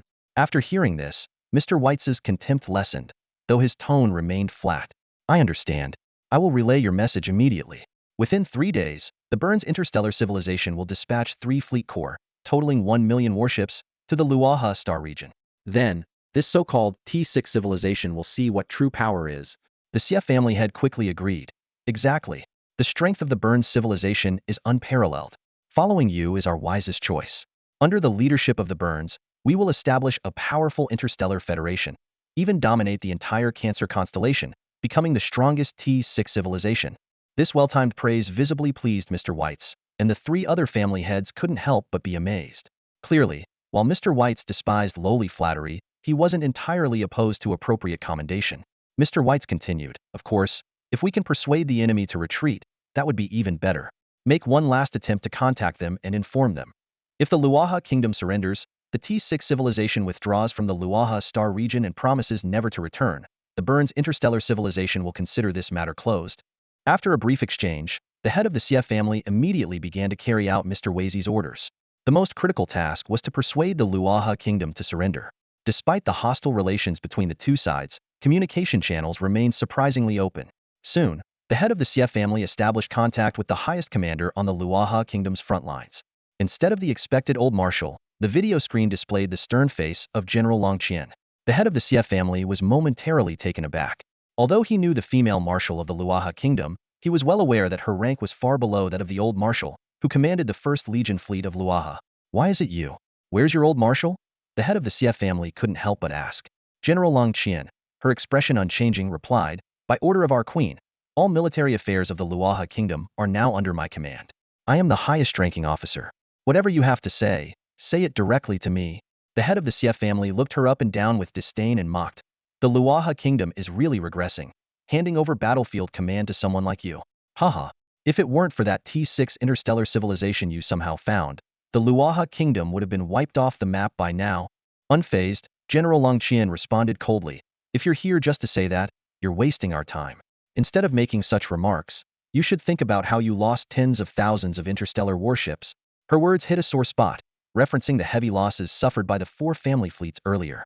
The heads of the Ming and Hu families turned pale and were about to retort when the head of the Xie family stopped them with a glance. The head of the Xie family scoffed and said, if it weren't for the envoy from the Burns interstellar civilization wanting to give your Luaha kingdom a chance, I wouldn't even bother talking to you. Let me be clear. Within 3 days, the Burns interstellar civilization will deploy 1 million warships to the Luaha star region. How do you plan to resist? The T6 interstellar civilization backing you has only sent a mere 100,000 ships. 100,000 against 1 million. Any rookie can do that math. He continued, the envoy from the Burns interstellar civilization is willing to give you an opportunity. Surrender now. Have your T6 backers withdraw from the Luaha star region immediately and never return. Do this, and the Burns interstellar civilization is willing to give you a place in the future interstellar federation of the Luaha star region. Otherwise, the Luaha kingdom will be obliterated. I'll give you time to think it over. Before he finished speaking, General Long Qian interrupted. No need to consider. Our cannons are our answer. Surrender is not an option, not in this lifetime. And who told you we are bound to lose? Furthermore, I can offer you traitorous families a chance. Surrender now, and I will request the Queen to show mercy to some of your innocent family members. Otherwise, when the reckoning comes, don't blame us for wiping out your families. Wipe out our families.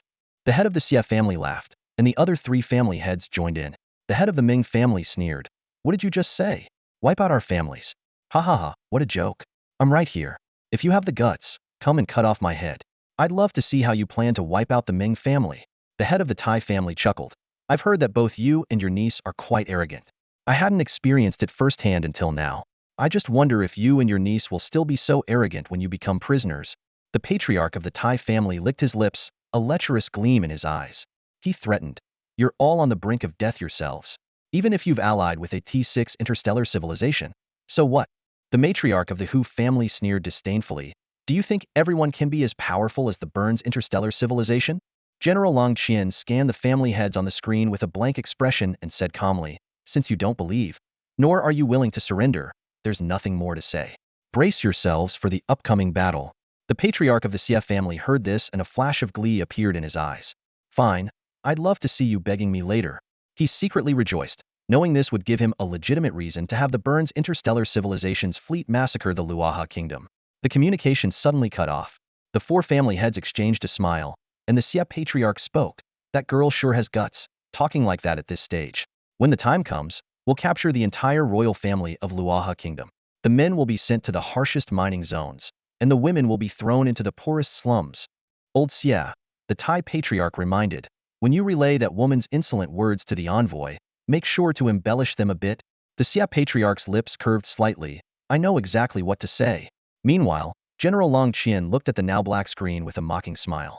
These foolish people had no idea how powerful the reinforcements she had called upon were, far beyond the newly advanced T6 Burns interstellar civilization. She secretly anticipated the expressions of the four family heads when the truth was revealed. General Long Qian intended to report the matter immediately to Emperor Zhao Chen of the Xiaolong Empire, but learned that the emperor was preoccupied with important affairs and temporarily unreachable. Though slightly puzzled, she didn't dwell on it as she gazed at the 100,000 Xiaolong interstellar warships before her. At that moment, Emperor Zhao Chen of the Xiaolong Empire was leading the Xiaolong Imperial Guard fleet in another universe. Our coordinates are confirmed. We're at the outskirts of the capital star system of the Burns interstellar civilization, Lilith reported to Zhao Chen, her eyes filled with disbelief. Zhao Chen turned to Commander Xiong Xiangxiang. Xiong Xiangxiang, confirm our contingency plans? Xiong Xiangxiang responded immediately, multiple confirmations have been made. We can ensure a safe and rapid retreat in case of enemy attack, guaranteeing your and the fleet's safety. Zhao Chen nodded in satisfaction.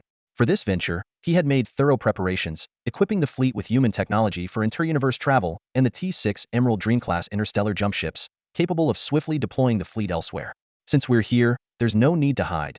Zhao Chen leaned back in the captain's chair, a playful smile on his face. Pass my order. All interstellar warships of the Imperial Guard fleet, lift the energy wave blockade and set it to maximum. Let everyone in the Burns interstellar civilization's capital know they have distinguished guests. Then, directly contact their highest executive officer and inform them someone wishes to speak. The actions of the Imperial Guard fleet immediately alerted the local garrison and the high-ranking officials of the Burns interstellar civilization. Numerous interstellar fleets rushed over, and the entire capital star system went into a state of alert. What?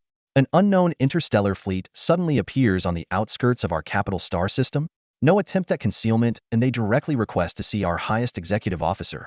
The highest-ranking officer of the capital garrison frowned. Where did these lunatics come from? No idea, sir. We haven't been able to determine the origin of this fleet, the adjutant replied helplessly. The officer thought for a moment, then said in a deep voice, contact this fleet and tell them I want to speak to their commander. Soon, a video window popped up, showing a man with a playful smile. Who are you? Why have you brought a fleet to intrude into our Burns interstellar civilization? Identify yourself immediately, or face the consequences, the officer sternly warned. Zhao Chen's lips curved slightly. Are you sure you want me to identify myself? Of course. I'm afraid that once you know who I am, it'll be hard for you to explain to your superiors, Zhao Chen shrugged, chuckling lightly. The highest-ranking military officer stationed in the capital was visibly disturbed by the arrogant remarks he had just heard. His brow furrowed as he weighed his options, his gaze fixed on the screen showing the man with a fair complexion and a faint, mocking smile. An indescribable unease welled up inside him. By all conventional standards, he could have ordered an attack on this uninvited guest. However, the commanding aura exuded by the man on the screen gave him pause. As someone who had met with the upper echelons of the Burns interstellar civilization, and even the highest executive, he had never felt such an overwhelming sense of pressure from anyone before. A chilling thought crossed his mind. Acting rashly today could spell disaster for the entire Burns interstellar civilization. At that moment, Lilith, who was standing beside Zhao Chen, stepped forward and spoke in a calm tone. We do not wish to cause you any trouble. I will now send you an encrypted file. Please deliver it to your highest executive. Once he sees it, he will come to meet us. She paused briefly and added, if you have doubts, you may check it yourself, but I advise against letting anyone else see it. The consequences could be beyond what you can handle. With that, Lilith transmitted an encrypted electronic file. Zhao Chen, with his arms crossed, coldly remarked, my time is limited, don't keep me waiting. He yawned impatiently and then cut off the communication. The screen went black, leaving the officer with a mix of emotions. He cautiously opened the encrypted document after a thorough security check. To his surprise, the document contained only an Imagia Dragon emblazoned fleet insignia. Staring at the insignia, his mind raced. Suddenly, a name flashed through his head. T6 Xiaolong Interstellar Empire. The formidable civilization that had repelled the Devourer civilization's invasion fleet. The officer quickly closed the document and issued a series of urgent commands. No one was to approach or attack the fleet. The area around it was to be declared a no-flee zone, and their movements were to be closely monitored. He then urgently contacted the highest executive, only to be intercepted by the chief secretary. Faced with questioning, the officer hurriedly explained, I have an extremely important and urgent matter that must be reported directly to the highest executive. The chief secretary frowned slightly and replied coolly, "You can tell me what it is first." The vice admiral hesitated, recalling the warning from the previous visitor. He took a deep breath and carefully chose his words. With a grave expression, he began, "Just moments ago, we detected an unidentified interstellar fleet on the outskirts of the capital system. We established video communication with them, and they claimed to come from a powerful interstellar civilization. They sent us a document containing critical information that only the Supreme Governor has the authority to view." The Secretary General frowned, his tone stern. "An unidentified fleet near the capital system? Vice Admiral, you should know how to handle this. Immediately seize that fleet, verify their identity, and ensure the safety of the capital system. If they don't cooperate, use force. This isn't something to bother the Supreme Governor with. If you need to escalate every minor issue to the Supreme Governor, your position may be in jeopardy." The Vice Admiral began to pace anxiously, glancing at the document in his hand and remembering the warning. He knew the fewer people who knew about this, the better, but the situation left him in a difficult position. He took another deep breath and said firmly, "Secretary General, I will send you the document now. How to proceed is up to you, but I must stress its importance. I recommend you present it directly to the Supreme Governor. If you choose to view it, do so in complete privacy and do not disclose it to anyone. The consequences are beyond what either of us can bear. Remember, our burned civilization may have reached T6 status, but there are far more powerful civilizations out there." With that, the Vice Admiral transmitted the document to the Secretary General. The Secretary General received it, eyeing the Vice Admiral with suspicion, unable to understand why a mere document would cause such fear in a Vice Admiral. He cautiously examined the document and asked again, "So, what's in it?" The Vice Admiral shrugged, seemingly resigned. "If you want to know, just open it yourself. I've handed it over. How you deal with it is up to you, as long as you're prepared to face the consequences." The Secretary General hesitated, but decided to view the document. Following the Vice Admiral's advice, he opened it in a completely secluded environment. As the contents became clear, his expression shifted from confusion to shock, and finally to fear. He quickly closed the document, staring at the now calm Vice Admiral in disbelief. "You mean to tell me this document came from that fleet on the outskirts of our capital system?" The Vice Admiral nodded in confirmation. The Secretary General felt a chill down his spine, his voice trembling. "Why didn't you warn me about the contents earlier?" He knew the power behind the document far exceeded that of the burned civilization. Worse yet, he had viewed it before handing it to the Supreme Governor, as instructed. He regretted his curiosity, wishing he could slap himself. The Vice Admiral sighed, "I did warn you. Don't waste any more time. If you've seen it, deliver it to the Supreme Governor immediately. That fleet is still waiting outside. Remember, they are not to be trifled with." And a look of reverence crossed the Vice Admiral's face. "Do you know who I saw?" "Who?" the Secretary General asked, puzzled. "A male," the Vice Admiral said seriously. "A male? What kind of answer is that?" Male." The Secretary General's eyes widened in realization. After seeing the document, he understood what a male meant in this context, recognizing the grave situation. "I'm going to see the Supreme Governor right now. Remember, do not provoke that fleet. If anything goes wrong, it will be catastrophic." The Secretary General hurried off, reminding the Vice Admiral as he went. The Vice Admiral rolled his eyes. "You don't need to remind me. That's why I warned you. Hurry up. They said they wouldn't wait long. If they lose patience because of our delay, we will be the ones to blame for any disaster that follows." Hearing this, the Secretary General quickened his pace even more. Fortunately, the Supreme Governor's office was nearby. He soon arrived at the door. "Don't hang up the communication. I might need your help explaining this," the Secretary General reminded the Vice Admiral before entering. The Vice Admiral nodded reluctantly. The Secretary General knocked, and upon receiving permission, entered the office. Though it was a familiar room, today he felt unprecedented anxiety, treading carefully with each step. The once short distance now felt unusually exhausting for him. The Secretary General took a deep breath and stood before the magnificent desk.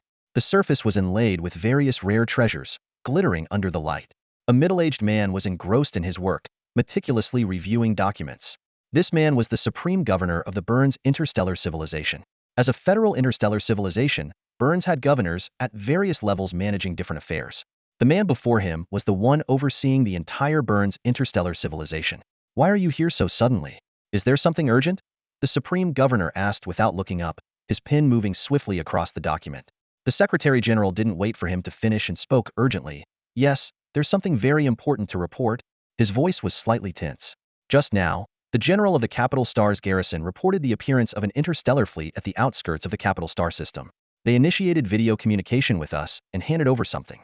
It's of great importance, so I came to report immediately." The general is also on standby online.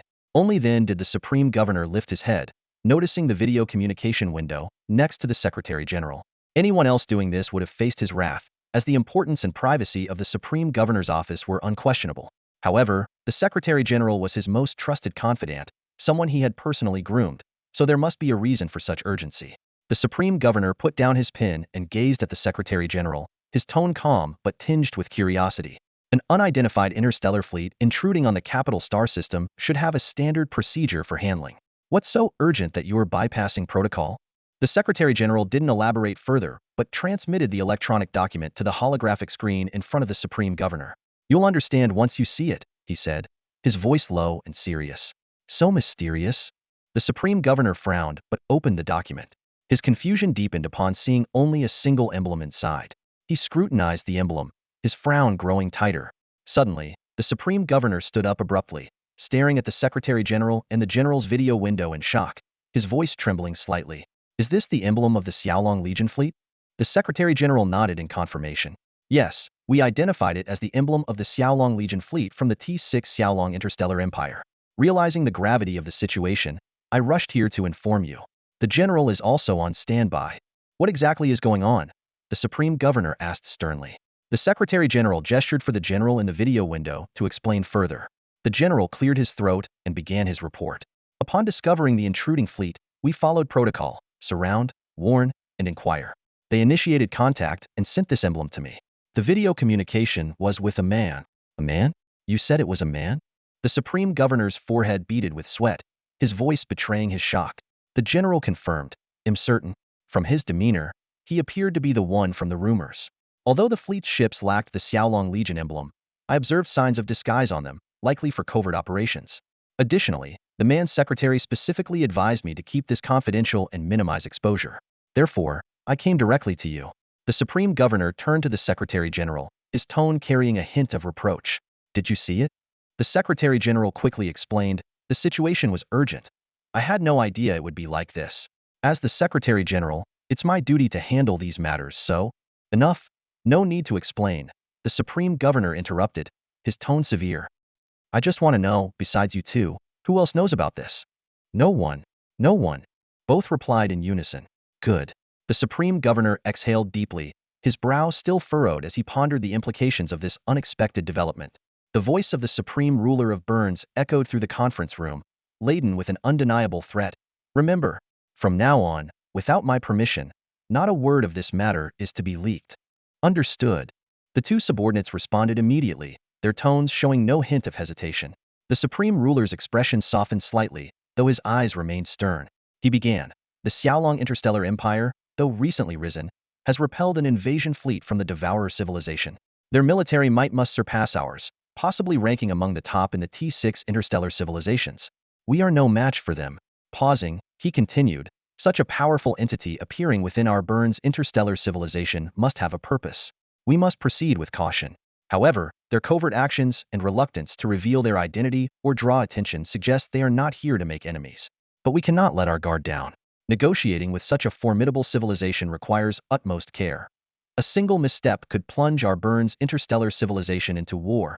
Both the Secretary General and the General nodded in understanding. Is their fleet still on the outskirts of our capital star system?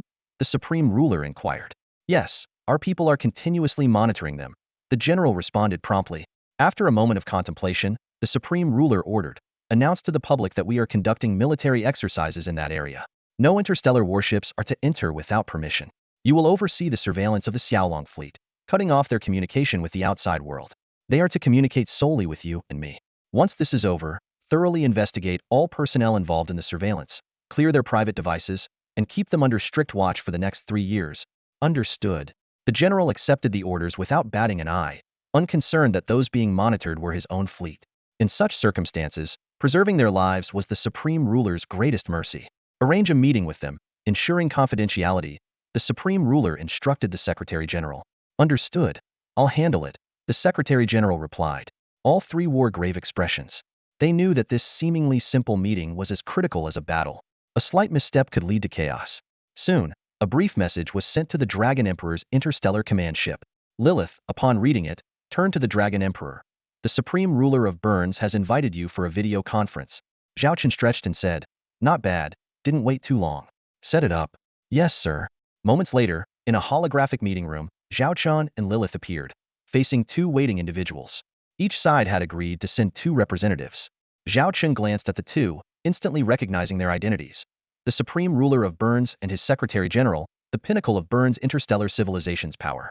Likewise, the other two were assessing Zhao Chen and Lilith. The supreme ruler began with a self-introduction. "I am Harasaka, the 139th supreme ruler of Burns' interstellar civilization. This is my secretary general because..." He bowed slightly, and the secretary general followed suit. Seeing their friendly demeanor, Zhao Chen reciprocated with a military salute and introduced himself. "Zhao Chen, the first emperor of the Xiaolong interstellar empire. This is my secretary, Lilith." So it is him. The dragon emperor, Zhao Chen. Though they had speculated, the confirmation still shocked the supreme ruler and secretary general. The dragon emperor was renowned across many universes. They knew of the epic battle between the Xiaolong interstellar empire and the Devourer civilization and were aware of the close ties between the Xiaolong empire and the Holy Elven Empire. Being allies with the Holy Elven Empire was a rare honor. "Dragon Emperor, it's an honor. May I ask what brings you to the Burns interstellar civilization?" The supreme ruler inquired politely. Zhao Chen smiled slightly, but his next words stunned the two. "I came specifically to ask if the Burns interstellar civilization intends to go to war with the Xiaolong interstellar empire." If not for his composure, the supreme ruler might have jumped in shock. He suppressed his internal turmoil and asked in confusion, "What do you mean, Dragon Emperor? We have no grievances with each other. Why would I want to go to war with the Xiaolong interstellar empire?" Internally, he thought, "Are you kidding me? The Xiaolong interstellar empire is so powerful. Would we be so foolish as to provoke them now? That would be suicidal." "Is that so? Then why did my fleet report that your civilization is preparing to attack them?" Zhao Chen asked, narrowing his eyes. "What?" Seeing the Dragon Emperor's attitude, the supreme ruler began to wonder. Could this really be happening? If the Xiaolong interstellar empire intended to target the Burns interstellar civilization, they wouldn't need such a flimsy excuse. But if it were true, the supreme ruler swallowed hard, suddenly feeling a chill down his spine. Beads of sweat appeared on the forehead of the highest consul of Burns. His voice trembled slightly. "Wait, I have no idea about this news. I assure you, our Burns interstellar civilization has no intention of antagonizing the Xiaolong interstellar empire. Please allow me to investigate." Just as he turned to inquire from his secretary, Zhao Chen suddenly spoke with a hint of sarcasm in his voice. "No need to trouble yourselves with an investigation. Why not tell me directly? Are you preparing to use force against the Luha star region in the Cancer constellation's interstellar civilization?" Burns was stunned, memories flooding his mind. He hesitated and looked at the secretary, who immediately nodded in acknowledgement. "Yes, there is such a matter. Previously, a family faction within the Luha star region of the Cancer constellation's interstellar civilization had some contact with one of our princes. They proposed establishing an interstellar federation controlled by us in the Luha star region." Zhao Chen's lips curled into a slight smile as he continued to probe. "And you plan to dispatch the interstellar fleet to the Luha star region to eliminate all resistance there, right?" Burns frowned and looked at the secretary, who swallowed hard and replied weakly, "Yes, there is such a plan." Zhao Chen suddenly slammed the table, his voice booming. "So you admit it then? You are preparing to declare war on our Xiaolong interstellar empire and are ready to attack our Xiaolong fleet." The sudden outburst made Burns shudder. He stammered in defense. This, does it have any connection? Could it be?" Zhao Chen's gaze was as sharp as a blade, staring directly at the two men opposite him. "Because my Xiaolong interstellar fleet is currently in the Luha star region. Those family factions provoked me and warned that they have the backing of a powerful T6 interstellar civilization, which would soon send a fleet to the Luha star region. They claimed they could crush my interstellar fleet like an ant." Zhao Chen then feigned a frightened expression, patting his chest. "Those words scared me so much." He then blinked and added with a sarcastic tone, "So, I specifically came to ask the powerful Burns interstellar civilization's highest consul, how do you plan to crush this weak little ant?" These words were like a bucket of ice water poured over Burns and the secretary, causing them to break out in cold sweat. Burns hurriedly stood up, waving his hands in explanation. "Emperor of Xiaolong, we absolutely have no such intention. This must be a misunderstanding." Zhao Chen squinted his eyes and retorted, "Isn't it your fleet that's preparing to be dispatched?" The sweat on Burns' forehead grew denser as he hurriedly explained. This, there is indeed such a matter. But I had no idea those family factions were opposing you. If I knew, I would never have agreed to send troops. I have great respect for you, Emperor of Xiaolong, and your Xiaolong interstellar empire. This must be a misunderstanding. Please give me time to thoroughly investigate this matter and immediately withdraw all fleets. We will never step into the Luha star region again." Burns cursed the person who proposed the Luha Star region plan in his heart. If that person were in front of him now, he would certainly hang them up and flog them. To antagonize the Xiaolong interstellar empire over the Luha Star region was an utterly foolish decision. Zhao Chen pretended to have a sudden realization. Oh, so it's a misunderstanding? Yes, yes. It's just a misunderstanding, just a misunderstanding. The secretary echoed continuously.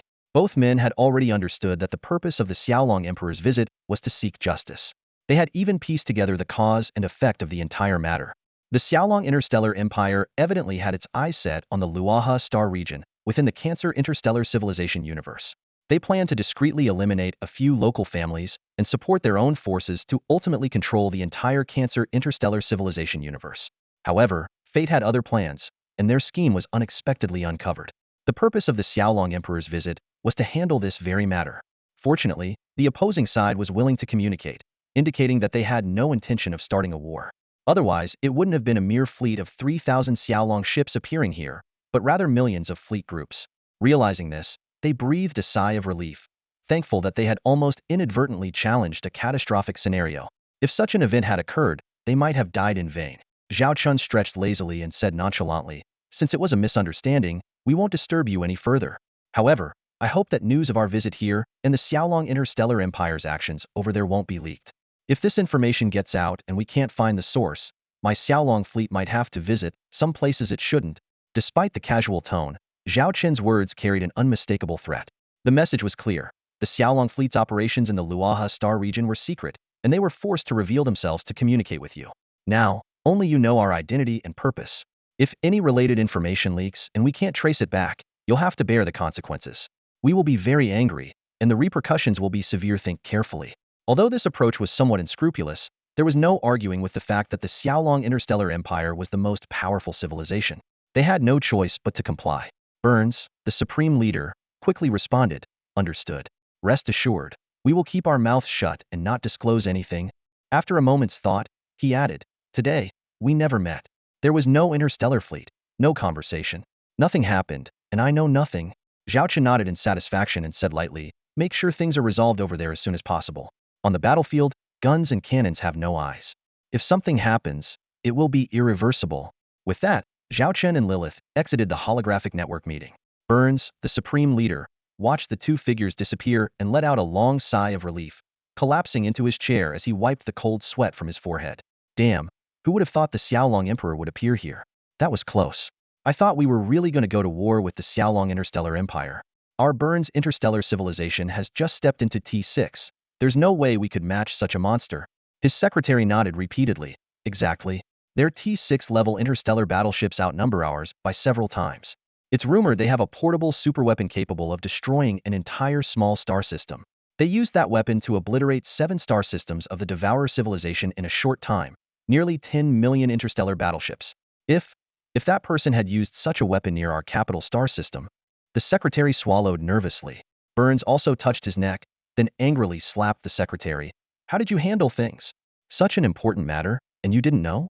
We almost had our interstellar fleet go to war with the Xiaolong fleet. Are you seeking death? If you want to die, don't drag me along." The secretary, holding his face with an innocent look, said, But you approved it. I approved it because of the insufficient intelligence you provided. Now get in touch with the person responsible for this matter immediately. Stop all actions right now, and have the top responsible person report to me at once," Burns roared. "Yes, sir." The secretary hurried to carry out the orders. Burns took a deep breath, sat back in his chair, and adjusted his clothes, his back soaked with sweat. He preferred wearing non-technological clothing, which lacked any cleaning functions. He would need to change later. But for now, he felt thirsty and reached for his cup. Just as he was about to take a sip, the office door was abruptly pushed open. The secretary returned, looking terrified, and shouted, "It's bad. Sir, something terrible has happened. The commander responsible for the Luaha Star region has already begun deploying our interstellar fleet. Just moments ago, 10 fleet groups, totaling 300,000 interstellar battleships, were teleported to the Luaha Star region. And they're on the front lines." With a crash, the cup in Burns' hand shattered on the ground, breaking into pieces. It was his favorite cup, said to be priceless, a gift when he assumed office. But now, it was nothing but fragments on the floor. Quick, quick. Immediately send someone to the Luaha Star region of the Cancer Interstellar Civilization universe. Bring back all the dispatched interstellar fleet groups. Burns ordered urgently, feeling as if the sky had fallen. On the front line of the Luaha Star region, the previously stalemated situation suddenly took a turn.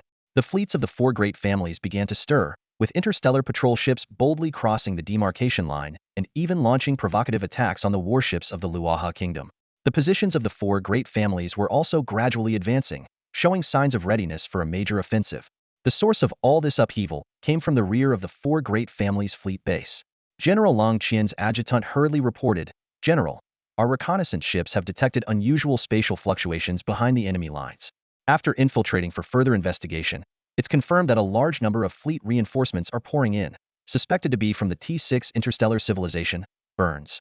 Currently, at least 300,000 interstellar warships have appeared, including a few T6 level warships." General Long Qian's face darkened instantly. She quickly calculated in her mind. The Burns civilization has indeed dispatched their fleet, and in astonishing numbers. According to previous intelligence, they promised to send 1,000,000 warships, which means 700,000 more are on their way. For the Luaha kingdom, this spells a catastrophic blow. Without the support of the Xiaolong Interstellar Empire, General Long Qian might have already considered abandoning the fight. After all, the gap between T5 and T6 civilizations is like a chasm, nearly insurmountable. However, with the powerful backing of the Xiaolong Empire, the situation is vastly different. Despite this, General Long Qian still felt a twinge of unease. The Xiaolong Emperor had not been seen recently, and she had no idea what he was occupied with. She hesitated whether to take the initiative to contact the Emperor, fearing it might seem too presumptuous.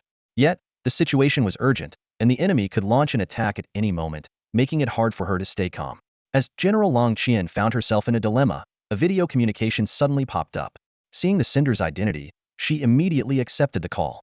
The screen displayed Lilith, the chief secretary of the Xiaolong Interstellar Empire. "Lady Lilith," General Long Qian greeted respectfully. Lilith nodded slightly, a hint of amusement in her expression. "General Long Qian, you certainly have nerves of steel. The enemy has brought in reinforcements from a T6 civilization, yet you remain calm and composed, showing no signs of anxiety." General Long Qian secretly breathed a sigh of relief, but maintained her composure outwardly. "Since I chose to ally with the Xiaolong Emperor, I naturally have unconditional trust in the Emperor and the Xiaolong Interstellar Empire." Lilith chuckled softly, indifferent to whether the words were heartfelt. She got straight to the point. "We are aware of the T6 civilization's fleet arriving in the Luaha Star region. His Majesty the Emperor asked me to convey that there's no need to worry. Everything is under our control. Remember, you have the Xiaolong Interstellar Empire behind you." "Understood. I will follow the Xiaolong Emperor's orders," General Long Qian responded humbly. After the communication ended, Lilith turned to Zhao Chen beside her, a glint of coldness in her eyes. "Your Majesty, you made a special trip to the Burns interstellar civilization, and yet, they've sent their fleet to the Luaha Star region.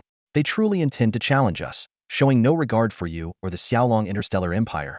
Zhao Chen pondered for a moment, speculating, "During my previous meeting with the highest executive of Burns, I felt his attitude was not feigned.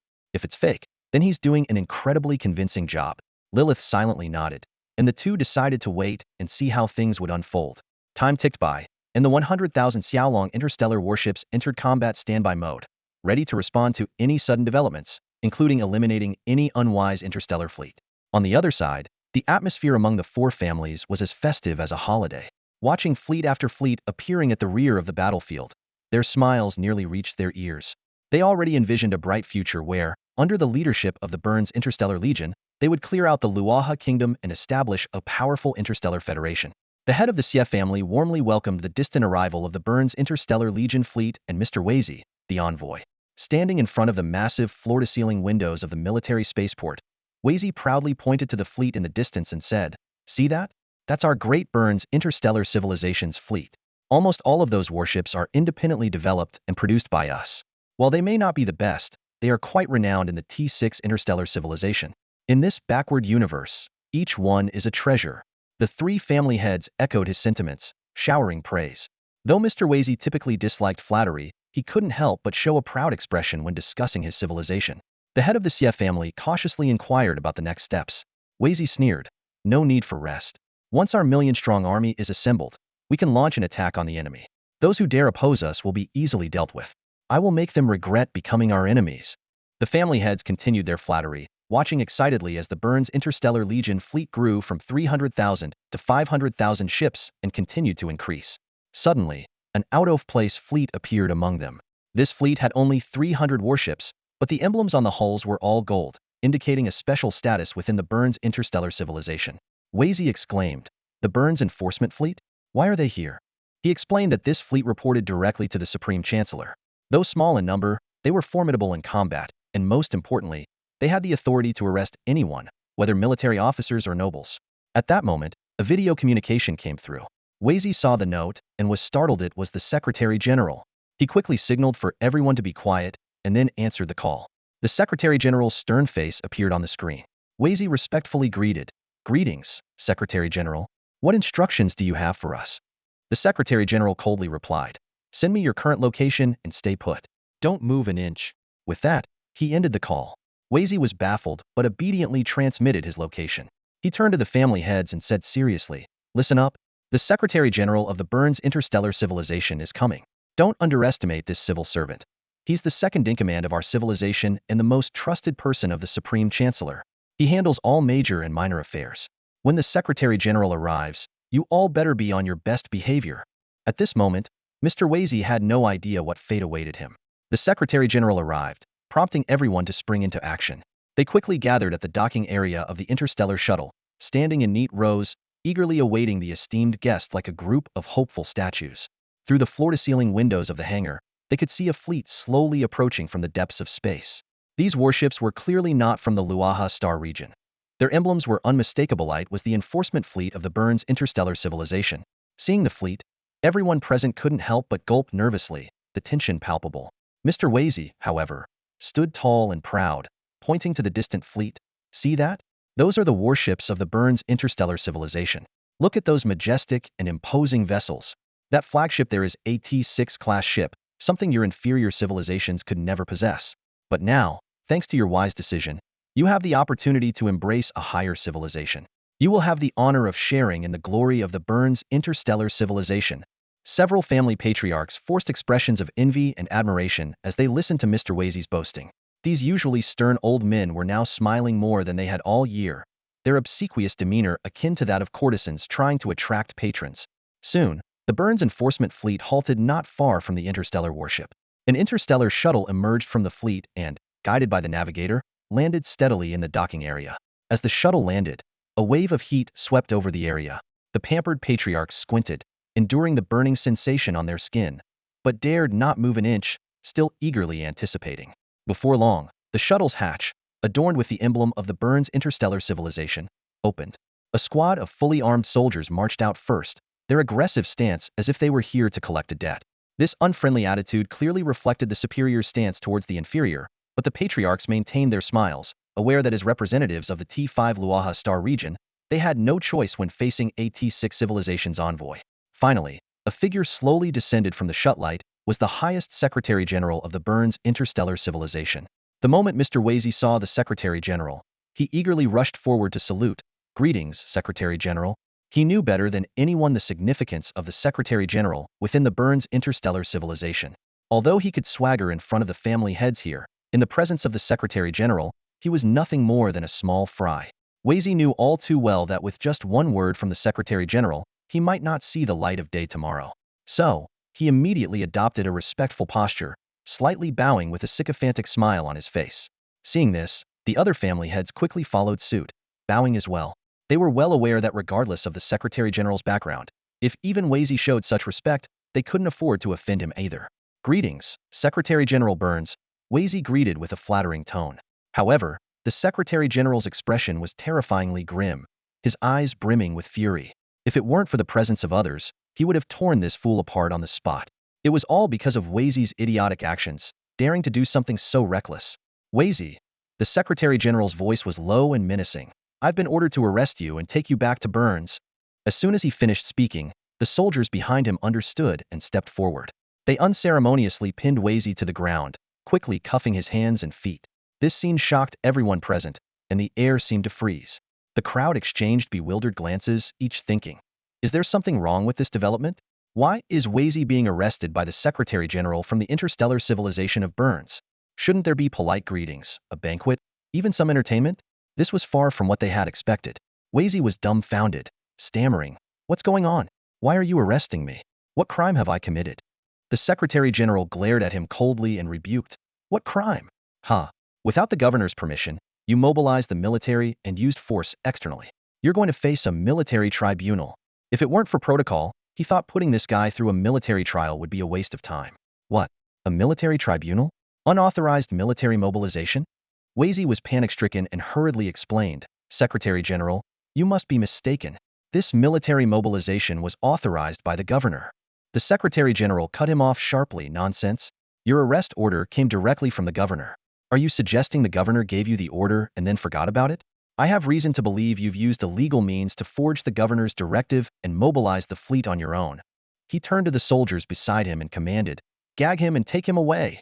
The soldiers immediately acted, placing a gag on Wazy, completely silencing his protests. The Secretary General was already planning in his mind to turn this guy mute, or even make him a fool once they got him back.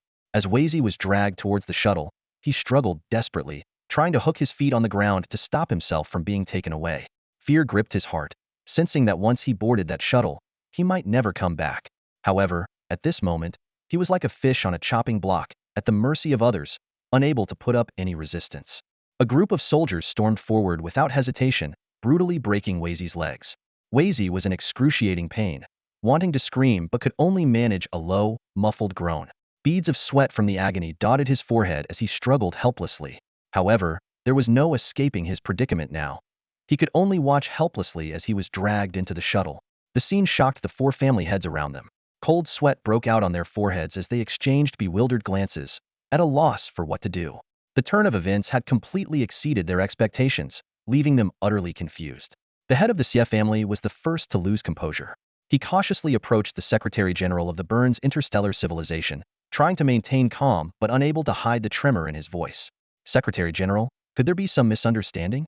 We have indeed initiated cooperation with the Burns interstellar civilization. We even plan to establish an interstellar federation in the Luaha star region to offer comprehensive services to the Burns interstellar civilization. We aim to be your most loyal allies. Mr. Wazy stayed in our Luaha star region for this very cooperation. The Secretary General cast a cold glance at the head of the Xie family. These people clearly had no idea about the magnitude of their mistake or the gravity of the entity they had provoked. At this moment, they were like a hot potato that no one wanted to handle, not even the Burns interstellar civilization. The Secretary General replied icily, we never promised anything of the sort. This was all Wazy's personal endeavor, and he is now wanted by the order of the Supreme Governor. Further matters will be decided after his trial. As for us and your families, there is no relationship. Is that clear? If we hear any rumors about us having ties, don't blame the Burns interstellar civilization for being harsh. The head of the Xie family was stunned, not expecting such an attitude from the Secretary General. He stammered. But, what about the current situation? The Secretary General sneered. What situation? Are you referring to those Burns interstellar civilization fleet units? Those were all mobilized by Wazy, who forged orders from the Supreme Governor. I will be taking them all back now. They never should have been here, and in fact, you can consider that they never were. With that, the Secretary General turned to board the shuttle. The head of the Xie family panicked and quickly blocked his way. Secretary General, you can't just abandon us like this. We are partners, allies. I even visited the Burns interstellar civilization before. There must be some misunderstanding. There must be. Give me some time. I will go to the Burns interstellar civilization right now. The Secretary General looked at him with indifference. Old man, don't waste your efforts. No matter what you do, it's useless. No faction within the Burns interstellar civilization wants to associate with you or offer you help. Anyone who dares to cooperate with you would be betraying us. Understand? Now move aside.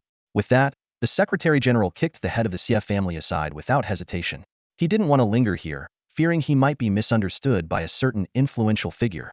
With that thought, he quickened his pace and swiftly boarded the shuttle. The heads of the Xie family and the other families could only watch helplessly as the shuttle, which carried their hopes, sped away. Its departure was as if it was fleeing from something repulsive here. Their plans were utterly shattered. Without the support of the Burns interstellar civilization, they would be powerless against the Luaha kingdom, which had a formidable interstellar fleet. A sense of despair enveloped them, and the future seemed bleak.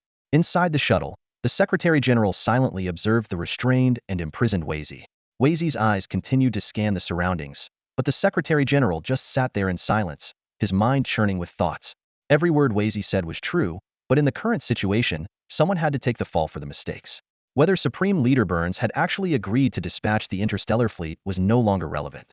As long as Burns claimed he hadn't given the order, that was the end of it. No subordinate would dare to challenge him at this time. Wazy was destined to be the scapegoat. The Secretary General turned his gaze out the porthole, watching as the spaceport built by the four families gradually receded. A flicker of disdain crossed his eyes. These families had no idea what kind of enemy they had provoked. The Xiaolong Interstellar Empire was one of the top 3 military powers among known interstellar civilizations. To antagonize such a behemoth was nothing short of suicidal. The consequences of this incident were already evident. Supreme Leader Burns, like a man bitten by a snake who now feared even a piece of rope, issued a series of orders. Not only was news of contact with the Xiaolong Emperor to be sealed off, but all planned military fleet deployments were also cancelled. The strategy shifted from external expansion to internal consolidation. Given that the Xiaolong Interstellar Empire had established a foothold in the Luoho star region of the Cancer Star Civilization universe, who knew if they had similar plans in other universes? This time they had narrowly avoided disaster, but what about the next time? To prevent a recurrence, Supreme Leader Burns decided to eliminate any factors that could lead to such a situation. Meanwhile, the four family heads at the spaceport stared at each other in confusion. They still didn't understand what had happened. Why had the Burns interstellar civilization suddenly backed out of the agreed-upon partnership at such a critical moment? Clan leader Ming was the first to speak, demanding, "Old Xia, what on earth is going on? You've been coordinating everything, and we've been cooperating all along. We even promised that the Xia family would hold a major stake once the new federation was established. Now, just when we're about to seal the deal, they've pulled the plug?" The other clan leaders echoed his sentiments, their eyes burning with intensity as they stared at Xia, the clan leader. Sweat beaded on Xia's forehead. He clearly hadn't anticipated this turn of events. Wiping his brow, he stammered, "Don't worry. I'll contact the Burns interstellar civilization right away. There must be some misunderstanding." With that, clan leader Xia began to make contact. However, all his communication requests were abruptly cut off. Worse still, he received news that the Burns representatives, who had been stationed on Xia family territory, had suddenly left in a hurry without explanation, their faces grim. After several minutes of failed attempts, Xia was in a full-blown panic. Facing the other 3 clan leaders, who looked like they wanted to skin him alive, he hastily said, "I have another plan. We can go directly to the Burns interstellar civilization universe. I'll meet with them in person and clear up the misunderstanding. Our cooperation can still continue. It will definitely work." Before he could finish, clan leader Ming, having reached the end of his patience, swung his fist and landed a heavy blow on Xia's face. "Misunderstanding? You dare call this a misunderstanding?" The head of the Hu family was seething with rage, his voice trembling with fury. He glared at the other party and continued to roar, "The Secretary General of the Burns interstellar civilization has come with the highest commander's orders, and you still lie here." He looked around, his eyes filled with despair. "The Burns interstellar civilization representatives we were hosting on your land have all left. Isn't that obvious enough? We've been abandoned." The Hu family head's body wavered, as if he might collapse at any moment. His voice grew hoarse. "How could this happen? They even have the support of the T6 interstellar civilization. We don't stand a chance. It's over, completely over," he muttered to himself. "We're all doomed. The Luaha kingdom won't spare us." A flicker of fear flashed in the eyes of the head of the Tai family. They all knew too well that the fall of the Luaha Empire was due to their betrayal at a critical moment. If they hadn't turned against the Luaha Empire back then, the empire, even in its decline, wouldn't have fallen to such a state. Over the years, the 4 families had spared no effort to suppress the Luaha kingdom. They firmly believed that if the Luaha kingdom ever got the chance, it would eliminate them first. Against the Luaha kingdom, they stood no chance. At that moment, a soldier rushed in with the latest news. "Report, the Burns interstellar civilization fleet that appeared behind the enemy lines has started to retreat." The sudden news shattered the calm on the Luaha kingdom's side. General Long Qian stood up abruptly, incredulous. "What? Is the information accurate?" "The information has been confirmed," the soldier replied. "We even have video footage. It's clear that the Burns interstellar civilization fleet is retreating." General Long Qian frowned, muttering to herself, "How could this be? Weren't the Burns interstellar civilization fleets supposed to be reinforcements for the 4 families? Weren't they here to help them fight? Why are they retreating suddenly?" Suddenly, she thought of Emperor Xiaolong. She recalled his calm demeanor upon learning that the Burns interstellar civilization was sending 1,000,000 starships to support the enemy. Now she was certain that the retreat of the Burns interstellar civilization fleet had everything to do with Emperor Xiaolong. Is this the power of Emperor Xiaolong? General Long Qian marveled silently. To subdue an enemy without fighting, even against AT6 interstellar civilization, her respect for Emperor Xiaolong and the Xiaolong interstellar empire reached new heights. Previously, She only knew that the Xiaolong Interstellar Empire was a T6 civilization with formidable military strength. But now, she realized she hadn't fully grasped the Empire's true power. The Burns Interstellar Civilization, also a T6 civilization, clearly understood the true might of the Xiaolong Interstellar Empire. Choosing to fight such a powerful opponent would be extremely unwise. Just then, General Long Qian received a brief message from the command ship Long Huang. Proceed with the original battle plan in 10 minutes. It was the same battle plan she had known before, a routine annihilation operation. Initially, she hadn't thought much of it. But after learning that the Burns Interstellar Civilization would be sending 1,000,000 starships, she had felt uneasy. Originally, even with the enemy's 3,000,000 starships, she wasn't worried. The Xiaolong Interstellar Empire's 100,000 starships were enough to intimidate the enemy, and combined with their own 500,000 starships, they had a fighting chance. However, the addition of 1,000,000 starships from the Burns Interstellar Civilization changed everything.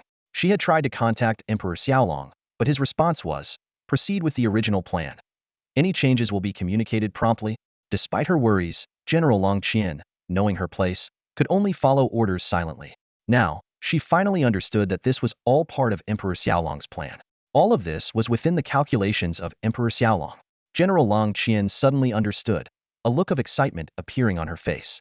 She immediately began issuing orders for battle deployment. Transmit my orders. General Long Qian's voice echoed through the command center.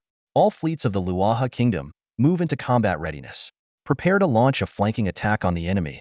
The scene shifted to the bridge of the Dragon Emperor, the interstellar command ship. Secretary General Burns appeared on the communication screen, his demeanor drastically different from before, with a nervous smile on his face.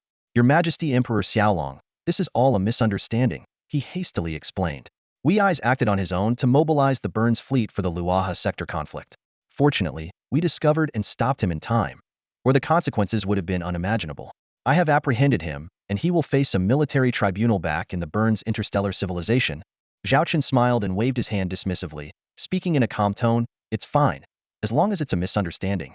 I trust the sincerity of the highest executive of Burns. When you return, please convey my regards. Yes, I will make sure of it. The Secretary General nodded repeatedly, and the communication was promptly cut off. Zhao Chen turned to Lilith beside him, speaking softly, judging by his attitude. This indeed seems to be a misunderstanding. Although the outcome aligns with our expectations, engaging in a war with a T6 interstellar civilization now is not advantageous for us. Lilith analyzed calmly. The enemy has 3,000,000 interstellar warships, plus 1,000,000 from the Burns civilization. Our 10,000 ships are far from sufficient. This means we need to draw more fleets, which might affect other fronts. Zhao Chen nodded in agreement, then directed his gaze to Xiong Shangxiang and Zhong Xiaoyun in the video window. Zhong Xiaoyun, the deputy commander of the 9th Legion Fleet of Xiaolong, was an imperial lieutenant general, a graduate of Xiaolong Military Academy, representing the new generation of officers in the Xiaolong Interstellar Empire. Proceed as planned, Zhao Chen commanded. The two of you will take charge of the command. The Dragon Emperor will not engage to avoid exposing our identity. Conclude the battle quickly and inflict maximum casualties on the enemy. This battle is crucial for the Luoha Kingdom's control over the Luoha sector. Understood. The two commanders responded in unison. Zhao Chen handed over command to them, opting to observe the battle as a spectator, stepping in only if necessary. Zhong Xiaoyun and Xiong Shangxiang had already discussed several battle plans. Zhong Xiaoyun decisively said, let's execute the first plan. My fleet group will launch the initial attack, striking the enemy hidden. Zhong Xiaoyun said sternly, our Imperial Guard fleet will execute a decapitation strike, targeting the enemy's elite forces directly. Let the Luoha Kingdom's fleet follow the original plan to encircle and support us, ensuring a more effective annihilation of the enemy. Xiong Shangxiang nodded in agreement. Although her rank was higher than Zhong Xiaoyun's, it was clear that Zhong Xiaoyun, as the deputy commander of the fleet group, had more experience in large-scale battlefield command. Moreover, the 100,000 starships were all brought by Zhong Xiaoyun, making her more adept at maneuvering this fleet. Xiong Shangxiang did not contest the command, focusing instead on directing her own 3,000 Imperial Guard starships. With the battle plan set, both sides were about to clash. As the enemy's 4 family fleets descended into chaos, the 100,000 starships of the Xiaolong 5th Fleet Group were the first to move. The ships formed a line formation, advancing forward and entering combat mode. This movement did not escape the attention of the 4 family heads on the opposing side. However, they were still embroiled in endless debates over the current situation, lacking any unified decision. With 3,000,000 starships gathered in one place without centralized command, the scene was utter chaos. The head of the Xie family, constantly blamed by the other 3, finally lost his temper. You're all just pushing the blame onto me now? What can I do? Is it my fault we can't contact the Burns interstellar civilization in such a short time? Our entire CF family fortune is on the line here. If I didn't want to win, why would I take such a huge risk with you? Pointing at the three in front of him, he continued, when I first invited you to cooperate, you didn't have this attitude. Now that there's a problem, you want to dump all the responsibility on me? If you're so capable, why don't you go recruit the T6 interstellar civilization's reinforcements yourselves? If you can manage that, I have no objection to giving you the lion's share of the Luaha star region. If you can't, then shut up. The other family heads fell silent at his words. They knew deep down that the CF family head was likely not to blame. Something must have gone awry on the Burns interstellar civilization's side. As for recruiting T6 level civilization reinforcements themselves, they clearly lacked the ability. T6 civilizations were exceedingly rare in the known universe, outnumbering T5 civilizations by hundreds of times. This disparity was why they were so subservient to T6 civilizations. The Meng family head grumbled. So what do you suggest we do now? None of us want to argue, but we're all stuck in this mess. As they prepared to continue their discussion, all four family heads received urgent reports from their subordinates almost simultaneously. Report, family head. The Luaha kingdom is making a move. The enemy's 100,000 starships are launching an attack from the front. Bad news, family head. The enemy ships will be within firing range in 5 minutes. Family head, latest update. The enemy has initiated military action, advancing rapidly. How should we respond? The Luaha kingdom is attacking? The four family heads were stunned, not expecting the enemy to strike first. They were now backed into a corner and had to make a swift decision. The arrogant attitude of the Luaha kingdom had infuriated the head of the Ming family. He fumed. Those guys really don't take us seriously, do they? Sure, they have the backing of AT6 interstellar civilization, but they only have 100,000 starships. We, on the other hand, have a fleet of 3 million. The head of the Hu family furrowed his brow deeply, his voice filled with concern. But the enemy is a T6 interstellar civilization. Even with just 100,000 ships, don't forget that their previous fleet of 3,000 starships was enough to threaten our 300,000 ship armada. Now, it's 100,000 against our 3 million, and the ratio isn't even as favorable as before. The head of the Tai family shook his head, his expression serious as he interjected, "You can't look at it that way. My people have observed that those 3,000 ships were of a much higher quality than these 100,000. Those 3,000 were likely an elite fleet dispatched by the T6 civilization, while these 100,000 are their regular forces. Naturally, their combat effectiveness isn't on the same level." The head of the Xie family, who had always been the leader among them, now looked at the other three with a resolute gaze and said firmly, "We actually have no choice now. It's clear that the T6 civilization intends to support the Luaha kingdom. Do we still have any chance of negotiating with the Luaha kingdom? Both sides are itching to destroy each other. So our only hope is to keep fighting." He paused, then continued, and as old Tai just mentioned, the combat effectiveness of those 100,000 ships is not the same as those 3,000. We have 3 million ships, vastly outnumbering them. It's not impossible to win this fight. This battle can also buy us some time. I can personally go to the Burns interstellar civilization and use my connections to persuade them to support us again. There must have been some misunderstanding before. The other three heads fell into deep thought. Seeing this, the Xie family head immediately intensified his tone, saying, "Don't hesitate. This is our only option right now. Do you have a better idea?" "Oh yes, you do. You could take your families and flee the Luaha star region like homeless dogs, abandoning everything here. Maybe you'll survive, but you'll become refugee families, losing all your current status and everything you've built. Are you really willing to give up everything you've established here over the years?" Upon hearing the words of the head of the Xie family, a flicker of resentment flashed in the eyes of the three other family leaders. Their families had betrayed the Luaha Empire and worked hard to establish their current status. Giving up everything was akin to tearing out their hearts. The leader of the Ming family glared at the head of the Xie family, gritting his teeth. "Old Xie, I'll trust you one more time. If things go wrong again, the Ming family will drag the Xie family down to hell with us, even if it means our own destruction." The leader of the Hu family sighed deeply, his eyes filled with a complex mix of emotions. "Do we have any other choice? This is a path of no return. From the moment we betrayed the Luaha Empire, our fate was sealed." His words carried a hint of regret. The leader of the Tai family impatiently interrupted. "Enough talk, let's get moving. Our four families' fleets can hold the enemy here. With 3 million starships, we should be able to hold them off for 30 to 50 hours. Old Xie, you need to contact the Burns interstellar civilization immediately." With their consensus reached, the head of the Xie family set off at once, preparing to journey to the Burns interstellar civilization. The remaining three leaders stayed behind, ready to face the imminent battle. The head of the Xie family, accompanied by 30 starships, stood at the observation window on the bridge of his flagship. The distant starry sky was ablaze, and his eyes were filled with fear. The T6 Interstellar Civilization's fleet had launched their attack first, with massive interstellar cannons and missiles raining down like a meteor shower, illuminating the dark expanse. This awe-inspiring scene made the head of the Xie family acutely aware of the T6 Interstellar Civilization's military might. He silently resolved that if he couldn't persuade the Burns Interstellar Civilization to send reinforcements, he would immediately order his family to evacuate the Luaha star region with all the resources they could carry.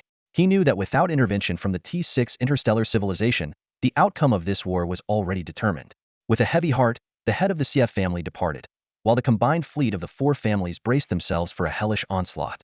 The enemy's fleet of 100,000 Xilong-class starships included 50 T-5 Crimson Reaper-class heavy interstellar strategic missile ships, 500 Hell Angel-class heavy interstellar missile ships, and even one T-6 Sacred Blood Hell Angel-class heavy interstellar strategic missile ship. In terms of interstellar artillery ships, the enemy was equipped with 100 T-5 Sin Spear-class heavy interstellar artillery ships and 3,000 T-4 Medusa-class heavy interstellar artillery ships. Under such overwhelming firepower, the frontline defense of the four families' fleet crumbled in the first wave of the attack, resulting in massive casualties. This created a favorable condition for the Xiaolong fleet's frontal assault. Led by nearly 50 T-6 Thunder Lord-class heavy interstellar destroyers, a large number of T-5 and T-4 starships surged forward. The ubiquitous interstellar drones and fighters provided air support, leaving the combined fleet of the four families almost defenseless. Despite their numerical advantage, the ferocity of the enemy's assault, combined with the four families' fleet's inability to form an effective defense, quickly pushed them into a dire situation. As the defensive positions were about to be established, Xiong Xiangxiang's Imperial Guard fleet sliced through the interstellar void like a sharp dagger, showcasing a terrifying display of power. The fleet, composed of numerous T-6 interstellar warships, made the enemy's defenses and firepower networks seem as fragile as paper. The advance on the front lines was unstoppable, with the Xiaolong Legion fleet acting like a massive harvester, mowing down the interstellar warships of the four family legions in swathes. The Luaha Kingdom's fleet of 300,000 warships also joined the battle, primarily tasked with flanking maneuvers. However, the Xiaolong Legion fleet's attack was so rapid that it created a rather comical scene. The Luaha Kingdom's fleet, responsible for encircling the enemy, was advancing slower than the Xiaolong Legion fleet's frontal assault. This situation left General Long Qian feeling utterly powerless. She knew all too well that this was the limit of the kingdom's fleet. To put it bluntly, it wasn't that they weren't trying hard. It was that their allies were simply too overpowering. The battle in the Luaha star region started suddenly, progressed abruptly, and ended swiftly. From the moment the fighting began to the complete rout of the four family legions, barely a dozen hours had passed. In this short span, the four family legions lost over 1 million interstellar warships, nearly a third of the 3 million ships they had amassed. In contrast, the four family legions managed to destroy fewer than 50,000 enemy ships, with over 90 of those being credited to the Luaha Kingdom's fleet. This staggering 50-to-1 casualty ratio was an unprecedentedly lopsided outcome in their military history. As the battle progressed, internal divisions began to emerge within the four family legions. What started as mere disagreements quickly escalated into breakdowns as casualties mounted. The collapse spread like a domino effect, from small fleets to entire corps, and eventually to hundreds of thousands of warships. This situation placed enormous pressure on General Long Qian, who was in charge of the flanking maneuvers.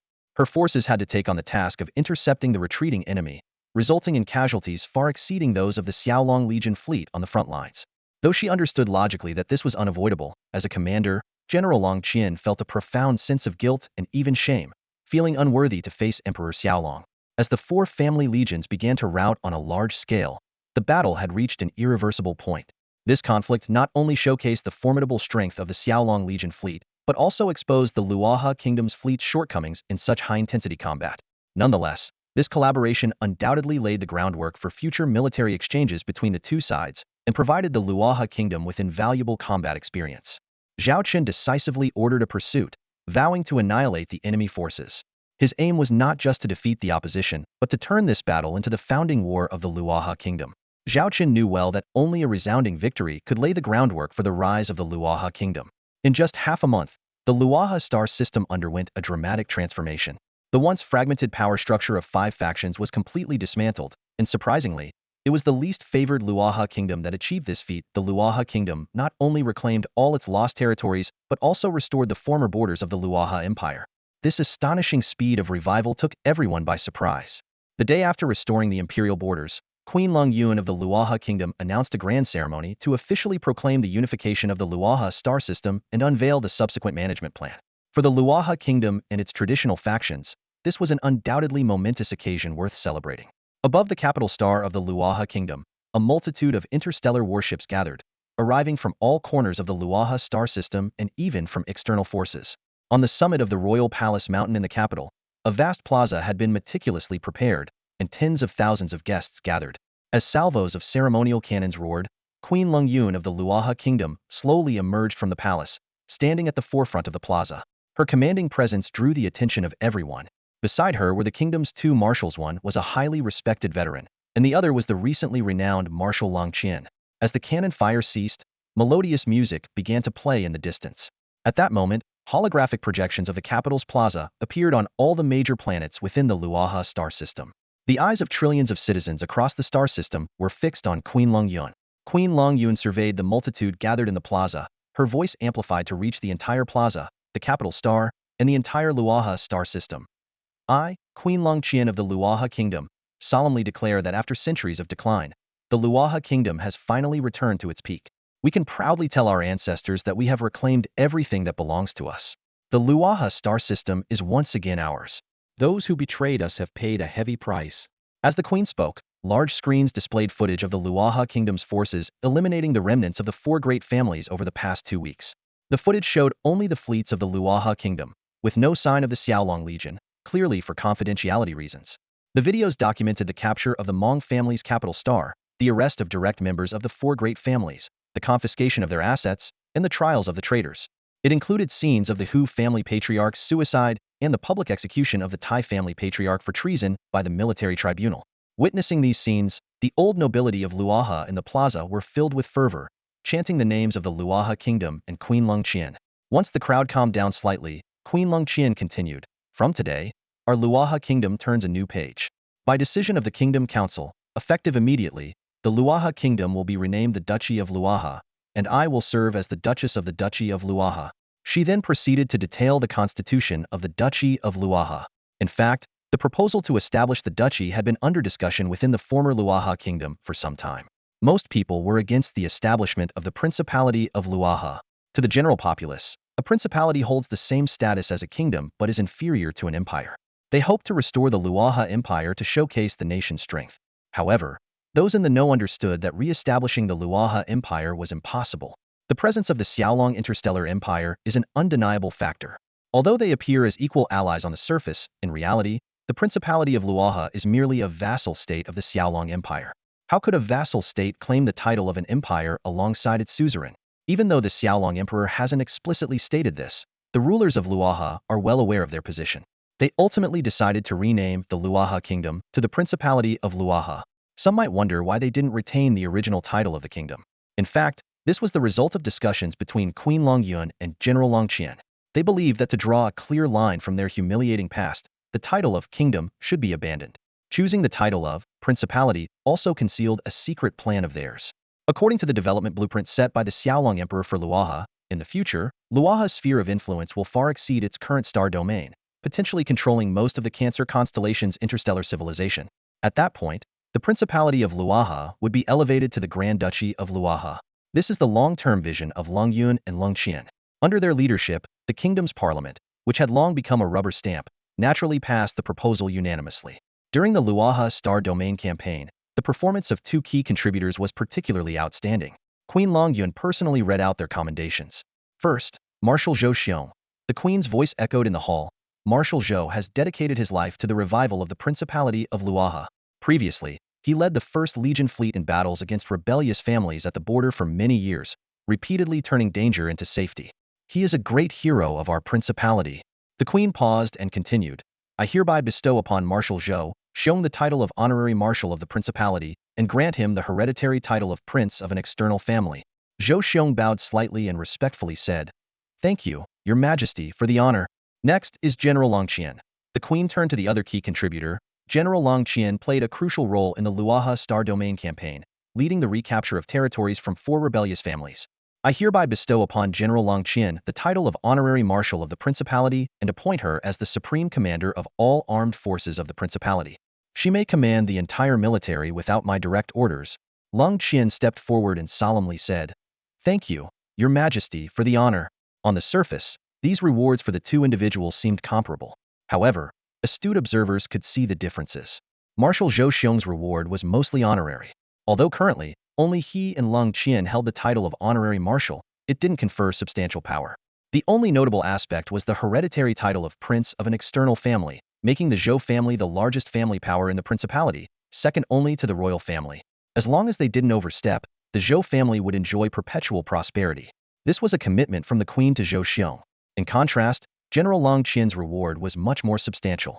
Not only did she receive the title of Supreme Commander of the Principality's armed forces, but she also gained the privilege of commanding the entire military without the queen's orders. This made her the second most powerful person in the Principality of Luaha, just below the queen. The rewards for others were briefly mentioned or directly handled by lower departments. At that moment, in a desolate area outside the capital star, the Dragon Emperor-class interstellar command ship hovered silently. Zhao Chen sat in the captain's chair, holding a drumstick in one hand, while watching the live broadcast of the Principality of Luaha. He couldn't help but praise, Lung Qian and Lung Yun are indeed impressive. They completed the task of unifying and reclaiming the Luaha star domain a week ahead of the promised month. Zhao Chen turned to Lilith, who was also enjoying the food, with a glint of approval in his eyes. Lilith's voice resonated through the command center, a hint of satisfaction evident on her face. These two have really impressed us with their efficiency lately. She pulled up a star map, dotted with red markers indicating military actions. Under General Long Qian's command and our support, the fleet split into 4 divisions after that monumental battle, taking down the strongholds of the 4 great families one by one. Her finger traced the map. Mopping up the remaining forces will be much easier now. Zhao Chen noticed several blinking blue dots on the edge of the map. Lilith explained, of course, some members of the 4 great families escaped the Luaha star system, but they are just minor threats. Meanwhile, Lilith switched to another screen displaying a series of diplomatic documents. Queen Ling Yun has been busy. She announced a policy that allows the noble factions previously under the 4 great families to align with the Duchy of Luaha. As long as they haven't committed heinous crimes, the Luaha royalty will not pursue past grievances. She paused. What's even better is that those who excel may be rewarded in the new order. The screen showed scenes of noble factions defecting en masse. Lilith continued, "This move is brilliant. Many families have pledged allegiance to the Luaha royalty, playing a crucial role in the cleanup and stabilization efforts, preventing chaos in the recently war-torn Luaha star system." She brought up a data report. According to our predictions, the Luaha star system will return to pre-war levels within a month. Of course, she added with a sly smile, this doesn't include the special development zones we're establishing for the Duchy of Luaha. Zhao Chen nodded in approval. It seems we've chosen our proxies well. Tell me about the development zones. Lilith immediately displayed a series of video clips. The footage showed massive industrial facilities springing up, stargates, spaceports, and factories, all bustling with activity. She then displayed several agreement documents. These are the contracts for the Xiaolong Assistance to Luaha Development Project. Besides technical support, we're providing financial aid, albeit with interest.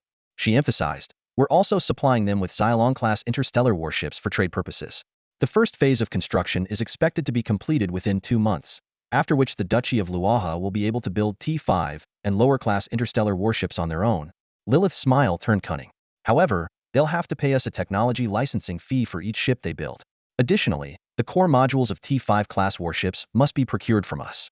These modules, though comprising less than one of the ship's production time, determine over half of its performance. She concluded, this ensures that even if the Duchy of Luaha becomes powerful, they won't be able to break free from our control. A faint smile crossed Zhao Chen's lips. This was exactly what he had envisioned. From the early days of the Flower Fairy Federation and the Stone Kingdom to the present Duchy of Luaha, Zhao Chen has steadily sown seeds of hope. He firmly believes that these efforts will eventually bear fruit and provide shelter for the Skylong interstellar empire. Faced with skepticism, Zhao Chen always insists, the best time to plant a tree was 10 years ago. The second best time is now. Even knowing that the true harvest may be far off, he continues to give unreservedly. As long as these forces can contribute even a tiny bit to the Skylong interstellar empire in its wars against the devouring civilization and the forces of chaos, Zhao Chen feels that all his efforts are worthwhile. Lilith provided a detailed report on the progress of the construction plans. The second phase will be completed in 6 months, while the third phase will take a year. The third phase plans to expand upon the existing foundation and has left room for a potential fourth phase. Zhao Chen nodded in satisfaction, his gaze falling on the dragon-marked point on the star map of the Duchy of Luaha. Although this small star system near the capital star system is resource-poor and sparsely populated, it is an ideal place to establish a special development zone. This zone will be directly controlled by the Skylong Interstellar Empire and connected by a cross-universe Stargate. Zhao Chen turned to the two video windows, inquiring about the external development plans of the Duchy of Luoha. Leona, the Supreme Commander of the Skylong Fifth Fleet, and Vice Commander Zhong Xiaoyun were online and ready to report. Leona reported first. The progress of the Free King of the Great Tooth Sirens, whom we have supported, is going smoothly. He has fully controlled the Great Tooth Siren tribe and has begun expanding externally with our assistance. Using his strong connections, the Free King has adopted a strategy of diplomacy first, then force, selecting suitable forces for alliance. Currently, the Great Tooth Federation has been established, controlling 3 star domains, and is attacking 2 more. It is expected that within 3 months, the Great Tooth Federation will influence 10 star domains, occupying 1/3 of the Cancer Interstellar Civilization universe. Vice Commander Zhong Xiaoyun added, the development plan for the Duchy of Luoha leans more towards military conquest. Considering the duchy has just been established and lacks the Free King's connections and reputation, it can only rely on strong military power to subjugate surrounding forces. According to our plan, the Duchy of Luoha will expand to 3 star domains within 3 months. By then, we will create opportunities to facilitate a public alliance between the Duchy of Luoha and the Great Tooth Federation, announcing the formation of the North-South Alliance. This will become the largest alliance force in the Cancer Interstellar Civilization universe. Subsequent expansions will be smoother, and we expect to control over 90% of the Cancer Interstellar Civilization universe's star territories within 6 months at most. Leona nodded in agreement, a confident expression on her face. This timeline was much shorter than Zhao Chen and Lilith had initially anticipated. Among the 3 universes overseen by Charlotte, the Cancer Interstellar Civilization universe, with its vast territories and frequent internal conflicts, was originally thought to be the most time-consuming. However, the current progress has been unexpectedly smooth. Unexpectedly, under the meticulous planning of Marshal Leona and Lieutenant General Zhong Xiaoyun, a task that was originally expected to take a month was compressed into just half a month. This achievement is truly remarkable. Zhao Chen nodded in satisfaction and then announced his next plan. Excellent. Next, I will leave here to inspect other universes. The affairs of the Cancer Interstellar Civilization universe will be fully entrusted to both of you. Should any major decisions need to be made, you are authorized to handle them. If you encounter situations requiring support, find a way to contact the Xiaolong Interstellar Empire. As soon as we receive a distress signal, we will provide assistance at the fastest speed. Yes, sir. Lieutenant General Zhong Xiaoyun responded immediately.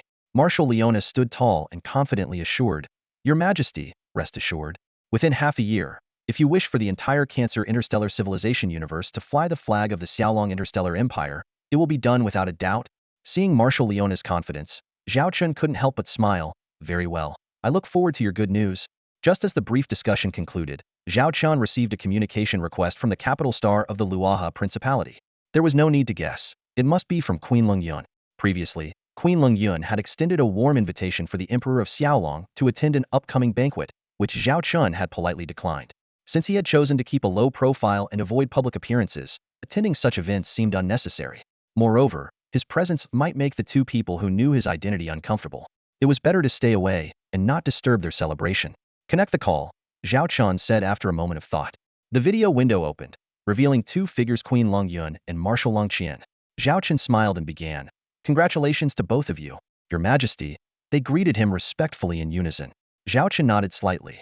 These 2 were clearly intelligent and sensible, not letting their newfound status make them complacent, and fully aware of how they had come to possess everything they now had. Although I couldn't attend your banquet, I still want to congratulate you here on the reconstruction of the Luoha Principality. I believe that in the near future, your Xiaolong Principality will grow stronger and stronger, Zhao Chen said with a smile. Thank you, Your Majesty, Queen Long Yun expressed solemnly. We will never forget the help that the Xiaolong Interstellar Empire and Your Majesty provided during the most difficult times of the Luoha Principality. Luoha will always be the most loyal ally and partner of the Xiaolong Interstellar Empire and Your Majesty. Zhao Chen nodded slightly, not commenting much on such promises. These vows were nice to hear, but ultimately, actions would speak louder than words. In any case, Zhao Chen didn't mind. If this agent proved unsuitable, he could always replace them later. Regarding the future development and specific affairs of the Luoha Principality, I believe Secretary Lilith and Lieutenant General Zhong Xiaoyun have already sent you the relevant documents. Zhao Chen continued. I will be leaving here soon. Lieutenant General Zhong Xiaoyun will fully represent me in matters here. She will assist you in implementing these plans. Upon hearing that the Emperor of Xiaolong would be leaving, Queen Lungyuan and Marshal Longqian's expressions showed mixed emotions, some surprise and a bit of relief. Personally, they naturally hoped this charismatic emperor of Xiaolong could stay a bit longer. But from their positions, having such a powerful figure remain in the Luaha principality would undoubtedly bring them immense pressure. While they understood that the Luaha principality was now meant to follow the Xiaolong interstellar empire, the prolonged presence of the emperor implied deeper control over them, which was not something they desired. After all, everyone hopes for more freedom. Rest assured, Your Majesty, Queen Longyun solemnly promised, we will fully cooperate with Lieutenant General Zhong Xiaoyun and swiftly implement the development plans. We will not hold back the Xiaolong fleet. Marshal Longqian also spoke seriously. The Luaha principality always welcomes the Emperor of Xiaolong, whether now or in the future. Whenever Your Majesty needs, I, Longqian, am willing to lead the Luaha fleet, traverse the stars and seas, and come to your side, becoming the sword in your hand, ready to fight for you. Zhao Chen smiled and nodded, acknowledging their statements. After a few more pleasantries, Zhao Chen ended the call. He stood at the cosmic observatory, gazing out at the Crab Nebula's interstellar civilization and the Luaha principality, both of which were about to fade from view. By the time he returned, this region was bound to look drastically different. As the galactic year 3039 drew to a close, the Xiaolong Interstellar Empire was about to celebrate its third anniversary, marking 5 months since the end of its first battle with the Devourer civilization. This precious period of respite had lasted far longer than expected. Zhao Chen and his team initially thought it would last no more than 3 months, but it had persisted until now. Unexpectedly, the Devourer civilization had remained dormant, with even the covert agents from the Holy Elven Empire reporting only that the enemy was continually preparing their fleet, without any substantial movements. This unusual silence raised concerns among Zhao Chen and his team. With its formidable industrial base, the Devourer civilization should have been able to recover from battle losses in a short time, with 3 months being sufficient to repair half of their interstellar warships. This should have been enough to launch a second offensive against the Xiaolong Interstellar Empire. After all, the rapid development of the Xiaolong Interstellar Empire was evident to all, and any delay would only further disadvantage the Devourer civilization. Despite his inner doubts, Zhao Chen had no choice but to adopt a wait-and-see strategy, preparing for all possible scenarios due to the lack of concrete evidence. Over the past 5 months, the Xiaolong Interstellar Empire had made significant progress both internally and externally. Zhao Chen's dual strategy of internal circulation and external expansion had yielded immediate results. The Flower Fairy Federation tribe and the Stone Kingdom had both fallen under their control, and the situation in the Crab Nebula's interstellar civilization was firmly in their grasp. Under Charlotte's management, affairs in the Mohadi's Interstellar Empire and the Fire Pattern Interstellar Alliance were also progressing smoothly. As the Xiaolong Interstellar Empire approached its third anniversary, Zhao Chen decided to use this opportunity to announce a series of important initiatives. He recalled high-ranking officials scattered across various interstellar realms, including Charlotte and Leona. Additionally, Zhao Chen secretly invited key figures from allied forces, such as the 2 prominent members of the Bailan Interstellar Trade Group from the Flower Fairy Federation tribe Huailanlan and Huayanini, as well as the envoy from the Stone Kingdom, the Queen of the Luaha Principality, and the Grand Marshal. These distinguished guests, whose alliances with the Xiaolong Interstellar Empire had not yet been publicly disclosed, attended under pseudonyms and would not appear in any public settings to ensure their identities remained confidential. Although they couldn't attend public banquets, Zhao Chen ensured they were not neglected. He arranged for guides to show these guests around the Xiaolong star system, allowing them to witness the Empire's might firsthand. This arrangement aimed to deepen their recognition of the Xiaolong Interstellar Empire. Later, Zhao Chen planned to host a private reception for them to discuss confidential matters. Lilith presented Zhao Chen with a detailed schedule, filling the Emperor's year-end calendar to the brim. This much? Zhao Chen looked at the nearly person-high schedule with a hint of resignation. At that moment, the sound of children playing and laughing reached his ears. Over the past half-year, the 3 little ones had grown enough to stand and play on their own. Zhao Chen rarely found time to spend with them, and he couldn't help but feel a twinge of guilt towards these children. Zhao Chen held Lilith's slender waist and earnestly said, "Not only can I not be with them for long periods, but it's also because of my orders that they haven't seen their mother for nearly 6 months. Can we compress the schedule a bit? We could make more time to be with the kids." Lilith shot Zhao Chen a glare and softly chided, "The kids are watching. Stop being so touchy." Despite her words, there was a hint of affection in her tone. In private, Lilith's reverence for the Dragon Emperor diminished, replaced by the intimacy of a couple. Their bond had only grown stronger over time. Zhao Chen teased, "Don't you want to spend more time with the kids too?" Lilith was momentarily at a loss for words, her internal struggle evident. She took a deep breath and said firmly, "I've already arranged for us to spend time with the 3 kids every month, and Charlotte will be back soon. She hasn't seen the kids in nearly 6 months. She can take over for a while.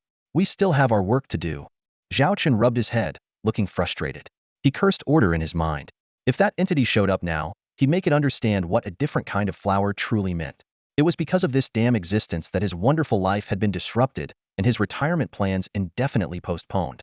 At that moment, their eldest daughter, Zhao Baier, quietly approached, tugging at Zhao Chen's clothes with her tiny hand. In a sweet voice, she said, "Daddy, you can go and take care of your work. Baier will look after my siblings. Mommy said that Daddy is very busy and has important things to do. When you're done, you'll be able to rest and spend time with us. We won't be a burden to you and Mommy. You both can do what you need to." Zhao Chen looked at the young girl in surprise, squatting down to look her in the eyes. Despite her efforts to hide it, he could see the sadness in her gaze. "Baier, who taught you to say these things?" Zhao Chen asked softly. He knew his children were smart, but some things required guidance to understand so deeply.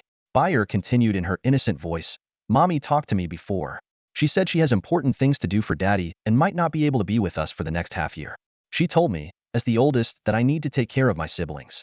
Mommy said that you're both very busy now so that in the future, you can always be with us. So, my siblings and I are okay with waiting at home for you, Mommy, and Auntie to come back. We'll be good and won't make the aunties angry."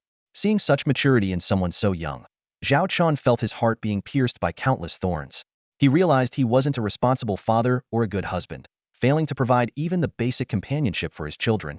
Zhao Chen stepped forward and hugged Baier tightly. Zhao Hu and Zhao Lili, not fully understanding what was happening, also opened their arms, seeking a hug from their father. Lilith gently patted Zhao Chen's shoulder, her tone filled with resignation. "All right, we need to do what we have to." Though it pained her, this was the reality they had to face. Zhao Chen took one last look at his three children. Baier held her siblings' hands, smiling at him, but her small eyes held complex emotions. He took a deep breath and turned to leave. As Zhao Chen walked away, his youngest daughter, Zhao Lili, instinctively reached out her tiny hand, trying to grasp her father. "Daddy, Daddy," she called out in her tender voice. Hearing her call, Zhao Chen paused for a moment, then quickened his pace, forcing himself to leave his children's sight despite the heartache. Zhao Baier stepped forward and gently hugged her younger sister, her voice soft and comforting. "Father and mother have important matters to attend to. Once they're done, they'll come back and be with us." Her words carried a sense of determination, trying to instill hope in her sister. Nearby, Zhao Hu clenched his fists, though tears were already streaming down his face. He silently repeated his mother's words in his mind. "I'm a man and men don't cry." But this mantra seemed powerless against his inner sorrow. Zhao Chen didn't dare to look back at what was happening behind him. He knew that if he turned around at that moment, he might never be able to take another step forward. He silently exited the residence and boarded the shuttle that had been prepared with Lilith. As the engines roared to life, they slowly left the habitable planet, specially modified for the families of the Jiaolong Legion. As the shuttle ascended, Zhao Qian gazed out the window at the beautiful planet below. The surface was adorned with elegant buildings, yet showed little sign of advanced technology. This was intentional.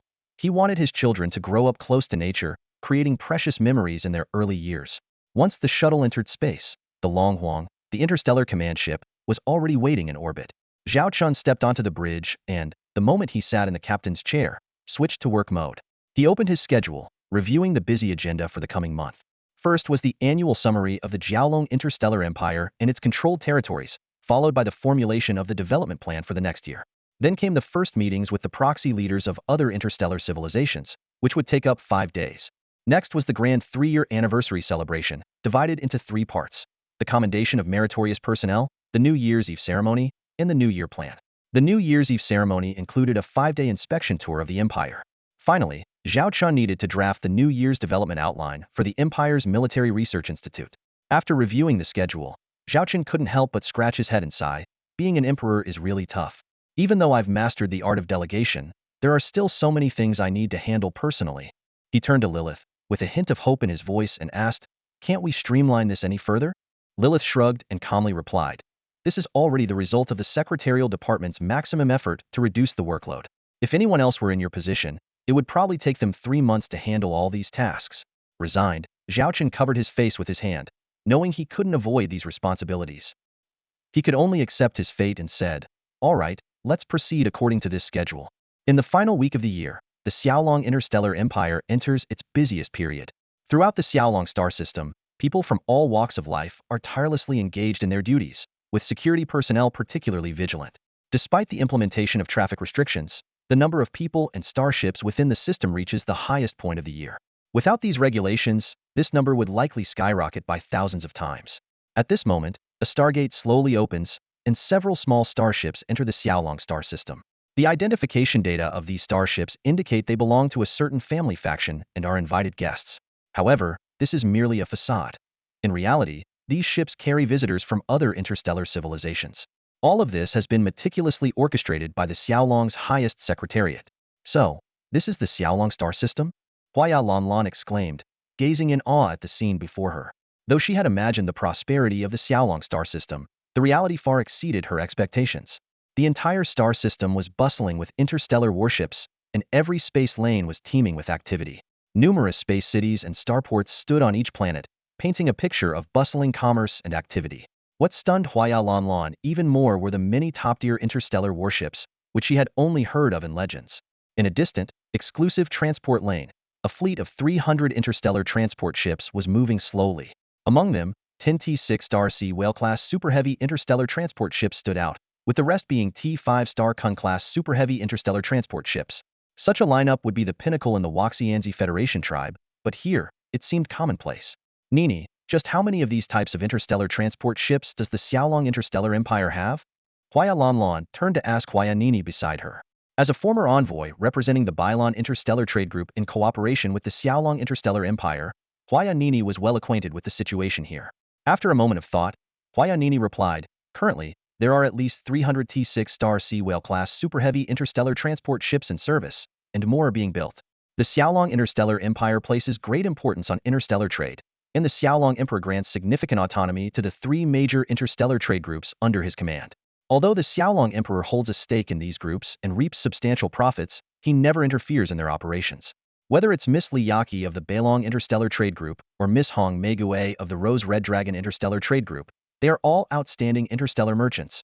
Huaya Nini continued, the Xiaolong Emperor not only refrains from interfering in their decisions, but also provides them with decommissioned military starship technology, giving them an edge in interstellar trade. As for the T5 Star Kun-class super heavy interstellar transport ships, their numbers likely exceed 3,000, serving as the main transport fleet for the top trade groups of the Xiaolong Interstellar Empire. However, these transport ships are subject to wartime control and will prioritize military needs during conflicts. Additionally, some secondary trade routes use T4 Giant Whale-class heavy interstellar transport ships, the T3 White Whale-class heavy interstellar transport ships, and T2 Moose-class heavy interstellar transport ships they previously used have been reassigned to trade routes in the lower-tier markets. These ships are now used for short-distance intra-system transport or transport between nearby star systems. Within the Xiaolong Interstellar Empire, an extensive interstellar transport network has been established. Leveraging these transport ships and advanced stargate systems, goods can efficiently flow between all corners of the empire. As Huaya Nini described all this, her eyes sparkled with admiration as if she had witnessed the establishment firsthand. Her enthusiasm was contagious, causing Huaya Lanlan to further elevate her opinion of the Xiaolong Interstellar Empire. Suddenly, Huaya Nini pointed towards a distant starship anchorage area and exclaimed excitedly, "Look over there. It seems like the Holy Elf Empire starships." Following her sister's direction, Huaya Lanlan indeed saw several starships bearing the emblem of the Holy Elf Empire hovering in the distance.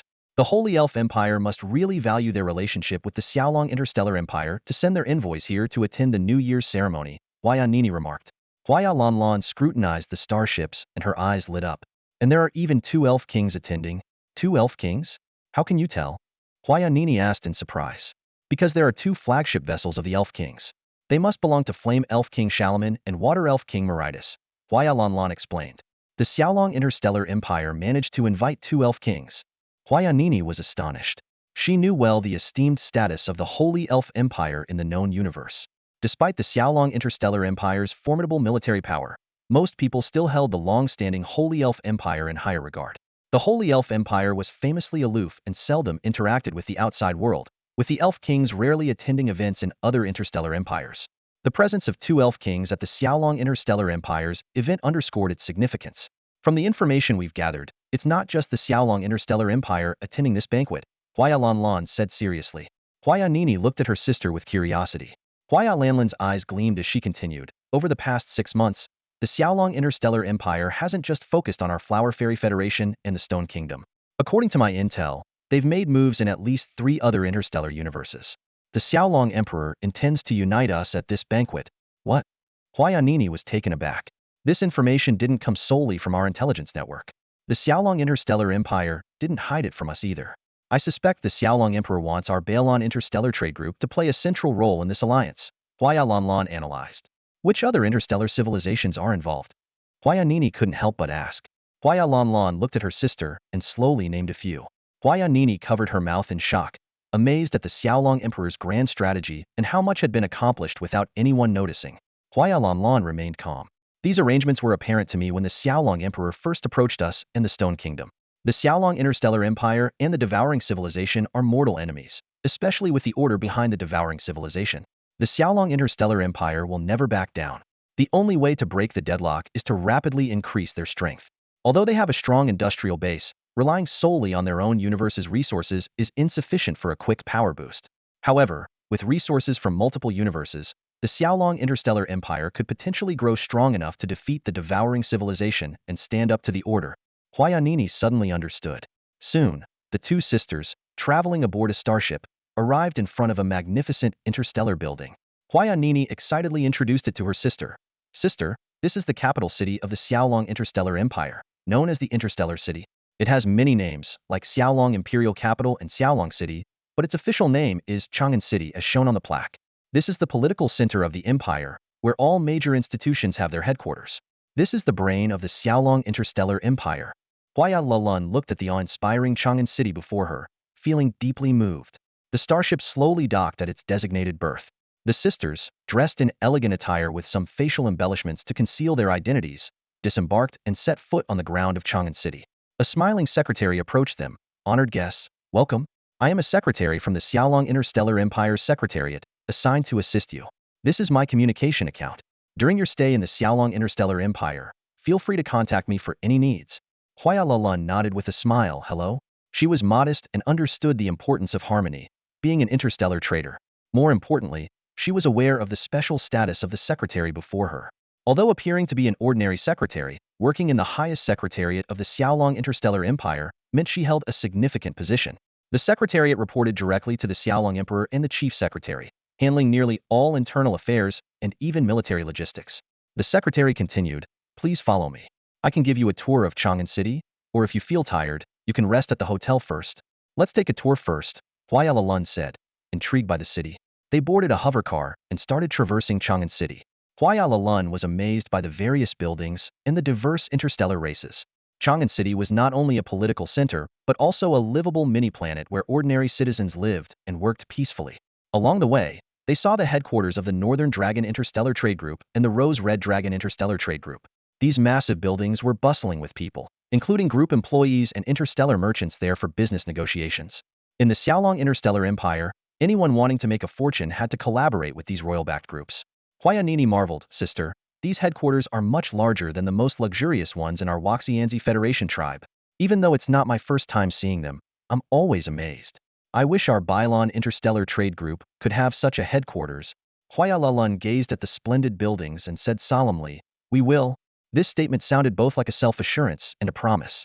After the tour, the secretary took them to rest and informed them of the next day's schedule. Tomorrow, the Xiaolong Emperor will personally hold a ceremony to honor those who have made significant contributions over the past year.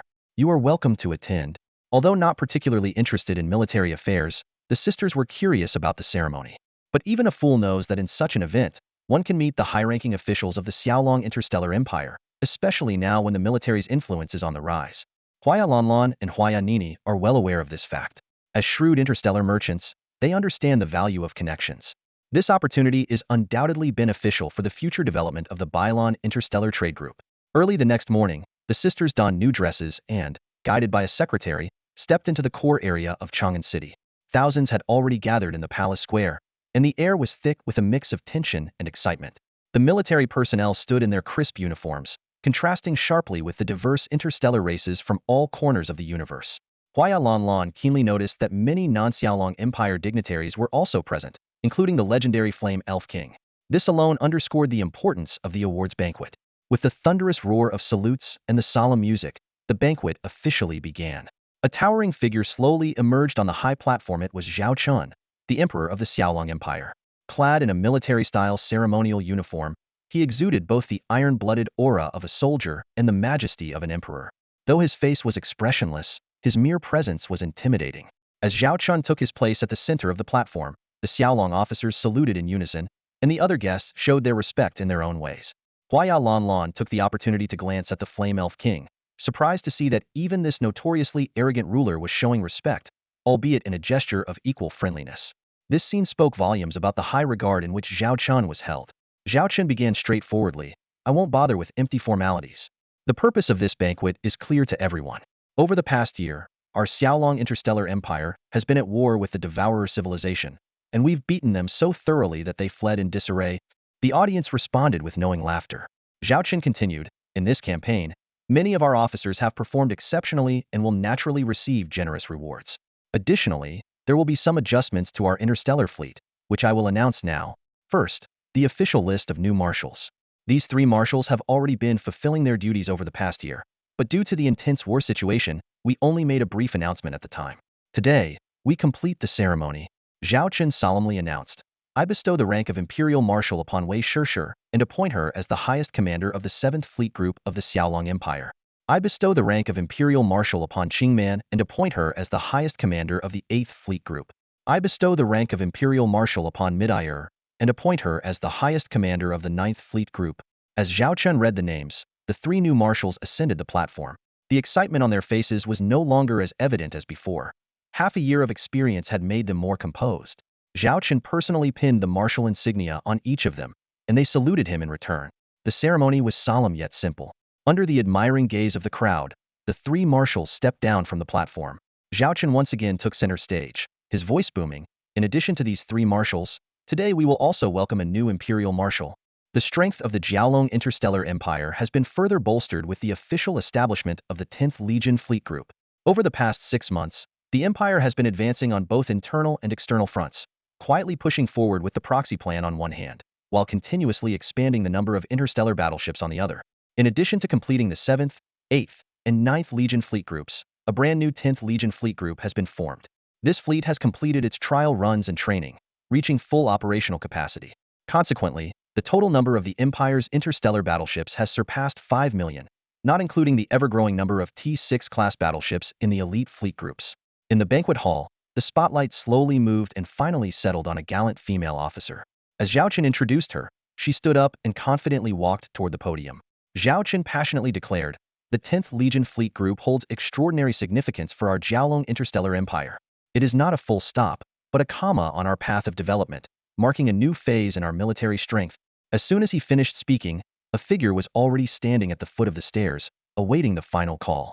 Zhao Chen loudly announced, "The highest commander of the Xiaolong Interstellar Empire's 10th Legion Fleet Group is Pei Shengnan." Major General Pei Shengnan, with her head held high, stepped onto the podium. The hall erupted in applause, and even Marshal Qitong, rarely showing emotion, displayed pride, joy, and satisfaction. The new commander had a deep connection with her, having served as the deputy leader of her Bloody Mary mercenary group. Pei Shengnan's career is nothing short of illustrious. She is not only an excellent interstellar combat commander, but also a highly skilled interstellar fighter pilot. After joining the Xiaolong Legion, she chose to start from the grassroots, beginning anew as an interstellar fighter pilot. With her exceptional abilities, she quickly rose through the ranks, serving as a squad leader, flight leader, and eventually the head of the carrier starship flight team. As the Xiaolong Legion's demand for senior officers increased, and having fully satisfied her passion for piloting interstellar fighters, Pei Shengnan once again embarked on the path of a senior officer. Her journey showcases the complete growth trajectory of a soldier from the grassroots to the high command, injecting new vitality into the military development of the Xiaolong Interstellar Empire. Initially, Pei Shengnan started her career as the captain of a star carrier. Her exceptional skills in piloting interstellar fighter jets earned her the position and led to a personal connection with Marshal Su Lan, the supreme commander of the Queen of the Stars Ace Fleet. Su Lan once remarked that within the Falcon Legion fleet, Pei Shengnan's interstellar combat abilities were second only to her own. In her early years, Pei Shengnan followed Qitong, adopting some of his aggressive combat tactics. This unique style laid the groundwork for her own distinctive approach to fleet command. On the battlefield, she could dominate by leveraging her carrier's air superiority or lead direct assaults with battleships and cruisers. At this moment, memories flashed before Pei Shengnan's eyes like a montage. Standing center stage, she faced the Emperor of the Falcon Empire, her gaze sweeping over the mercenary leaders who once called her Sister Pei. The once young girl had now grown more composed. A decade had passed. The former deputy commander of a mercenary fleet now stood at the pinnacle of power. The Emperor's voice brought Pei Shengnan back to reality. Hereby, I bestow upon Pei Shengnan the rank of Imperial Marshal, appointing her as the Supreme Commander of the Falcon Empire's 10th Legion Fleet. Pei Shengnan looked down at the gleaming Imperial Marshal insignia on her chest. Though she had long known of this appointment after all, she had overseen the trials and training of the 10th Legion Fleet. The weight of responsibility felt real as she pinned the badge on her chest. She glanced around, seeing a mix of congratulations, envy, and admiration in the eyes of those around her. Straightening her posture, she loudly declared, "For the Empire, for the Emperor." Her voice echoed across the palace square, and the crowd responded in unison, heightening the atmosphere to its peak. This appointment also marked the increase of Imperial Marshals in the Falcon Interstellar Empire to 14. Including the 2 5-star Marshals, the total number reached 16, representing the Empire's 16 pillars of strength. The ceremony continued with the announcement of newly promoted officers: 48 3-star generals, 196 2-star generals, 981 star generals, and nearly 6,000 brigadiers. The total number of officers in the Falcon Interstellar Empire now exceeded 7,000, forming an extensive military command structure. Some might question whether such a large number of officers would make the Empire's upper echelons too bloated. However, according to calculations by Lilith's secretarial department, this number was not only reasonable but also indicated a significant shortfall. If there were enough qualified officers, this number could easily surpass 10,000. This is mainly because, under the current system, the captain of any T-6 class interstellar warship must hold the rank of brigadier general, and the Falcon Empire is in a phase of military governance, requiring a large number of officers to maintain control. The entire promotion ceremony lasted nearly a day. Although the appointments of brigadiers, major generals, and lieutenant generals were handled by other imperial marshals, it still consumed a considerable amount of time. After the officer promotion ceremony, the assembly also recognized the contributions of civilian personnel and scientists. Their efforts were equally indispensable to the Falcon Interstellar Empire. Under the meticulous arrangement of Secretary Lilith, the Xiaolong Interstellar Empire introduced a brand new commendation system specifically targeting talents outside the military. This system is divided into 6 levels, ranging from 5 stars to 0 stars, each accompanied by corresponding functional titles. Scientists at the Imperial Military Research Institute were the first to benefit. Even those at the lowest level can receive the title of Outstanding Scientist. As one moves up, there are 1-star to 5-star scientists. Similar titles exist in other fields, such as Outstanding Engineer and Outstanding Researcher. At the award ceremony, the Emperor solemnly announced, awarding and the title of 5-star Scientist, Nana the title of 5-star Scientist, Elise the title of 5-star Engineer, Nadani the title of 4-star Engineer, Xiangxiang the title of 4-star Educator, and Yangni the title of 4-star Physician. As each name was read out, they were unfamiliar to the outside world but very well known among the members of the Xiaolong system.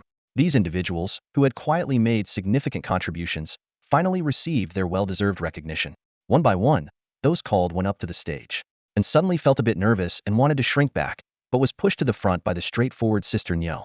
"Sister Nyo, don't push me," and protested softly, but Sister Nyo didn't seem to hear, and had no choice but to stand properly, silently grumbling. "This must be because I didn't share the roasted beef leg with her last time. I'll have to make it up to her next time." After the awards ceremony, the celebration began immediately. Joyful music filled the square, and various delicacies adorned long tables. People indulged in this rare feast.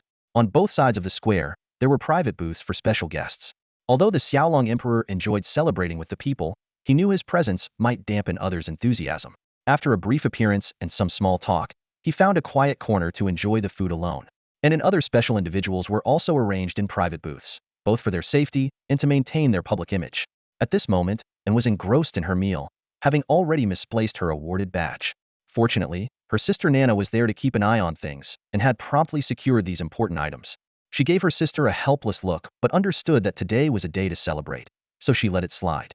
"Nana, look at your sister," sighed their father, Chief Pekin. "She'll probably be like this all her life. It's a good thing you work in the same department, and can look out for each other." "I know, father," Nana replied, glancing at him and noticing the 2-star engineer badge on his chest. As a member of the interstellar dwarf race, Chief Pekin had decent crafting skills, and earning this level was quite an achievement. This might also be partly due to his 2 daughters' accomplishments. Otherwise, he might have only been a 1-star engineer. But Chief Pekin was already very content. Thanks to the outstanding achievements of and Nana, their family had become the foremost technological family in the Xiaolong Interstellar Empire. Despite their small numbers, they held a high status. Even their relatives among the interstellar dwarves benefited, being sought after by many. It was truly a case of one person gaining prominence, and the entire family reaping the rewards. As long as Annie and Nana are around, the future of the Ba Jin clan is secured. In a quiet private room in the corner of the banquet hall, a group of special guests had gathered. Huaya Lanlan and Huaya Nini had already arrived and were seated, looking around the room. Apart from the three representatives from the Stone Kingdom, the others' identities could be somewhat discerned from their appearances, but since they hadn't interacted before, it was hard for the sisters to greet them casually. In the midst of this eerie silence, the door to the private room opened, and a group of people walked in. Leading the way was Zhao Chen, who wore a friendly smile, and beside him was an impressive figure, the Aqua Elf King. Almost everyone stood up at the same time, their eyes first landing on the Dragon Emperor, then shifting to the Aqua Elf King. "Greetings, Your Majesty the Dragon Emperor, and the esteemed Aqua Elf King," they all said in unison. The Aqua Elf King smiled warmly. "No need to focus on me. The host here is His Majesty the Dragon Emperor. Like all of you, I'm also a guest." Zhao Chen added with a grin, "That's not entirely true. Without the information and channels provided by the Aqua Elf King, I wouldn't have been able to gather you all here, and we wouldn't have this opportunity to meet." The Aqua Elf King gave Zhao Chen a meaningful look. "I did offer some advice to His Majesty, but he didn't follow all of it, so the credit doesn't belong to me." The guests couldn't help but feel puzzled by this ambiguous exchange. Clearly, something had transpired between the Dragon Emperor and the Aqua Elf King that they were unaware of. After taking his seat, Zhao Chen looked around the room. "Please, everyone, have a seat. My time is limited, and I must leave after speaking. If there's any neglect, I ask for your understanding." Everyone sat down and Zhao Chen continued, "Let me introduce you all to each other since you'll be collaborating in the future, and it's essential to get acquainted." He started from the left. "These two ladies are from the Flower Fairy Federation, the heads of the Bai Lan Interstellar Trade Group, Miss Huaya Lanlan and Miss Huaya Nini. Their group holds a 25% market share in the Flower Fairy Federation, soon to surpass 30%, making them the largest interstellar traders. These two are major financiers, and I found you a great opportunity." Huaya Lanlan and Huaya Nini raised their glasses to the group. These three are envoys from the Stone Kingdom: Prince Ahmed, the Minister of Foreign Affairs, and the Minister of Finance and Economy. The three envoys from the Stone Kingdom stood up and greeted the group. Their unique appearances drew curiosity as the Stone Kingdom rarely engaged closely with other interstellar races. "This gentleman is from the Cancer Interstellar Civilization, the Free King of the Giant Fong Federation." A hefty, seal-like male stood up. Despite his rugged appearance, his manners were refined as he elegantly bowed to the group. This is why he has managed to build a strong network within the Cancer Star civilization. Zhao Chen's personality directly influences his social skills, enabling him to navigate the complexities of interstellar diplomacy with ease. In the conference hall, guests from 5 different star systems gathered. Zhao Chen began introducing the distinguished guests. "These two are Queen Lung Yun and Grand Marshal Lung Qian from the Principality of Luaha." The two elegantly poised women stood up and greeted everyone. "This is the 7th Prince of the Mohadi's Interstellar Empire." A young man in lavish attire nodded slightly. "And these three are envoys from the Fire Pattern Interstellar Alliance." The 3 diplomats in uniform stood up in unison. Zhao Chen then turned his gaze to the final guest, a teasing smile on his face. "I believe this one needs no introduction. You all know her well." He gestured towards the Water Elf Queen, who gracefully stood up and smiled, saying, "It's an honor to be here with all of you." As the foreign minister of the Sacred Elf Empire, she was no stranger to anyone present. Zhao Chen continued, "This time, we have specially invited you to the Xiaolong Interstellar Empire. On one hand, to let you enjoy the festivities of this period. On the other hand, we are entering the next phase, where you all should unite. Only by coming together can we unleash our greatest potential." Hua Yalan felt a surge of excitement, keenly aware of the immense power behind these factions. The Stone Kingdom's rich mineral resources could become a critical source and market.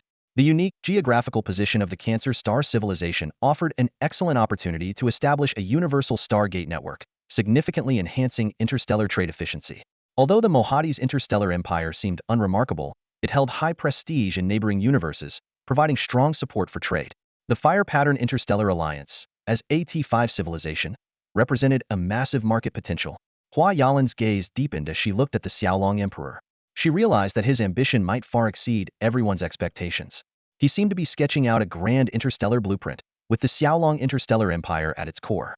This organization would not only become a formidable force against the Devourer civilization, but could also lay the foundation for challenging higher-order structures. During the banquet, Zhao Chen briefly outlined his vision for the future of these interstellar civilizations, considering the interests of all parties. Everyone present showed signs of satisfaction. The Water Elf Queen listened quietly, her eyes occasionally flashing with surprise. Several minutes later, Zhao Chen raised his glass to toast the guests. "That's the general direction. During your stay in the Xiaolong star system, Our secretariat will discuss the specific cooperation details with you. I believe that with everyone's concerted efforts, we can achieve all our goals. To our future. Everyone raised their glasses in unison. Zhao Chen then excused himself temporarily. The Water Elf Queen watched him leave, and the room gradually became more lively as the representatives began engaging in conversations, paving the way for future collaborations. In the banquet hall, glasses clinked and laughter echoed. Among the revelry, the Sea Serpent King, Xiao Yao, held a glass of amber liquid that shimmered faintly. He walked slowly towards the Water Elf King, his eyes reflecting both caution and friendliness, his lips curling into a perfectly measured smile. Lord Water Elf King, it's been a long time, Xiao Yao said, bowing slightly and raising his glass in greeting. The Water Elf King turned gracefully, her eyes as clear as a tranquil lake, with a gentle smile playing on her lips. Indeed, it has. I've heard your endeavors are flourishing. Xiao Yao chuckled warmly, revealing a set of perfectly aligned white teeth. I owe it all to Emperor Xiaolong and your support. When the envoy from the Xiaolong Interstellar Empire first approached me, I was so shocked I couldn't speak. Looking back, if you hadn't mentioned us to the Emperor, I wouldn't have had this opportunity. The Water Elf King shook her head slightly, her voice melodious like a bubbling stream. I didn't do much, just relayed your story to the Emperor. Whether or not you could collaborate, and how, was entirely up to your own fate. Despite her modesty, Xiao Yao sincerely replied, I know who has helped us and who our friends are. I will remember your kindness. If you ever need anything in the future, just let me know, and I'll do my best to assist. The Water Elf King's eyes narrowed slightly, and a meaningful smile appeared on her face. What if our sacred elf empire were to become enemies with the Xiaolong Interstellar Empire? Xiao Yao was momentarily taken aback, but quickly regained his composure, chuckling as he said, How could that be? Everyone knows that the sacred elf empire and the Xiaolong Interstellar Empire are in a honeymoon phase of their relationship. You have close cooperation, even establishing a permanent bidirectional cosmic gate for mutual visits. There are numerous interstellar trade agreements between you. The fact that both of you elf kings are here at the Xiaolong Interstellar Empire's New Year's banquet speaks volumes about the intimacy of your relationship. How could there be any conflict? Seeing that Xiao Yao didn't directly answer her question but didn't press further, the Water Elf King contemplated inwardly. Those at the pinnacle of power often don't make decisions based on personal desires, but are driven by a web of interests and pressures, even if those decisions contradict their true feelings. Just like Xiao Yao before her, who might genuinely feel grateful, but if war broke out between the Xiaolong Interstellar Empire and the Sacred Elf Empire, his stance would ultimately depend on the prevailing interests. The Water Elf King decided not to dwell on the topic and instead engage with other guests about their cooperative ventures with the Xiaolong Interstellar Empire. Her gaze swept across the banquet hall, calculating potential allies and adversaries, preparing for the myriad changes the future might bring. At the banquet, the King of the Blue Water Spirits had an engaging conversation with Hua Yalanlan from the Byran Interstellar Trade Group. As an interstellar trader, Hua Yalanlan's unique perspective deeply impressed the king. After the banquet, the king even invited her for a walk to continue their discussion. As a gentle breeze blew, the two strolled through a starlit garden.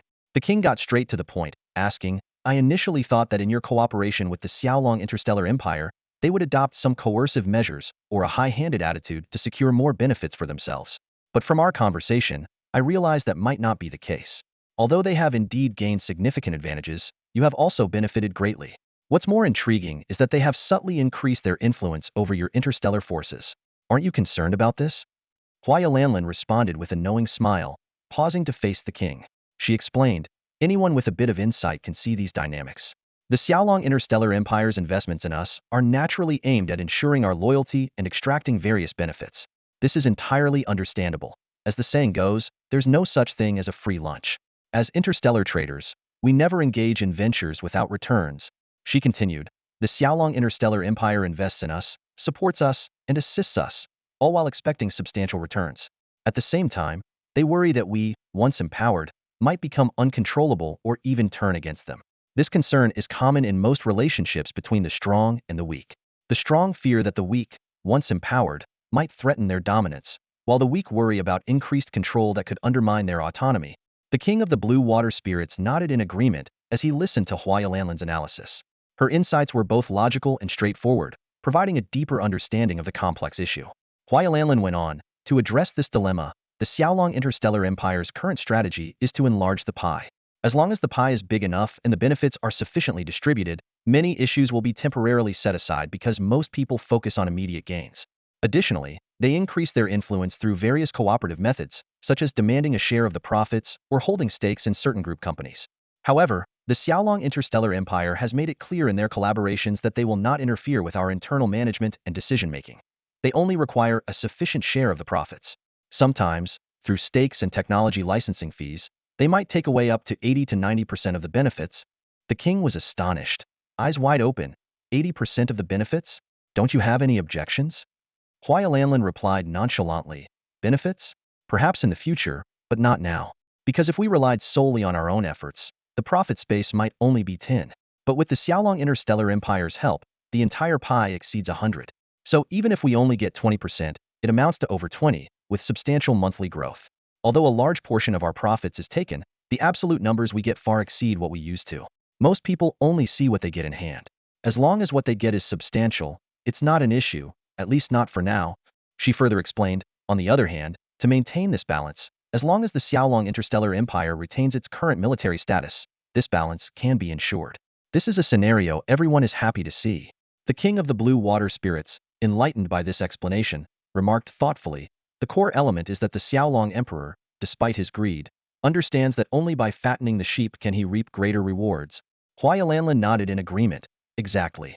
That's why we are all very willing to cooperate with him, achieving this win-win situation. The king agreed wholeheartedly, as you said. The Xiaolong Emperor has indeed done an excellent job. A trace of regret flashed in the eyes of the water spirit king. She sighed softly and said, what a pity. I previously proposed to establish an alliance led by us within the Holy Elven Empire, but the majority rejected it. Only the Flame Spirit King supported me, and there were very few supporters in the High Elven Council. Huayalanlan looked straight at the Water Spirit King and said frankly, Your Majesty, if I may speak candidly, even if the Holy Elven Empire now agrees to form such an alliance, it will never be as successful as the Xiaolong Interstellar Empire. Seeing the Water Spirit King's surprised expression, Huayalanlan continued, I have had dealings with the Holy Elven Empire and understand the nature of your high elves.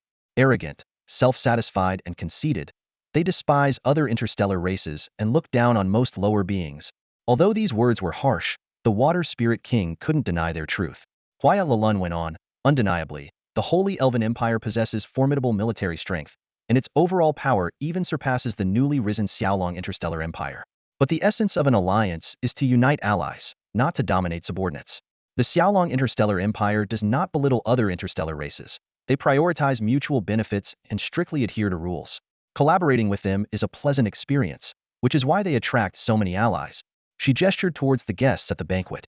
The Water Spirit King fell silent, unable to refute Huayalanlan's words. Finally, she said somewhat dejectedly, You're right. Perhaps only the Xiaolong Interstellar Empire can achieve that.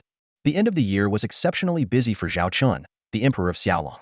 Every day was filled with banquets and meetings, leaving him with barely 3 to 5 hours of rest. If not for his enhanced physique, he probably wouldn't have been able to endure it. Secretary Lilith approached the desk and gently tapped it to get his attention, seeing the exhaustion on Zhao Chen's face. These are the final interstellar warship data reports from the military for this year, she said. Zhao Chen's eyelids twitched as he tried to focus. Go ahead. I can't read a single word right now. They all look like little angels flying around. Lilith began her report. Currently, our Xiaolong Interstellar Empire has 15 frontline main fleet groups. 10 are conventional fleet groups, each with 500,000 interstellar warships, totaling 5 million ships. The data for the 5 elite fleet groups are as follows. Dragon Scale, 50,000 ships. Blizzard, 200,000 ships. Queen of the Stars, 150,000 ships. Shadowhunter, 100,000 ships. And Hell's Angel, 150,000 ships, including 50,000 logistics and supply ships. The total number of combat interstellar warships is 600,000. She continued, this includes over 6,000 T6 interstellar warships, 1 million T5 interstellar warships, and more than 4 million T4 interstellar warships.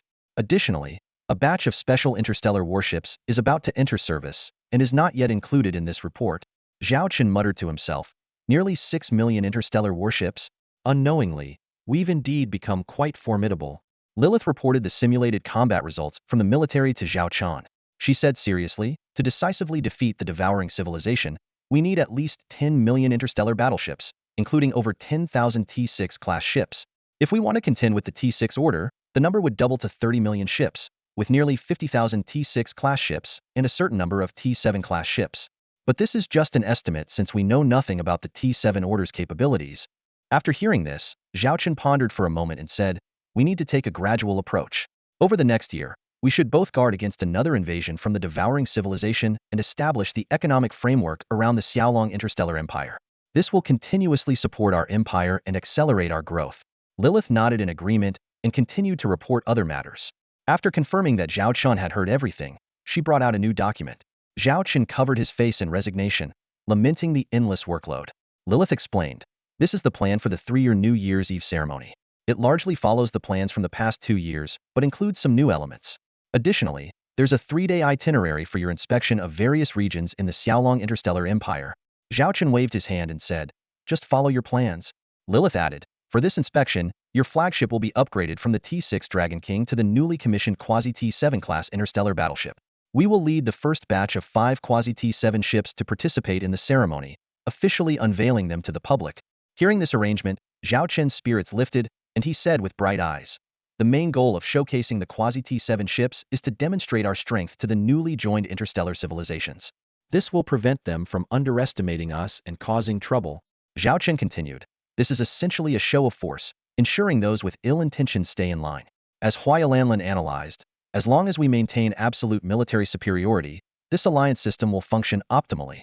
He smiled slightly. "I'm starting to look forward to this unveiling. This will be the first time, aside from the devouring civilization, that a Quasi-T7 interstellar battleship is showcased in the known universe."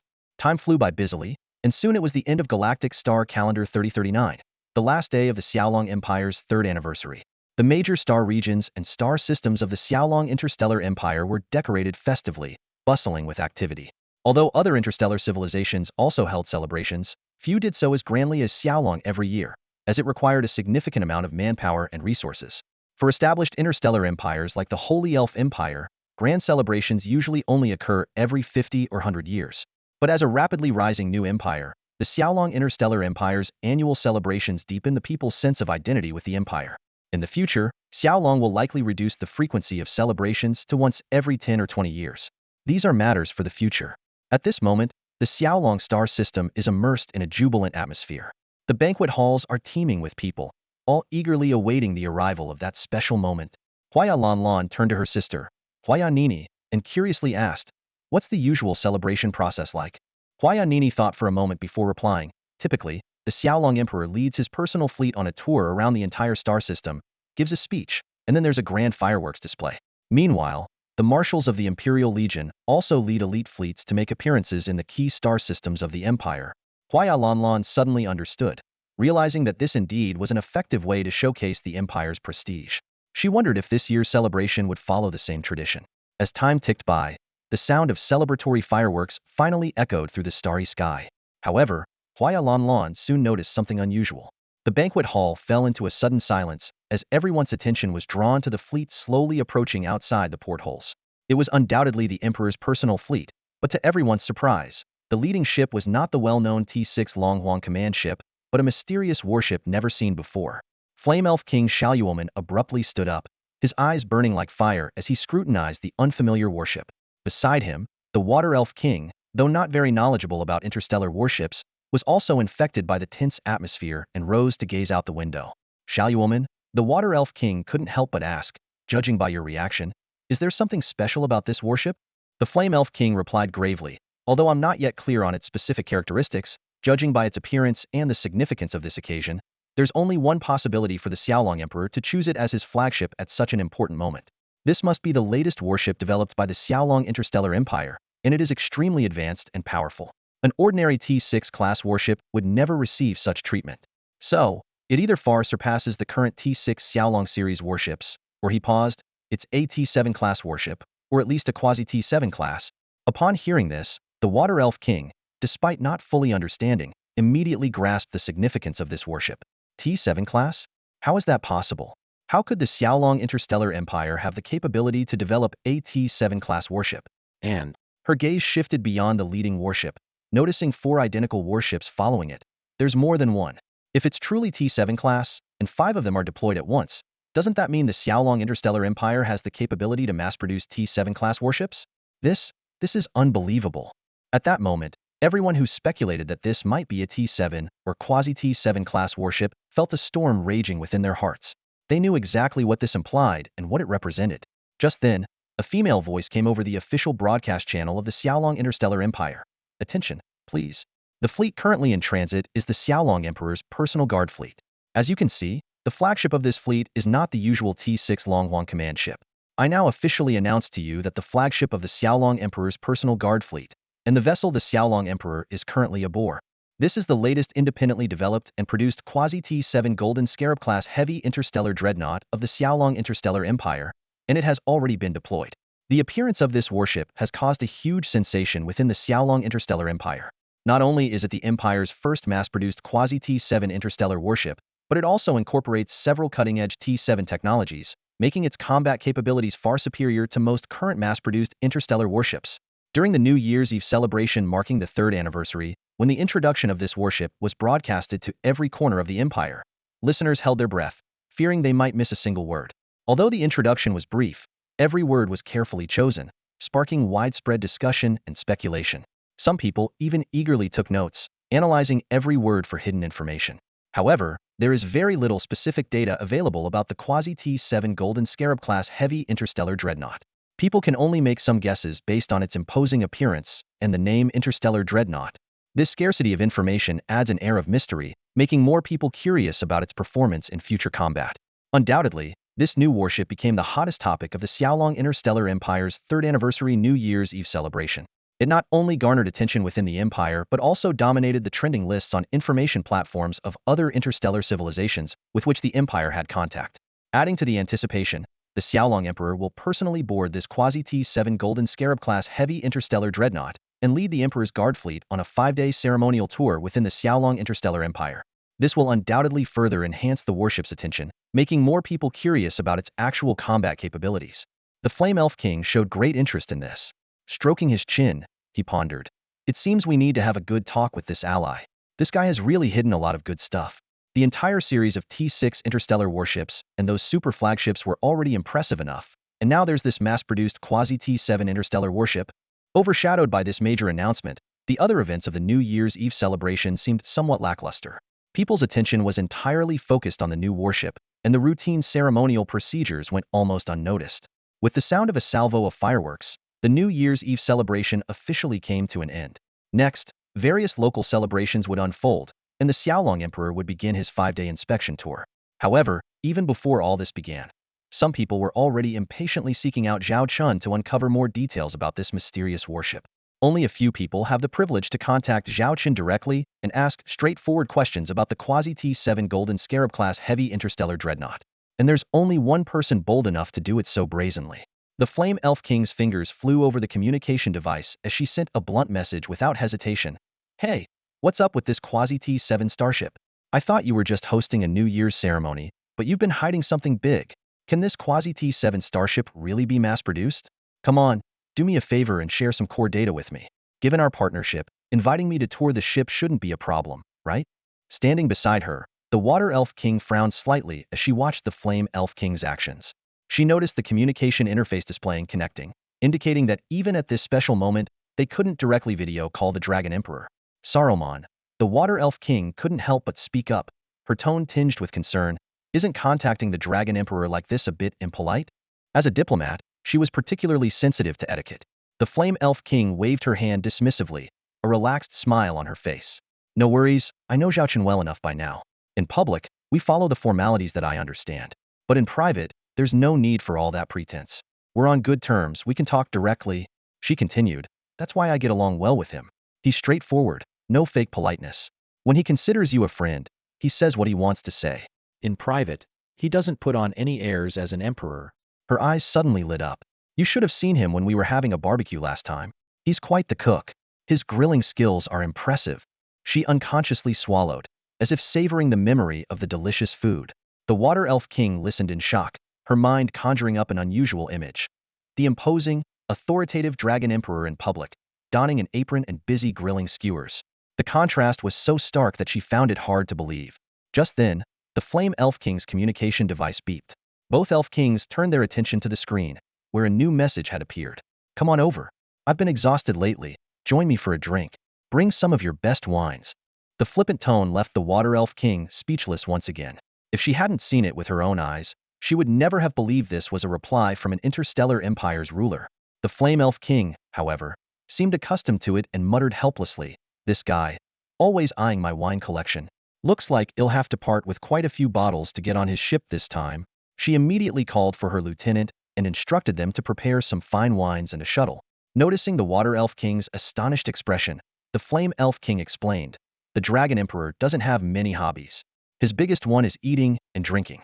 He often says, 'Eat well, drink well.' And when discussing matters with him, it's usually over a meal, enjoying good food and wine." At first, I wasn't used to it, but after a few discussions in that setting, I found it quite comfortable. She continued, "The Dragon Emperor and his people aren't fond of our Holy Elf Empire's cuisine, but they love our wine. Whenever he invites me to a meal to discuss matters, he always asks me to bring some wine." The Water Elf King nodded thoughtfully. Elven wine had always been considered a luxury in other interstellar civilizations, and the Flame Elf King's private collection was undoubtedly of the highest quality. It seemed that this meeting with the Dragon Emperor would not only be an important diplomatic event, but also an extraordinary culinary and wine experience. "All right, let's go check out this nearly T7 class interstellar battleship," said the Flame Elf King with a mischievous glint in her eye. "Maybe we can get some information out of that guy. We can't let him drink our wine for free." She turned to the Water Elf King, a hint of regret in her voice. "It's a pity the Emerald Elf King isn't here. If he were, he might be able to use his skills to study this nearly T7 class battleship from the Xiaolong Interstellar Empire." She couldn't help but chuckle. "Heh heh heh. I bet when news of this battleship reaches our empire, the Emerald Elf King won't be able to eat or sleep." The Water Elf King couldn't help but laugh as well, knowing the Flame Elf King's words were likely true. The news of this battleship would undoubtedly cause a stir in the Holy Elf Empire, shifting their stance toward the Xiaolong Interstellar Empire.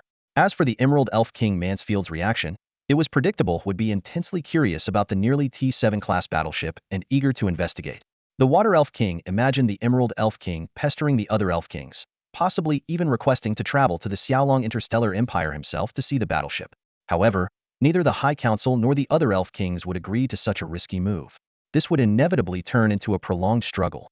Feeling relieved to be in the Xiaolong Interstellar Empire, the Water Elf King was glad to avoid the Emerald Elf King's incessant nagging for now. Meanwhile, her own curiosity about the nearly T7 class battleship grew stronger. Lost in thought, she suddenly felt a gentle nudge in her abdomen.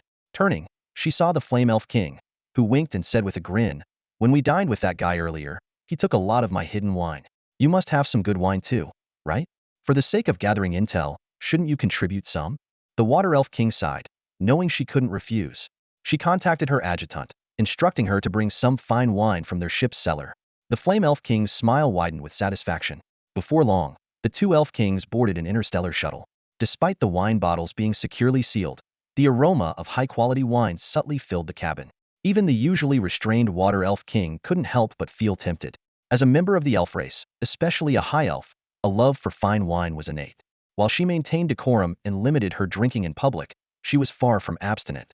This was one reason why Zhao Chen praised the elves' wine so highly. Although Zhao Chen could cultivate the Holy Elf Empire's superior fruit varieties with the help of the Star Eden ship, creating wine of the same caliber was a different story. "We're almost there," the Flame Elf King suddenly exclaimed, snapping the Water Elf King out of her reverie. Pointing to the massive structure outside, she said excitedly, "This nearly T7 class golden Scarab heavy interstellar dreadnought is huge. Its length must be at least 200 kilometers. Excluding the Xiaolong Empire's super flagships and heavy carrier starships, this battleship is quite substantial." The Flame Elf King's military expertise came to the fore as she began analyzing. A ship this size undoubtedly houses numerous weapon systems. As an experienced officer and captain, she might not be an expert in ship construction, but her years of combat experience gave her keen insights into a ship's structure and capabilities. The larger the interstellar battleship, the bigger its energy systems, allowing for more engines and faster speeds, she continued. It can also carry more interstellar weapons and stockpile more strategic ammunition, enhancing its combat power significantly. Finally, the two Elf Kings boarded the nearly T7 class battleship. Standing in the hangar, they could tell it was a relatively new ship, but nothing particularly stood out yet. The Flame Elf King, however, scrutinized every detail, her eyes gleaming with curiosity. The two Elf Kings followed the secretary into the banquet hall. The Fire Elf King suggested with a grin that they tour the starship first, but the secretary politely declined, explaining that the Emperor had scheduled the tour for after the meal. Despite the Fire Elf King's repeated attempts, the secretary insisted on sticking to the plan, so the two Elf Kings reluctantly headed to the banquet. The banquet was held in a luxurious private room within the starship's dining area. A round table that could seat 10 was laden with an array of exquisite dishes. Emperor Zhao Chen, Secretary Lilith, Marshal Charlotte, Chief Engineer Annie, Chief Engineer Nana, and several officers were already seated, with spots reserved for the two elf kings next to the emperor. Seeing the esteemed guests arrive, Chief Engineer Annie eagerly suggested they start the meal and reached for her chopsticks. Chief Engineer Nana quickly stopped her, reminding her to wait for the guests to be seated. Annie grumbled about the food getting cold, but obediently put her chopsticks down. Zhao Chen invited the two elf kings to take their seats. Just as the water elf king was about to say some polite words, the fire elf king casually sat down next to Zhao Chen. She was followed by an automated serving cart filled with rare wines. The fire elf king straightforwardly stated that the wines were a gift for Zhao Chen, but in return, she wanted a thorough tour of the starship. Zhao Chen, smiling, took a few bottles and placed them on the table, discreetly setting the rest behind him. He suggested they start eating to prevent the food from getting cold and opened one of the bottles, signaling everyone to begin. Chief Engineer Annie immediately started enjoying the food, enthusiastically recommending the best dishes to the Fire Elf King. She familiarly called the Fire Elf King Sister Salomon and warmly praised the Water Elf King's beauty. The Water Elf King graciously responded that everyone should feel at ease, while internally noting the identity of the starship's dwarf chief engineer. The Fire Elf King, eager to see the starship, poured a drink for Zhao Chen while reiterating her request. Zhao Chen, feigning mystery, had already intended to show off the starship. He believed that publicly revealing the near T7 class interstellar warship at this time would significantly elevate the reputation and status of the Xiaolong interstellar empire in the universe, as they were the first to possess a mass-produced near T7 class interstellar warship. The strategy of secretly allying with various interstellar forces is particularly crucial for the Xiaolong interstellar empire at this stage. The loyalty of these allies directly affects the empire's development speed. Meanwhile, the Holy Elven Empire, upon learning of this new type of interstellar battleship, might feel threatened by Xiaolong but could also elevate their evaluation of it. Although both sides are allies, true equality can only be achieved with comparable strength. This arrangement was made after Zhao Chen's careful consideration. At this moment, Zhao Chen decided to reveal more information about this interstellar battleship to the two Elven Kings to win them over. A blue glowing electronic screen suddenly appeared in front of the Flame Elf King, displaying the basic introduction of the battleship. The Water Elf King couldn't help but lean in to look, while the Flame Elf King studied each piece of data as if admiring a rare treasure. The information on the screen was clearly presented. Quasi T7 Golden Scarab Class Heavy Interstellar Dreadnought. Type: Interstellar Dreadnought. Technology level: Quasi T7. Star Shield Energy Value: Quasi T7. Cruising speed: 800 million units. Warp engine: 1500 star speed, level 9.9. Length: 200 kilometers. Mass: 21 million tons. Crew: 10,000 personnel. Weapon systems: 3 super bioplasma pulse cannon main guns, 36 electromagnetic bio-rail heavy cannons, 900 electromagnetic energy main cannons, 3,000 fully automated high-density close-in defense guns, 100 unit interstellar missile launchers storing 30,000 quasi-T7 standard medium-range interstellar missiles, 1,000 squads of bronze Scarab-style drone swarms, 3,000 drones per squad, 3,000 quasi-T7 silver Scarab-class medium interstellar interceptor ships. While savoring fine wine and delicacies, Zhao Chen observed the Flame Elf King's reaction. After she finished reading the introduction, she couldn't help but ask, "Do you really have the capability to mass-produce such battleships? Are the weapon modules genuinely at the quasi-T7 level, and not just T6? Putting down his wine glass, Zhao Chen answered directly, "Since I mentioned our production capability before, we naturally have it. However, given that this is a quasi-T7 battleship, mass production requires enormous resources. Even for our Xiaolong interstellar empire, large-scale manufacturing is challenging in the short term. As for the weapon module strength, our assessments show they indeed reach the quasi-T7 level. But the true combat effectiveness still needs to be tested in real battles." The Flame Elf King nodded thoughtfully and then asked, "I noticed the outline of this battleship. Did you use biostarship technology from the Hive mothership?" Zhao Chen smiled slightly. "As expected of the Holy Elven Empire's finest general and fleet commander, your insight is remarkable. To create this battleship, we indeed utilized all the technology we could master." After the meal, Zhao Chen personally led the two Elven Kings on a tour of the battleship's interior, though most areas did not involve core secrets. When they reached a window, the Flame Elf King exclaimed, "Wow! Is this the most powerful weapon? The Super Bioplasma Pulse Cannon main gun?" Through the window, she clearly saw a massive main gun located on the right side of the bow. Zhao Chen explained, "Correct, there are 3 of these main guns, positioned on the left, right, and center of the bow." The Fire Elf King got straight to the point, asking, How does this weapon compare to the supercannon on your T6 Rakshasa Hades-class interstellar dreadnought? The Water Elf King was taken aback, wondering if the question was too blunt. Surprisingly, Emperor Xiaolong Zhao Chen answered calmly, in that aspect, it doesn't measure up to the T6 Rakshasa Hades-class interstellar dreadnought. He then elaborated, the primary difference lies in the short-term explosive firepower output, where the T6 Rakshasa Hades class has a slight edge. However, in terms of long-term comprehensive combat capability on the battlefield, none of our current super flagships can compare to this quasi-T7 Golden Scarab class heavy interstellar dreadnought. The Fire Elf King nodded in understanding. So, your super flagships are actually at a quasi-T7 level, yet you've always claimed them to be just T6 class interstellar ships. She gave Zhao Chen a playful glance. Who else has T6 interstellar ships equipped with such advanced weapon systems? Zhao Chen responded with a silent smile. The Fire Elf King continued to speculate. Since you're using bioplasma cannons, you must have a biological energy source. Did you replicate the core of a hive mothership to create this energy system? Zhao Chen maintained his mysterious smile without answering. In fact, this quasi-T7 Golden Scarab-class heavy interstellar dreadnought did not merely mimic but actually incorporated the heart of a hive mothership, making it a semi-biological interstellar warship. Understanding Zhao Chen's ambiguous answers and topic shifts, the Fire Elf King wisely refrained from pressing further. The Water Elf King quietly observed, seeming to grasp the communication style between the two bold and direct questioning, but knowing when to stop. The group soon arrived at a section resembling a warehouse. Zhao Chen tapped the wall of the corridor lightly, and the entire corridor became transparent, revealing the scenes on both sides and above. They saw massive interstellar missiles, each comparable in size to T1 or T2 class interstellar ships. These slumbering giants lay dormant, their terrifying explosive power unimaginable. The Fire Elf King exclaimed, "These are the interstellar missiles equipped on this ship? Their explosive power indeed reaches quasi-T7 level." After a brief moment of thought, she asked, "Compared to the interstellar missiles on your T6 Blood Hell Angel-class heavy interstellar strategic missile ship, which is more powerful?"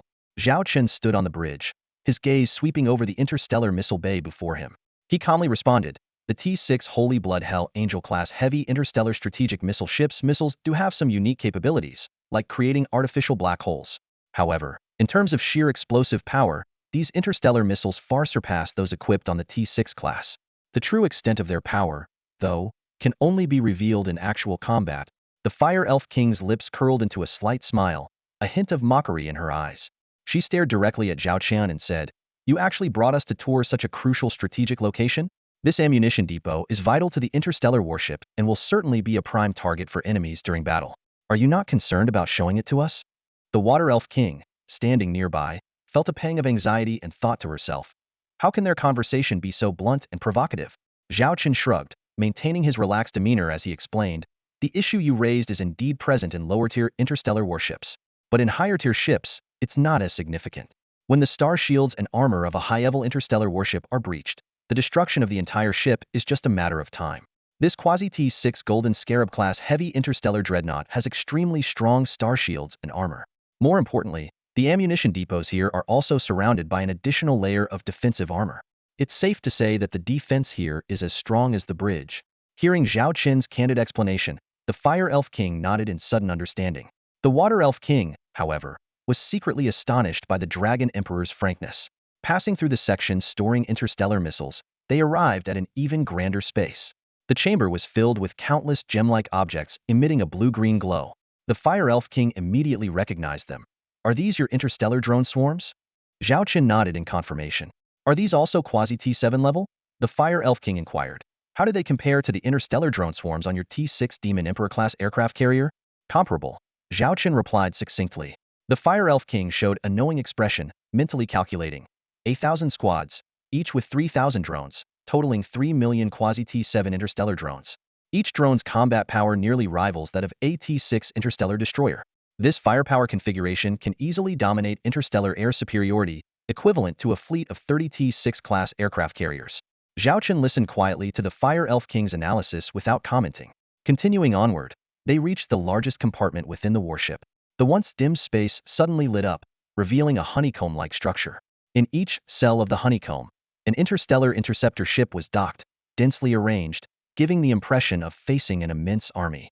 The Fire Elf King calmly analyzed 3,000 quasi-T7 unmanned medium interstellar interceptors. Considering the previously mentioned interstellar missiles and drones, The comprehensive combat power of this quasi-T7 Golden Scarab class heavy interstellar dreadnought is comparable to our Holy Elf Empire's fleet of 100,000 standard interstellar warships. Hearing this evaluation, the Water Elf King was taken aback, looking at the Fire Elf King in disbelief. A single interstellar battleship equals the power of 100,000 fleet ships? This claim left the Aquatic Elf Queen somewhat skeptical. She acknowledged the formidable strength of the quasi-T7 Golden Scarab class heavy interstellar dreadnought, but to compare one ship to 100,000 from the Holy Elven Empire's fleet seemed overly exaggerated. Zhao Chen noticed her doubt and smiled as he explained, "This is just a theoretical value. In actual combat, we have to consider factors like resource consumption, attrition warfare, and the battlefield environment." What he didn't explicitly say was that even if this quasi-T7 battleship couldn't defeat 100,000 fleet ships, escaping would not be a problem. Unless the Holy Elven Empire paid a great cost and mobilized more fleets, they wouldn't be able to stop this interstellar behemoth. This was precisely the unique value of a super interstellar battleship on the battlefield. The Aquatic Elf Queen felt slightly reassured, but the Flame Elf Queen scoffed at Zhao Chen's humble attitude, her eyes revealing a "don't play humble with me" look. After the tour, Zhao Chen said to the two Elf Queens, "You are the first distinguished guests to visit. Even some high-ranking officers of our Xiaolong Interstellar Empire haven't had this opportunity." His tone carried a hint of pride, suggesting this was a significant honor. The Flame Elf Queen nudged Zhao Chen's chest with her elbow and asked with a playful smile, "Since we're on such good terms, could you disclose the annual production and unit cost of this battleship? I promise to keep it a secret." Zhao Chen politely declined the Flame Elf Queen's request. After seeing off the two Elf Queens, he sat down again with Charlotte, Lilith, and the two chief engineers. Annie, rubbing her slightly bulging belly, let out a satisfied burp, which drew a frown from her sister Nana. Zhao Chen got straight to the point. "Can your production department guarantee the specific output of the quasi-T7 battleships for next year?" Chief Engineer Nana replied, "Based on the latest consolidated information, if raw material supplies are stable, we will have 3 batches of quasi-T7 battleships ready for service this year. The first batch will consist of 10 ships, the second batch 30 ships, and the third batch 100 ships, totaling 140 ships. Each batch will be 4 months apart." Zhao Chen nodded and then asked, "According to the previously reported unit cost of 2,000 trillion star coins, 140 ships would cost us 280,000 trillion star coins. Can we afford this cost?" He turned his gaze to Lilith, the secretary officer. Lilith responded, "Based on the latest annual financial budget, our incommodo expenditure ratio is about 1 minute and 1.11 seconds. While it appears we are overspending by 11, we actually have considerable profit margins. For instance, selling battleships to those interstellar forces we've allied with and establishing military procurement orders can bring us substantial funds. Of course, if they fail to develop as planned, we have fallback options. Could consider selling a stripped-down version of the quasi-T7 battleship to the Holy Elven Empire, which would be enough to alleviate our financial pressure." The newly launched quasi-T7 class Golden Scarab heavy interstellar dreadnought is now being considered for external sales by Secretary Lilith. Her bold idea comes after careful deliberation. Firstly, Lilith assessed the threat level posed by the Holy Elf Empire. Currently, it seems that this self-limiting civilization does not pose a significant threat to the Xiaolong Empire, as their ability to independently develop quasi-T7 class warships is extremely limited. A quasi-T7 warship, costing 2 trillion star coins to produce, could potentially be sold for tens of thousands of trillions of star coins under the right profit agreements. After all, a warship of this class transcends mere monetary value, and Zhao Chen could name any astronomical price for it. Regarding the Empire's revenue, Zhao Chen grew curious. In recent years, as the Xiaolong Empire has expanded, he has gradually delegated financial affairs to professionals, only paying attention or receiving reports from Lilith during critical moments. Generally, the Empire's financial situation is adequate, capable of supporting warship production and short-term warfare needs, but insufficient for sustaining prolonged conflicts. Lilith provided a detailed report on the projected revenue for the coming year. The Xiaolong Empire itself will contribute 50 trillion star coins, the Bylon Interstellar Trade Group will provide 20 trillion, the Stone Kingdom 40 trillion, and the two factions of the Cancer Civilization, along with the Mohadi's Empire and the Fire Emblem Alliance, will collectively contribute 50 trillion, totaling 160 trillion star coins. This figure already far exceeds the initial plan and may further increase due to faster-than-expected development. Additionally, military export orders signed for the coming year amount to 100 trillion star coins. Lilith predicts that with the introduction of the quasi-T7 warship, although no faction may be able to afford it, it will serve as a powerful advertisement, potentially boosting total orders to around 200 trillion star coins. However, Lilith's expression suddenly turned serious. She pointed out a major instability factor, the potential invasion by the Devourer civilization. If war breaks out, it will severely impact the Empire's production and trade, and the war's consumption will become a heavy burden. Currently, the Xiaolong Empire's military supplies can only meet the frontline fleet's conventional combat needs for 2 months. Zhao Chen commended Lilith for her thorough considerations and then turned his attention to Marshal Charlotte. He emphasized the enormous pressure on the military, which must both foster the development of the controlled interstellar civilizations and guard against the Devourer civilization's attacks. Zhao Chen instructed the military to prepare contingency plans for various possible scenarios. Marshal Charlotte solemnly nodded in response, assuring that the military was fully prepared. He also mentioned that the planning department was formulating strategies that might buy the Xiaolong Empire more time and space, but they were still in the preliminary stages and would be reported to Zhao Chen once concrete progress was made. Zhao Chen felt satisfied with his team's diligence, a contented smile appearing on his face. Zhao Chen walked toward the two chief engineers, his gaze sweeping over Annie and Nana.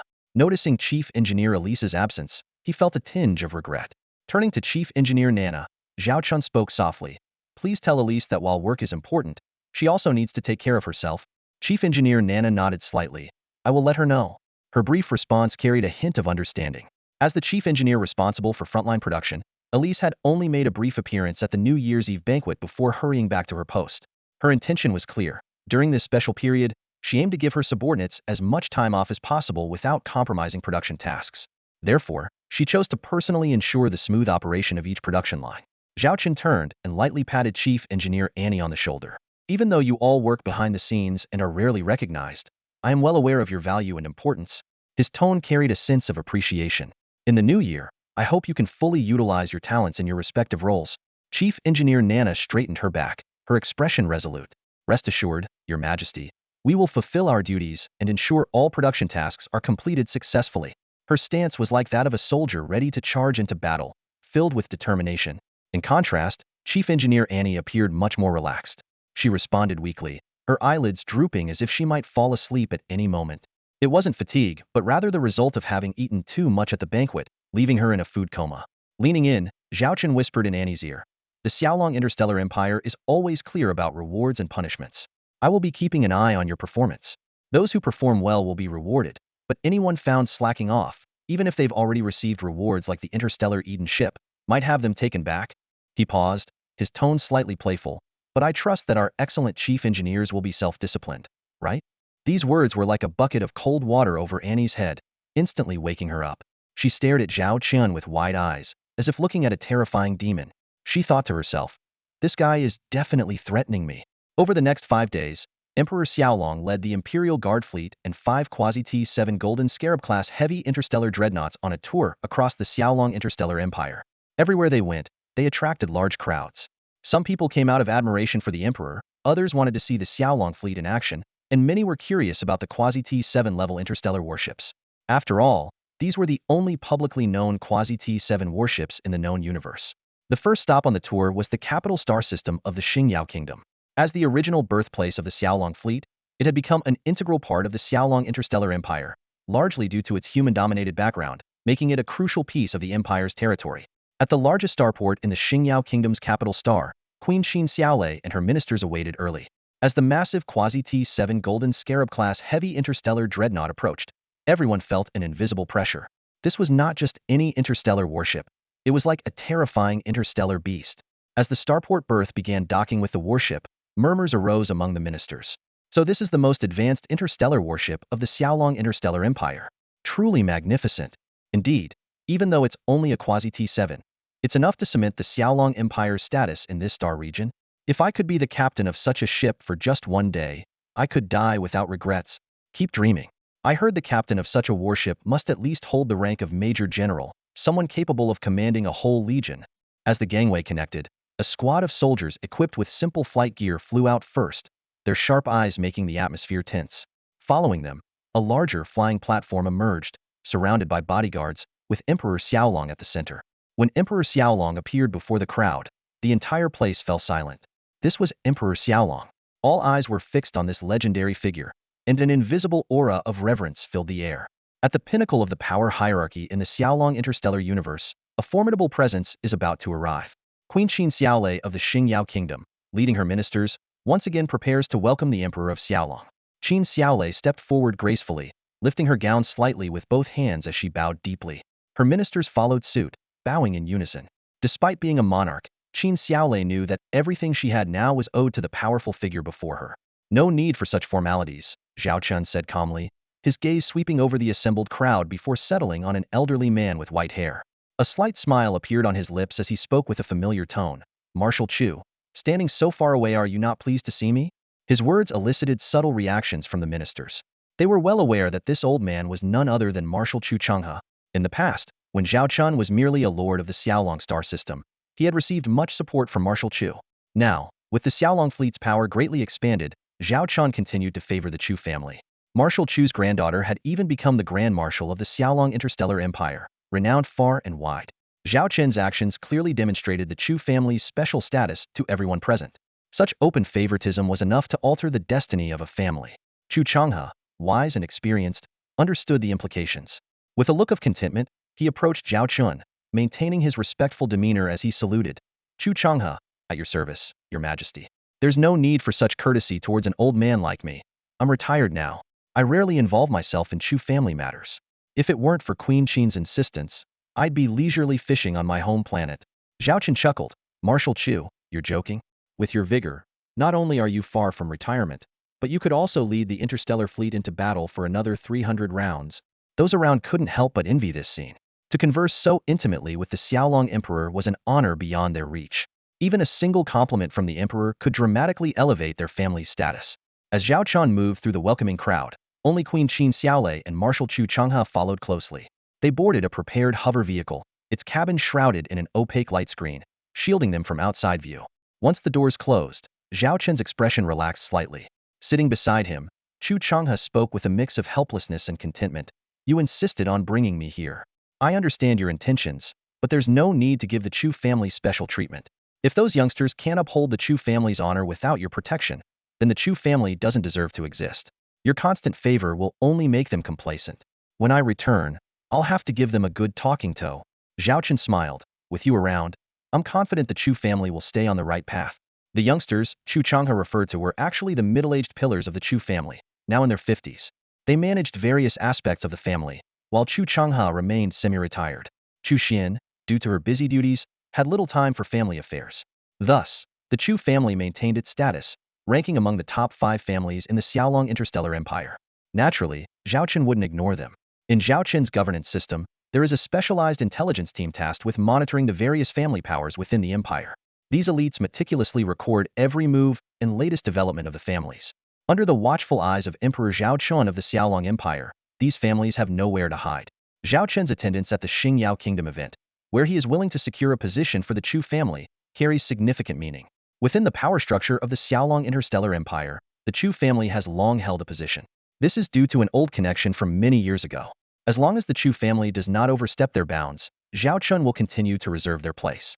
Whether out of respect for the assistance of the elder Chu Changhe in the past, or for the current favor of Chu Xian, who serves as the empire's marshal, the Chu family's status is secure. If the current leaders of the Chu family were to disobey or make mistakes, Zhao Chen has countless methods to bring them back in line. Therefore, he has no concerns about this operation. Turning to Queen Qin Xiaolei, who was seated opposite him, Zhao Chen's tone softened. My sister and Wei Shishir couldn't join us due to their missions. They both send their regards, especially my sister, who invites you to visit her in the Xiaolong star system when you have time. The stargates make travel convenient. If you have some free time, do visit them. They regard you as a dear sister and miss you greatly. Qin Xiaolei didn't expect the first words from Emperor Zhao Chen in private to be such. She couldn't help but recall the days when she was still a princess, with Zhao Ruyue and Wei Shishir by her side. They indeed took care of her like attentive sisters. It was only after becoming the queen of the Xingyao kingdom that she truly understood how much Zhao Ruyue and Wei Shishir had shielded her from. Despite the immense initial pressure and frequent thoughts of giving up, she ultimately persevered. The person standing here now was no longer the naive Xingyao princess but the queen of the Xingyao kingdom. Thank you, Your Majesty, for the message. I miss them too, Qin Xiaolei said with a smile. Please send my regards to Sister Ruyue and Sister Shishir. If possible, I will definitely visit them. They are always welcome to visit the Xingyao capital as well. The three chatted like old friends in the car and soon arrived at the banquet venue. Once they got out of the car, they immediately resumed their dignified demeanor in front of others. At the banquet, the nobles of the Xingyao kingdom vied to toast Emperor Zhao Chen. However, only a few had the opportunity to sit at the same table or approach him for a toast. These individuals were carefully selected by Qin Xiaolei and had passed the strict vetting of Emperor Zhao Chen's secretariat. This banquet effectively established the future status of these family powers in the Xingyao Kingdom and even the entire Xiaolong interstellar empire for the next century. As long as they didn't commit major mistakes, their prosperity was almost guaranteed. Those fortunate enough to toast with Emperor Zhao Chen, though they drank little, were visibly elated, unable to hide their joy. Those who couldn't get close to the emperor could only look on enviously at the lucky ones. Some observant individuals quietly took note of these names, ensuring that gifts and collaboration opportunities would soon follow to their residences after the banquet. A simple banquet determined the rise and fall of the Xingyao Kingdom's noble class. This seemingly incredible influence was a testament to the immense power of Emperor Zhao Chen. For the next few days, Zhao Chen's visits to other bases followed a similar pattern, showcasing the supreme authority of the Xiaolong Emperor. When Zhao Chen's Imperial Guard fleet returned to the Xiaolong star system, it was early 3040, marking the 10th year since Zhao Chen arrived in this world. On the bridge of the Longhuang interstellar command ship, Zhao Chen woke up from a large bed. After freshening up, he stood by the massive porthole, holding a cup of milk, and gazed at the bustling scene outside in the Xiaolong star system. Everything before him seemed almost dreamlike. These 10 years, these memories, felt like a long dream. Initially, he thought he was a traveler from another world, experiencing various adventures. But later, the shocking truth emerged. His original memories were meticulously fabricated, and even his abilities as a traveler were prearranged by others. He was merely a pawn in a grand scheme, with his memories carefully woven by someone else. Upon learning the truth, Zhao Chen felt a mix of sorrow and realization. For the first time, he genuinely felt a sense of belonging to this world. He indeed originated from here. Now, he has found love, has a family, and has children in this world. The Xiaolong interstellar empire had truly become Zhao Chen's home, a masterpiece he had painstakingly built over 10 years. He was determined to protect this homeland and everything within it for the next decade, 2 decades, and even longer. Just as Zhao Chen was lost in thought, a knock came at the door. He responded, and the door opened to reveal Lilith, pushing a cart laden with his favorite dishes, filling the room with a delicious aroma. "Don't just settle for a glass of milk," Lilith said with a concerned look. "You're the emperor of Xiaolong now. Your health isn't just your own business. It's a vital asset to the entire empire. You need to take better care of yourself." Zhao Chen reluctantly put down his glass of milk. Lately, perhaps due to stress, his appetite had been poor. Each morning, he would hastily drink a glass of milk and call it breakfast. His subordinates had repeatedly reminded him to eat properly, but he had brushed them off. It seemed Lilith was their last resort, as she was the only one who could persuade the stubborn emperor. "My appetite just isn't good," Zhao Chen tried to explain. Lilith seized the opportunity. "So there's something wrong with your health? I need to call the medical team for a full checkup." Zhao Chen quickly surrendered. No, I'm perfectly fine. Calling the medical team would be a waste of time." "Okay, I'll eat." He reluctantly picked up some food from the cart. Although his body had been enhanced and was unlikely to have any issues, if the medical team came, they would insist on a thorough examination, and they wouldn't be easily convinced by his words alone. "Just today?" Lilith crossed her arms, her eyes full of skepticism. Zhao Chen sighed and conceded. "All right, I promise. From now on, I'll have a proper breakfast every morning. Is that good enough for you?" Lilith carefully cut the food and brought it to his mouth. Zhao Chen took the chance to wrap an arm around her slender waist and whispered, "I know, I can be a bit childish sometimes. I promise it won't happen again." Feeling Zhao Chen's playful gesture, Lilith's cheeks flushed slightly, but she firmly held his wandering hand. "Not now. I have important matters to report." Zhao Chen knew Lilith's character well. Despite being a succubus, she always prioritized work when it came to serious matters. Resigned, he sat back on the sofa, eating his breakfast while waiting for her report. Lilith summoned a virtual itinerary and began. "You've been at the Imperial Military Research Institute for the past few days. I heard there have been significant breakthroughs in several technologies, and you've laid out the research direction for the next year?" Swallowing his food, Zhao Chen explained, "That's because our prototype T7 Golden Scarab-class heavy interstellar dreadnought has been successfully launched. Though it's only a prototype, it provides us with invaluable feedback. We can gain experience in new technology applications and use it as a testing platform for true T7 level technology, speeding up the development of genuine T7 interstellar warships." He continued, "Additionally, the technology for constructing permanent interstellar gates has been essentially finalized. Soon, we can begin building permanent gates with several interstellar civilizations. This will significantly shorten the distance between us and these civilizations, enhance our connections, promote their development, and deepen our cooperation." Zhao Chen detailed his recent work arrangements. Since he couldn't stay at the Imperial Military Research Institute long-term, his main role was to determine research directions and core technologies, while specific projects were handled by various teams. In this way, the future top researchers of the Xiaolong Interstellar Empire are being cultivated. Lilith meticulously took notes on everything, even though she was already familiar with some of the details. Hearing it directly from Zhao Chen gave her more confidence. After all, in the field of technology, no one was more authoritative than Zhao Chen. Zhao Chen stretched and felt a sense of relief. "I've finally completed this phase of my tasks," he said. Lilith nodded in agreement. "Indeed, you've successfully completed the three-phase tasks planned for the new year. The development plans for all aspects of the Xiaolong Interstellar Empire have been finalized." Her expression suddenly turned serious. "However, there's another important matter. Marshal Charlotte has basically finalized some military plans for the upcoming year." Zhao Chen noticed the unusual look in Lilith's eyes and put down his tray, asking earnestly, "What ideas or needs does Charlotte have?" Lilith got straight to the point. "Marshal Charlotte has drafted a blitzkrieg plan to invade the Swallower civilization's universe." A blitzkrieg against the Swallower civilization? Zhao Chen was momentarily stunned. He then wiped his mouth and his expression grew serious. He didn't question the news but asked earnestly, "Has Charlotte finalized this plan?" Lilith explained in detail. In the past half-month, Charlotte gathered nearly 100 senior military advisors and almost all marshals and generals to discuss this idea. They reviewed 150 draft simulation plans and conducted over 30,000 simulated battle drills. Today, Marshal Charlotte will finalize the operational plan. Given the significance of the matter, she needs you to attend the meeting at the military headquarters for the final decision. Zhao Chen nodded in understanding. Although he had given Charlotte the highest authority in military decisions, even allowing her to act first and report later, such a major decision still required the Emperor's confirmation. After all, this wasn't a regular battle plan but a hostile action against another T6 interstellar civilization. "When does the meeting start?" Zhao Chen asked. "In 2 hours," Lilith replied. "But Charlotte said if you need more time, the schedule can be adjusted to your convenience. No need to delay, 2 hours is fine." "Let's head out now," Zhao Chen said, quickly changing into his military uniform and leaving the room with Lilith. On the way to the military headquarters, Lilith couldn't help but ask, "You didn't seem surprised when you heard about this. Did you know in advance?" Zhao Chen admitted, "To be honest, I didn't hear a thing. Either the security was tight, or I've been too busy lately." "Then why did you accept it so quickly?" Lilith pressed. "Frankly, when I first heard about this plan, I was very resistant. If it weren't for my duties, I would have opposed it immediately. Our Xiaolong Interstellar Empire may seem orderly on the surface, but we're under immense pressure. Defending against the Swallower civilization's attacks is already challenging, let alone launching an offensive into their territory.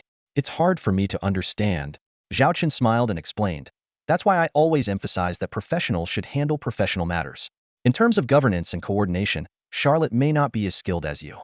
But in military affairs, neither of us can match her expertise."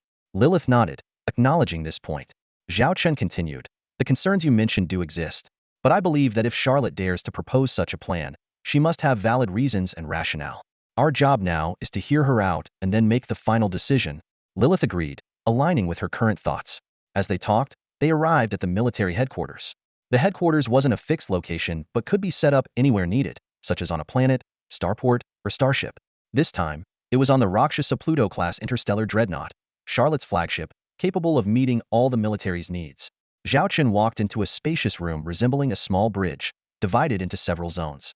Each zone was filled with military advisors engaged in heated discussions on various matters, creating an atmosphere of intense focus and urgency. The military advisors straightened up and saluted the moment they saw Emperor Zhao Chen's arrival.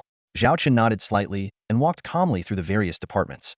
His eyes swept over the combat plan models, the interstellar map of the devouring civilization, and the fleet models of the Interstellar Legion.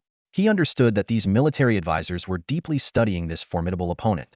Navigating through the bustling space, Zhao Chen arrived at the door of a small private room. Lilith stepped forward, using her authority to open the door and respectfully made way for Zhao Chen. As he entered, Zhao Chen noted that the room was much smaller than the outside area, with only a curved long table. The table was surrounded by people. Almost all the marshals of the Xiaolong Interstellar Empire were present, except for a few who were on active duty, like Marshal Leona, the commander of the 5th Fleet Group responsible for the Cancer Interstellar Civilization. Zhao Chen looked around and saw familiar faces such as Charlotte, Shen Bing, Chu Xian, Medusa, and Qidong. These were the elite generals of the empire. The people in the room stood up to pay their respects to Zhao Chen when they saw him. Zhao Chen gestured for everyone to sit and took the seat next to Charlotte. Turning to Charlotte with a slight smile, he whispered, "I heard you have prepared a grand gift for me today." Charlotte playfully blinked and replied, "I just hope your majesty won't blame me for overstepping my authority." Zhao Chen's expression turned serious. "If everyone is here, let's begin. No time wasting chatter, just get straight to the point about your plans." As the person in charge, Charlotte immediately stood up, glanced around the room, and straightforwardly said, "Let's start this military meeting. This meeting is to finalize the combat plans we've discussed multiple times before, and it's the first time presenting them in front of His Majesty. Once His Majesty approves, we move to execution. Before that, we must eliminate all uncertainties." With that, Charlotte unfolded an interstellar sand table in front of Zhao Chen. Although the map was relatively unfamiliar, Zhao Chen quickly recognized it as the star map of the devouring civilization. The sand table not only marked basic star coordinates but also highlighted all known critical locations, including the home systems of the three kings of the devouring civilization, starports, interstellar fortresses, military factories, resource points, and the positions of major fleets. Charlotte continued, "This is the most detailed interstellar war sand table map of the devouring civilization we have so far. The information comes from our hidden interstellar reconnaissance ships, data provided by the Holy Elf Empire, and intelligence gathered from other sources." She pointed to three locations arranged in a triangular pattern on the map. These are the home systems of the three kings of the devouring civilization. Finally, Charlotte added, "According to the latest information we've received, in the past 6 months, the three kings of the devouring civilization have been rapidly expanding their military forces. Relying on its powerful military-industrial complex, the devourer civilization produced 30 million interstellar battleships in just 6 months, compensating for the losses incurred in the war with the Xiaolong Interstellar Empire. This terrifying industrial capability could only be possessed by an interstellar civilization born for war. The Triumvirate's plans for retaliation against the Xiaolong Interstellar Empire's universe remain unclear, but intelligence suggests the timing of their actions could be within this year." Facing this situation, Marshal Charlotte proposed a bold idea: taking the offensive. Instead of passive defense, we should leverage the elite capabilities of our Xiaolong fleet to launch blitz attacks on enemy territory, Marshal Charlotte explained at the holographic sandbox. "In a short time, we can destroy their main fleets, military factories, and industries, disrupting their industrial chain and delaying their war plans." Zhao Chen and Lilith listened intently, understanding this attack to defend strategy. Shifting the battlefield to the enemy's universe could protect their own homeland and industries from the ravages of war. However, the plan also carried significant risks. "We need to conduct cross-universe operations," Charlotte continued. "Although we previously launched brief retaliatory strikes on the Devourer civilization's home turf, this time is different. This will be a sustained multi-point offensive lasting at least a month, an unprecedented challenge for us." As Charlotte elaborated, 36 light circles appeared on the sandbox, representing attack targets. These targets included the Triumvirate's headquarters, the top 10 starports, military factories, resource sites, and key interstellar bases and fortresses. Zhao Chen and Lilith were astonished to see that these were the most critical strategic locations of the Devourer civilization. "Your Majesty, you might think we're being overly ambitious," Charlotte noted their expressions, attacking 36 strategic targets of a civilization with over 70 million ships using less than 6 million of our own. "But in reality, these are all feints. Then where is the real target?" Lilith couldn't help but ask. "I don't know," Charlotte shook her head. "This is not a joke. At this moment, I genuinely don't know where the real target is. In our previous operational plans, we had identified potential real targets. The battlefield simulation revealed a thorny issue. The enemy's massive fleet of interstellar warships granted them immense mobility and adaptability. Zhao Chen and Charlotte knew well that once the true target of their attack was identified, the enemy would likely concentrate their firepower for maximum support, thereby thwarting their offensive. Charlotte's eyes sparkled with wisdom as she slowly unveiled her strategic plan. "We've decided that in the first wave of attacks, all targets will be feints." Zhao Chen furrowed his brows, contemplating, and asked, "Are you planning to lure them out? After the first round of feints, we'll assess the enemy fleet's movements, then reorganize and determine the real targets in the second wave." Charlotte nodded slightly, then shook her head with a mysterious smile. "Your Majesty, you're half right. We will indeed use the first round of feints to gauge the enemy's next move. However, our second wave won't be the real attack either. We'll adjust some of our targets, but it will still be a feint." Lilith, standing nearby with a puzzled look, asked, "So, the real attack will be in the third wave?" Charlotte shook her head again, her eyes filled with determination. "In fact, I can't say how many feints we'll need. The core of our plan is adaptability. Apart from the predetermined first-stage feint, the subsequent actions will be flexible. We'll only decide the real targets based on the actual battlefield situation." Zhao Chen's brows relaxed as he seemed to grasp Charlotte's intent. However, he voiced his concern. "This plan is quite risky. It demands exceptional battlefield command, strategic deployment, and intelligence-gathering capabilities. Any misstep in these areas could lead to significant trouble." Charlotte acknowledged, "You're right. We've considered all these factors. Nonetheless, this remains the most suitable plan for us at the moment." and it has been agreed upon by the majority of the High Command after multiple discussions. She continued, as for battlefield command, it's less about words and more about our own strength. I have full confidence in this, especially with your Dragon Emperor Interstellar Command ship as our backbone. Regarding strategic deployment, Charlotte's tone conveyed deep trust in their forces. This tests the combat and adaptive abilities of each Legion fleet under our Wyvern Corps. I am confident that our combat proficiency will ensure we face no issues in this regard. Her expression grew more serious. In reality, the most crucial aspect is intelligence gathering. The enemy fleet's movements are vital for adjusting our subsequent plans. Timely and accurate intelligence is directly linked to the success of this operation. She looked Zhao Chen in the eye and said solemnly, I have a suggestion that requires your approval. Zhao Chen gestured for her to continue. Taking a deep breath, Charlotte explained her idea. Previously, battlefield intelligence and the deployment of interstellar stealth reconnaissance ships were managed by individual Legion fleets, with intelligence being reported up the chain to be analyzed by the staff. While orderly, this method may not meet our current efficiency needs. Her voice grew firmer. I propose establishing a special elite fleet composed solely of interstellar stealth reconnaissance ships, dedicated to intelligence gathering on the battlefield. This would allow these ships to maximize their value in combat. Zhao Chen fell into deep thought, carefully considering Charlotte's proposal. The command room was enveloped in a brief silence, as everyone awaited the Emperor's decision. They are eyes hidden in the darkness, allowing us to see every move of our enemies and enabling us to accurately hunt each target in the dark. Listening to Charlotte describe this elite fleet group specialized in battlefield intelligence gathering, Zhao Chen couldn't help but become interested. This is unprecedented within the framework of the Xiaolong fleet. Zhao Chen leaned forward slightly. Since you already have this idea, why don't you elaborate on your plans for this elite fleet group? Charlotte immediately brought up a holographic projection, with streams of data flickering in the air. Currently, each brigade-level fleet has 30 interstellar stealth reconnaissance ships. A Legion fleet group, however, consists of over 5,000 ships. Her finger traced across the projection. First, we won't change the current assignment of these interstellar stealth reconnaissance ships. They will continue to operate within their respective Legion fleets. However, ultimate command will belong to this special elite fleet group. She continued to explain that part of the interstellar stealth reconnaissance ships in this elite fleet group will follow their original Legion fleet groups, while another part will form dedicated interstellar stealth reconnaissance brigades responsible for intelligence gathering. These ships will enter battlefield zones ahead of time to gather enemy intelligence or track targets. I did some research, Charlotte said with a hint of pride in her voice. We currently have a total of 100,000 interstellar stealth reconnaissance ships of various models. Zhao Chen raised an eyebrow, surprised to learn that the Xiaolong fleet possessed so many stealth reconnaissance ships. On further thought, though, having 100,000 reconnaissance ships out of 6 million interstellar warships seemed quite reasonable. Charlotte continued with a detailed breakdown of the 100,000 stealth reconnaissance ships. The most advanced T6 Silent Phantom class, 30 ships, T5 Ghost class, 1,000 ships, and the majority being T4 Banshee class, making up the rest. She suggested that 60,000 ships be allocated to various Legion fleets as reconnaissance ships under dual command. The remaining 40,000 ships would form the core of the elite fleet group, divided into over 130 brigade fleets, tasked with intelligence gathering on various battlefields. This elite fleet group will report directly to the Longhuang Interstellar Command ship, Charlotte concluded, serving as Longhuang's eyes and ears on the battlefield, thereby enhancing overall command efficiency. After listening, Zhao Chen nodded in agreement.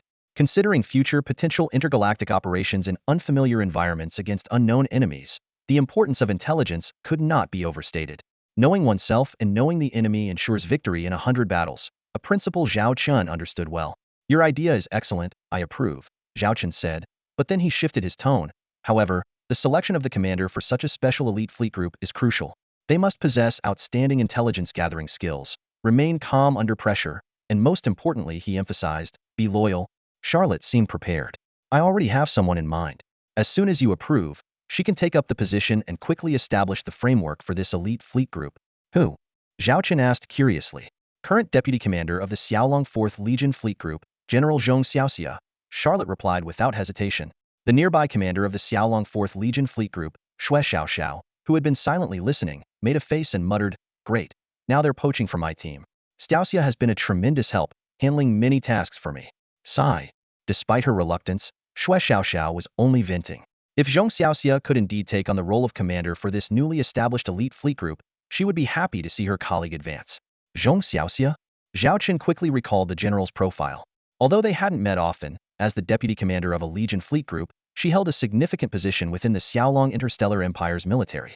More importantly, She had been with Zhao Chen for a long time, making her a veteran and even a former schoolmate. He remembered Zhong Xiaoxia's background. She came from a declining noble family and was the youngest daughter. Thanks to her mother's savings, she managed to attend the North Star Interstellar Military Academy. This memory flashed through Zhao Chen's mind as he seriously considered her suitability for the role. With the help of a scholarship, Zhong Xiaoxia endured 6 years of hard work to complete her studies. By chance, she participated in a training mission with the Two Houses fleet, where she first met Zhao Chen. Later, she joined the fledgling Xiaolong fleet. At that time, the Xiaolong fleet was in dire need of senior officers. Zhong Xiaoxia, with her versatile skills, quickly became an all-round talent. Her career has been quite colorful, from the captain of the T-2 Black Rhino-class heavy assault frigate, to the commander of the T-3 Blizzard-class light battlecruiser, and then to being the captain of the Xiaolong fleet's first T-3 Silver Rat-class light stealth reconnaissance ship. She has since served as the captain of various types of interstellar warships. As a top student of the Northern Star Naval Academy, Zhong Xiaoxia has extensive theoretical knowledge. While she might not have the battlefield experience of veterans like Marshal Qidong, she is proficient with almost all types of interstellar warships. Even when faced with unfamiliar situations, her solid academic background allows her to quickly learn and apply new knowledge. It is this relentless spirit and readiness that has seen Zhong Xiaoxia rise through the ranks. She is now a 3-star admiral, serving as the deputy commander of the Xiaolong 4th Corps Fleet Group and a key aide to Marshal Xue Xiaoxiao. This position is among the top echelons of the Xiaolong military, just a step away from the rank of marshal. Zhong Xiaoxia's success can be attributed to several factors. First, her impeccable track record speaks volumes. She has been with the Xiaolong fleet since its inception, proving her loyalty. Second, her deep understanding of nearly all types of interstellar warships, while not claiming to be the best, gives her unique insights in each field. This extensive knowledge has been invaluable in intelligence gathering, enabling her to swiftly analyze enemy warship information and avoid critical mistakes. More importantly, her rich experience as a captain of stealth reconnaissance ships has been crucial. During her time as Xue Xiaoxiao's deputy, Zhong Xiaoxia has been in charge of the 4th Corps Fleet Group's stealth reconnaissance missions. Under her command, the Fleet Group's battlefield intelligence collection has been unmatched among all corps. At this moment, Xue Xiaoxiao stepped forward to vouch for her capable aide. I can attest to this. With Admiral Zhong in charge of intelligence, my command operations are significantly enhanced. If we are to form an elite fleet group of stealth reconnaissance ships, I am willing to stake my position on Admiral Zhong's ability to lead it. Xue Xiaoxiao's confident smile reflected her deep trust in Zhong Xiaoxia. Zhao Chen nodded and turned to Charlotte, saying, "Since you all believe Zhong Xiaoxia can handle this role, the personnel appointment will be your responsibility." With just a few words, the establishment of an elite fleet group within the Xiaolong Interstellar Empire and the appointment of its top commander were confirmed. This efficiency highlighted the characteristics of the Xiaolong Interstellar Empire during its early days and showcased the leadership style of Zhao Chen and the other founding senior officers. With the general plan established and the stealth reconnaissance fleet group set up, Zhao Chen directed the conversation to the next critical issue. Although the subsequent steps of the plan will need to be flexible, as you mentioned, we need to discuss the scale of our deployment. How many interstellar fleet groups are you planning to commit, and how much time will you need? Zhao Chen's gaze turned to Charlotte, awaiting her response. Charlotte, realizing the immense complexity of this cross-universe interstellar civilization war, answered solemnly, "Considering this is our first cross-universe operation against a highly threatening T6 interstellar civilization, and that we plan to employ a blitzkrieg strategy, I believe we should deploy all our frontline forces." All our frontline forces? Zhao Chen squinted. You mean we need both the Empire's regular fleet groups and all our elite fleet groups? Yes, Charlotte answered firmly. As soon as Charlotte finished speaking, the atmosphere in the conference room became tense and heavy. Her sharp gaze swept across the room, scrutinizing each marshal and commander. This is the only way we can inflict maximum damage on the enemy in the shortest time, Charlotte declared firmly. As for potential counterattacks, I believe they won't happen. Even if they do, we have the capability to handle them. Remember, the best defense is a good offense. Her fingers moved swiftly over the interstellar war map, pointing out key attack points. As long as we choose the right time and place and attack with sufficient force, the enemy will be too overwhelmed to respond effectively. Turning to Zhao Chen, her eyes gleamed with confidence.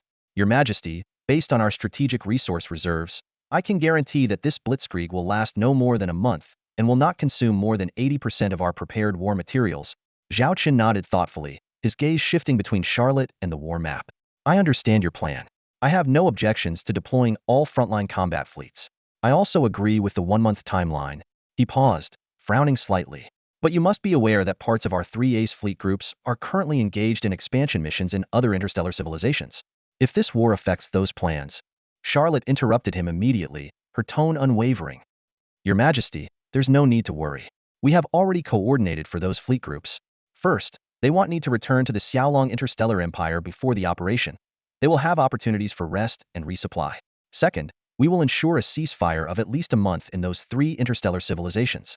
I assure you, the Blitzkrieg will not hinder our expansion efforts. Once the operation is complete, those fleet groups will return to their original missions immediately. Zhao Chen remained silent, his eyes fixed on the interstellar war map. The room seemed to hold its breath, awaiting the Emperor's final decision. Finally, Zhao Chen spoke, his voice steady and powerful. All senior military leaders of the Xiaolong Interstellar Empire, heed my command. The marshals and commanders stood at attention, ready for orders. As the Emperor of the Xiaolong Interstellar Empire, I approve Grand Marshal Charlotte's battle plan. All specific deployments, timing, and fleet movements will be under her command. If necessary, she can mobilize any fleet without my direct order. His voice grew darker and filled with anger. The devouring civilization has invaded our universe repeatedly, turning our star systems into battlefields. Countless people have been displaced, possibly never to return home. This debt, I have not forgotten. His gaze swept over every leader. I hold grudges, but I don't want to wait long for payback. I want you to make those bastards pay with interest. Can you do that? Yes. The leaders responded in unison, their voices resolute. Good. Zhao Chen nodded. This operation will be called the Avenger plan. With that, Zhao Chen rose and walked towards the door. Just before leaving, he paused and turned back. I await your good news. Then Zhao Chen left the room, with Lilith following closely behind. Charlotte turned to the other leaders, her expression turning stern and resolute. Ladies and gentlemen, His Majesty has given us his utmost trust and authority. We are the elite who have followed him all the way, the finest leaders of the Xiaolong Interstellar Empire. This is our first comprehensive inter-universe operation. Even if it's a blitzkrieg, it concerns the fate of our empire. I want this battle to be a resounding success, to show all interstellar civilizations the might of the Xiaolong Interstellar Empire. Do you understand? Yes. The leaders responded in unison again. Charlotte continued, the specific operation time will be decided later, but from now on, each of your fleet groups must be ready for war. Except for the fleets dispatched to those 3 interstellar civilizations, all other fleets must complete their preparations within 3 days. That's all for today. Thank you so much for watching. I hope you guys enjoyed. If you wish to have another part of this recap, please give us at least 1,000 likes. Please don't forget to comment and subscribe to our channel for more content like this. Until next time.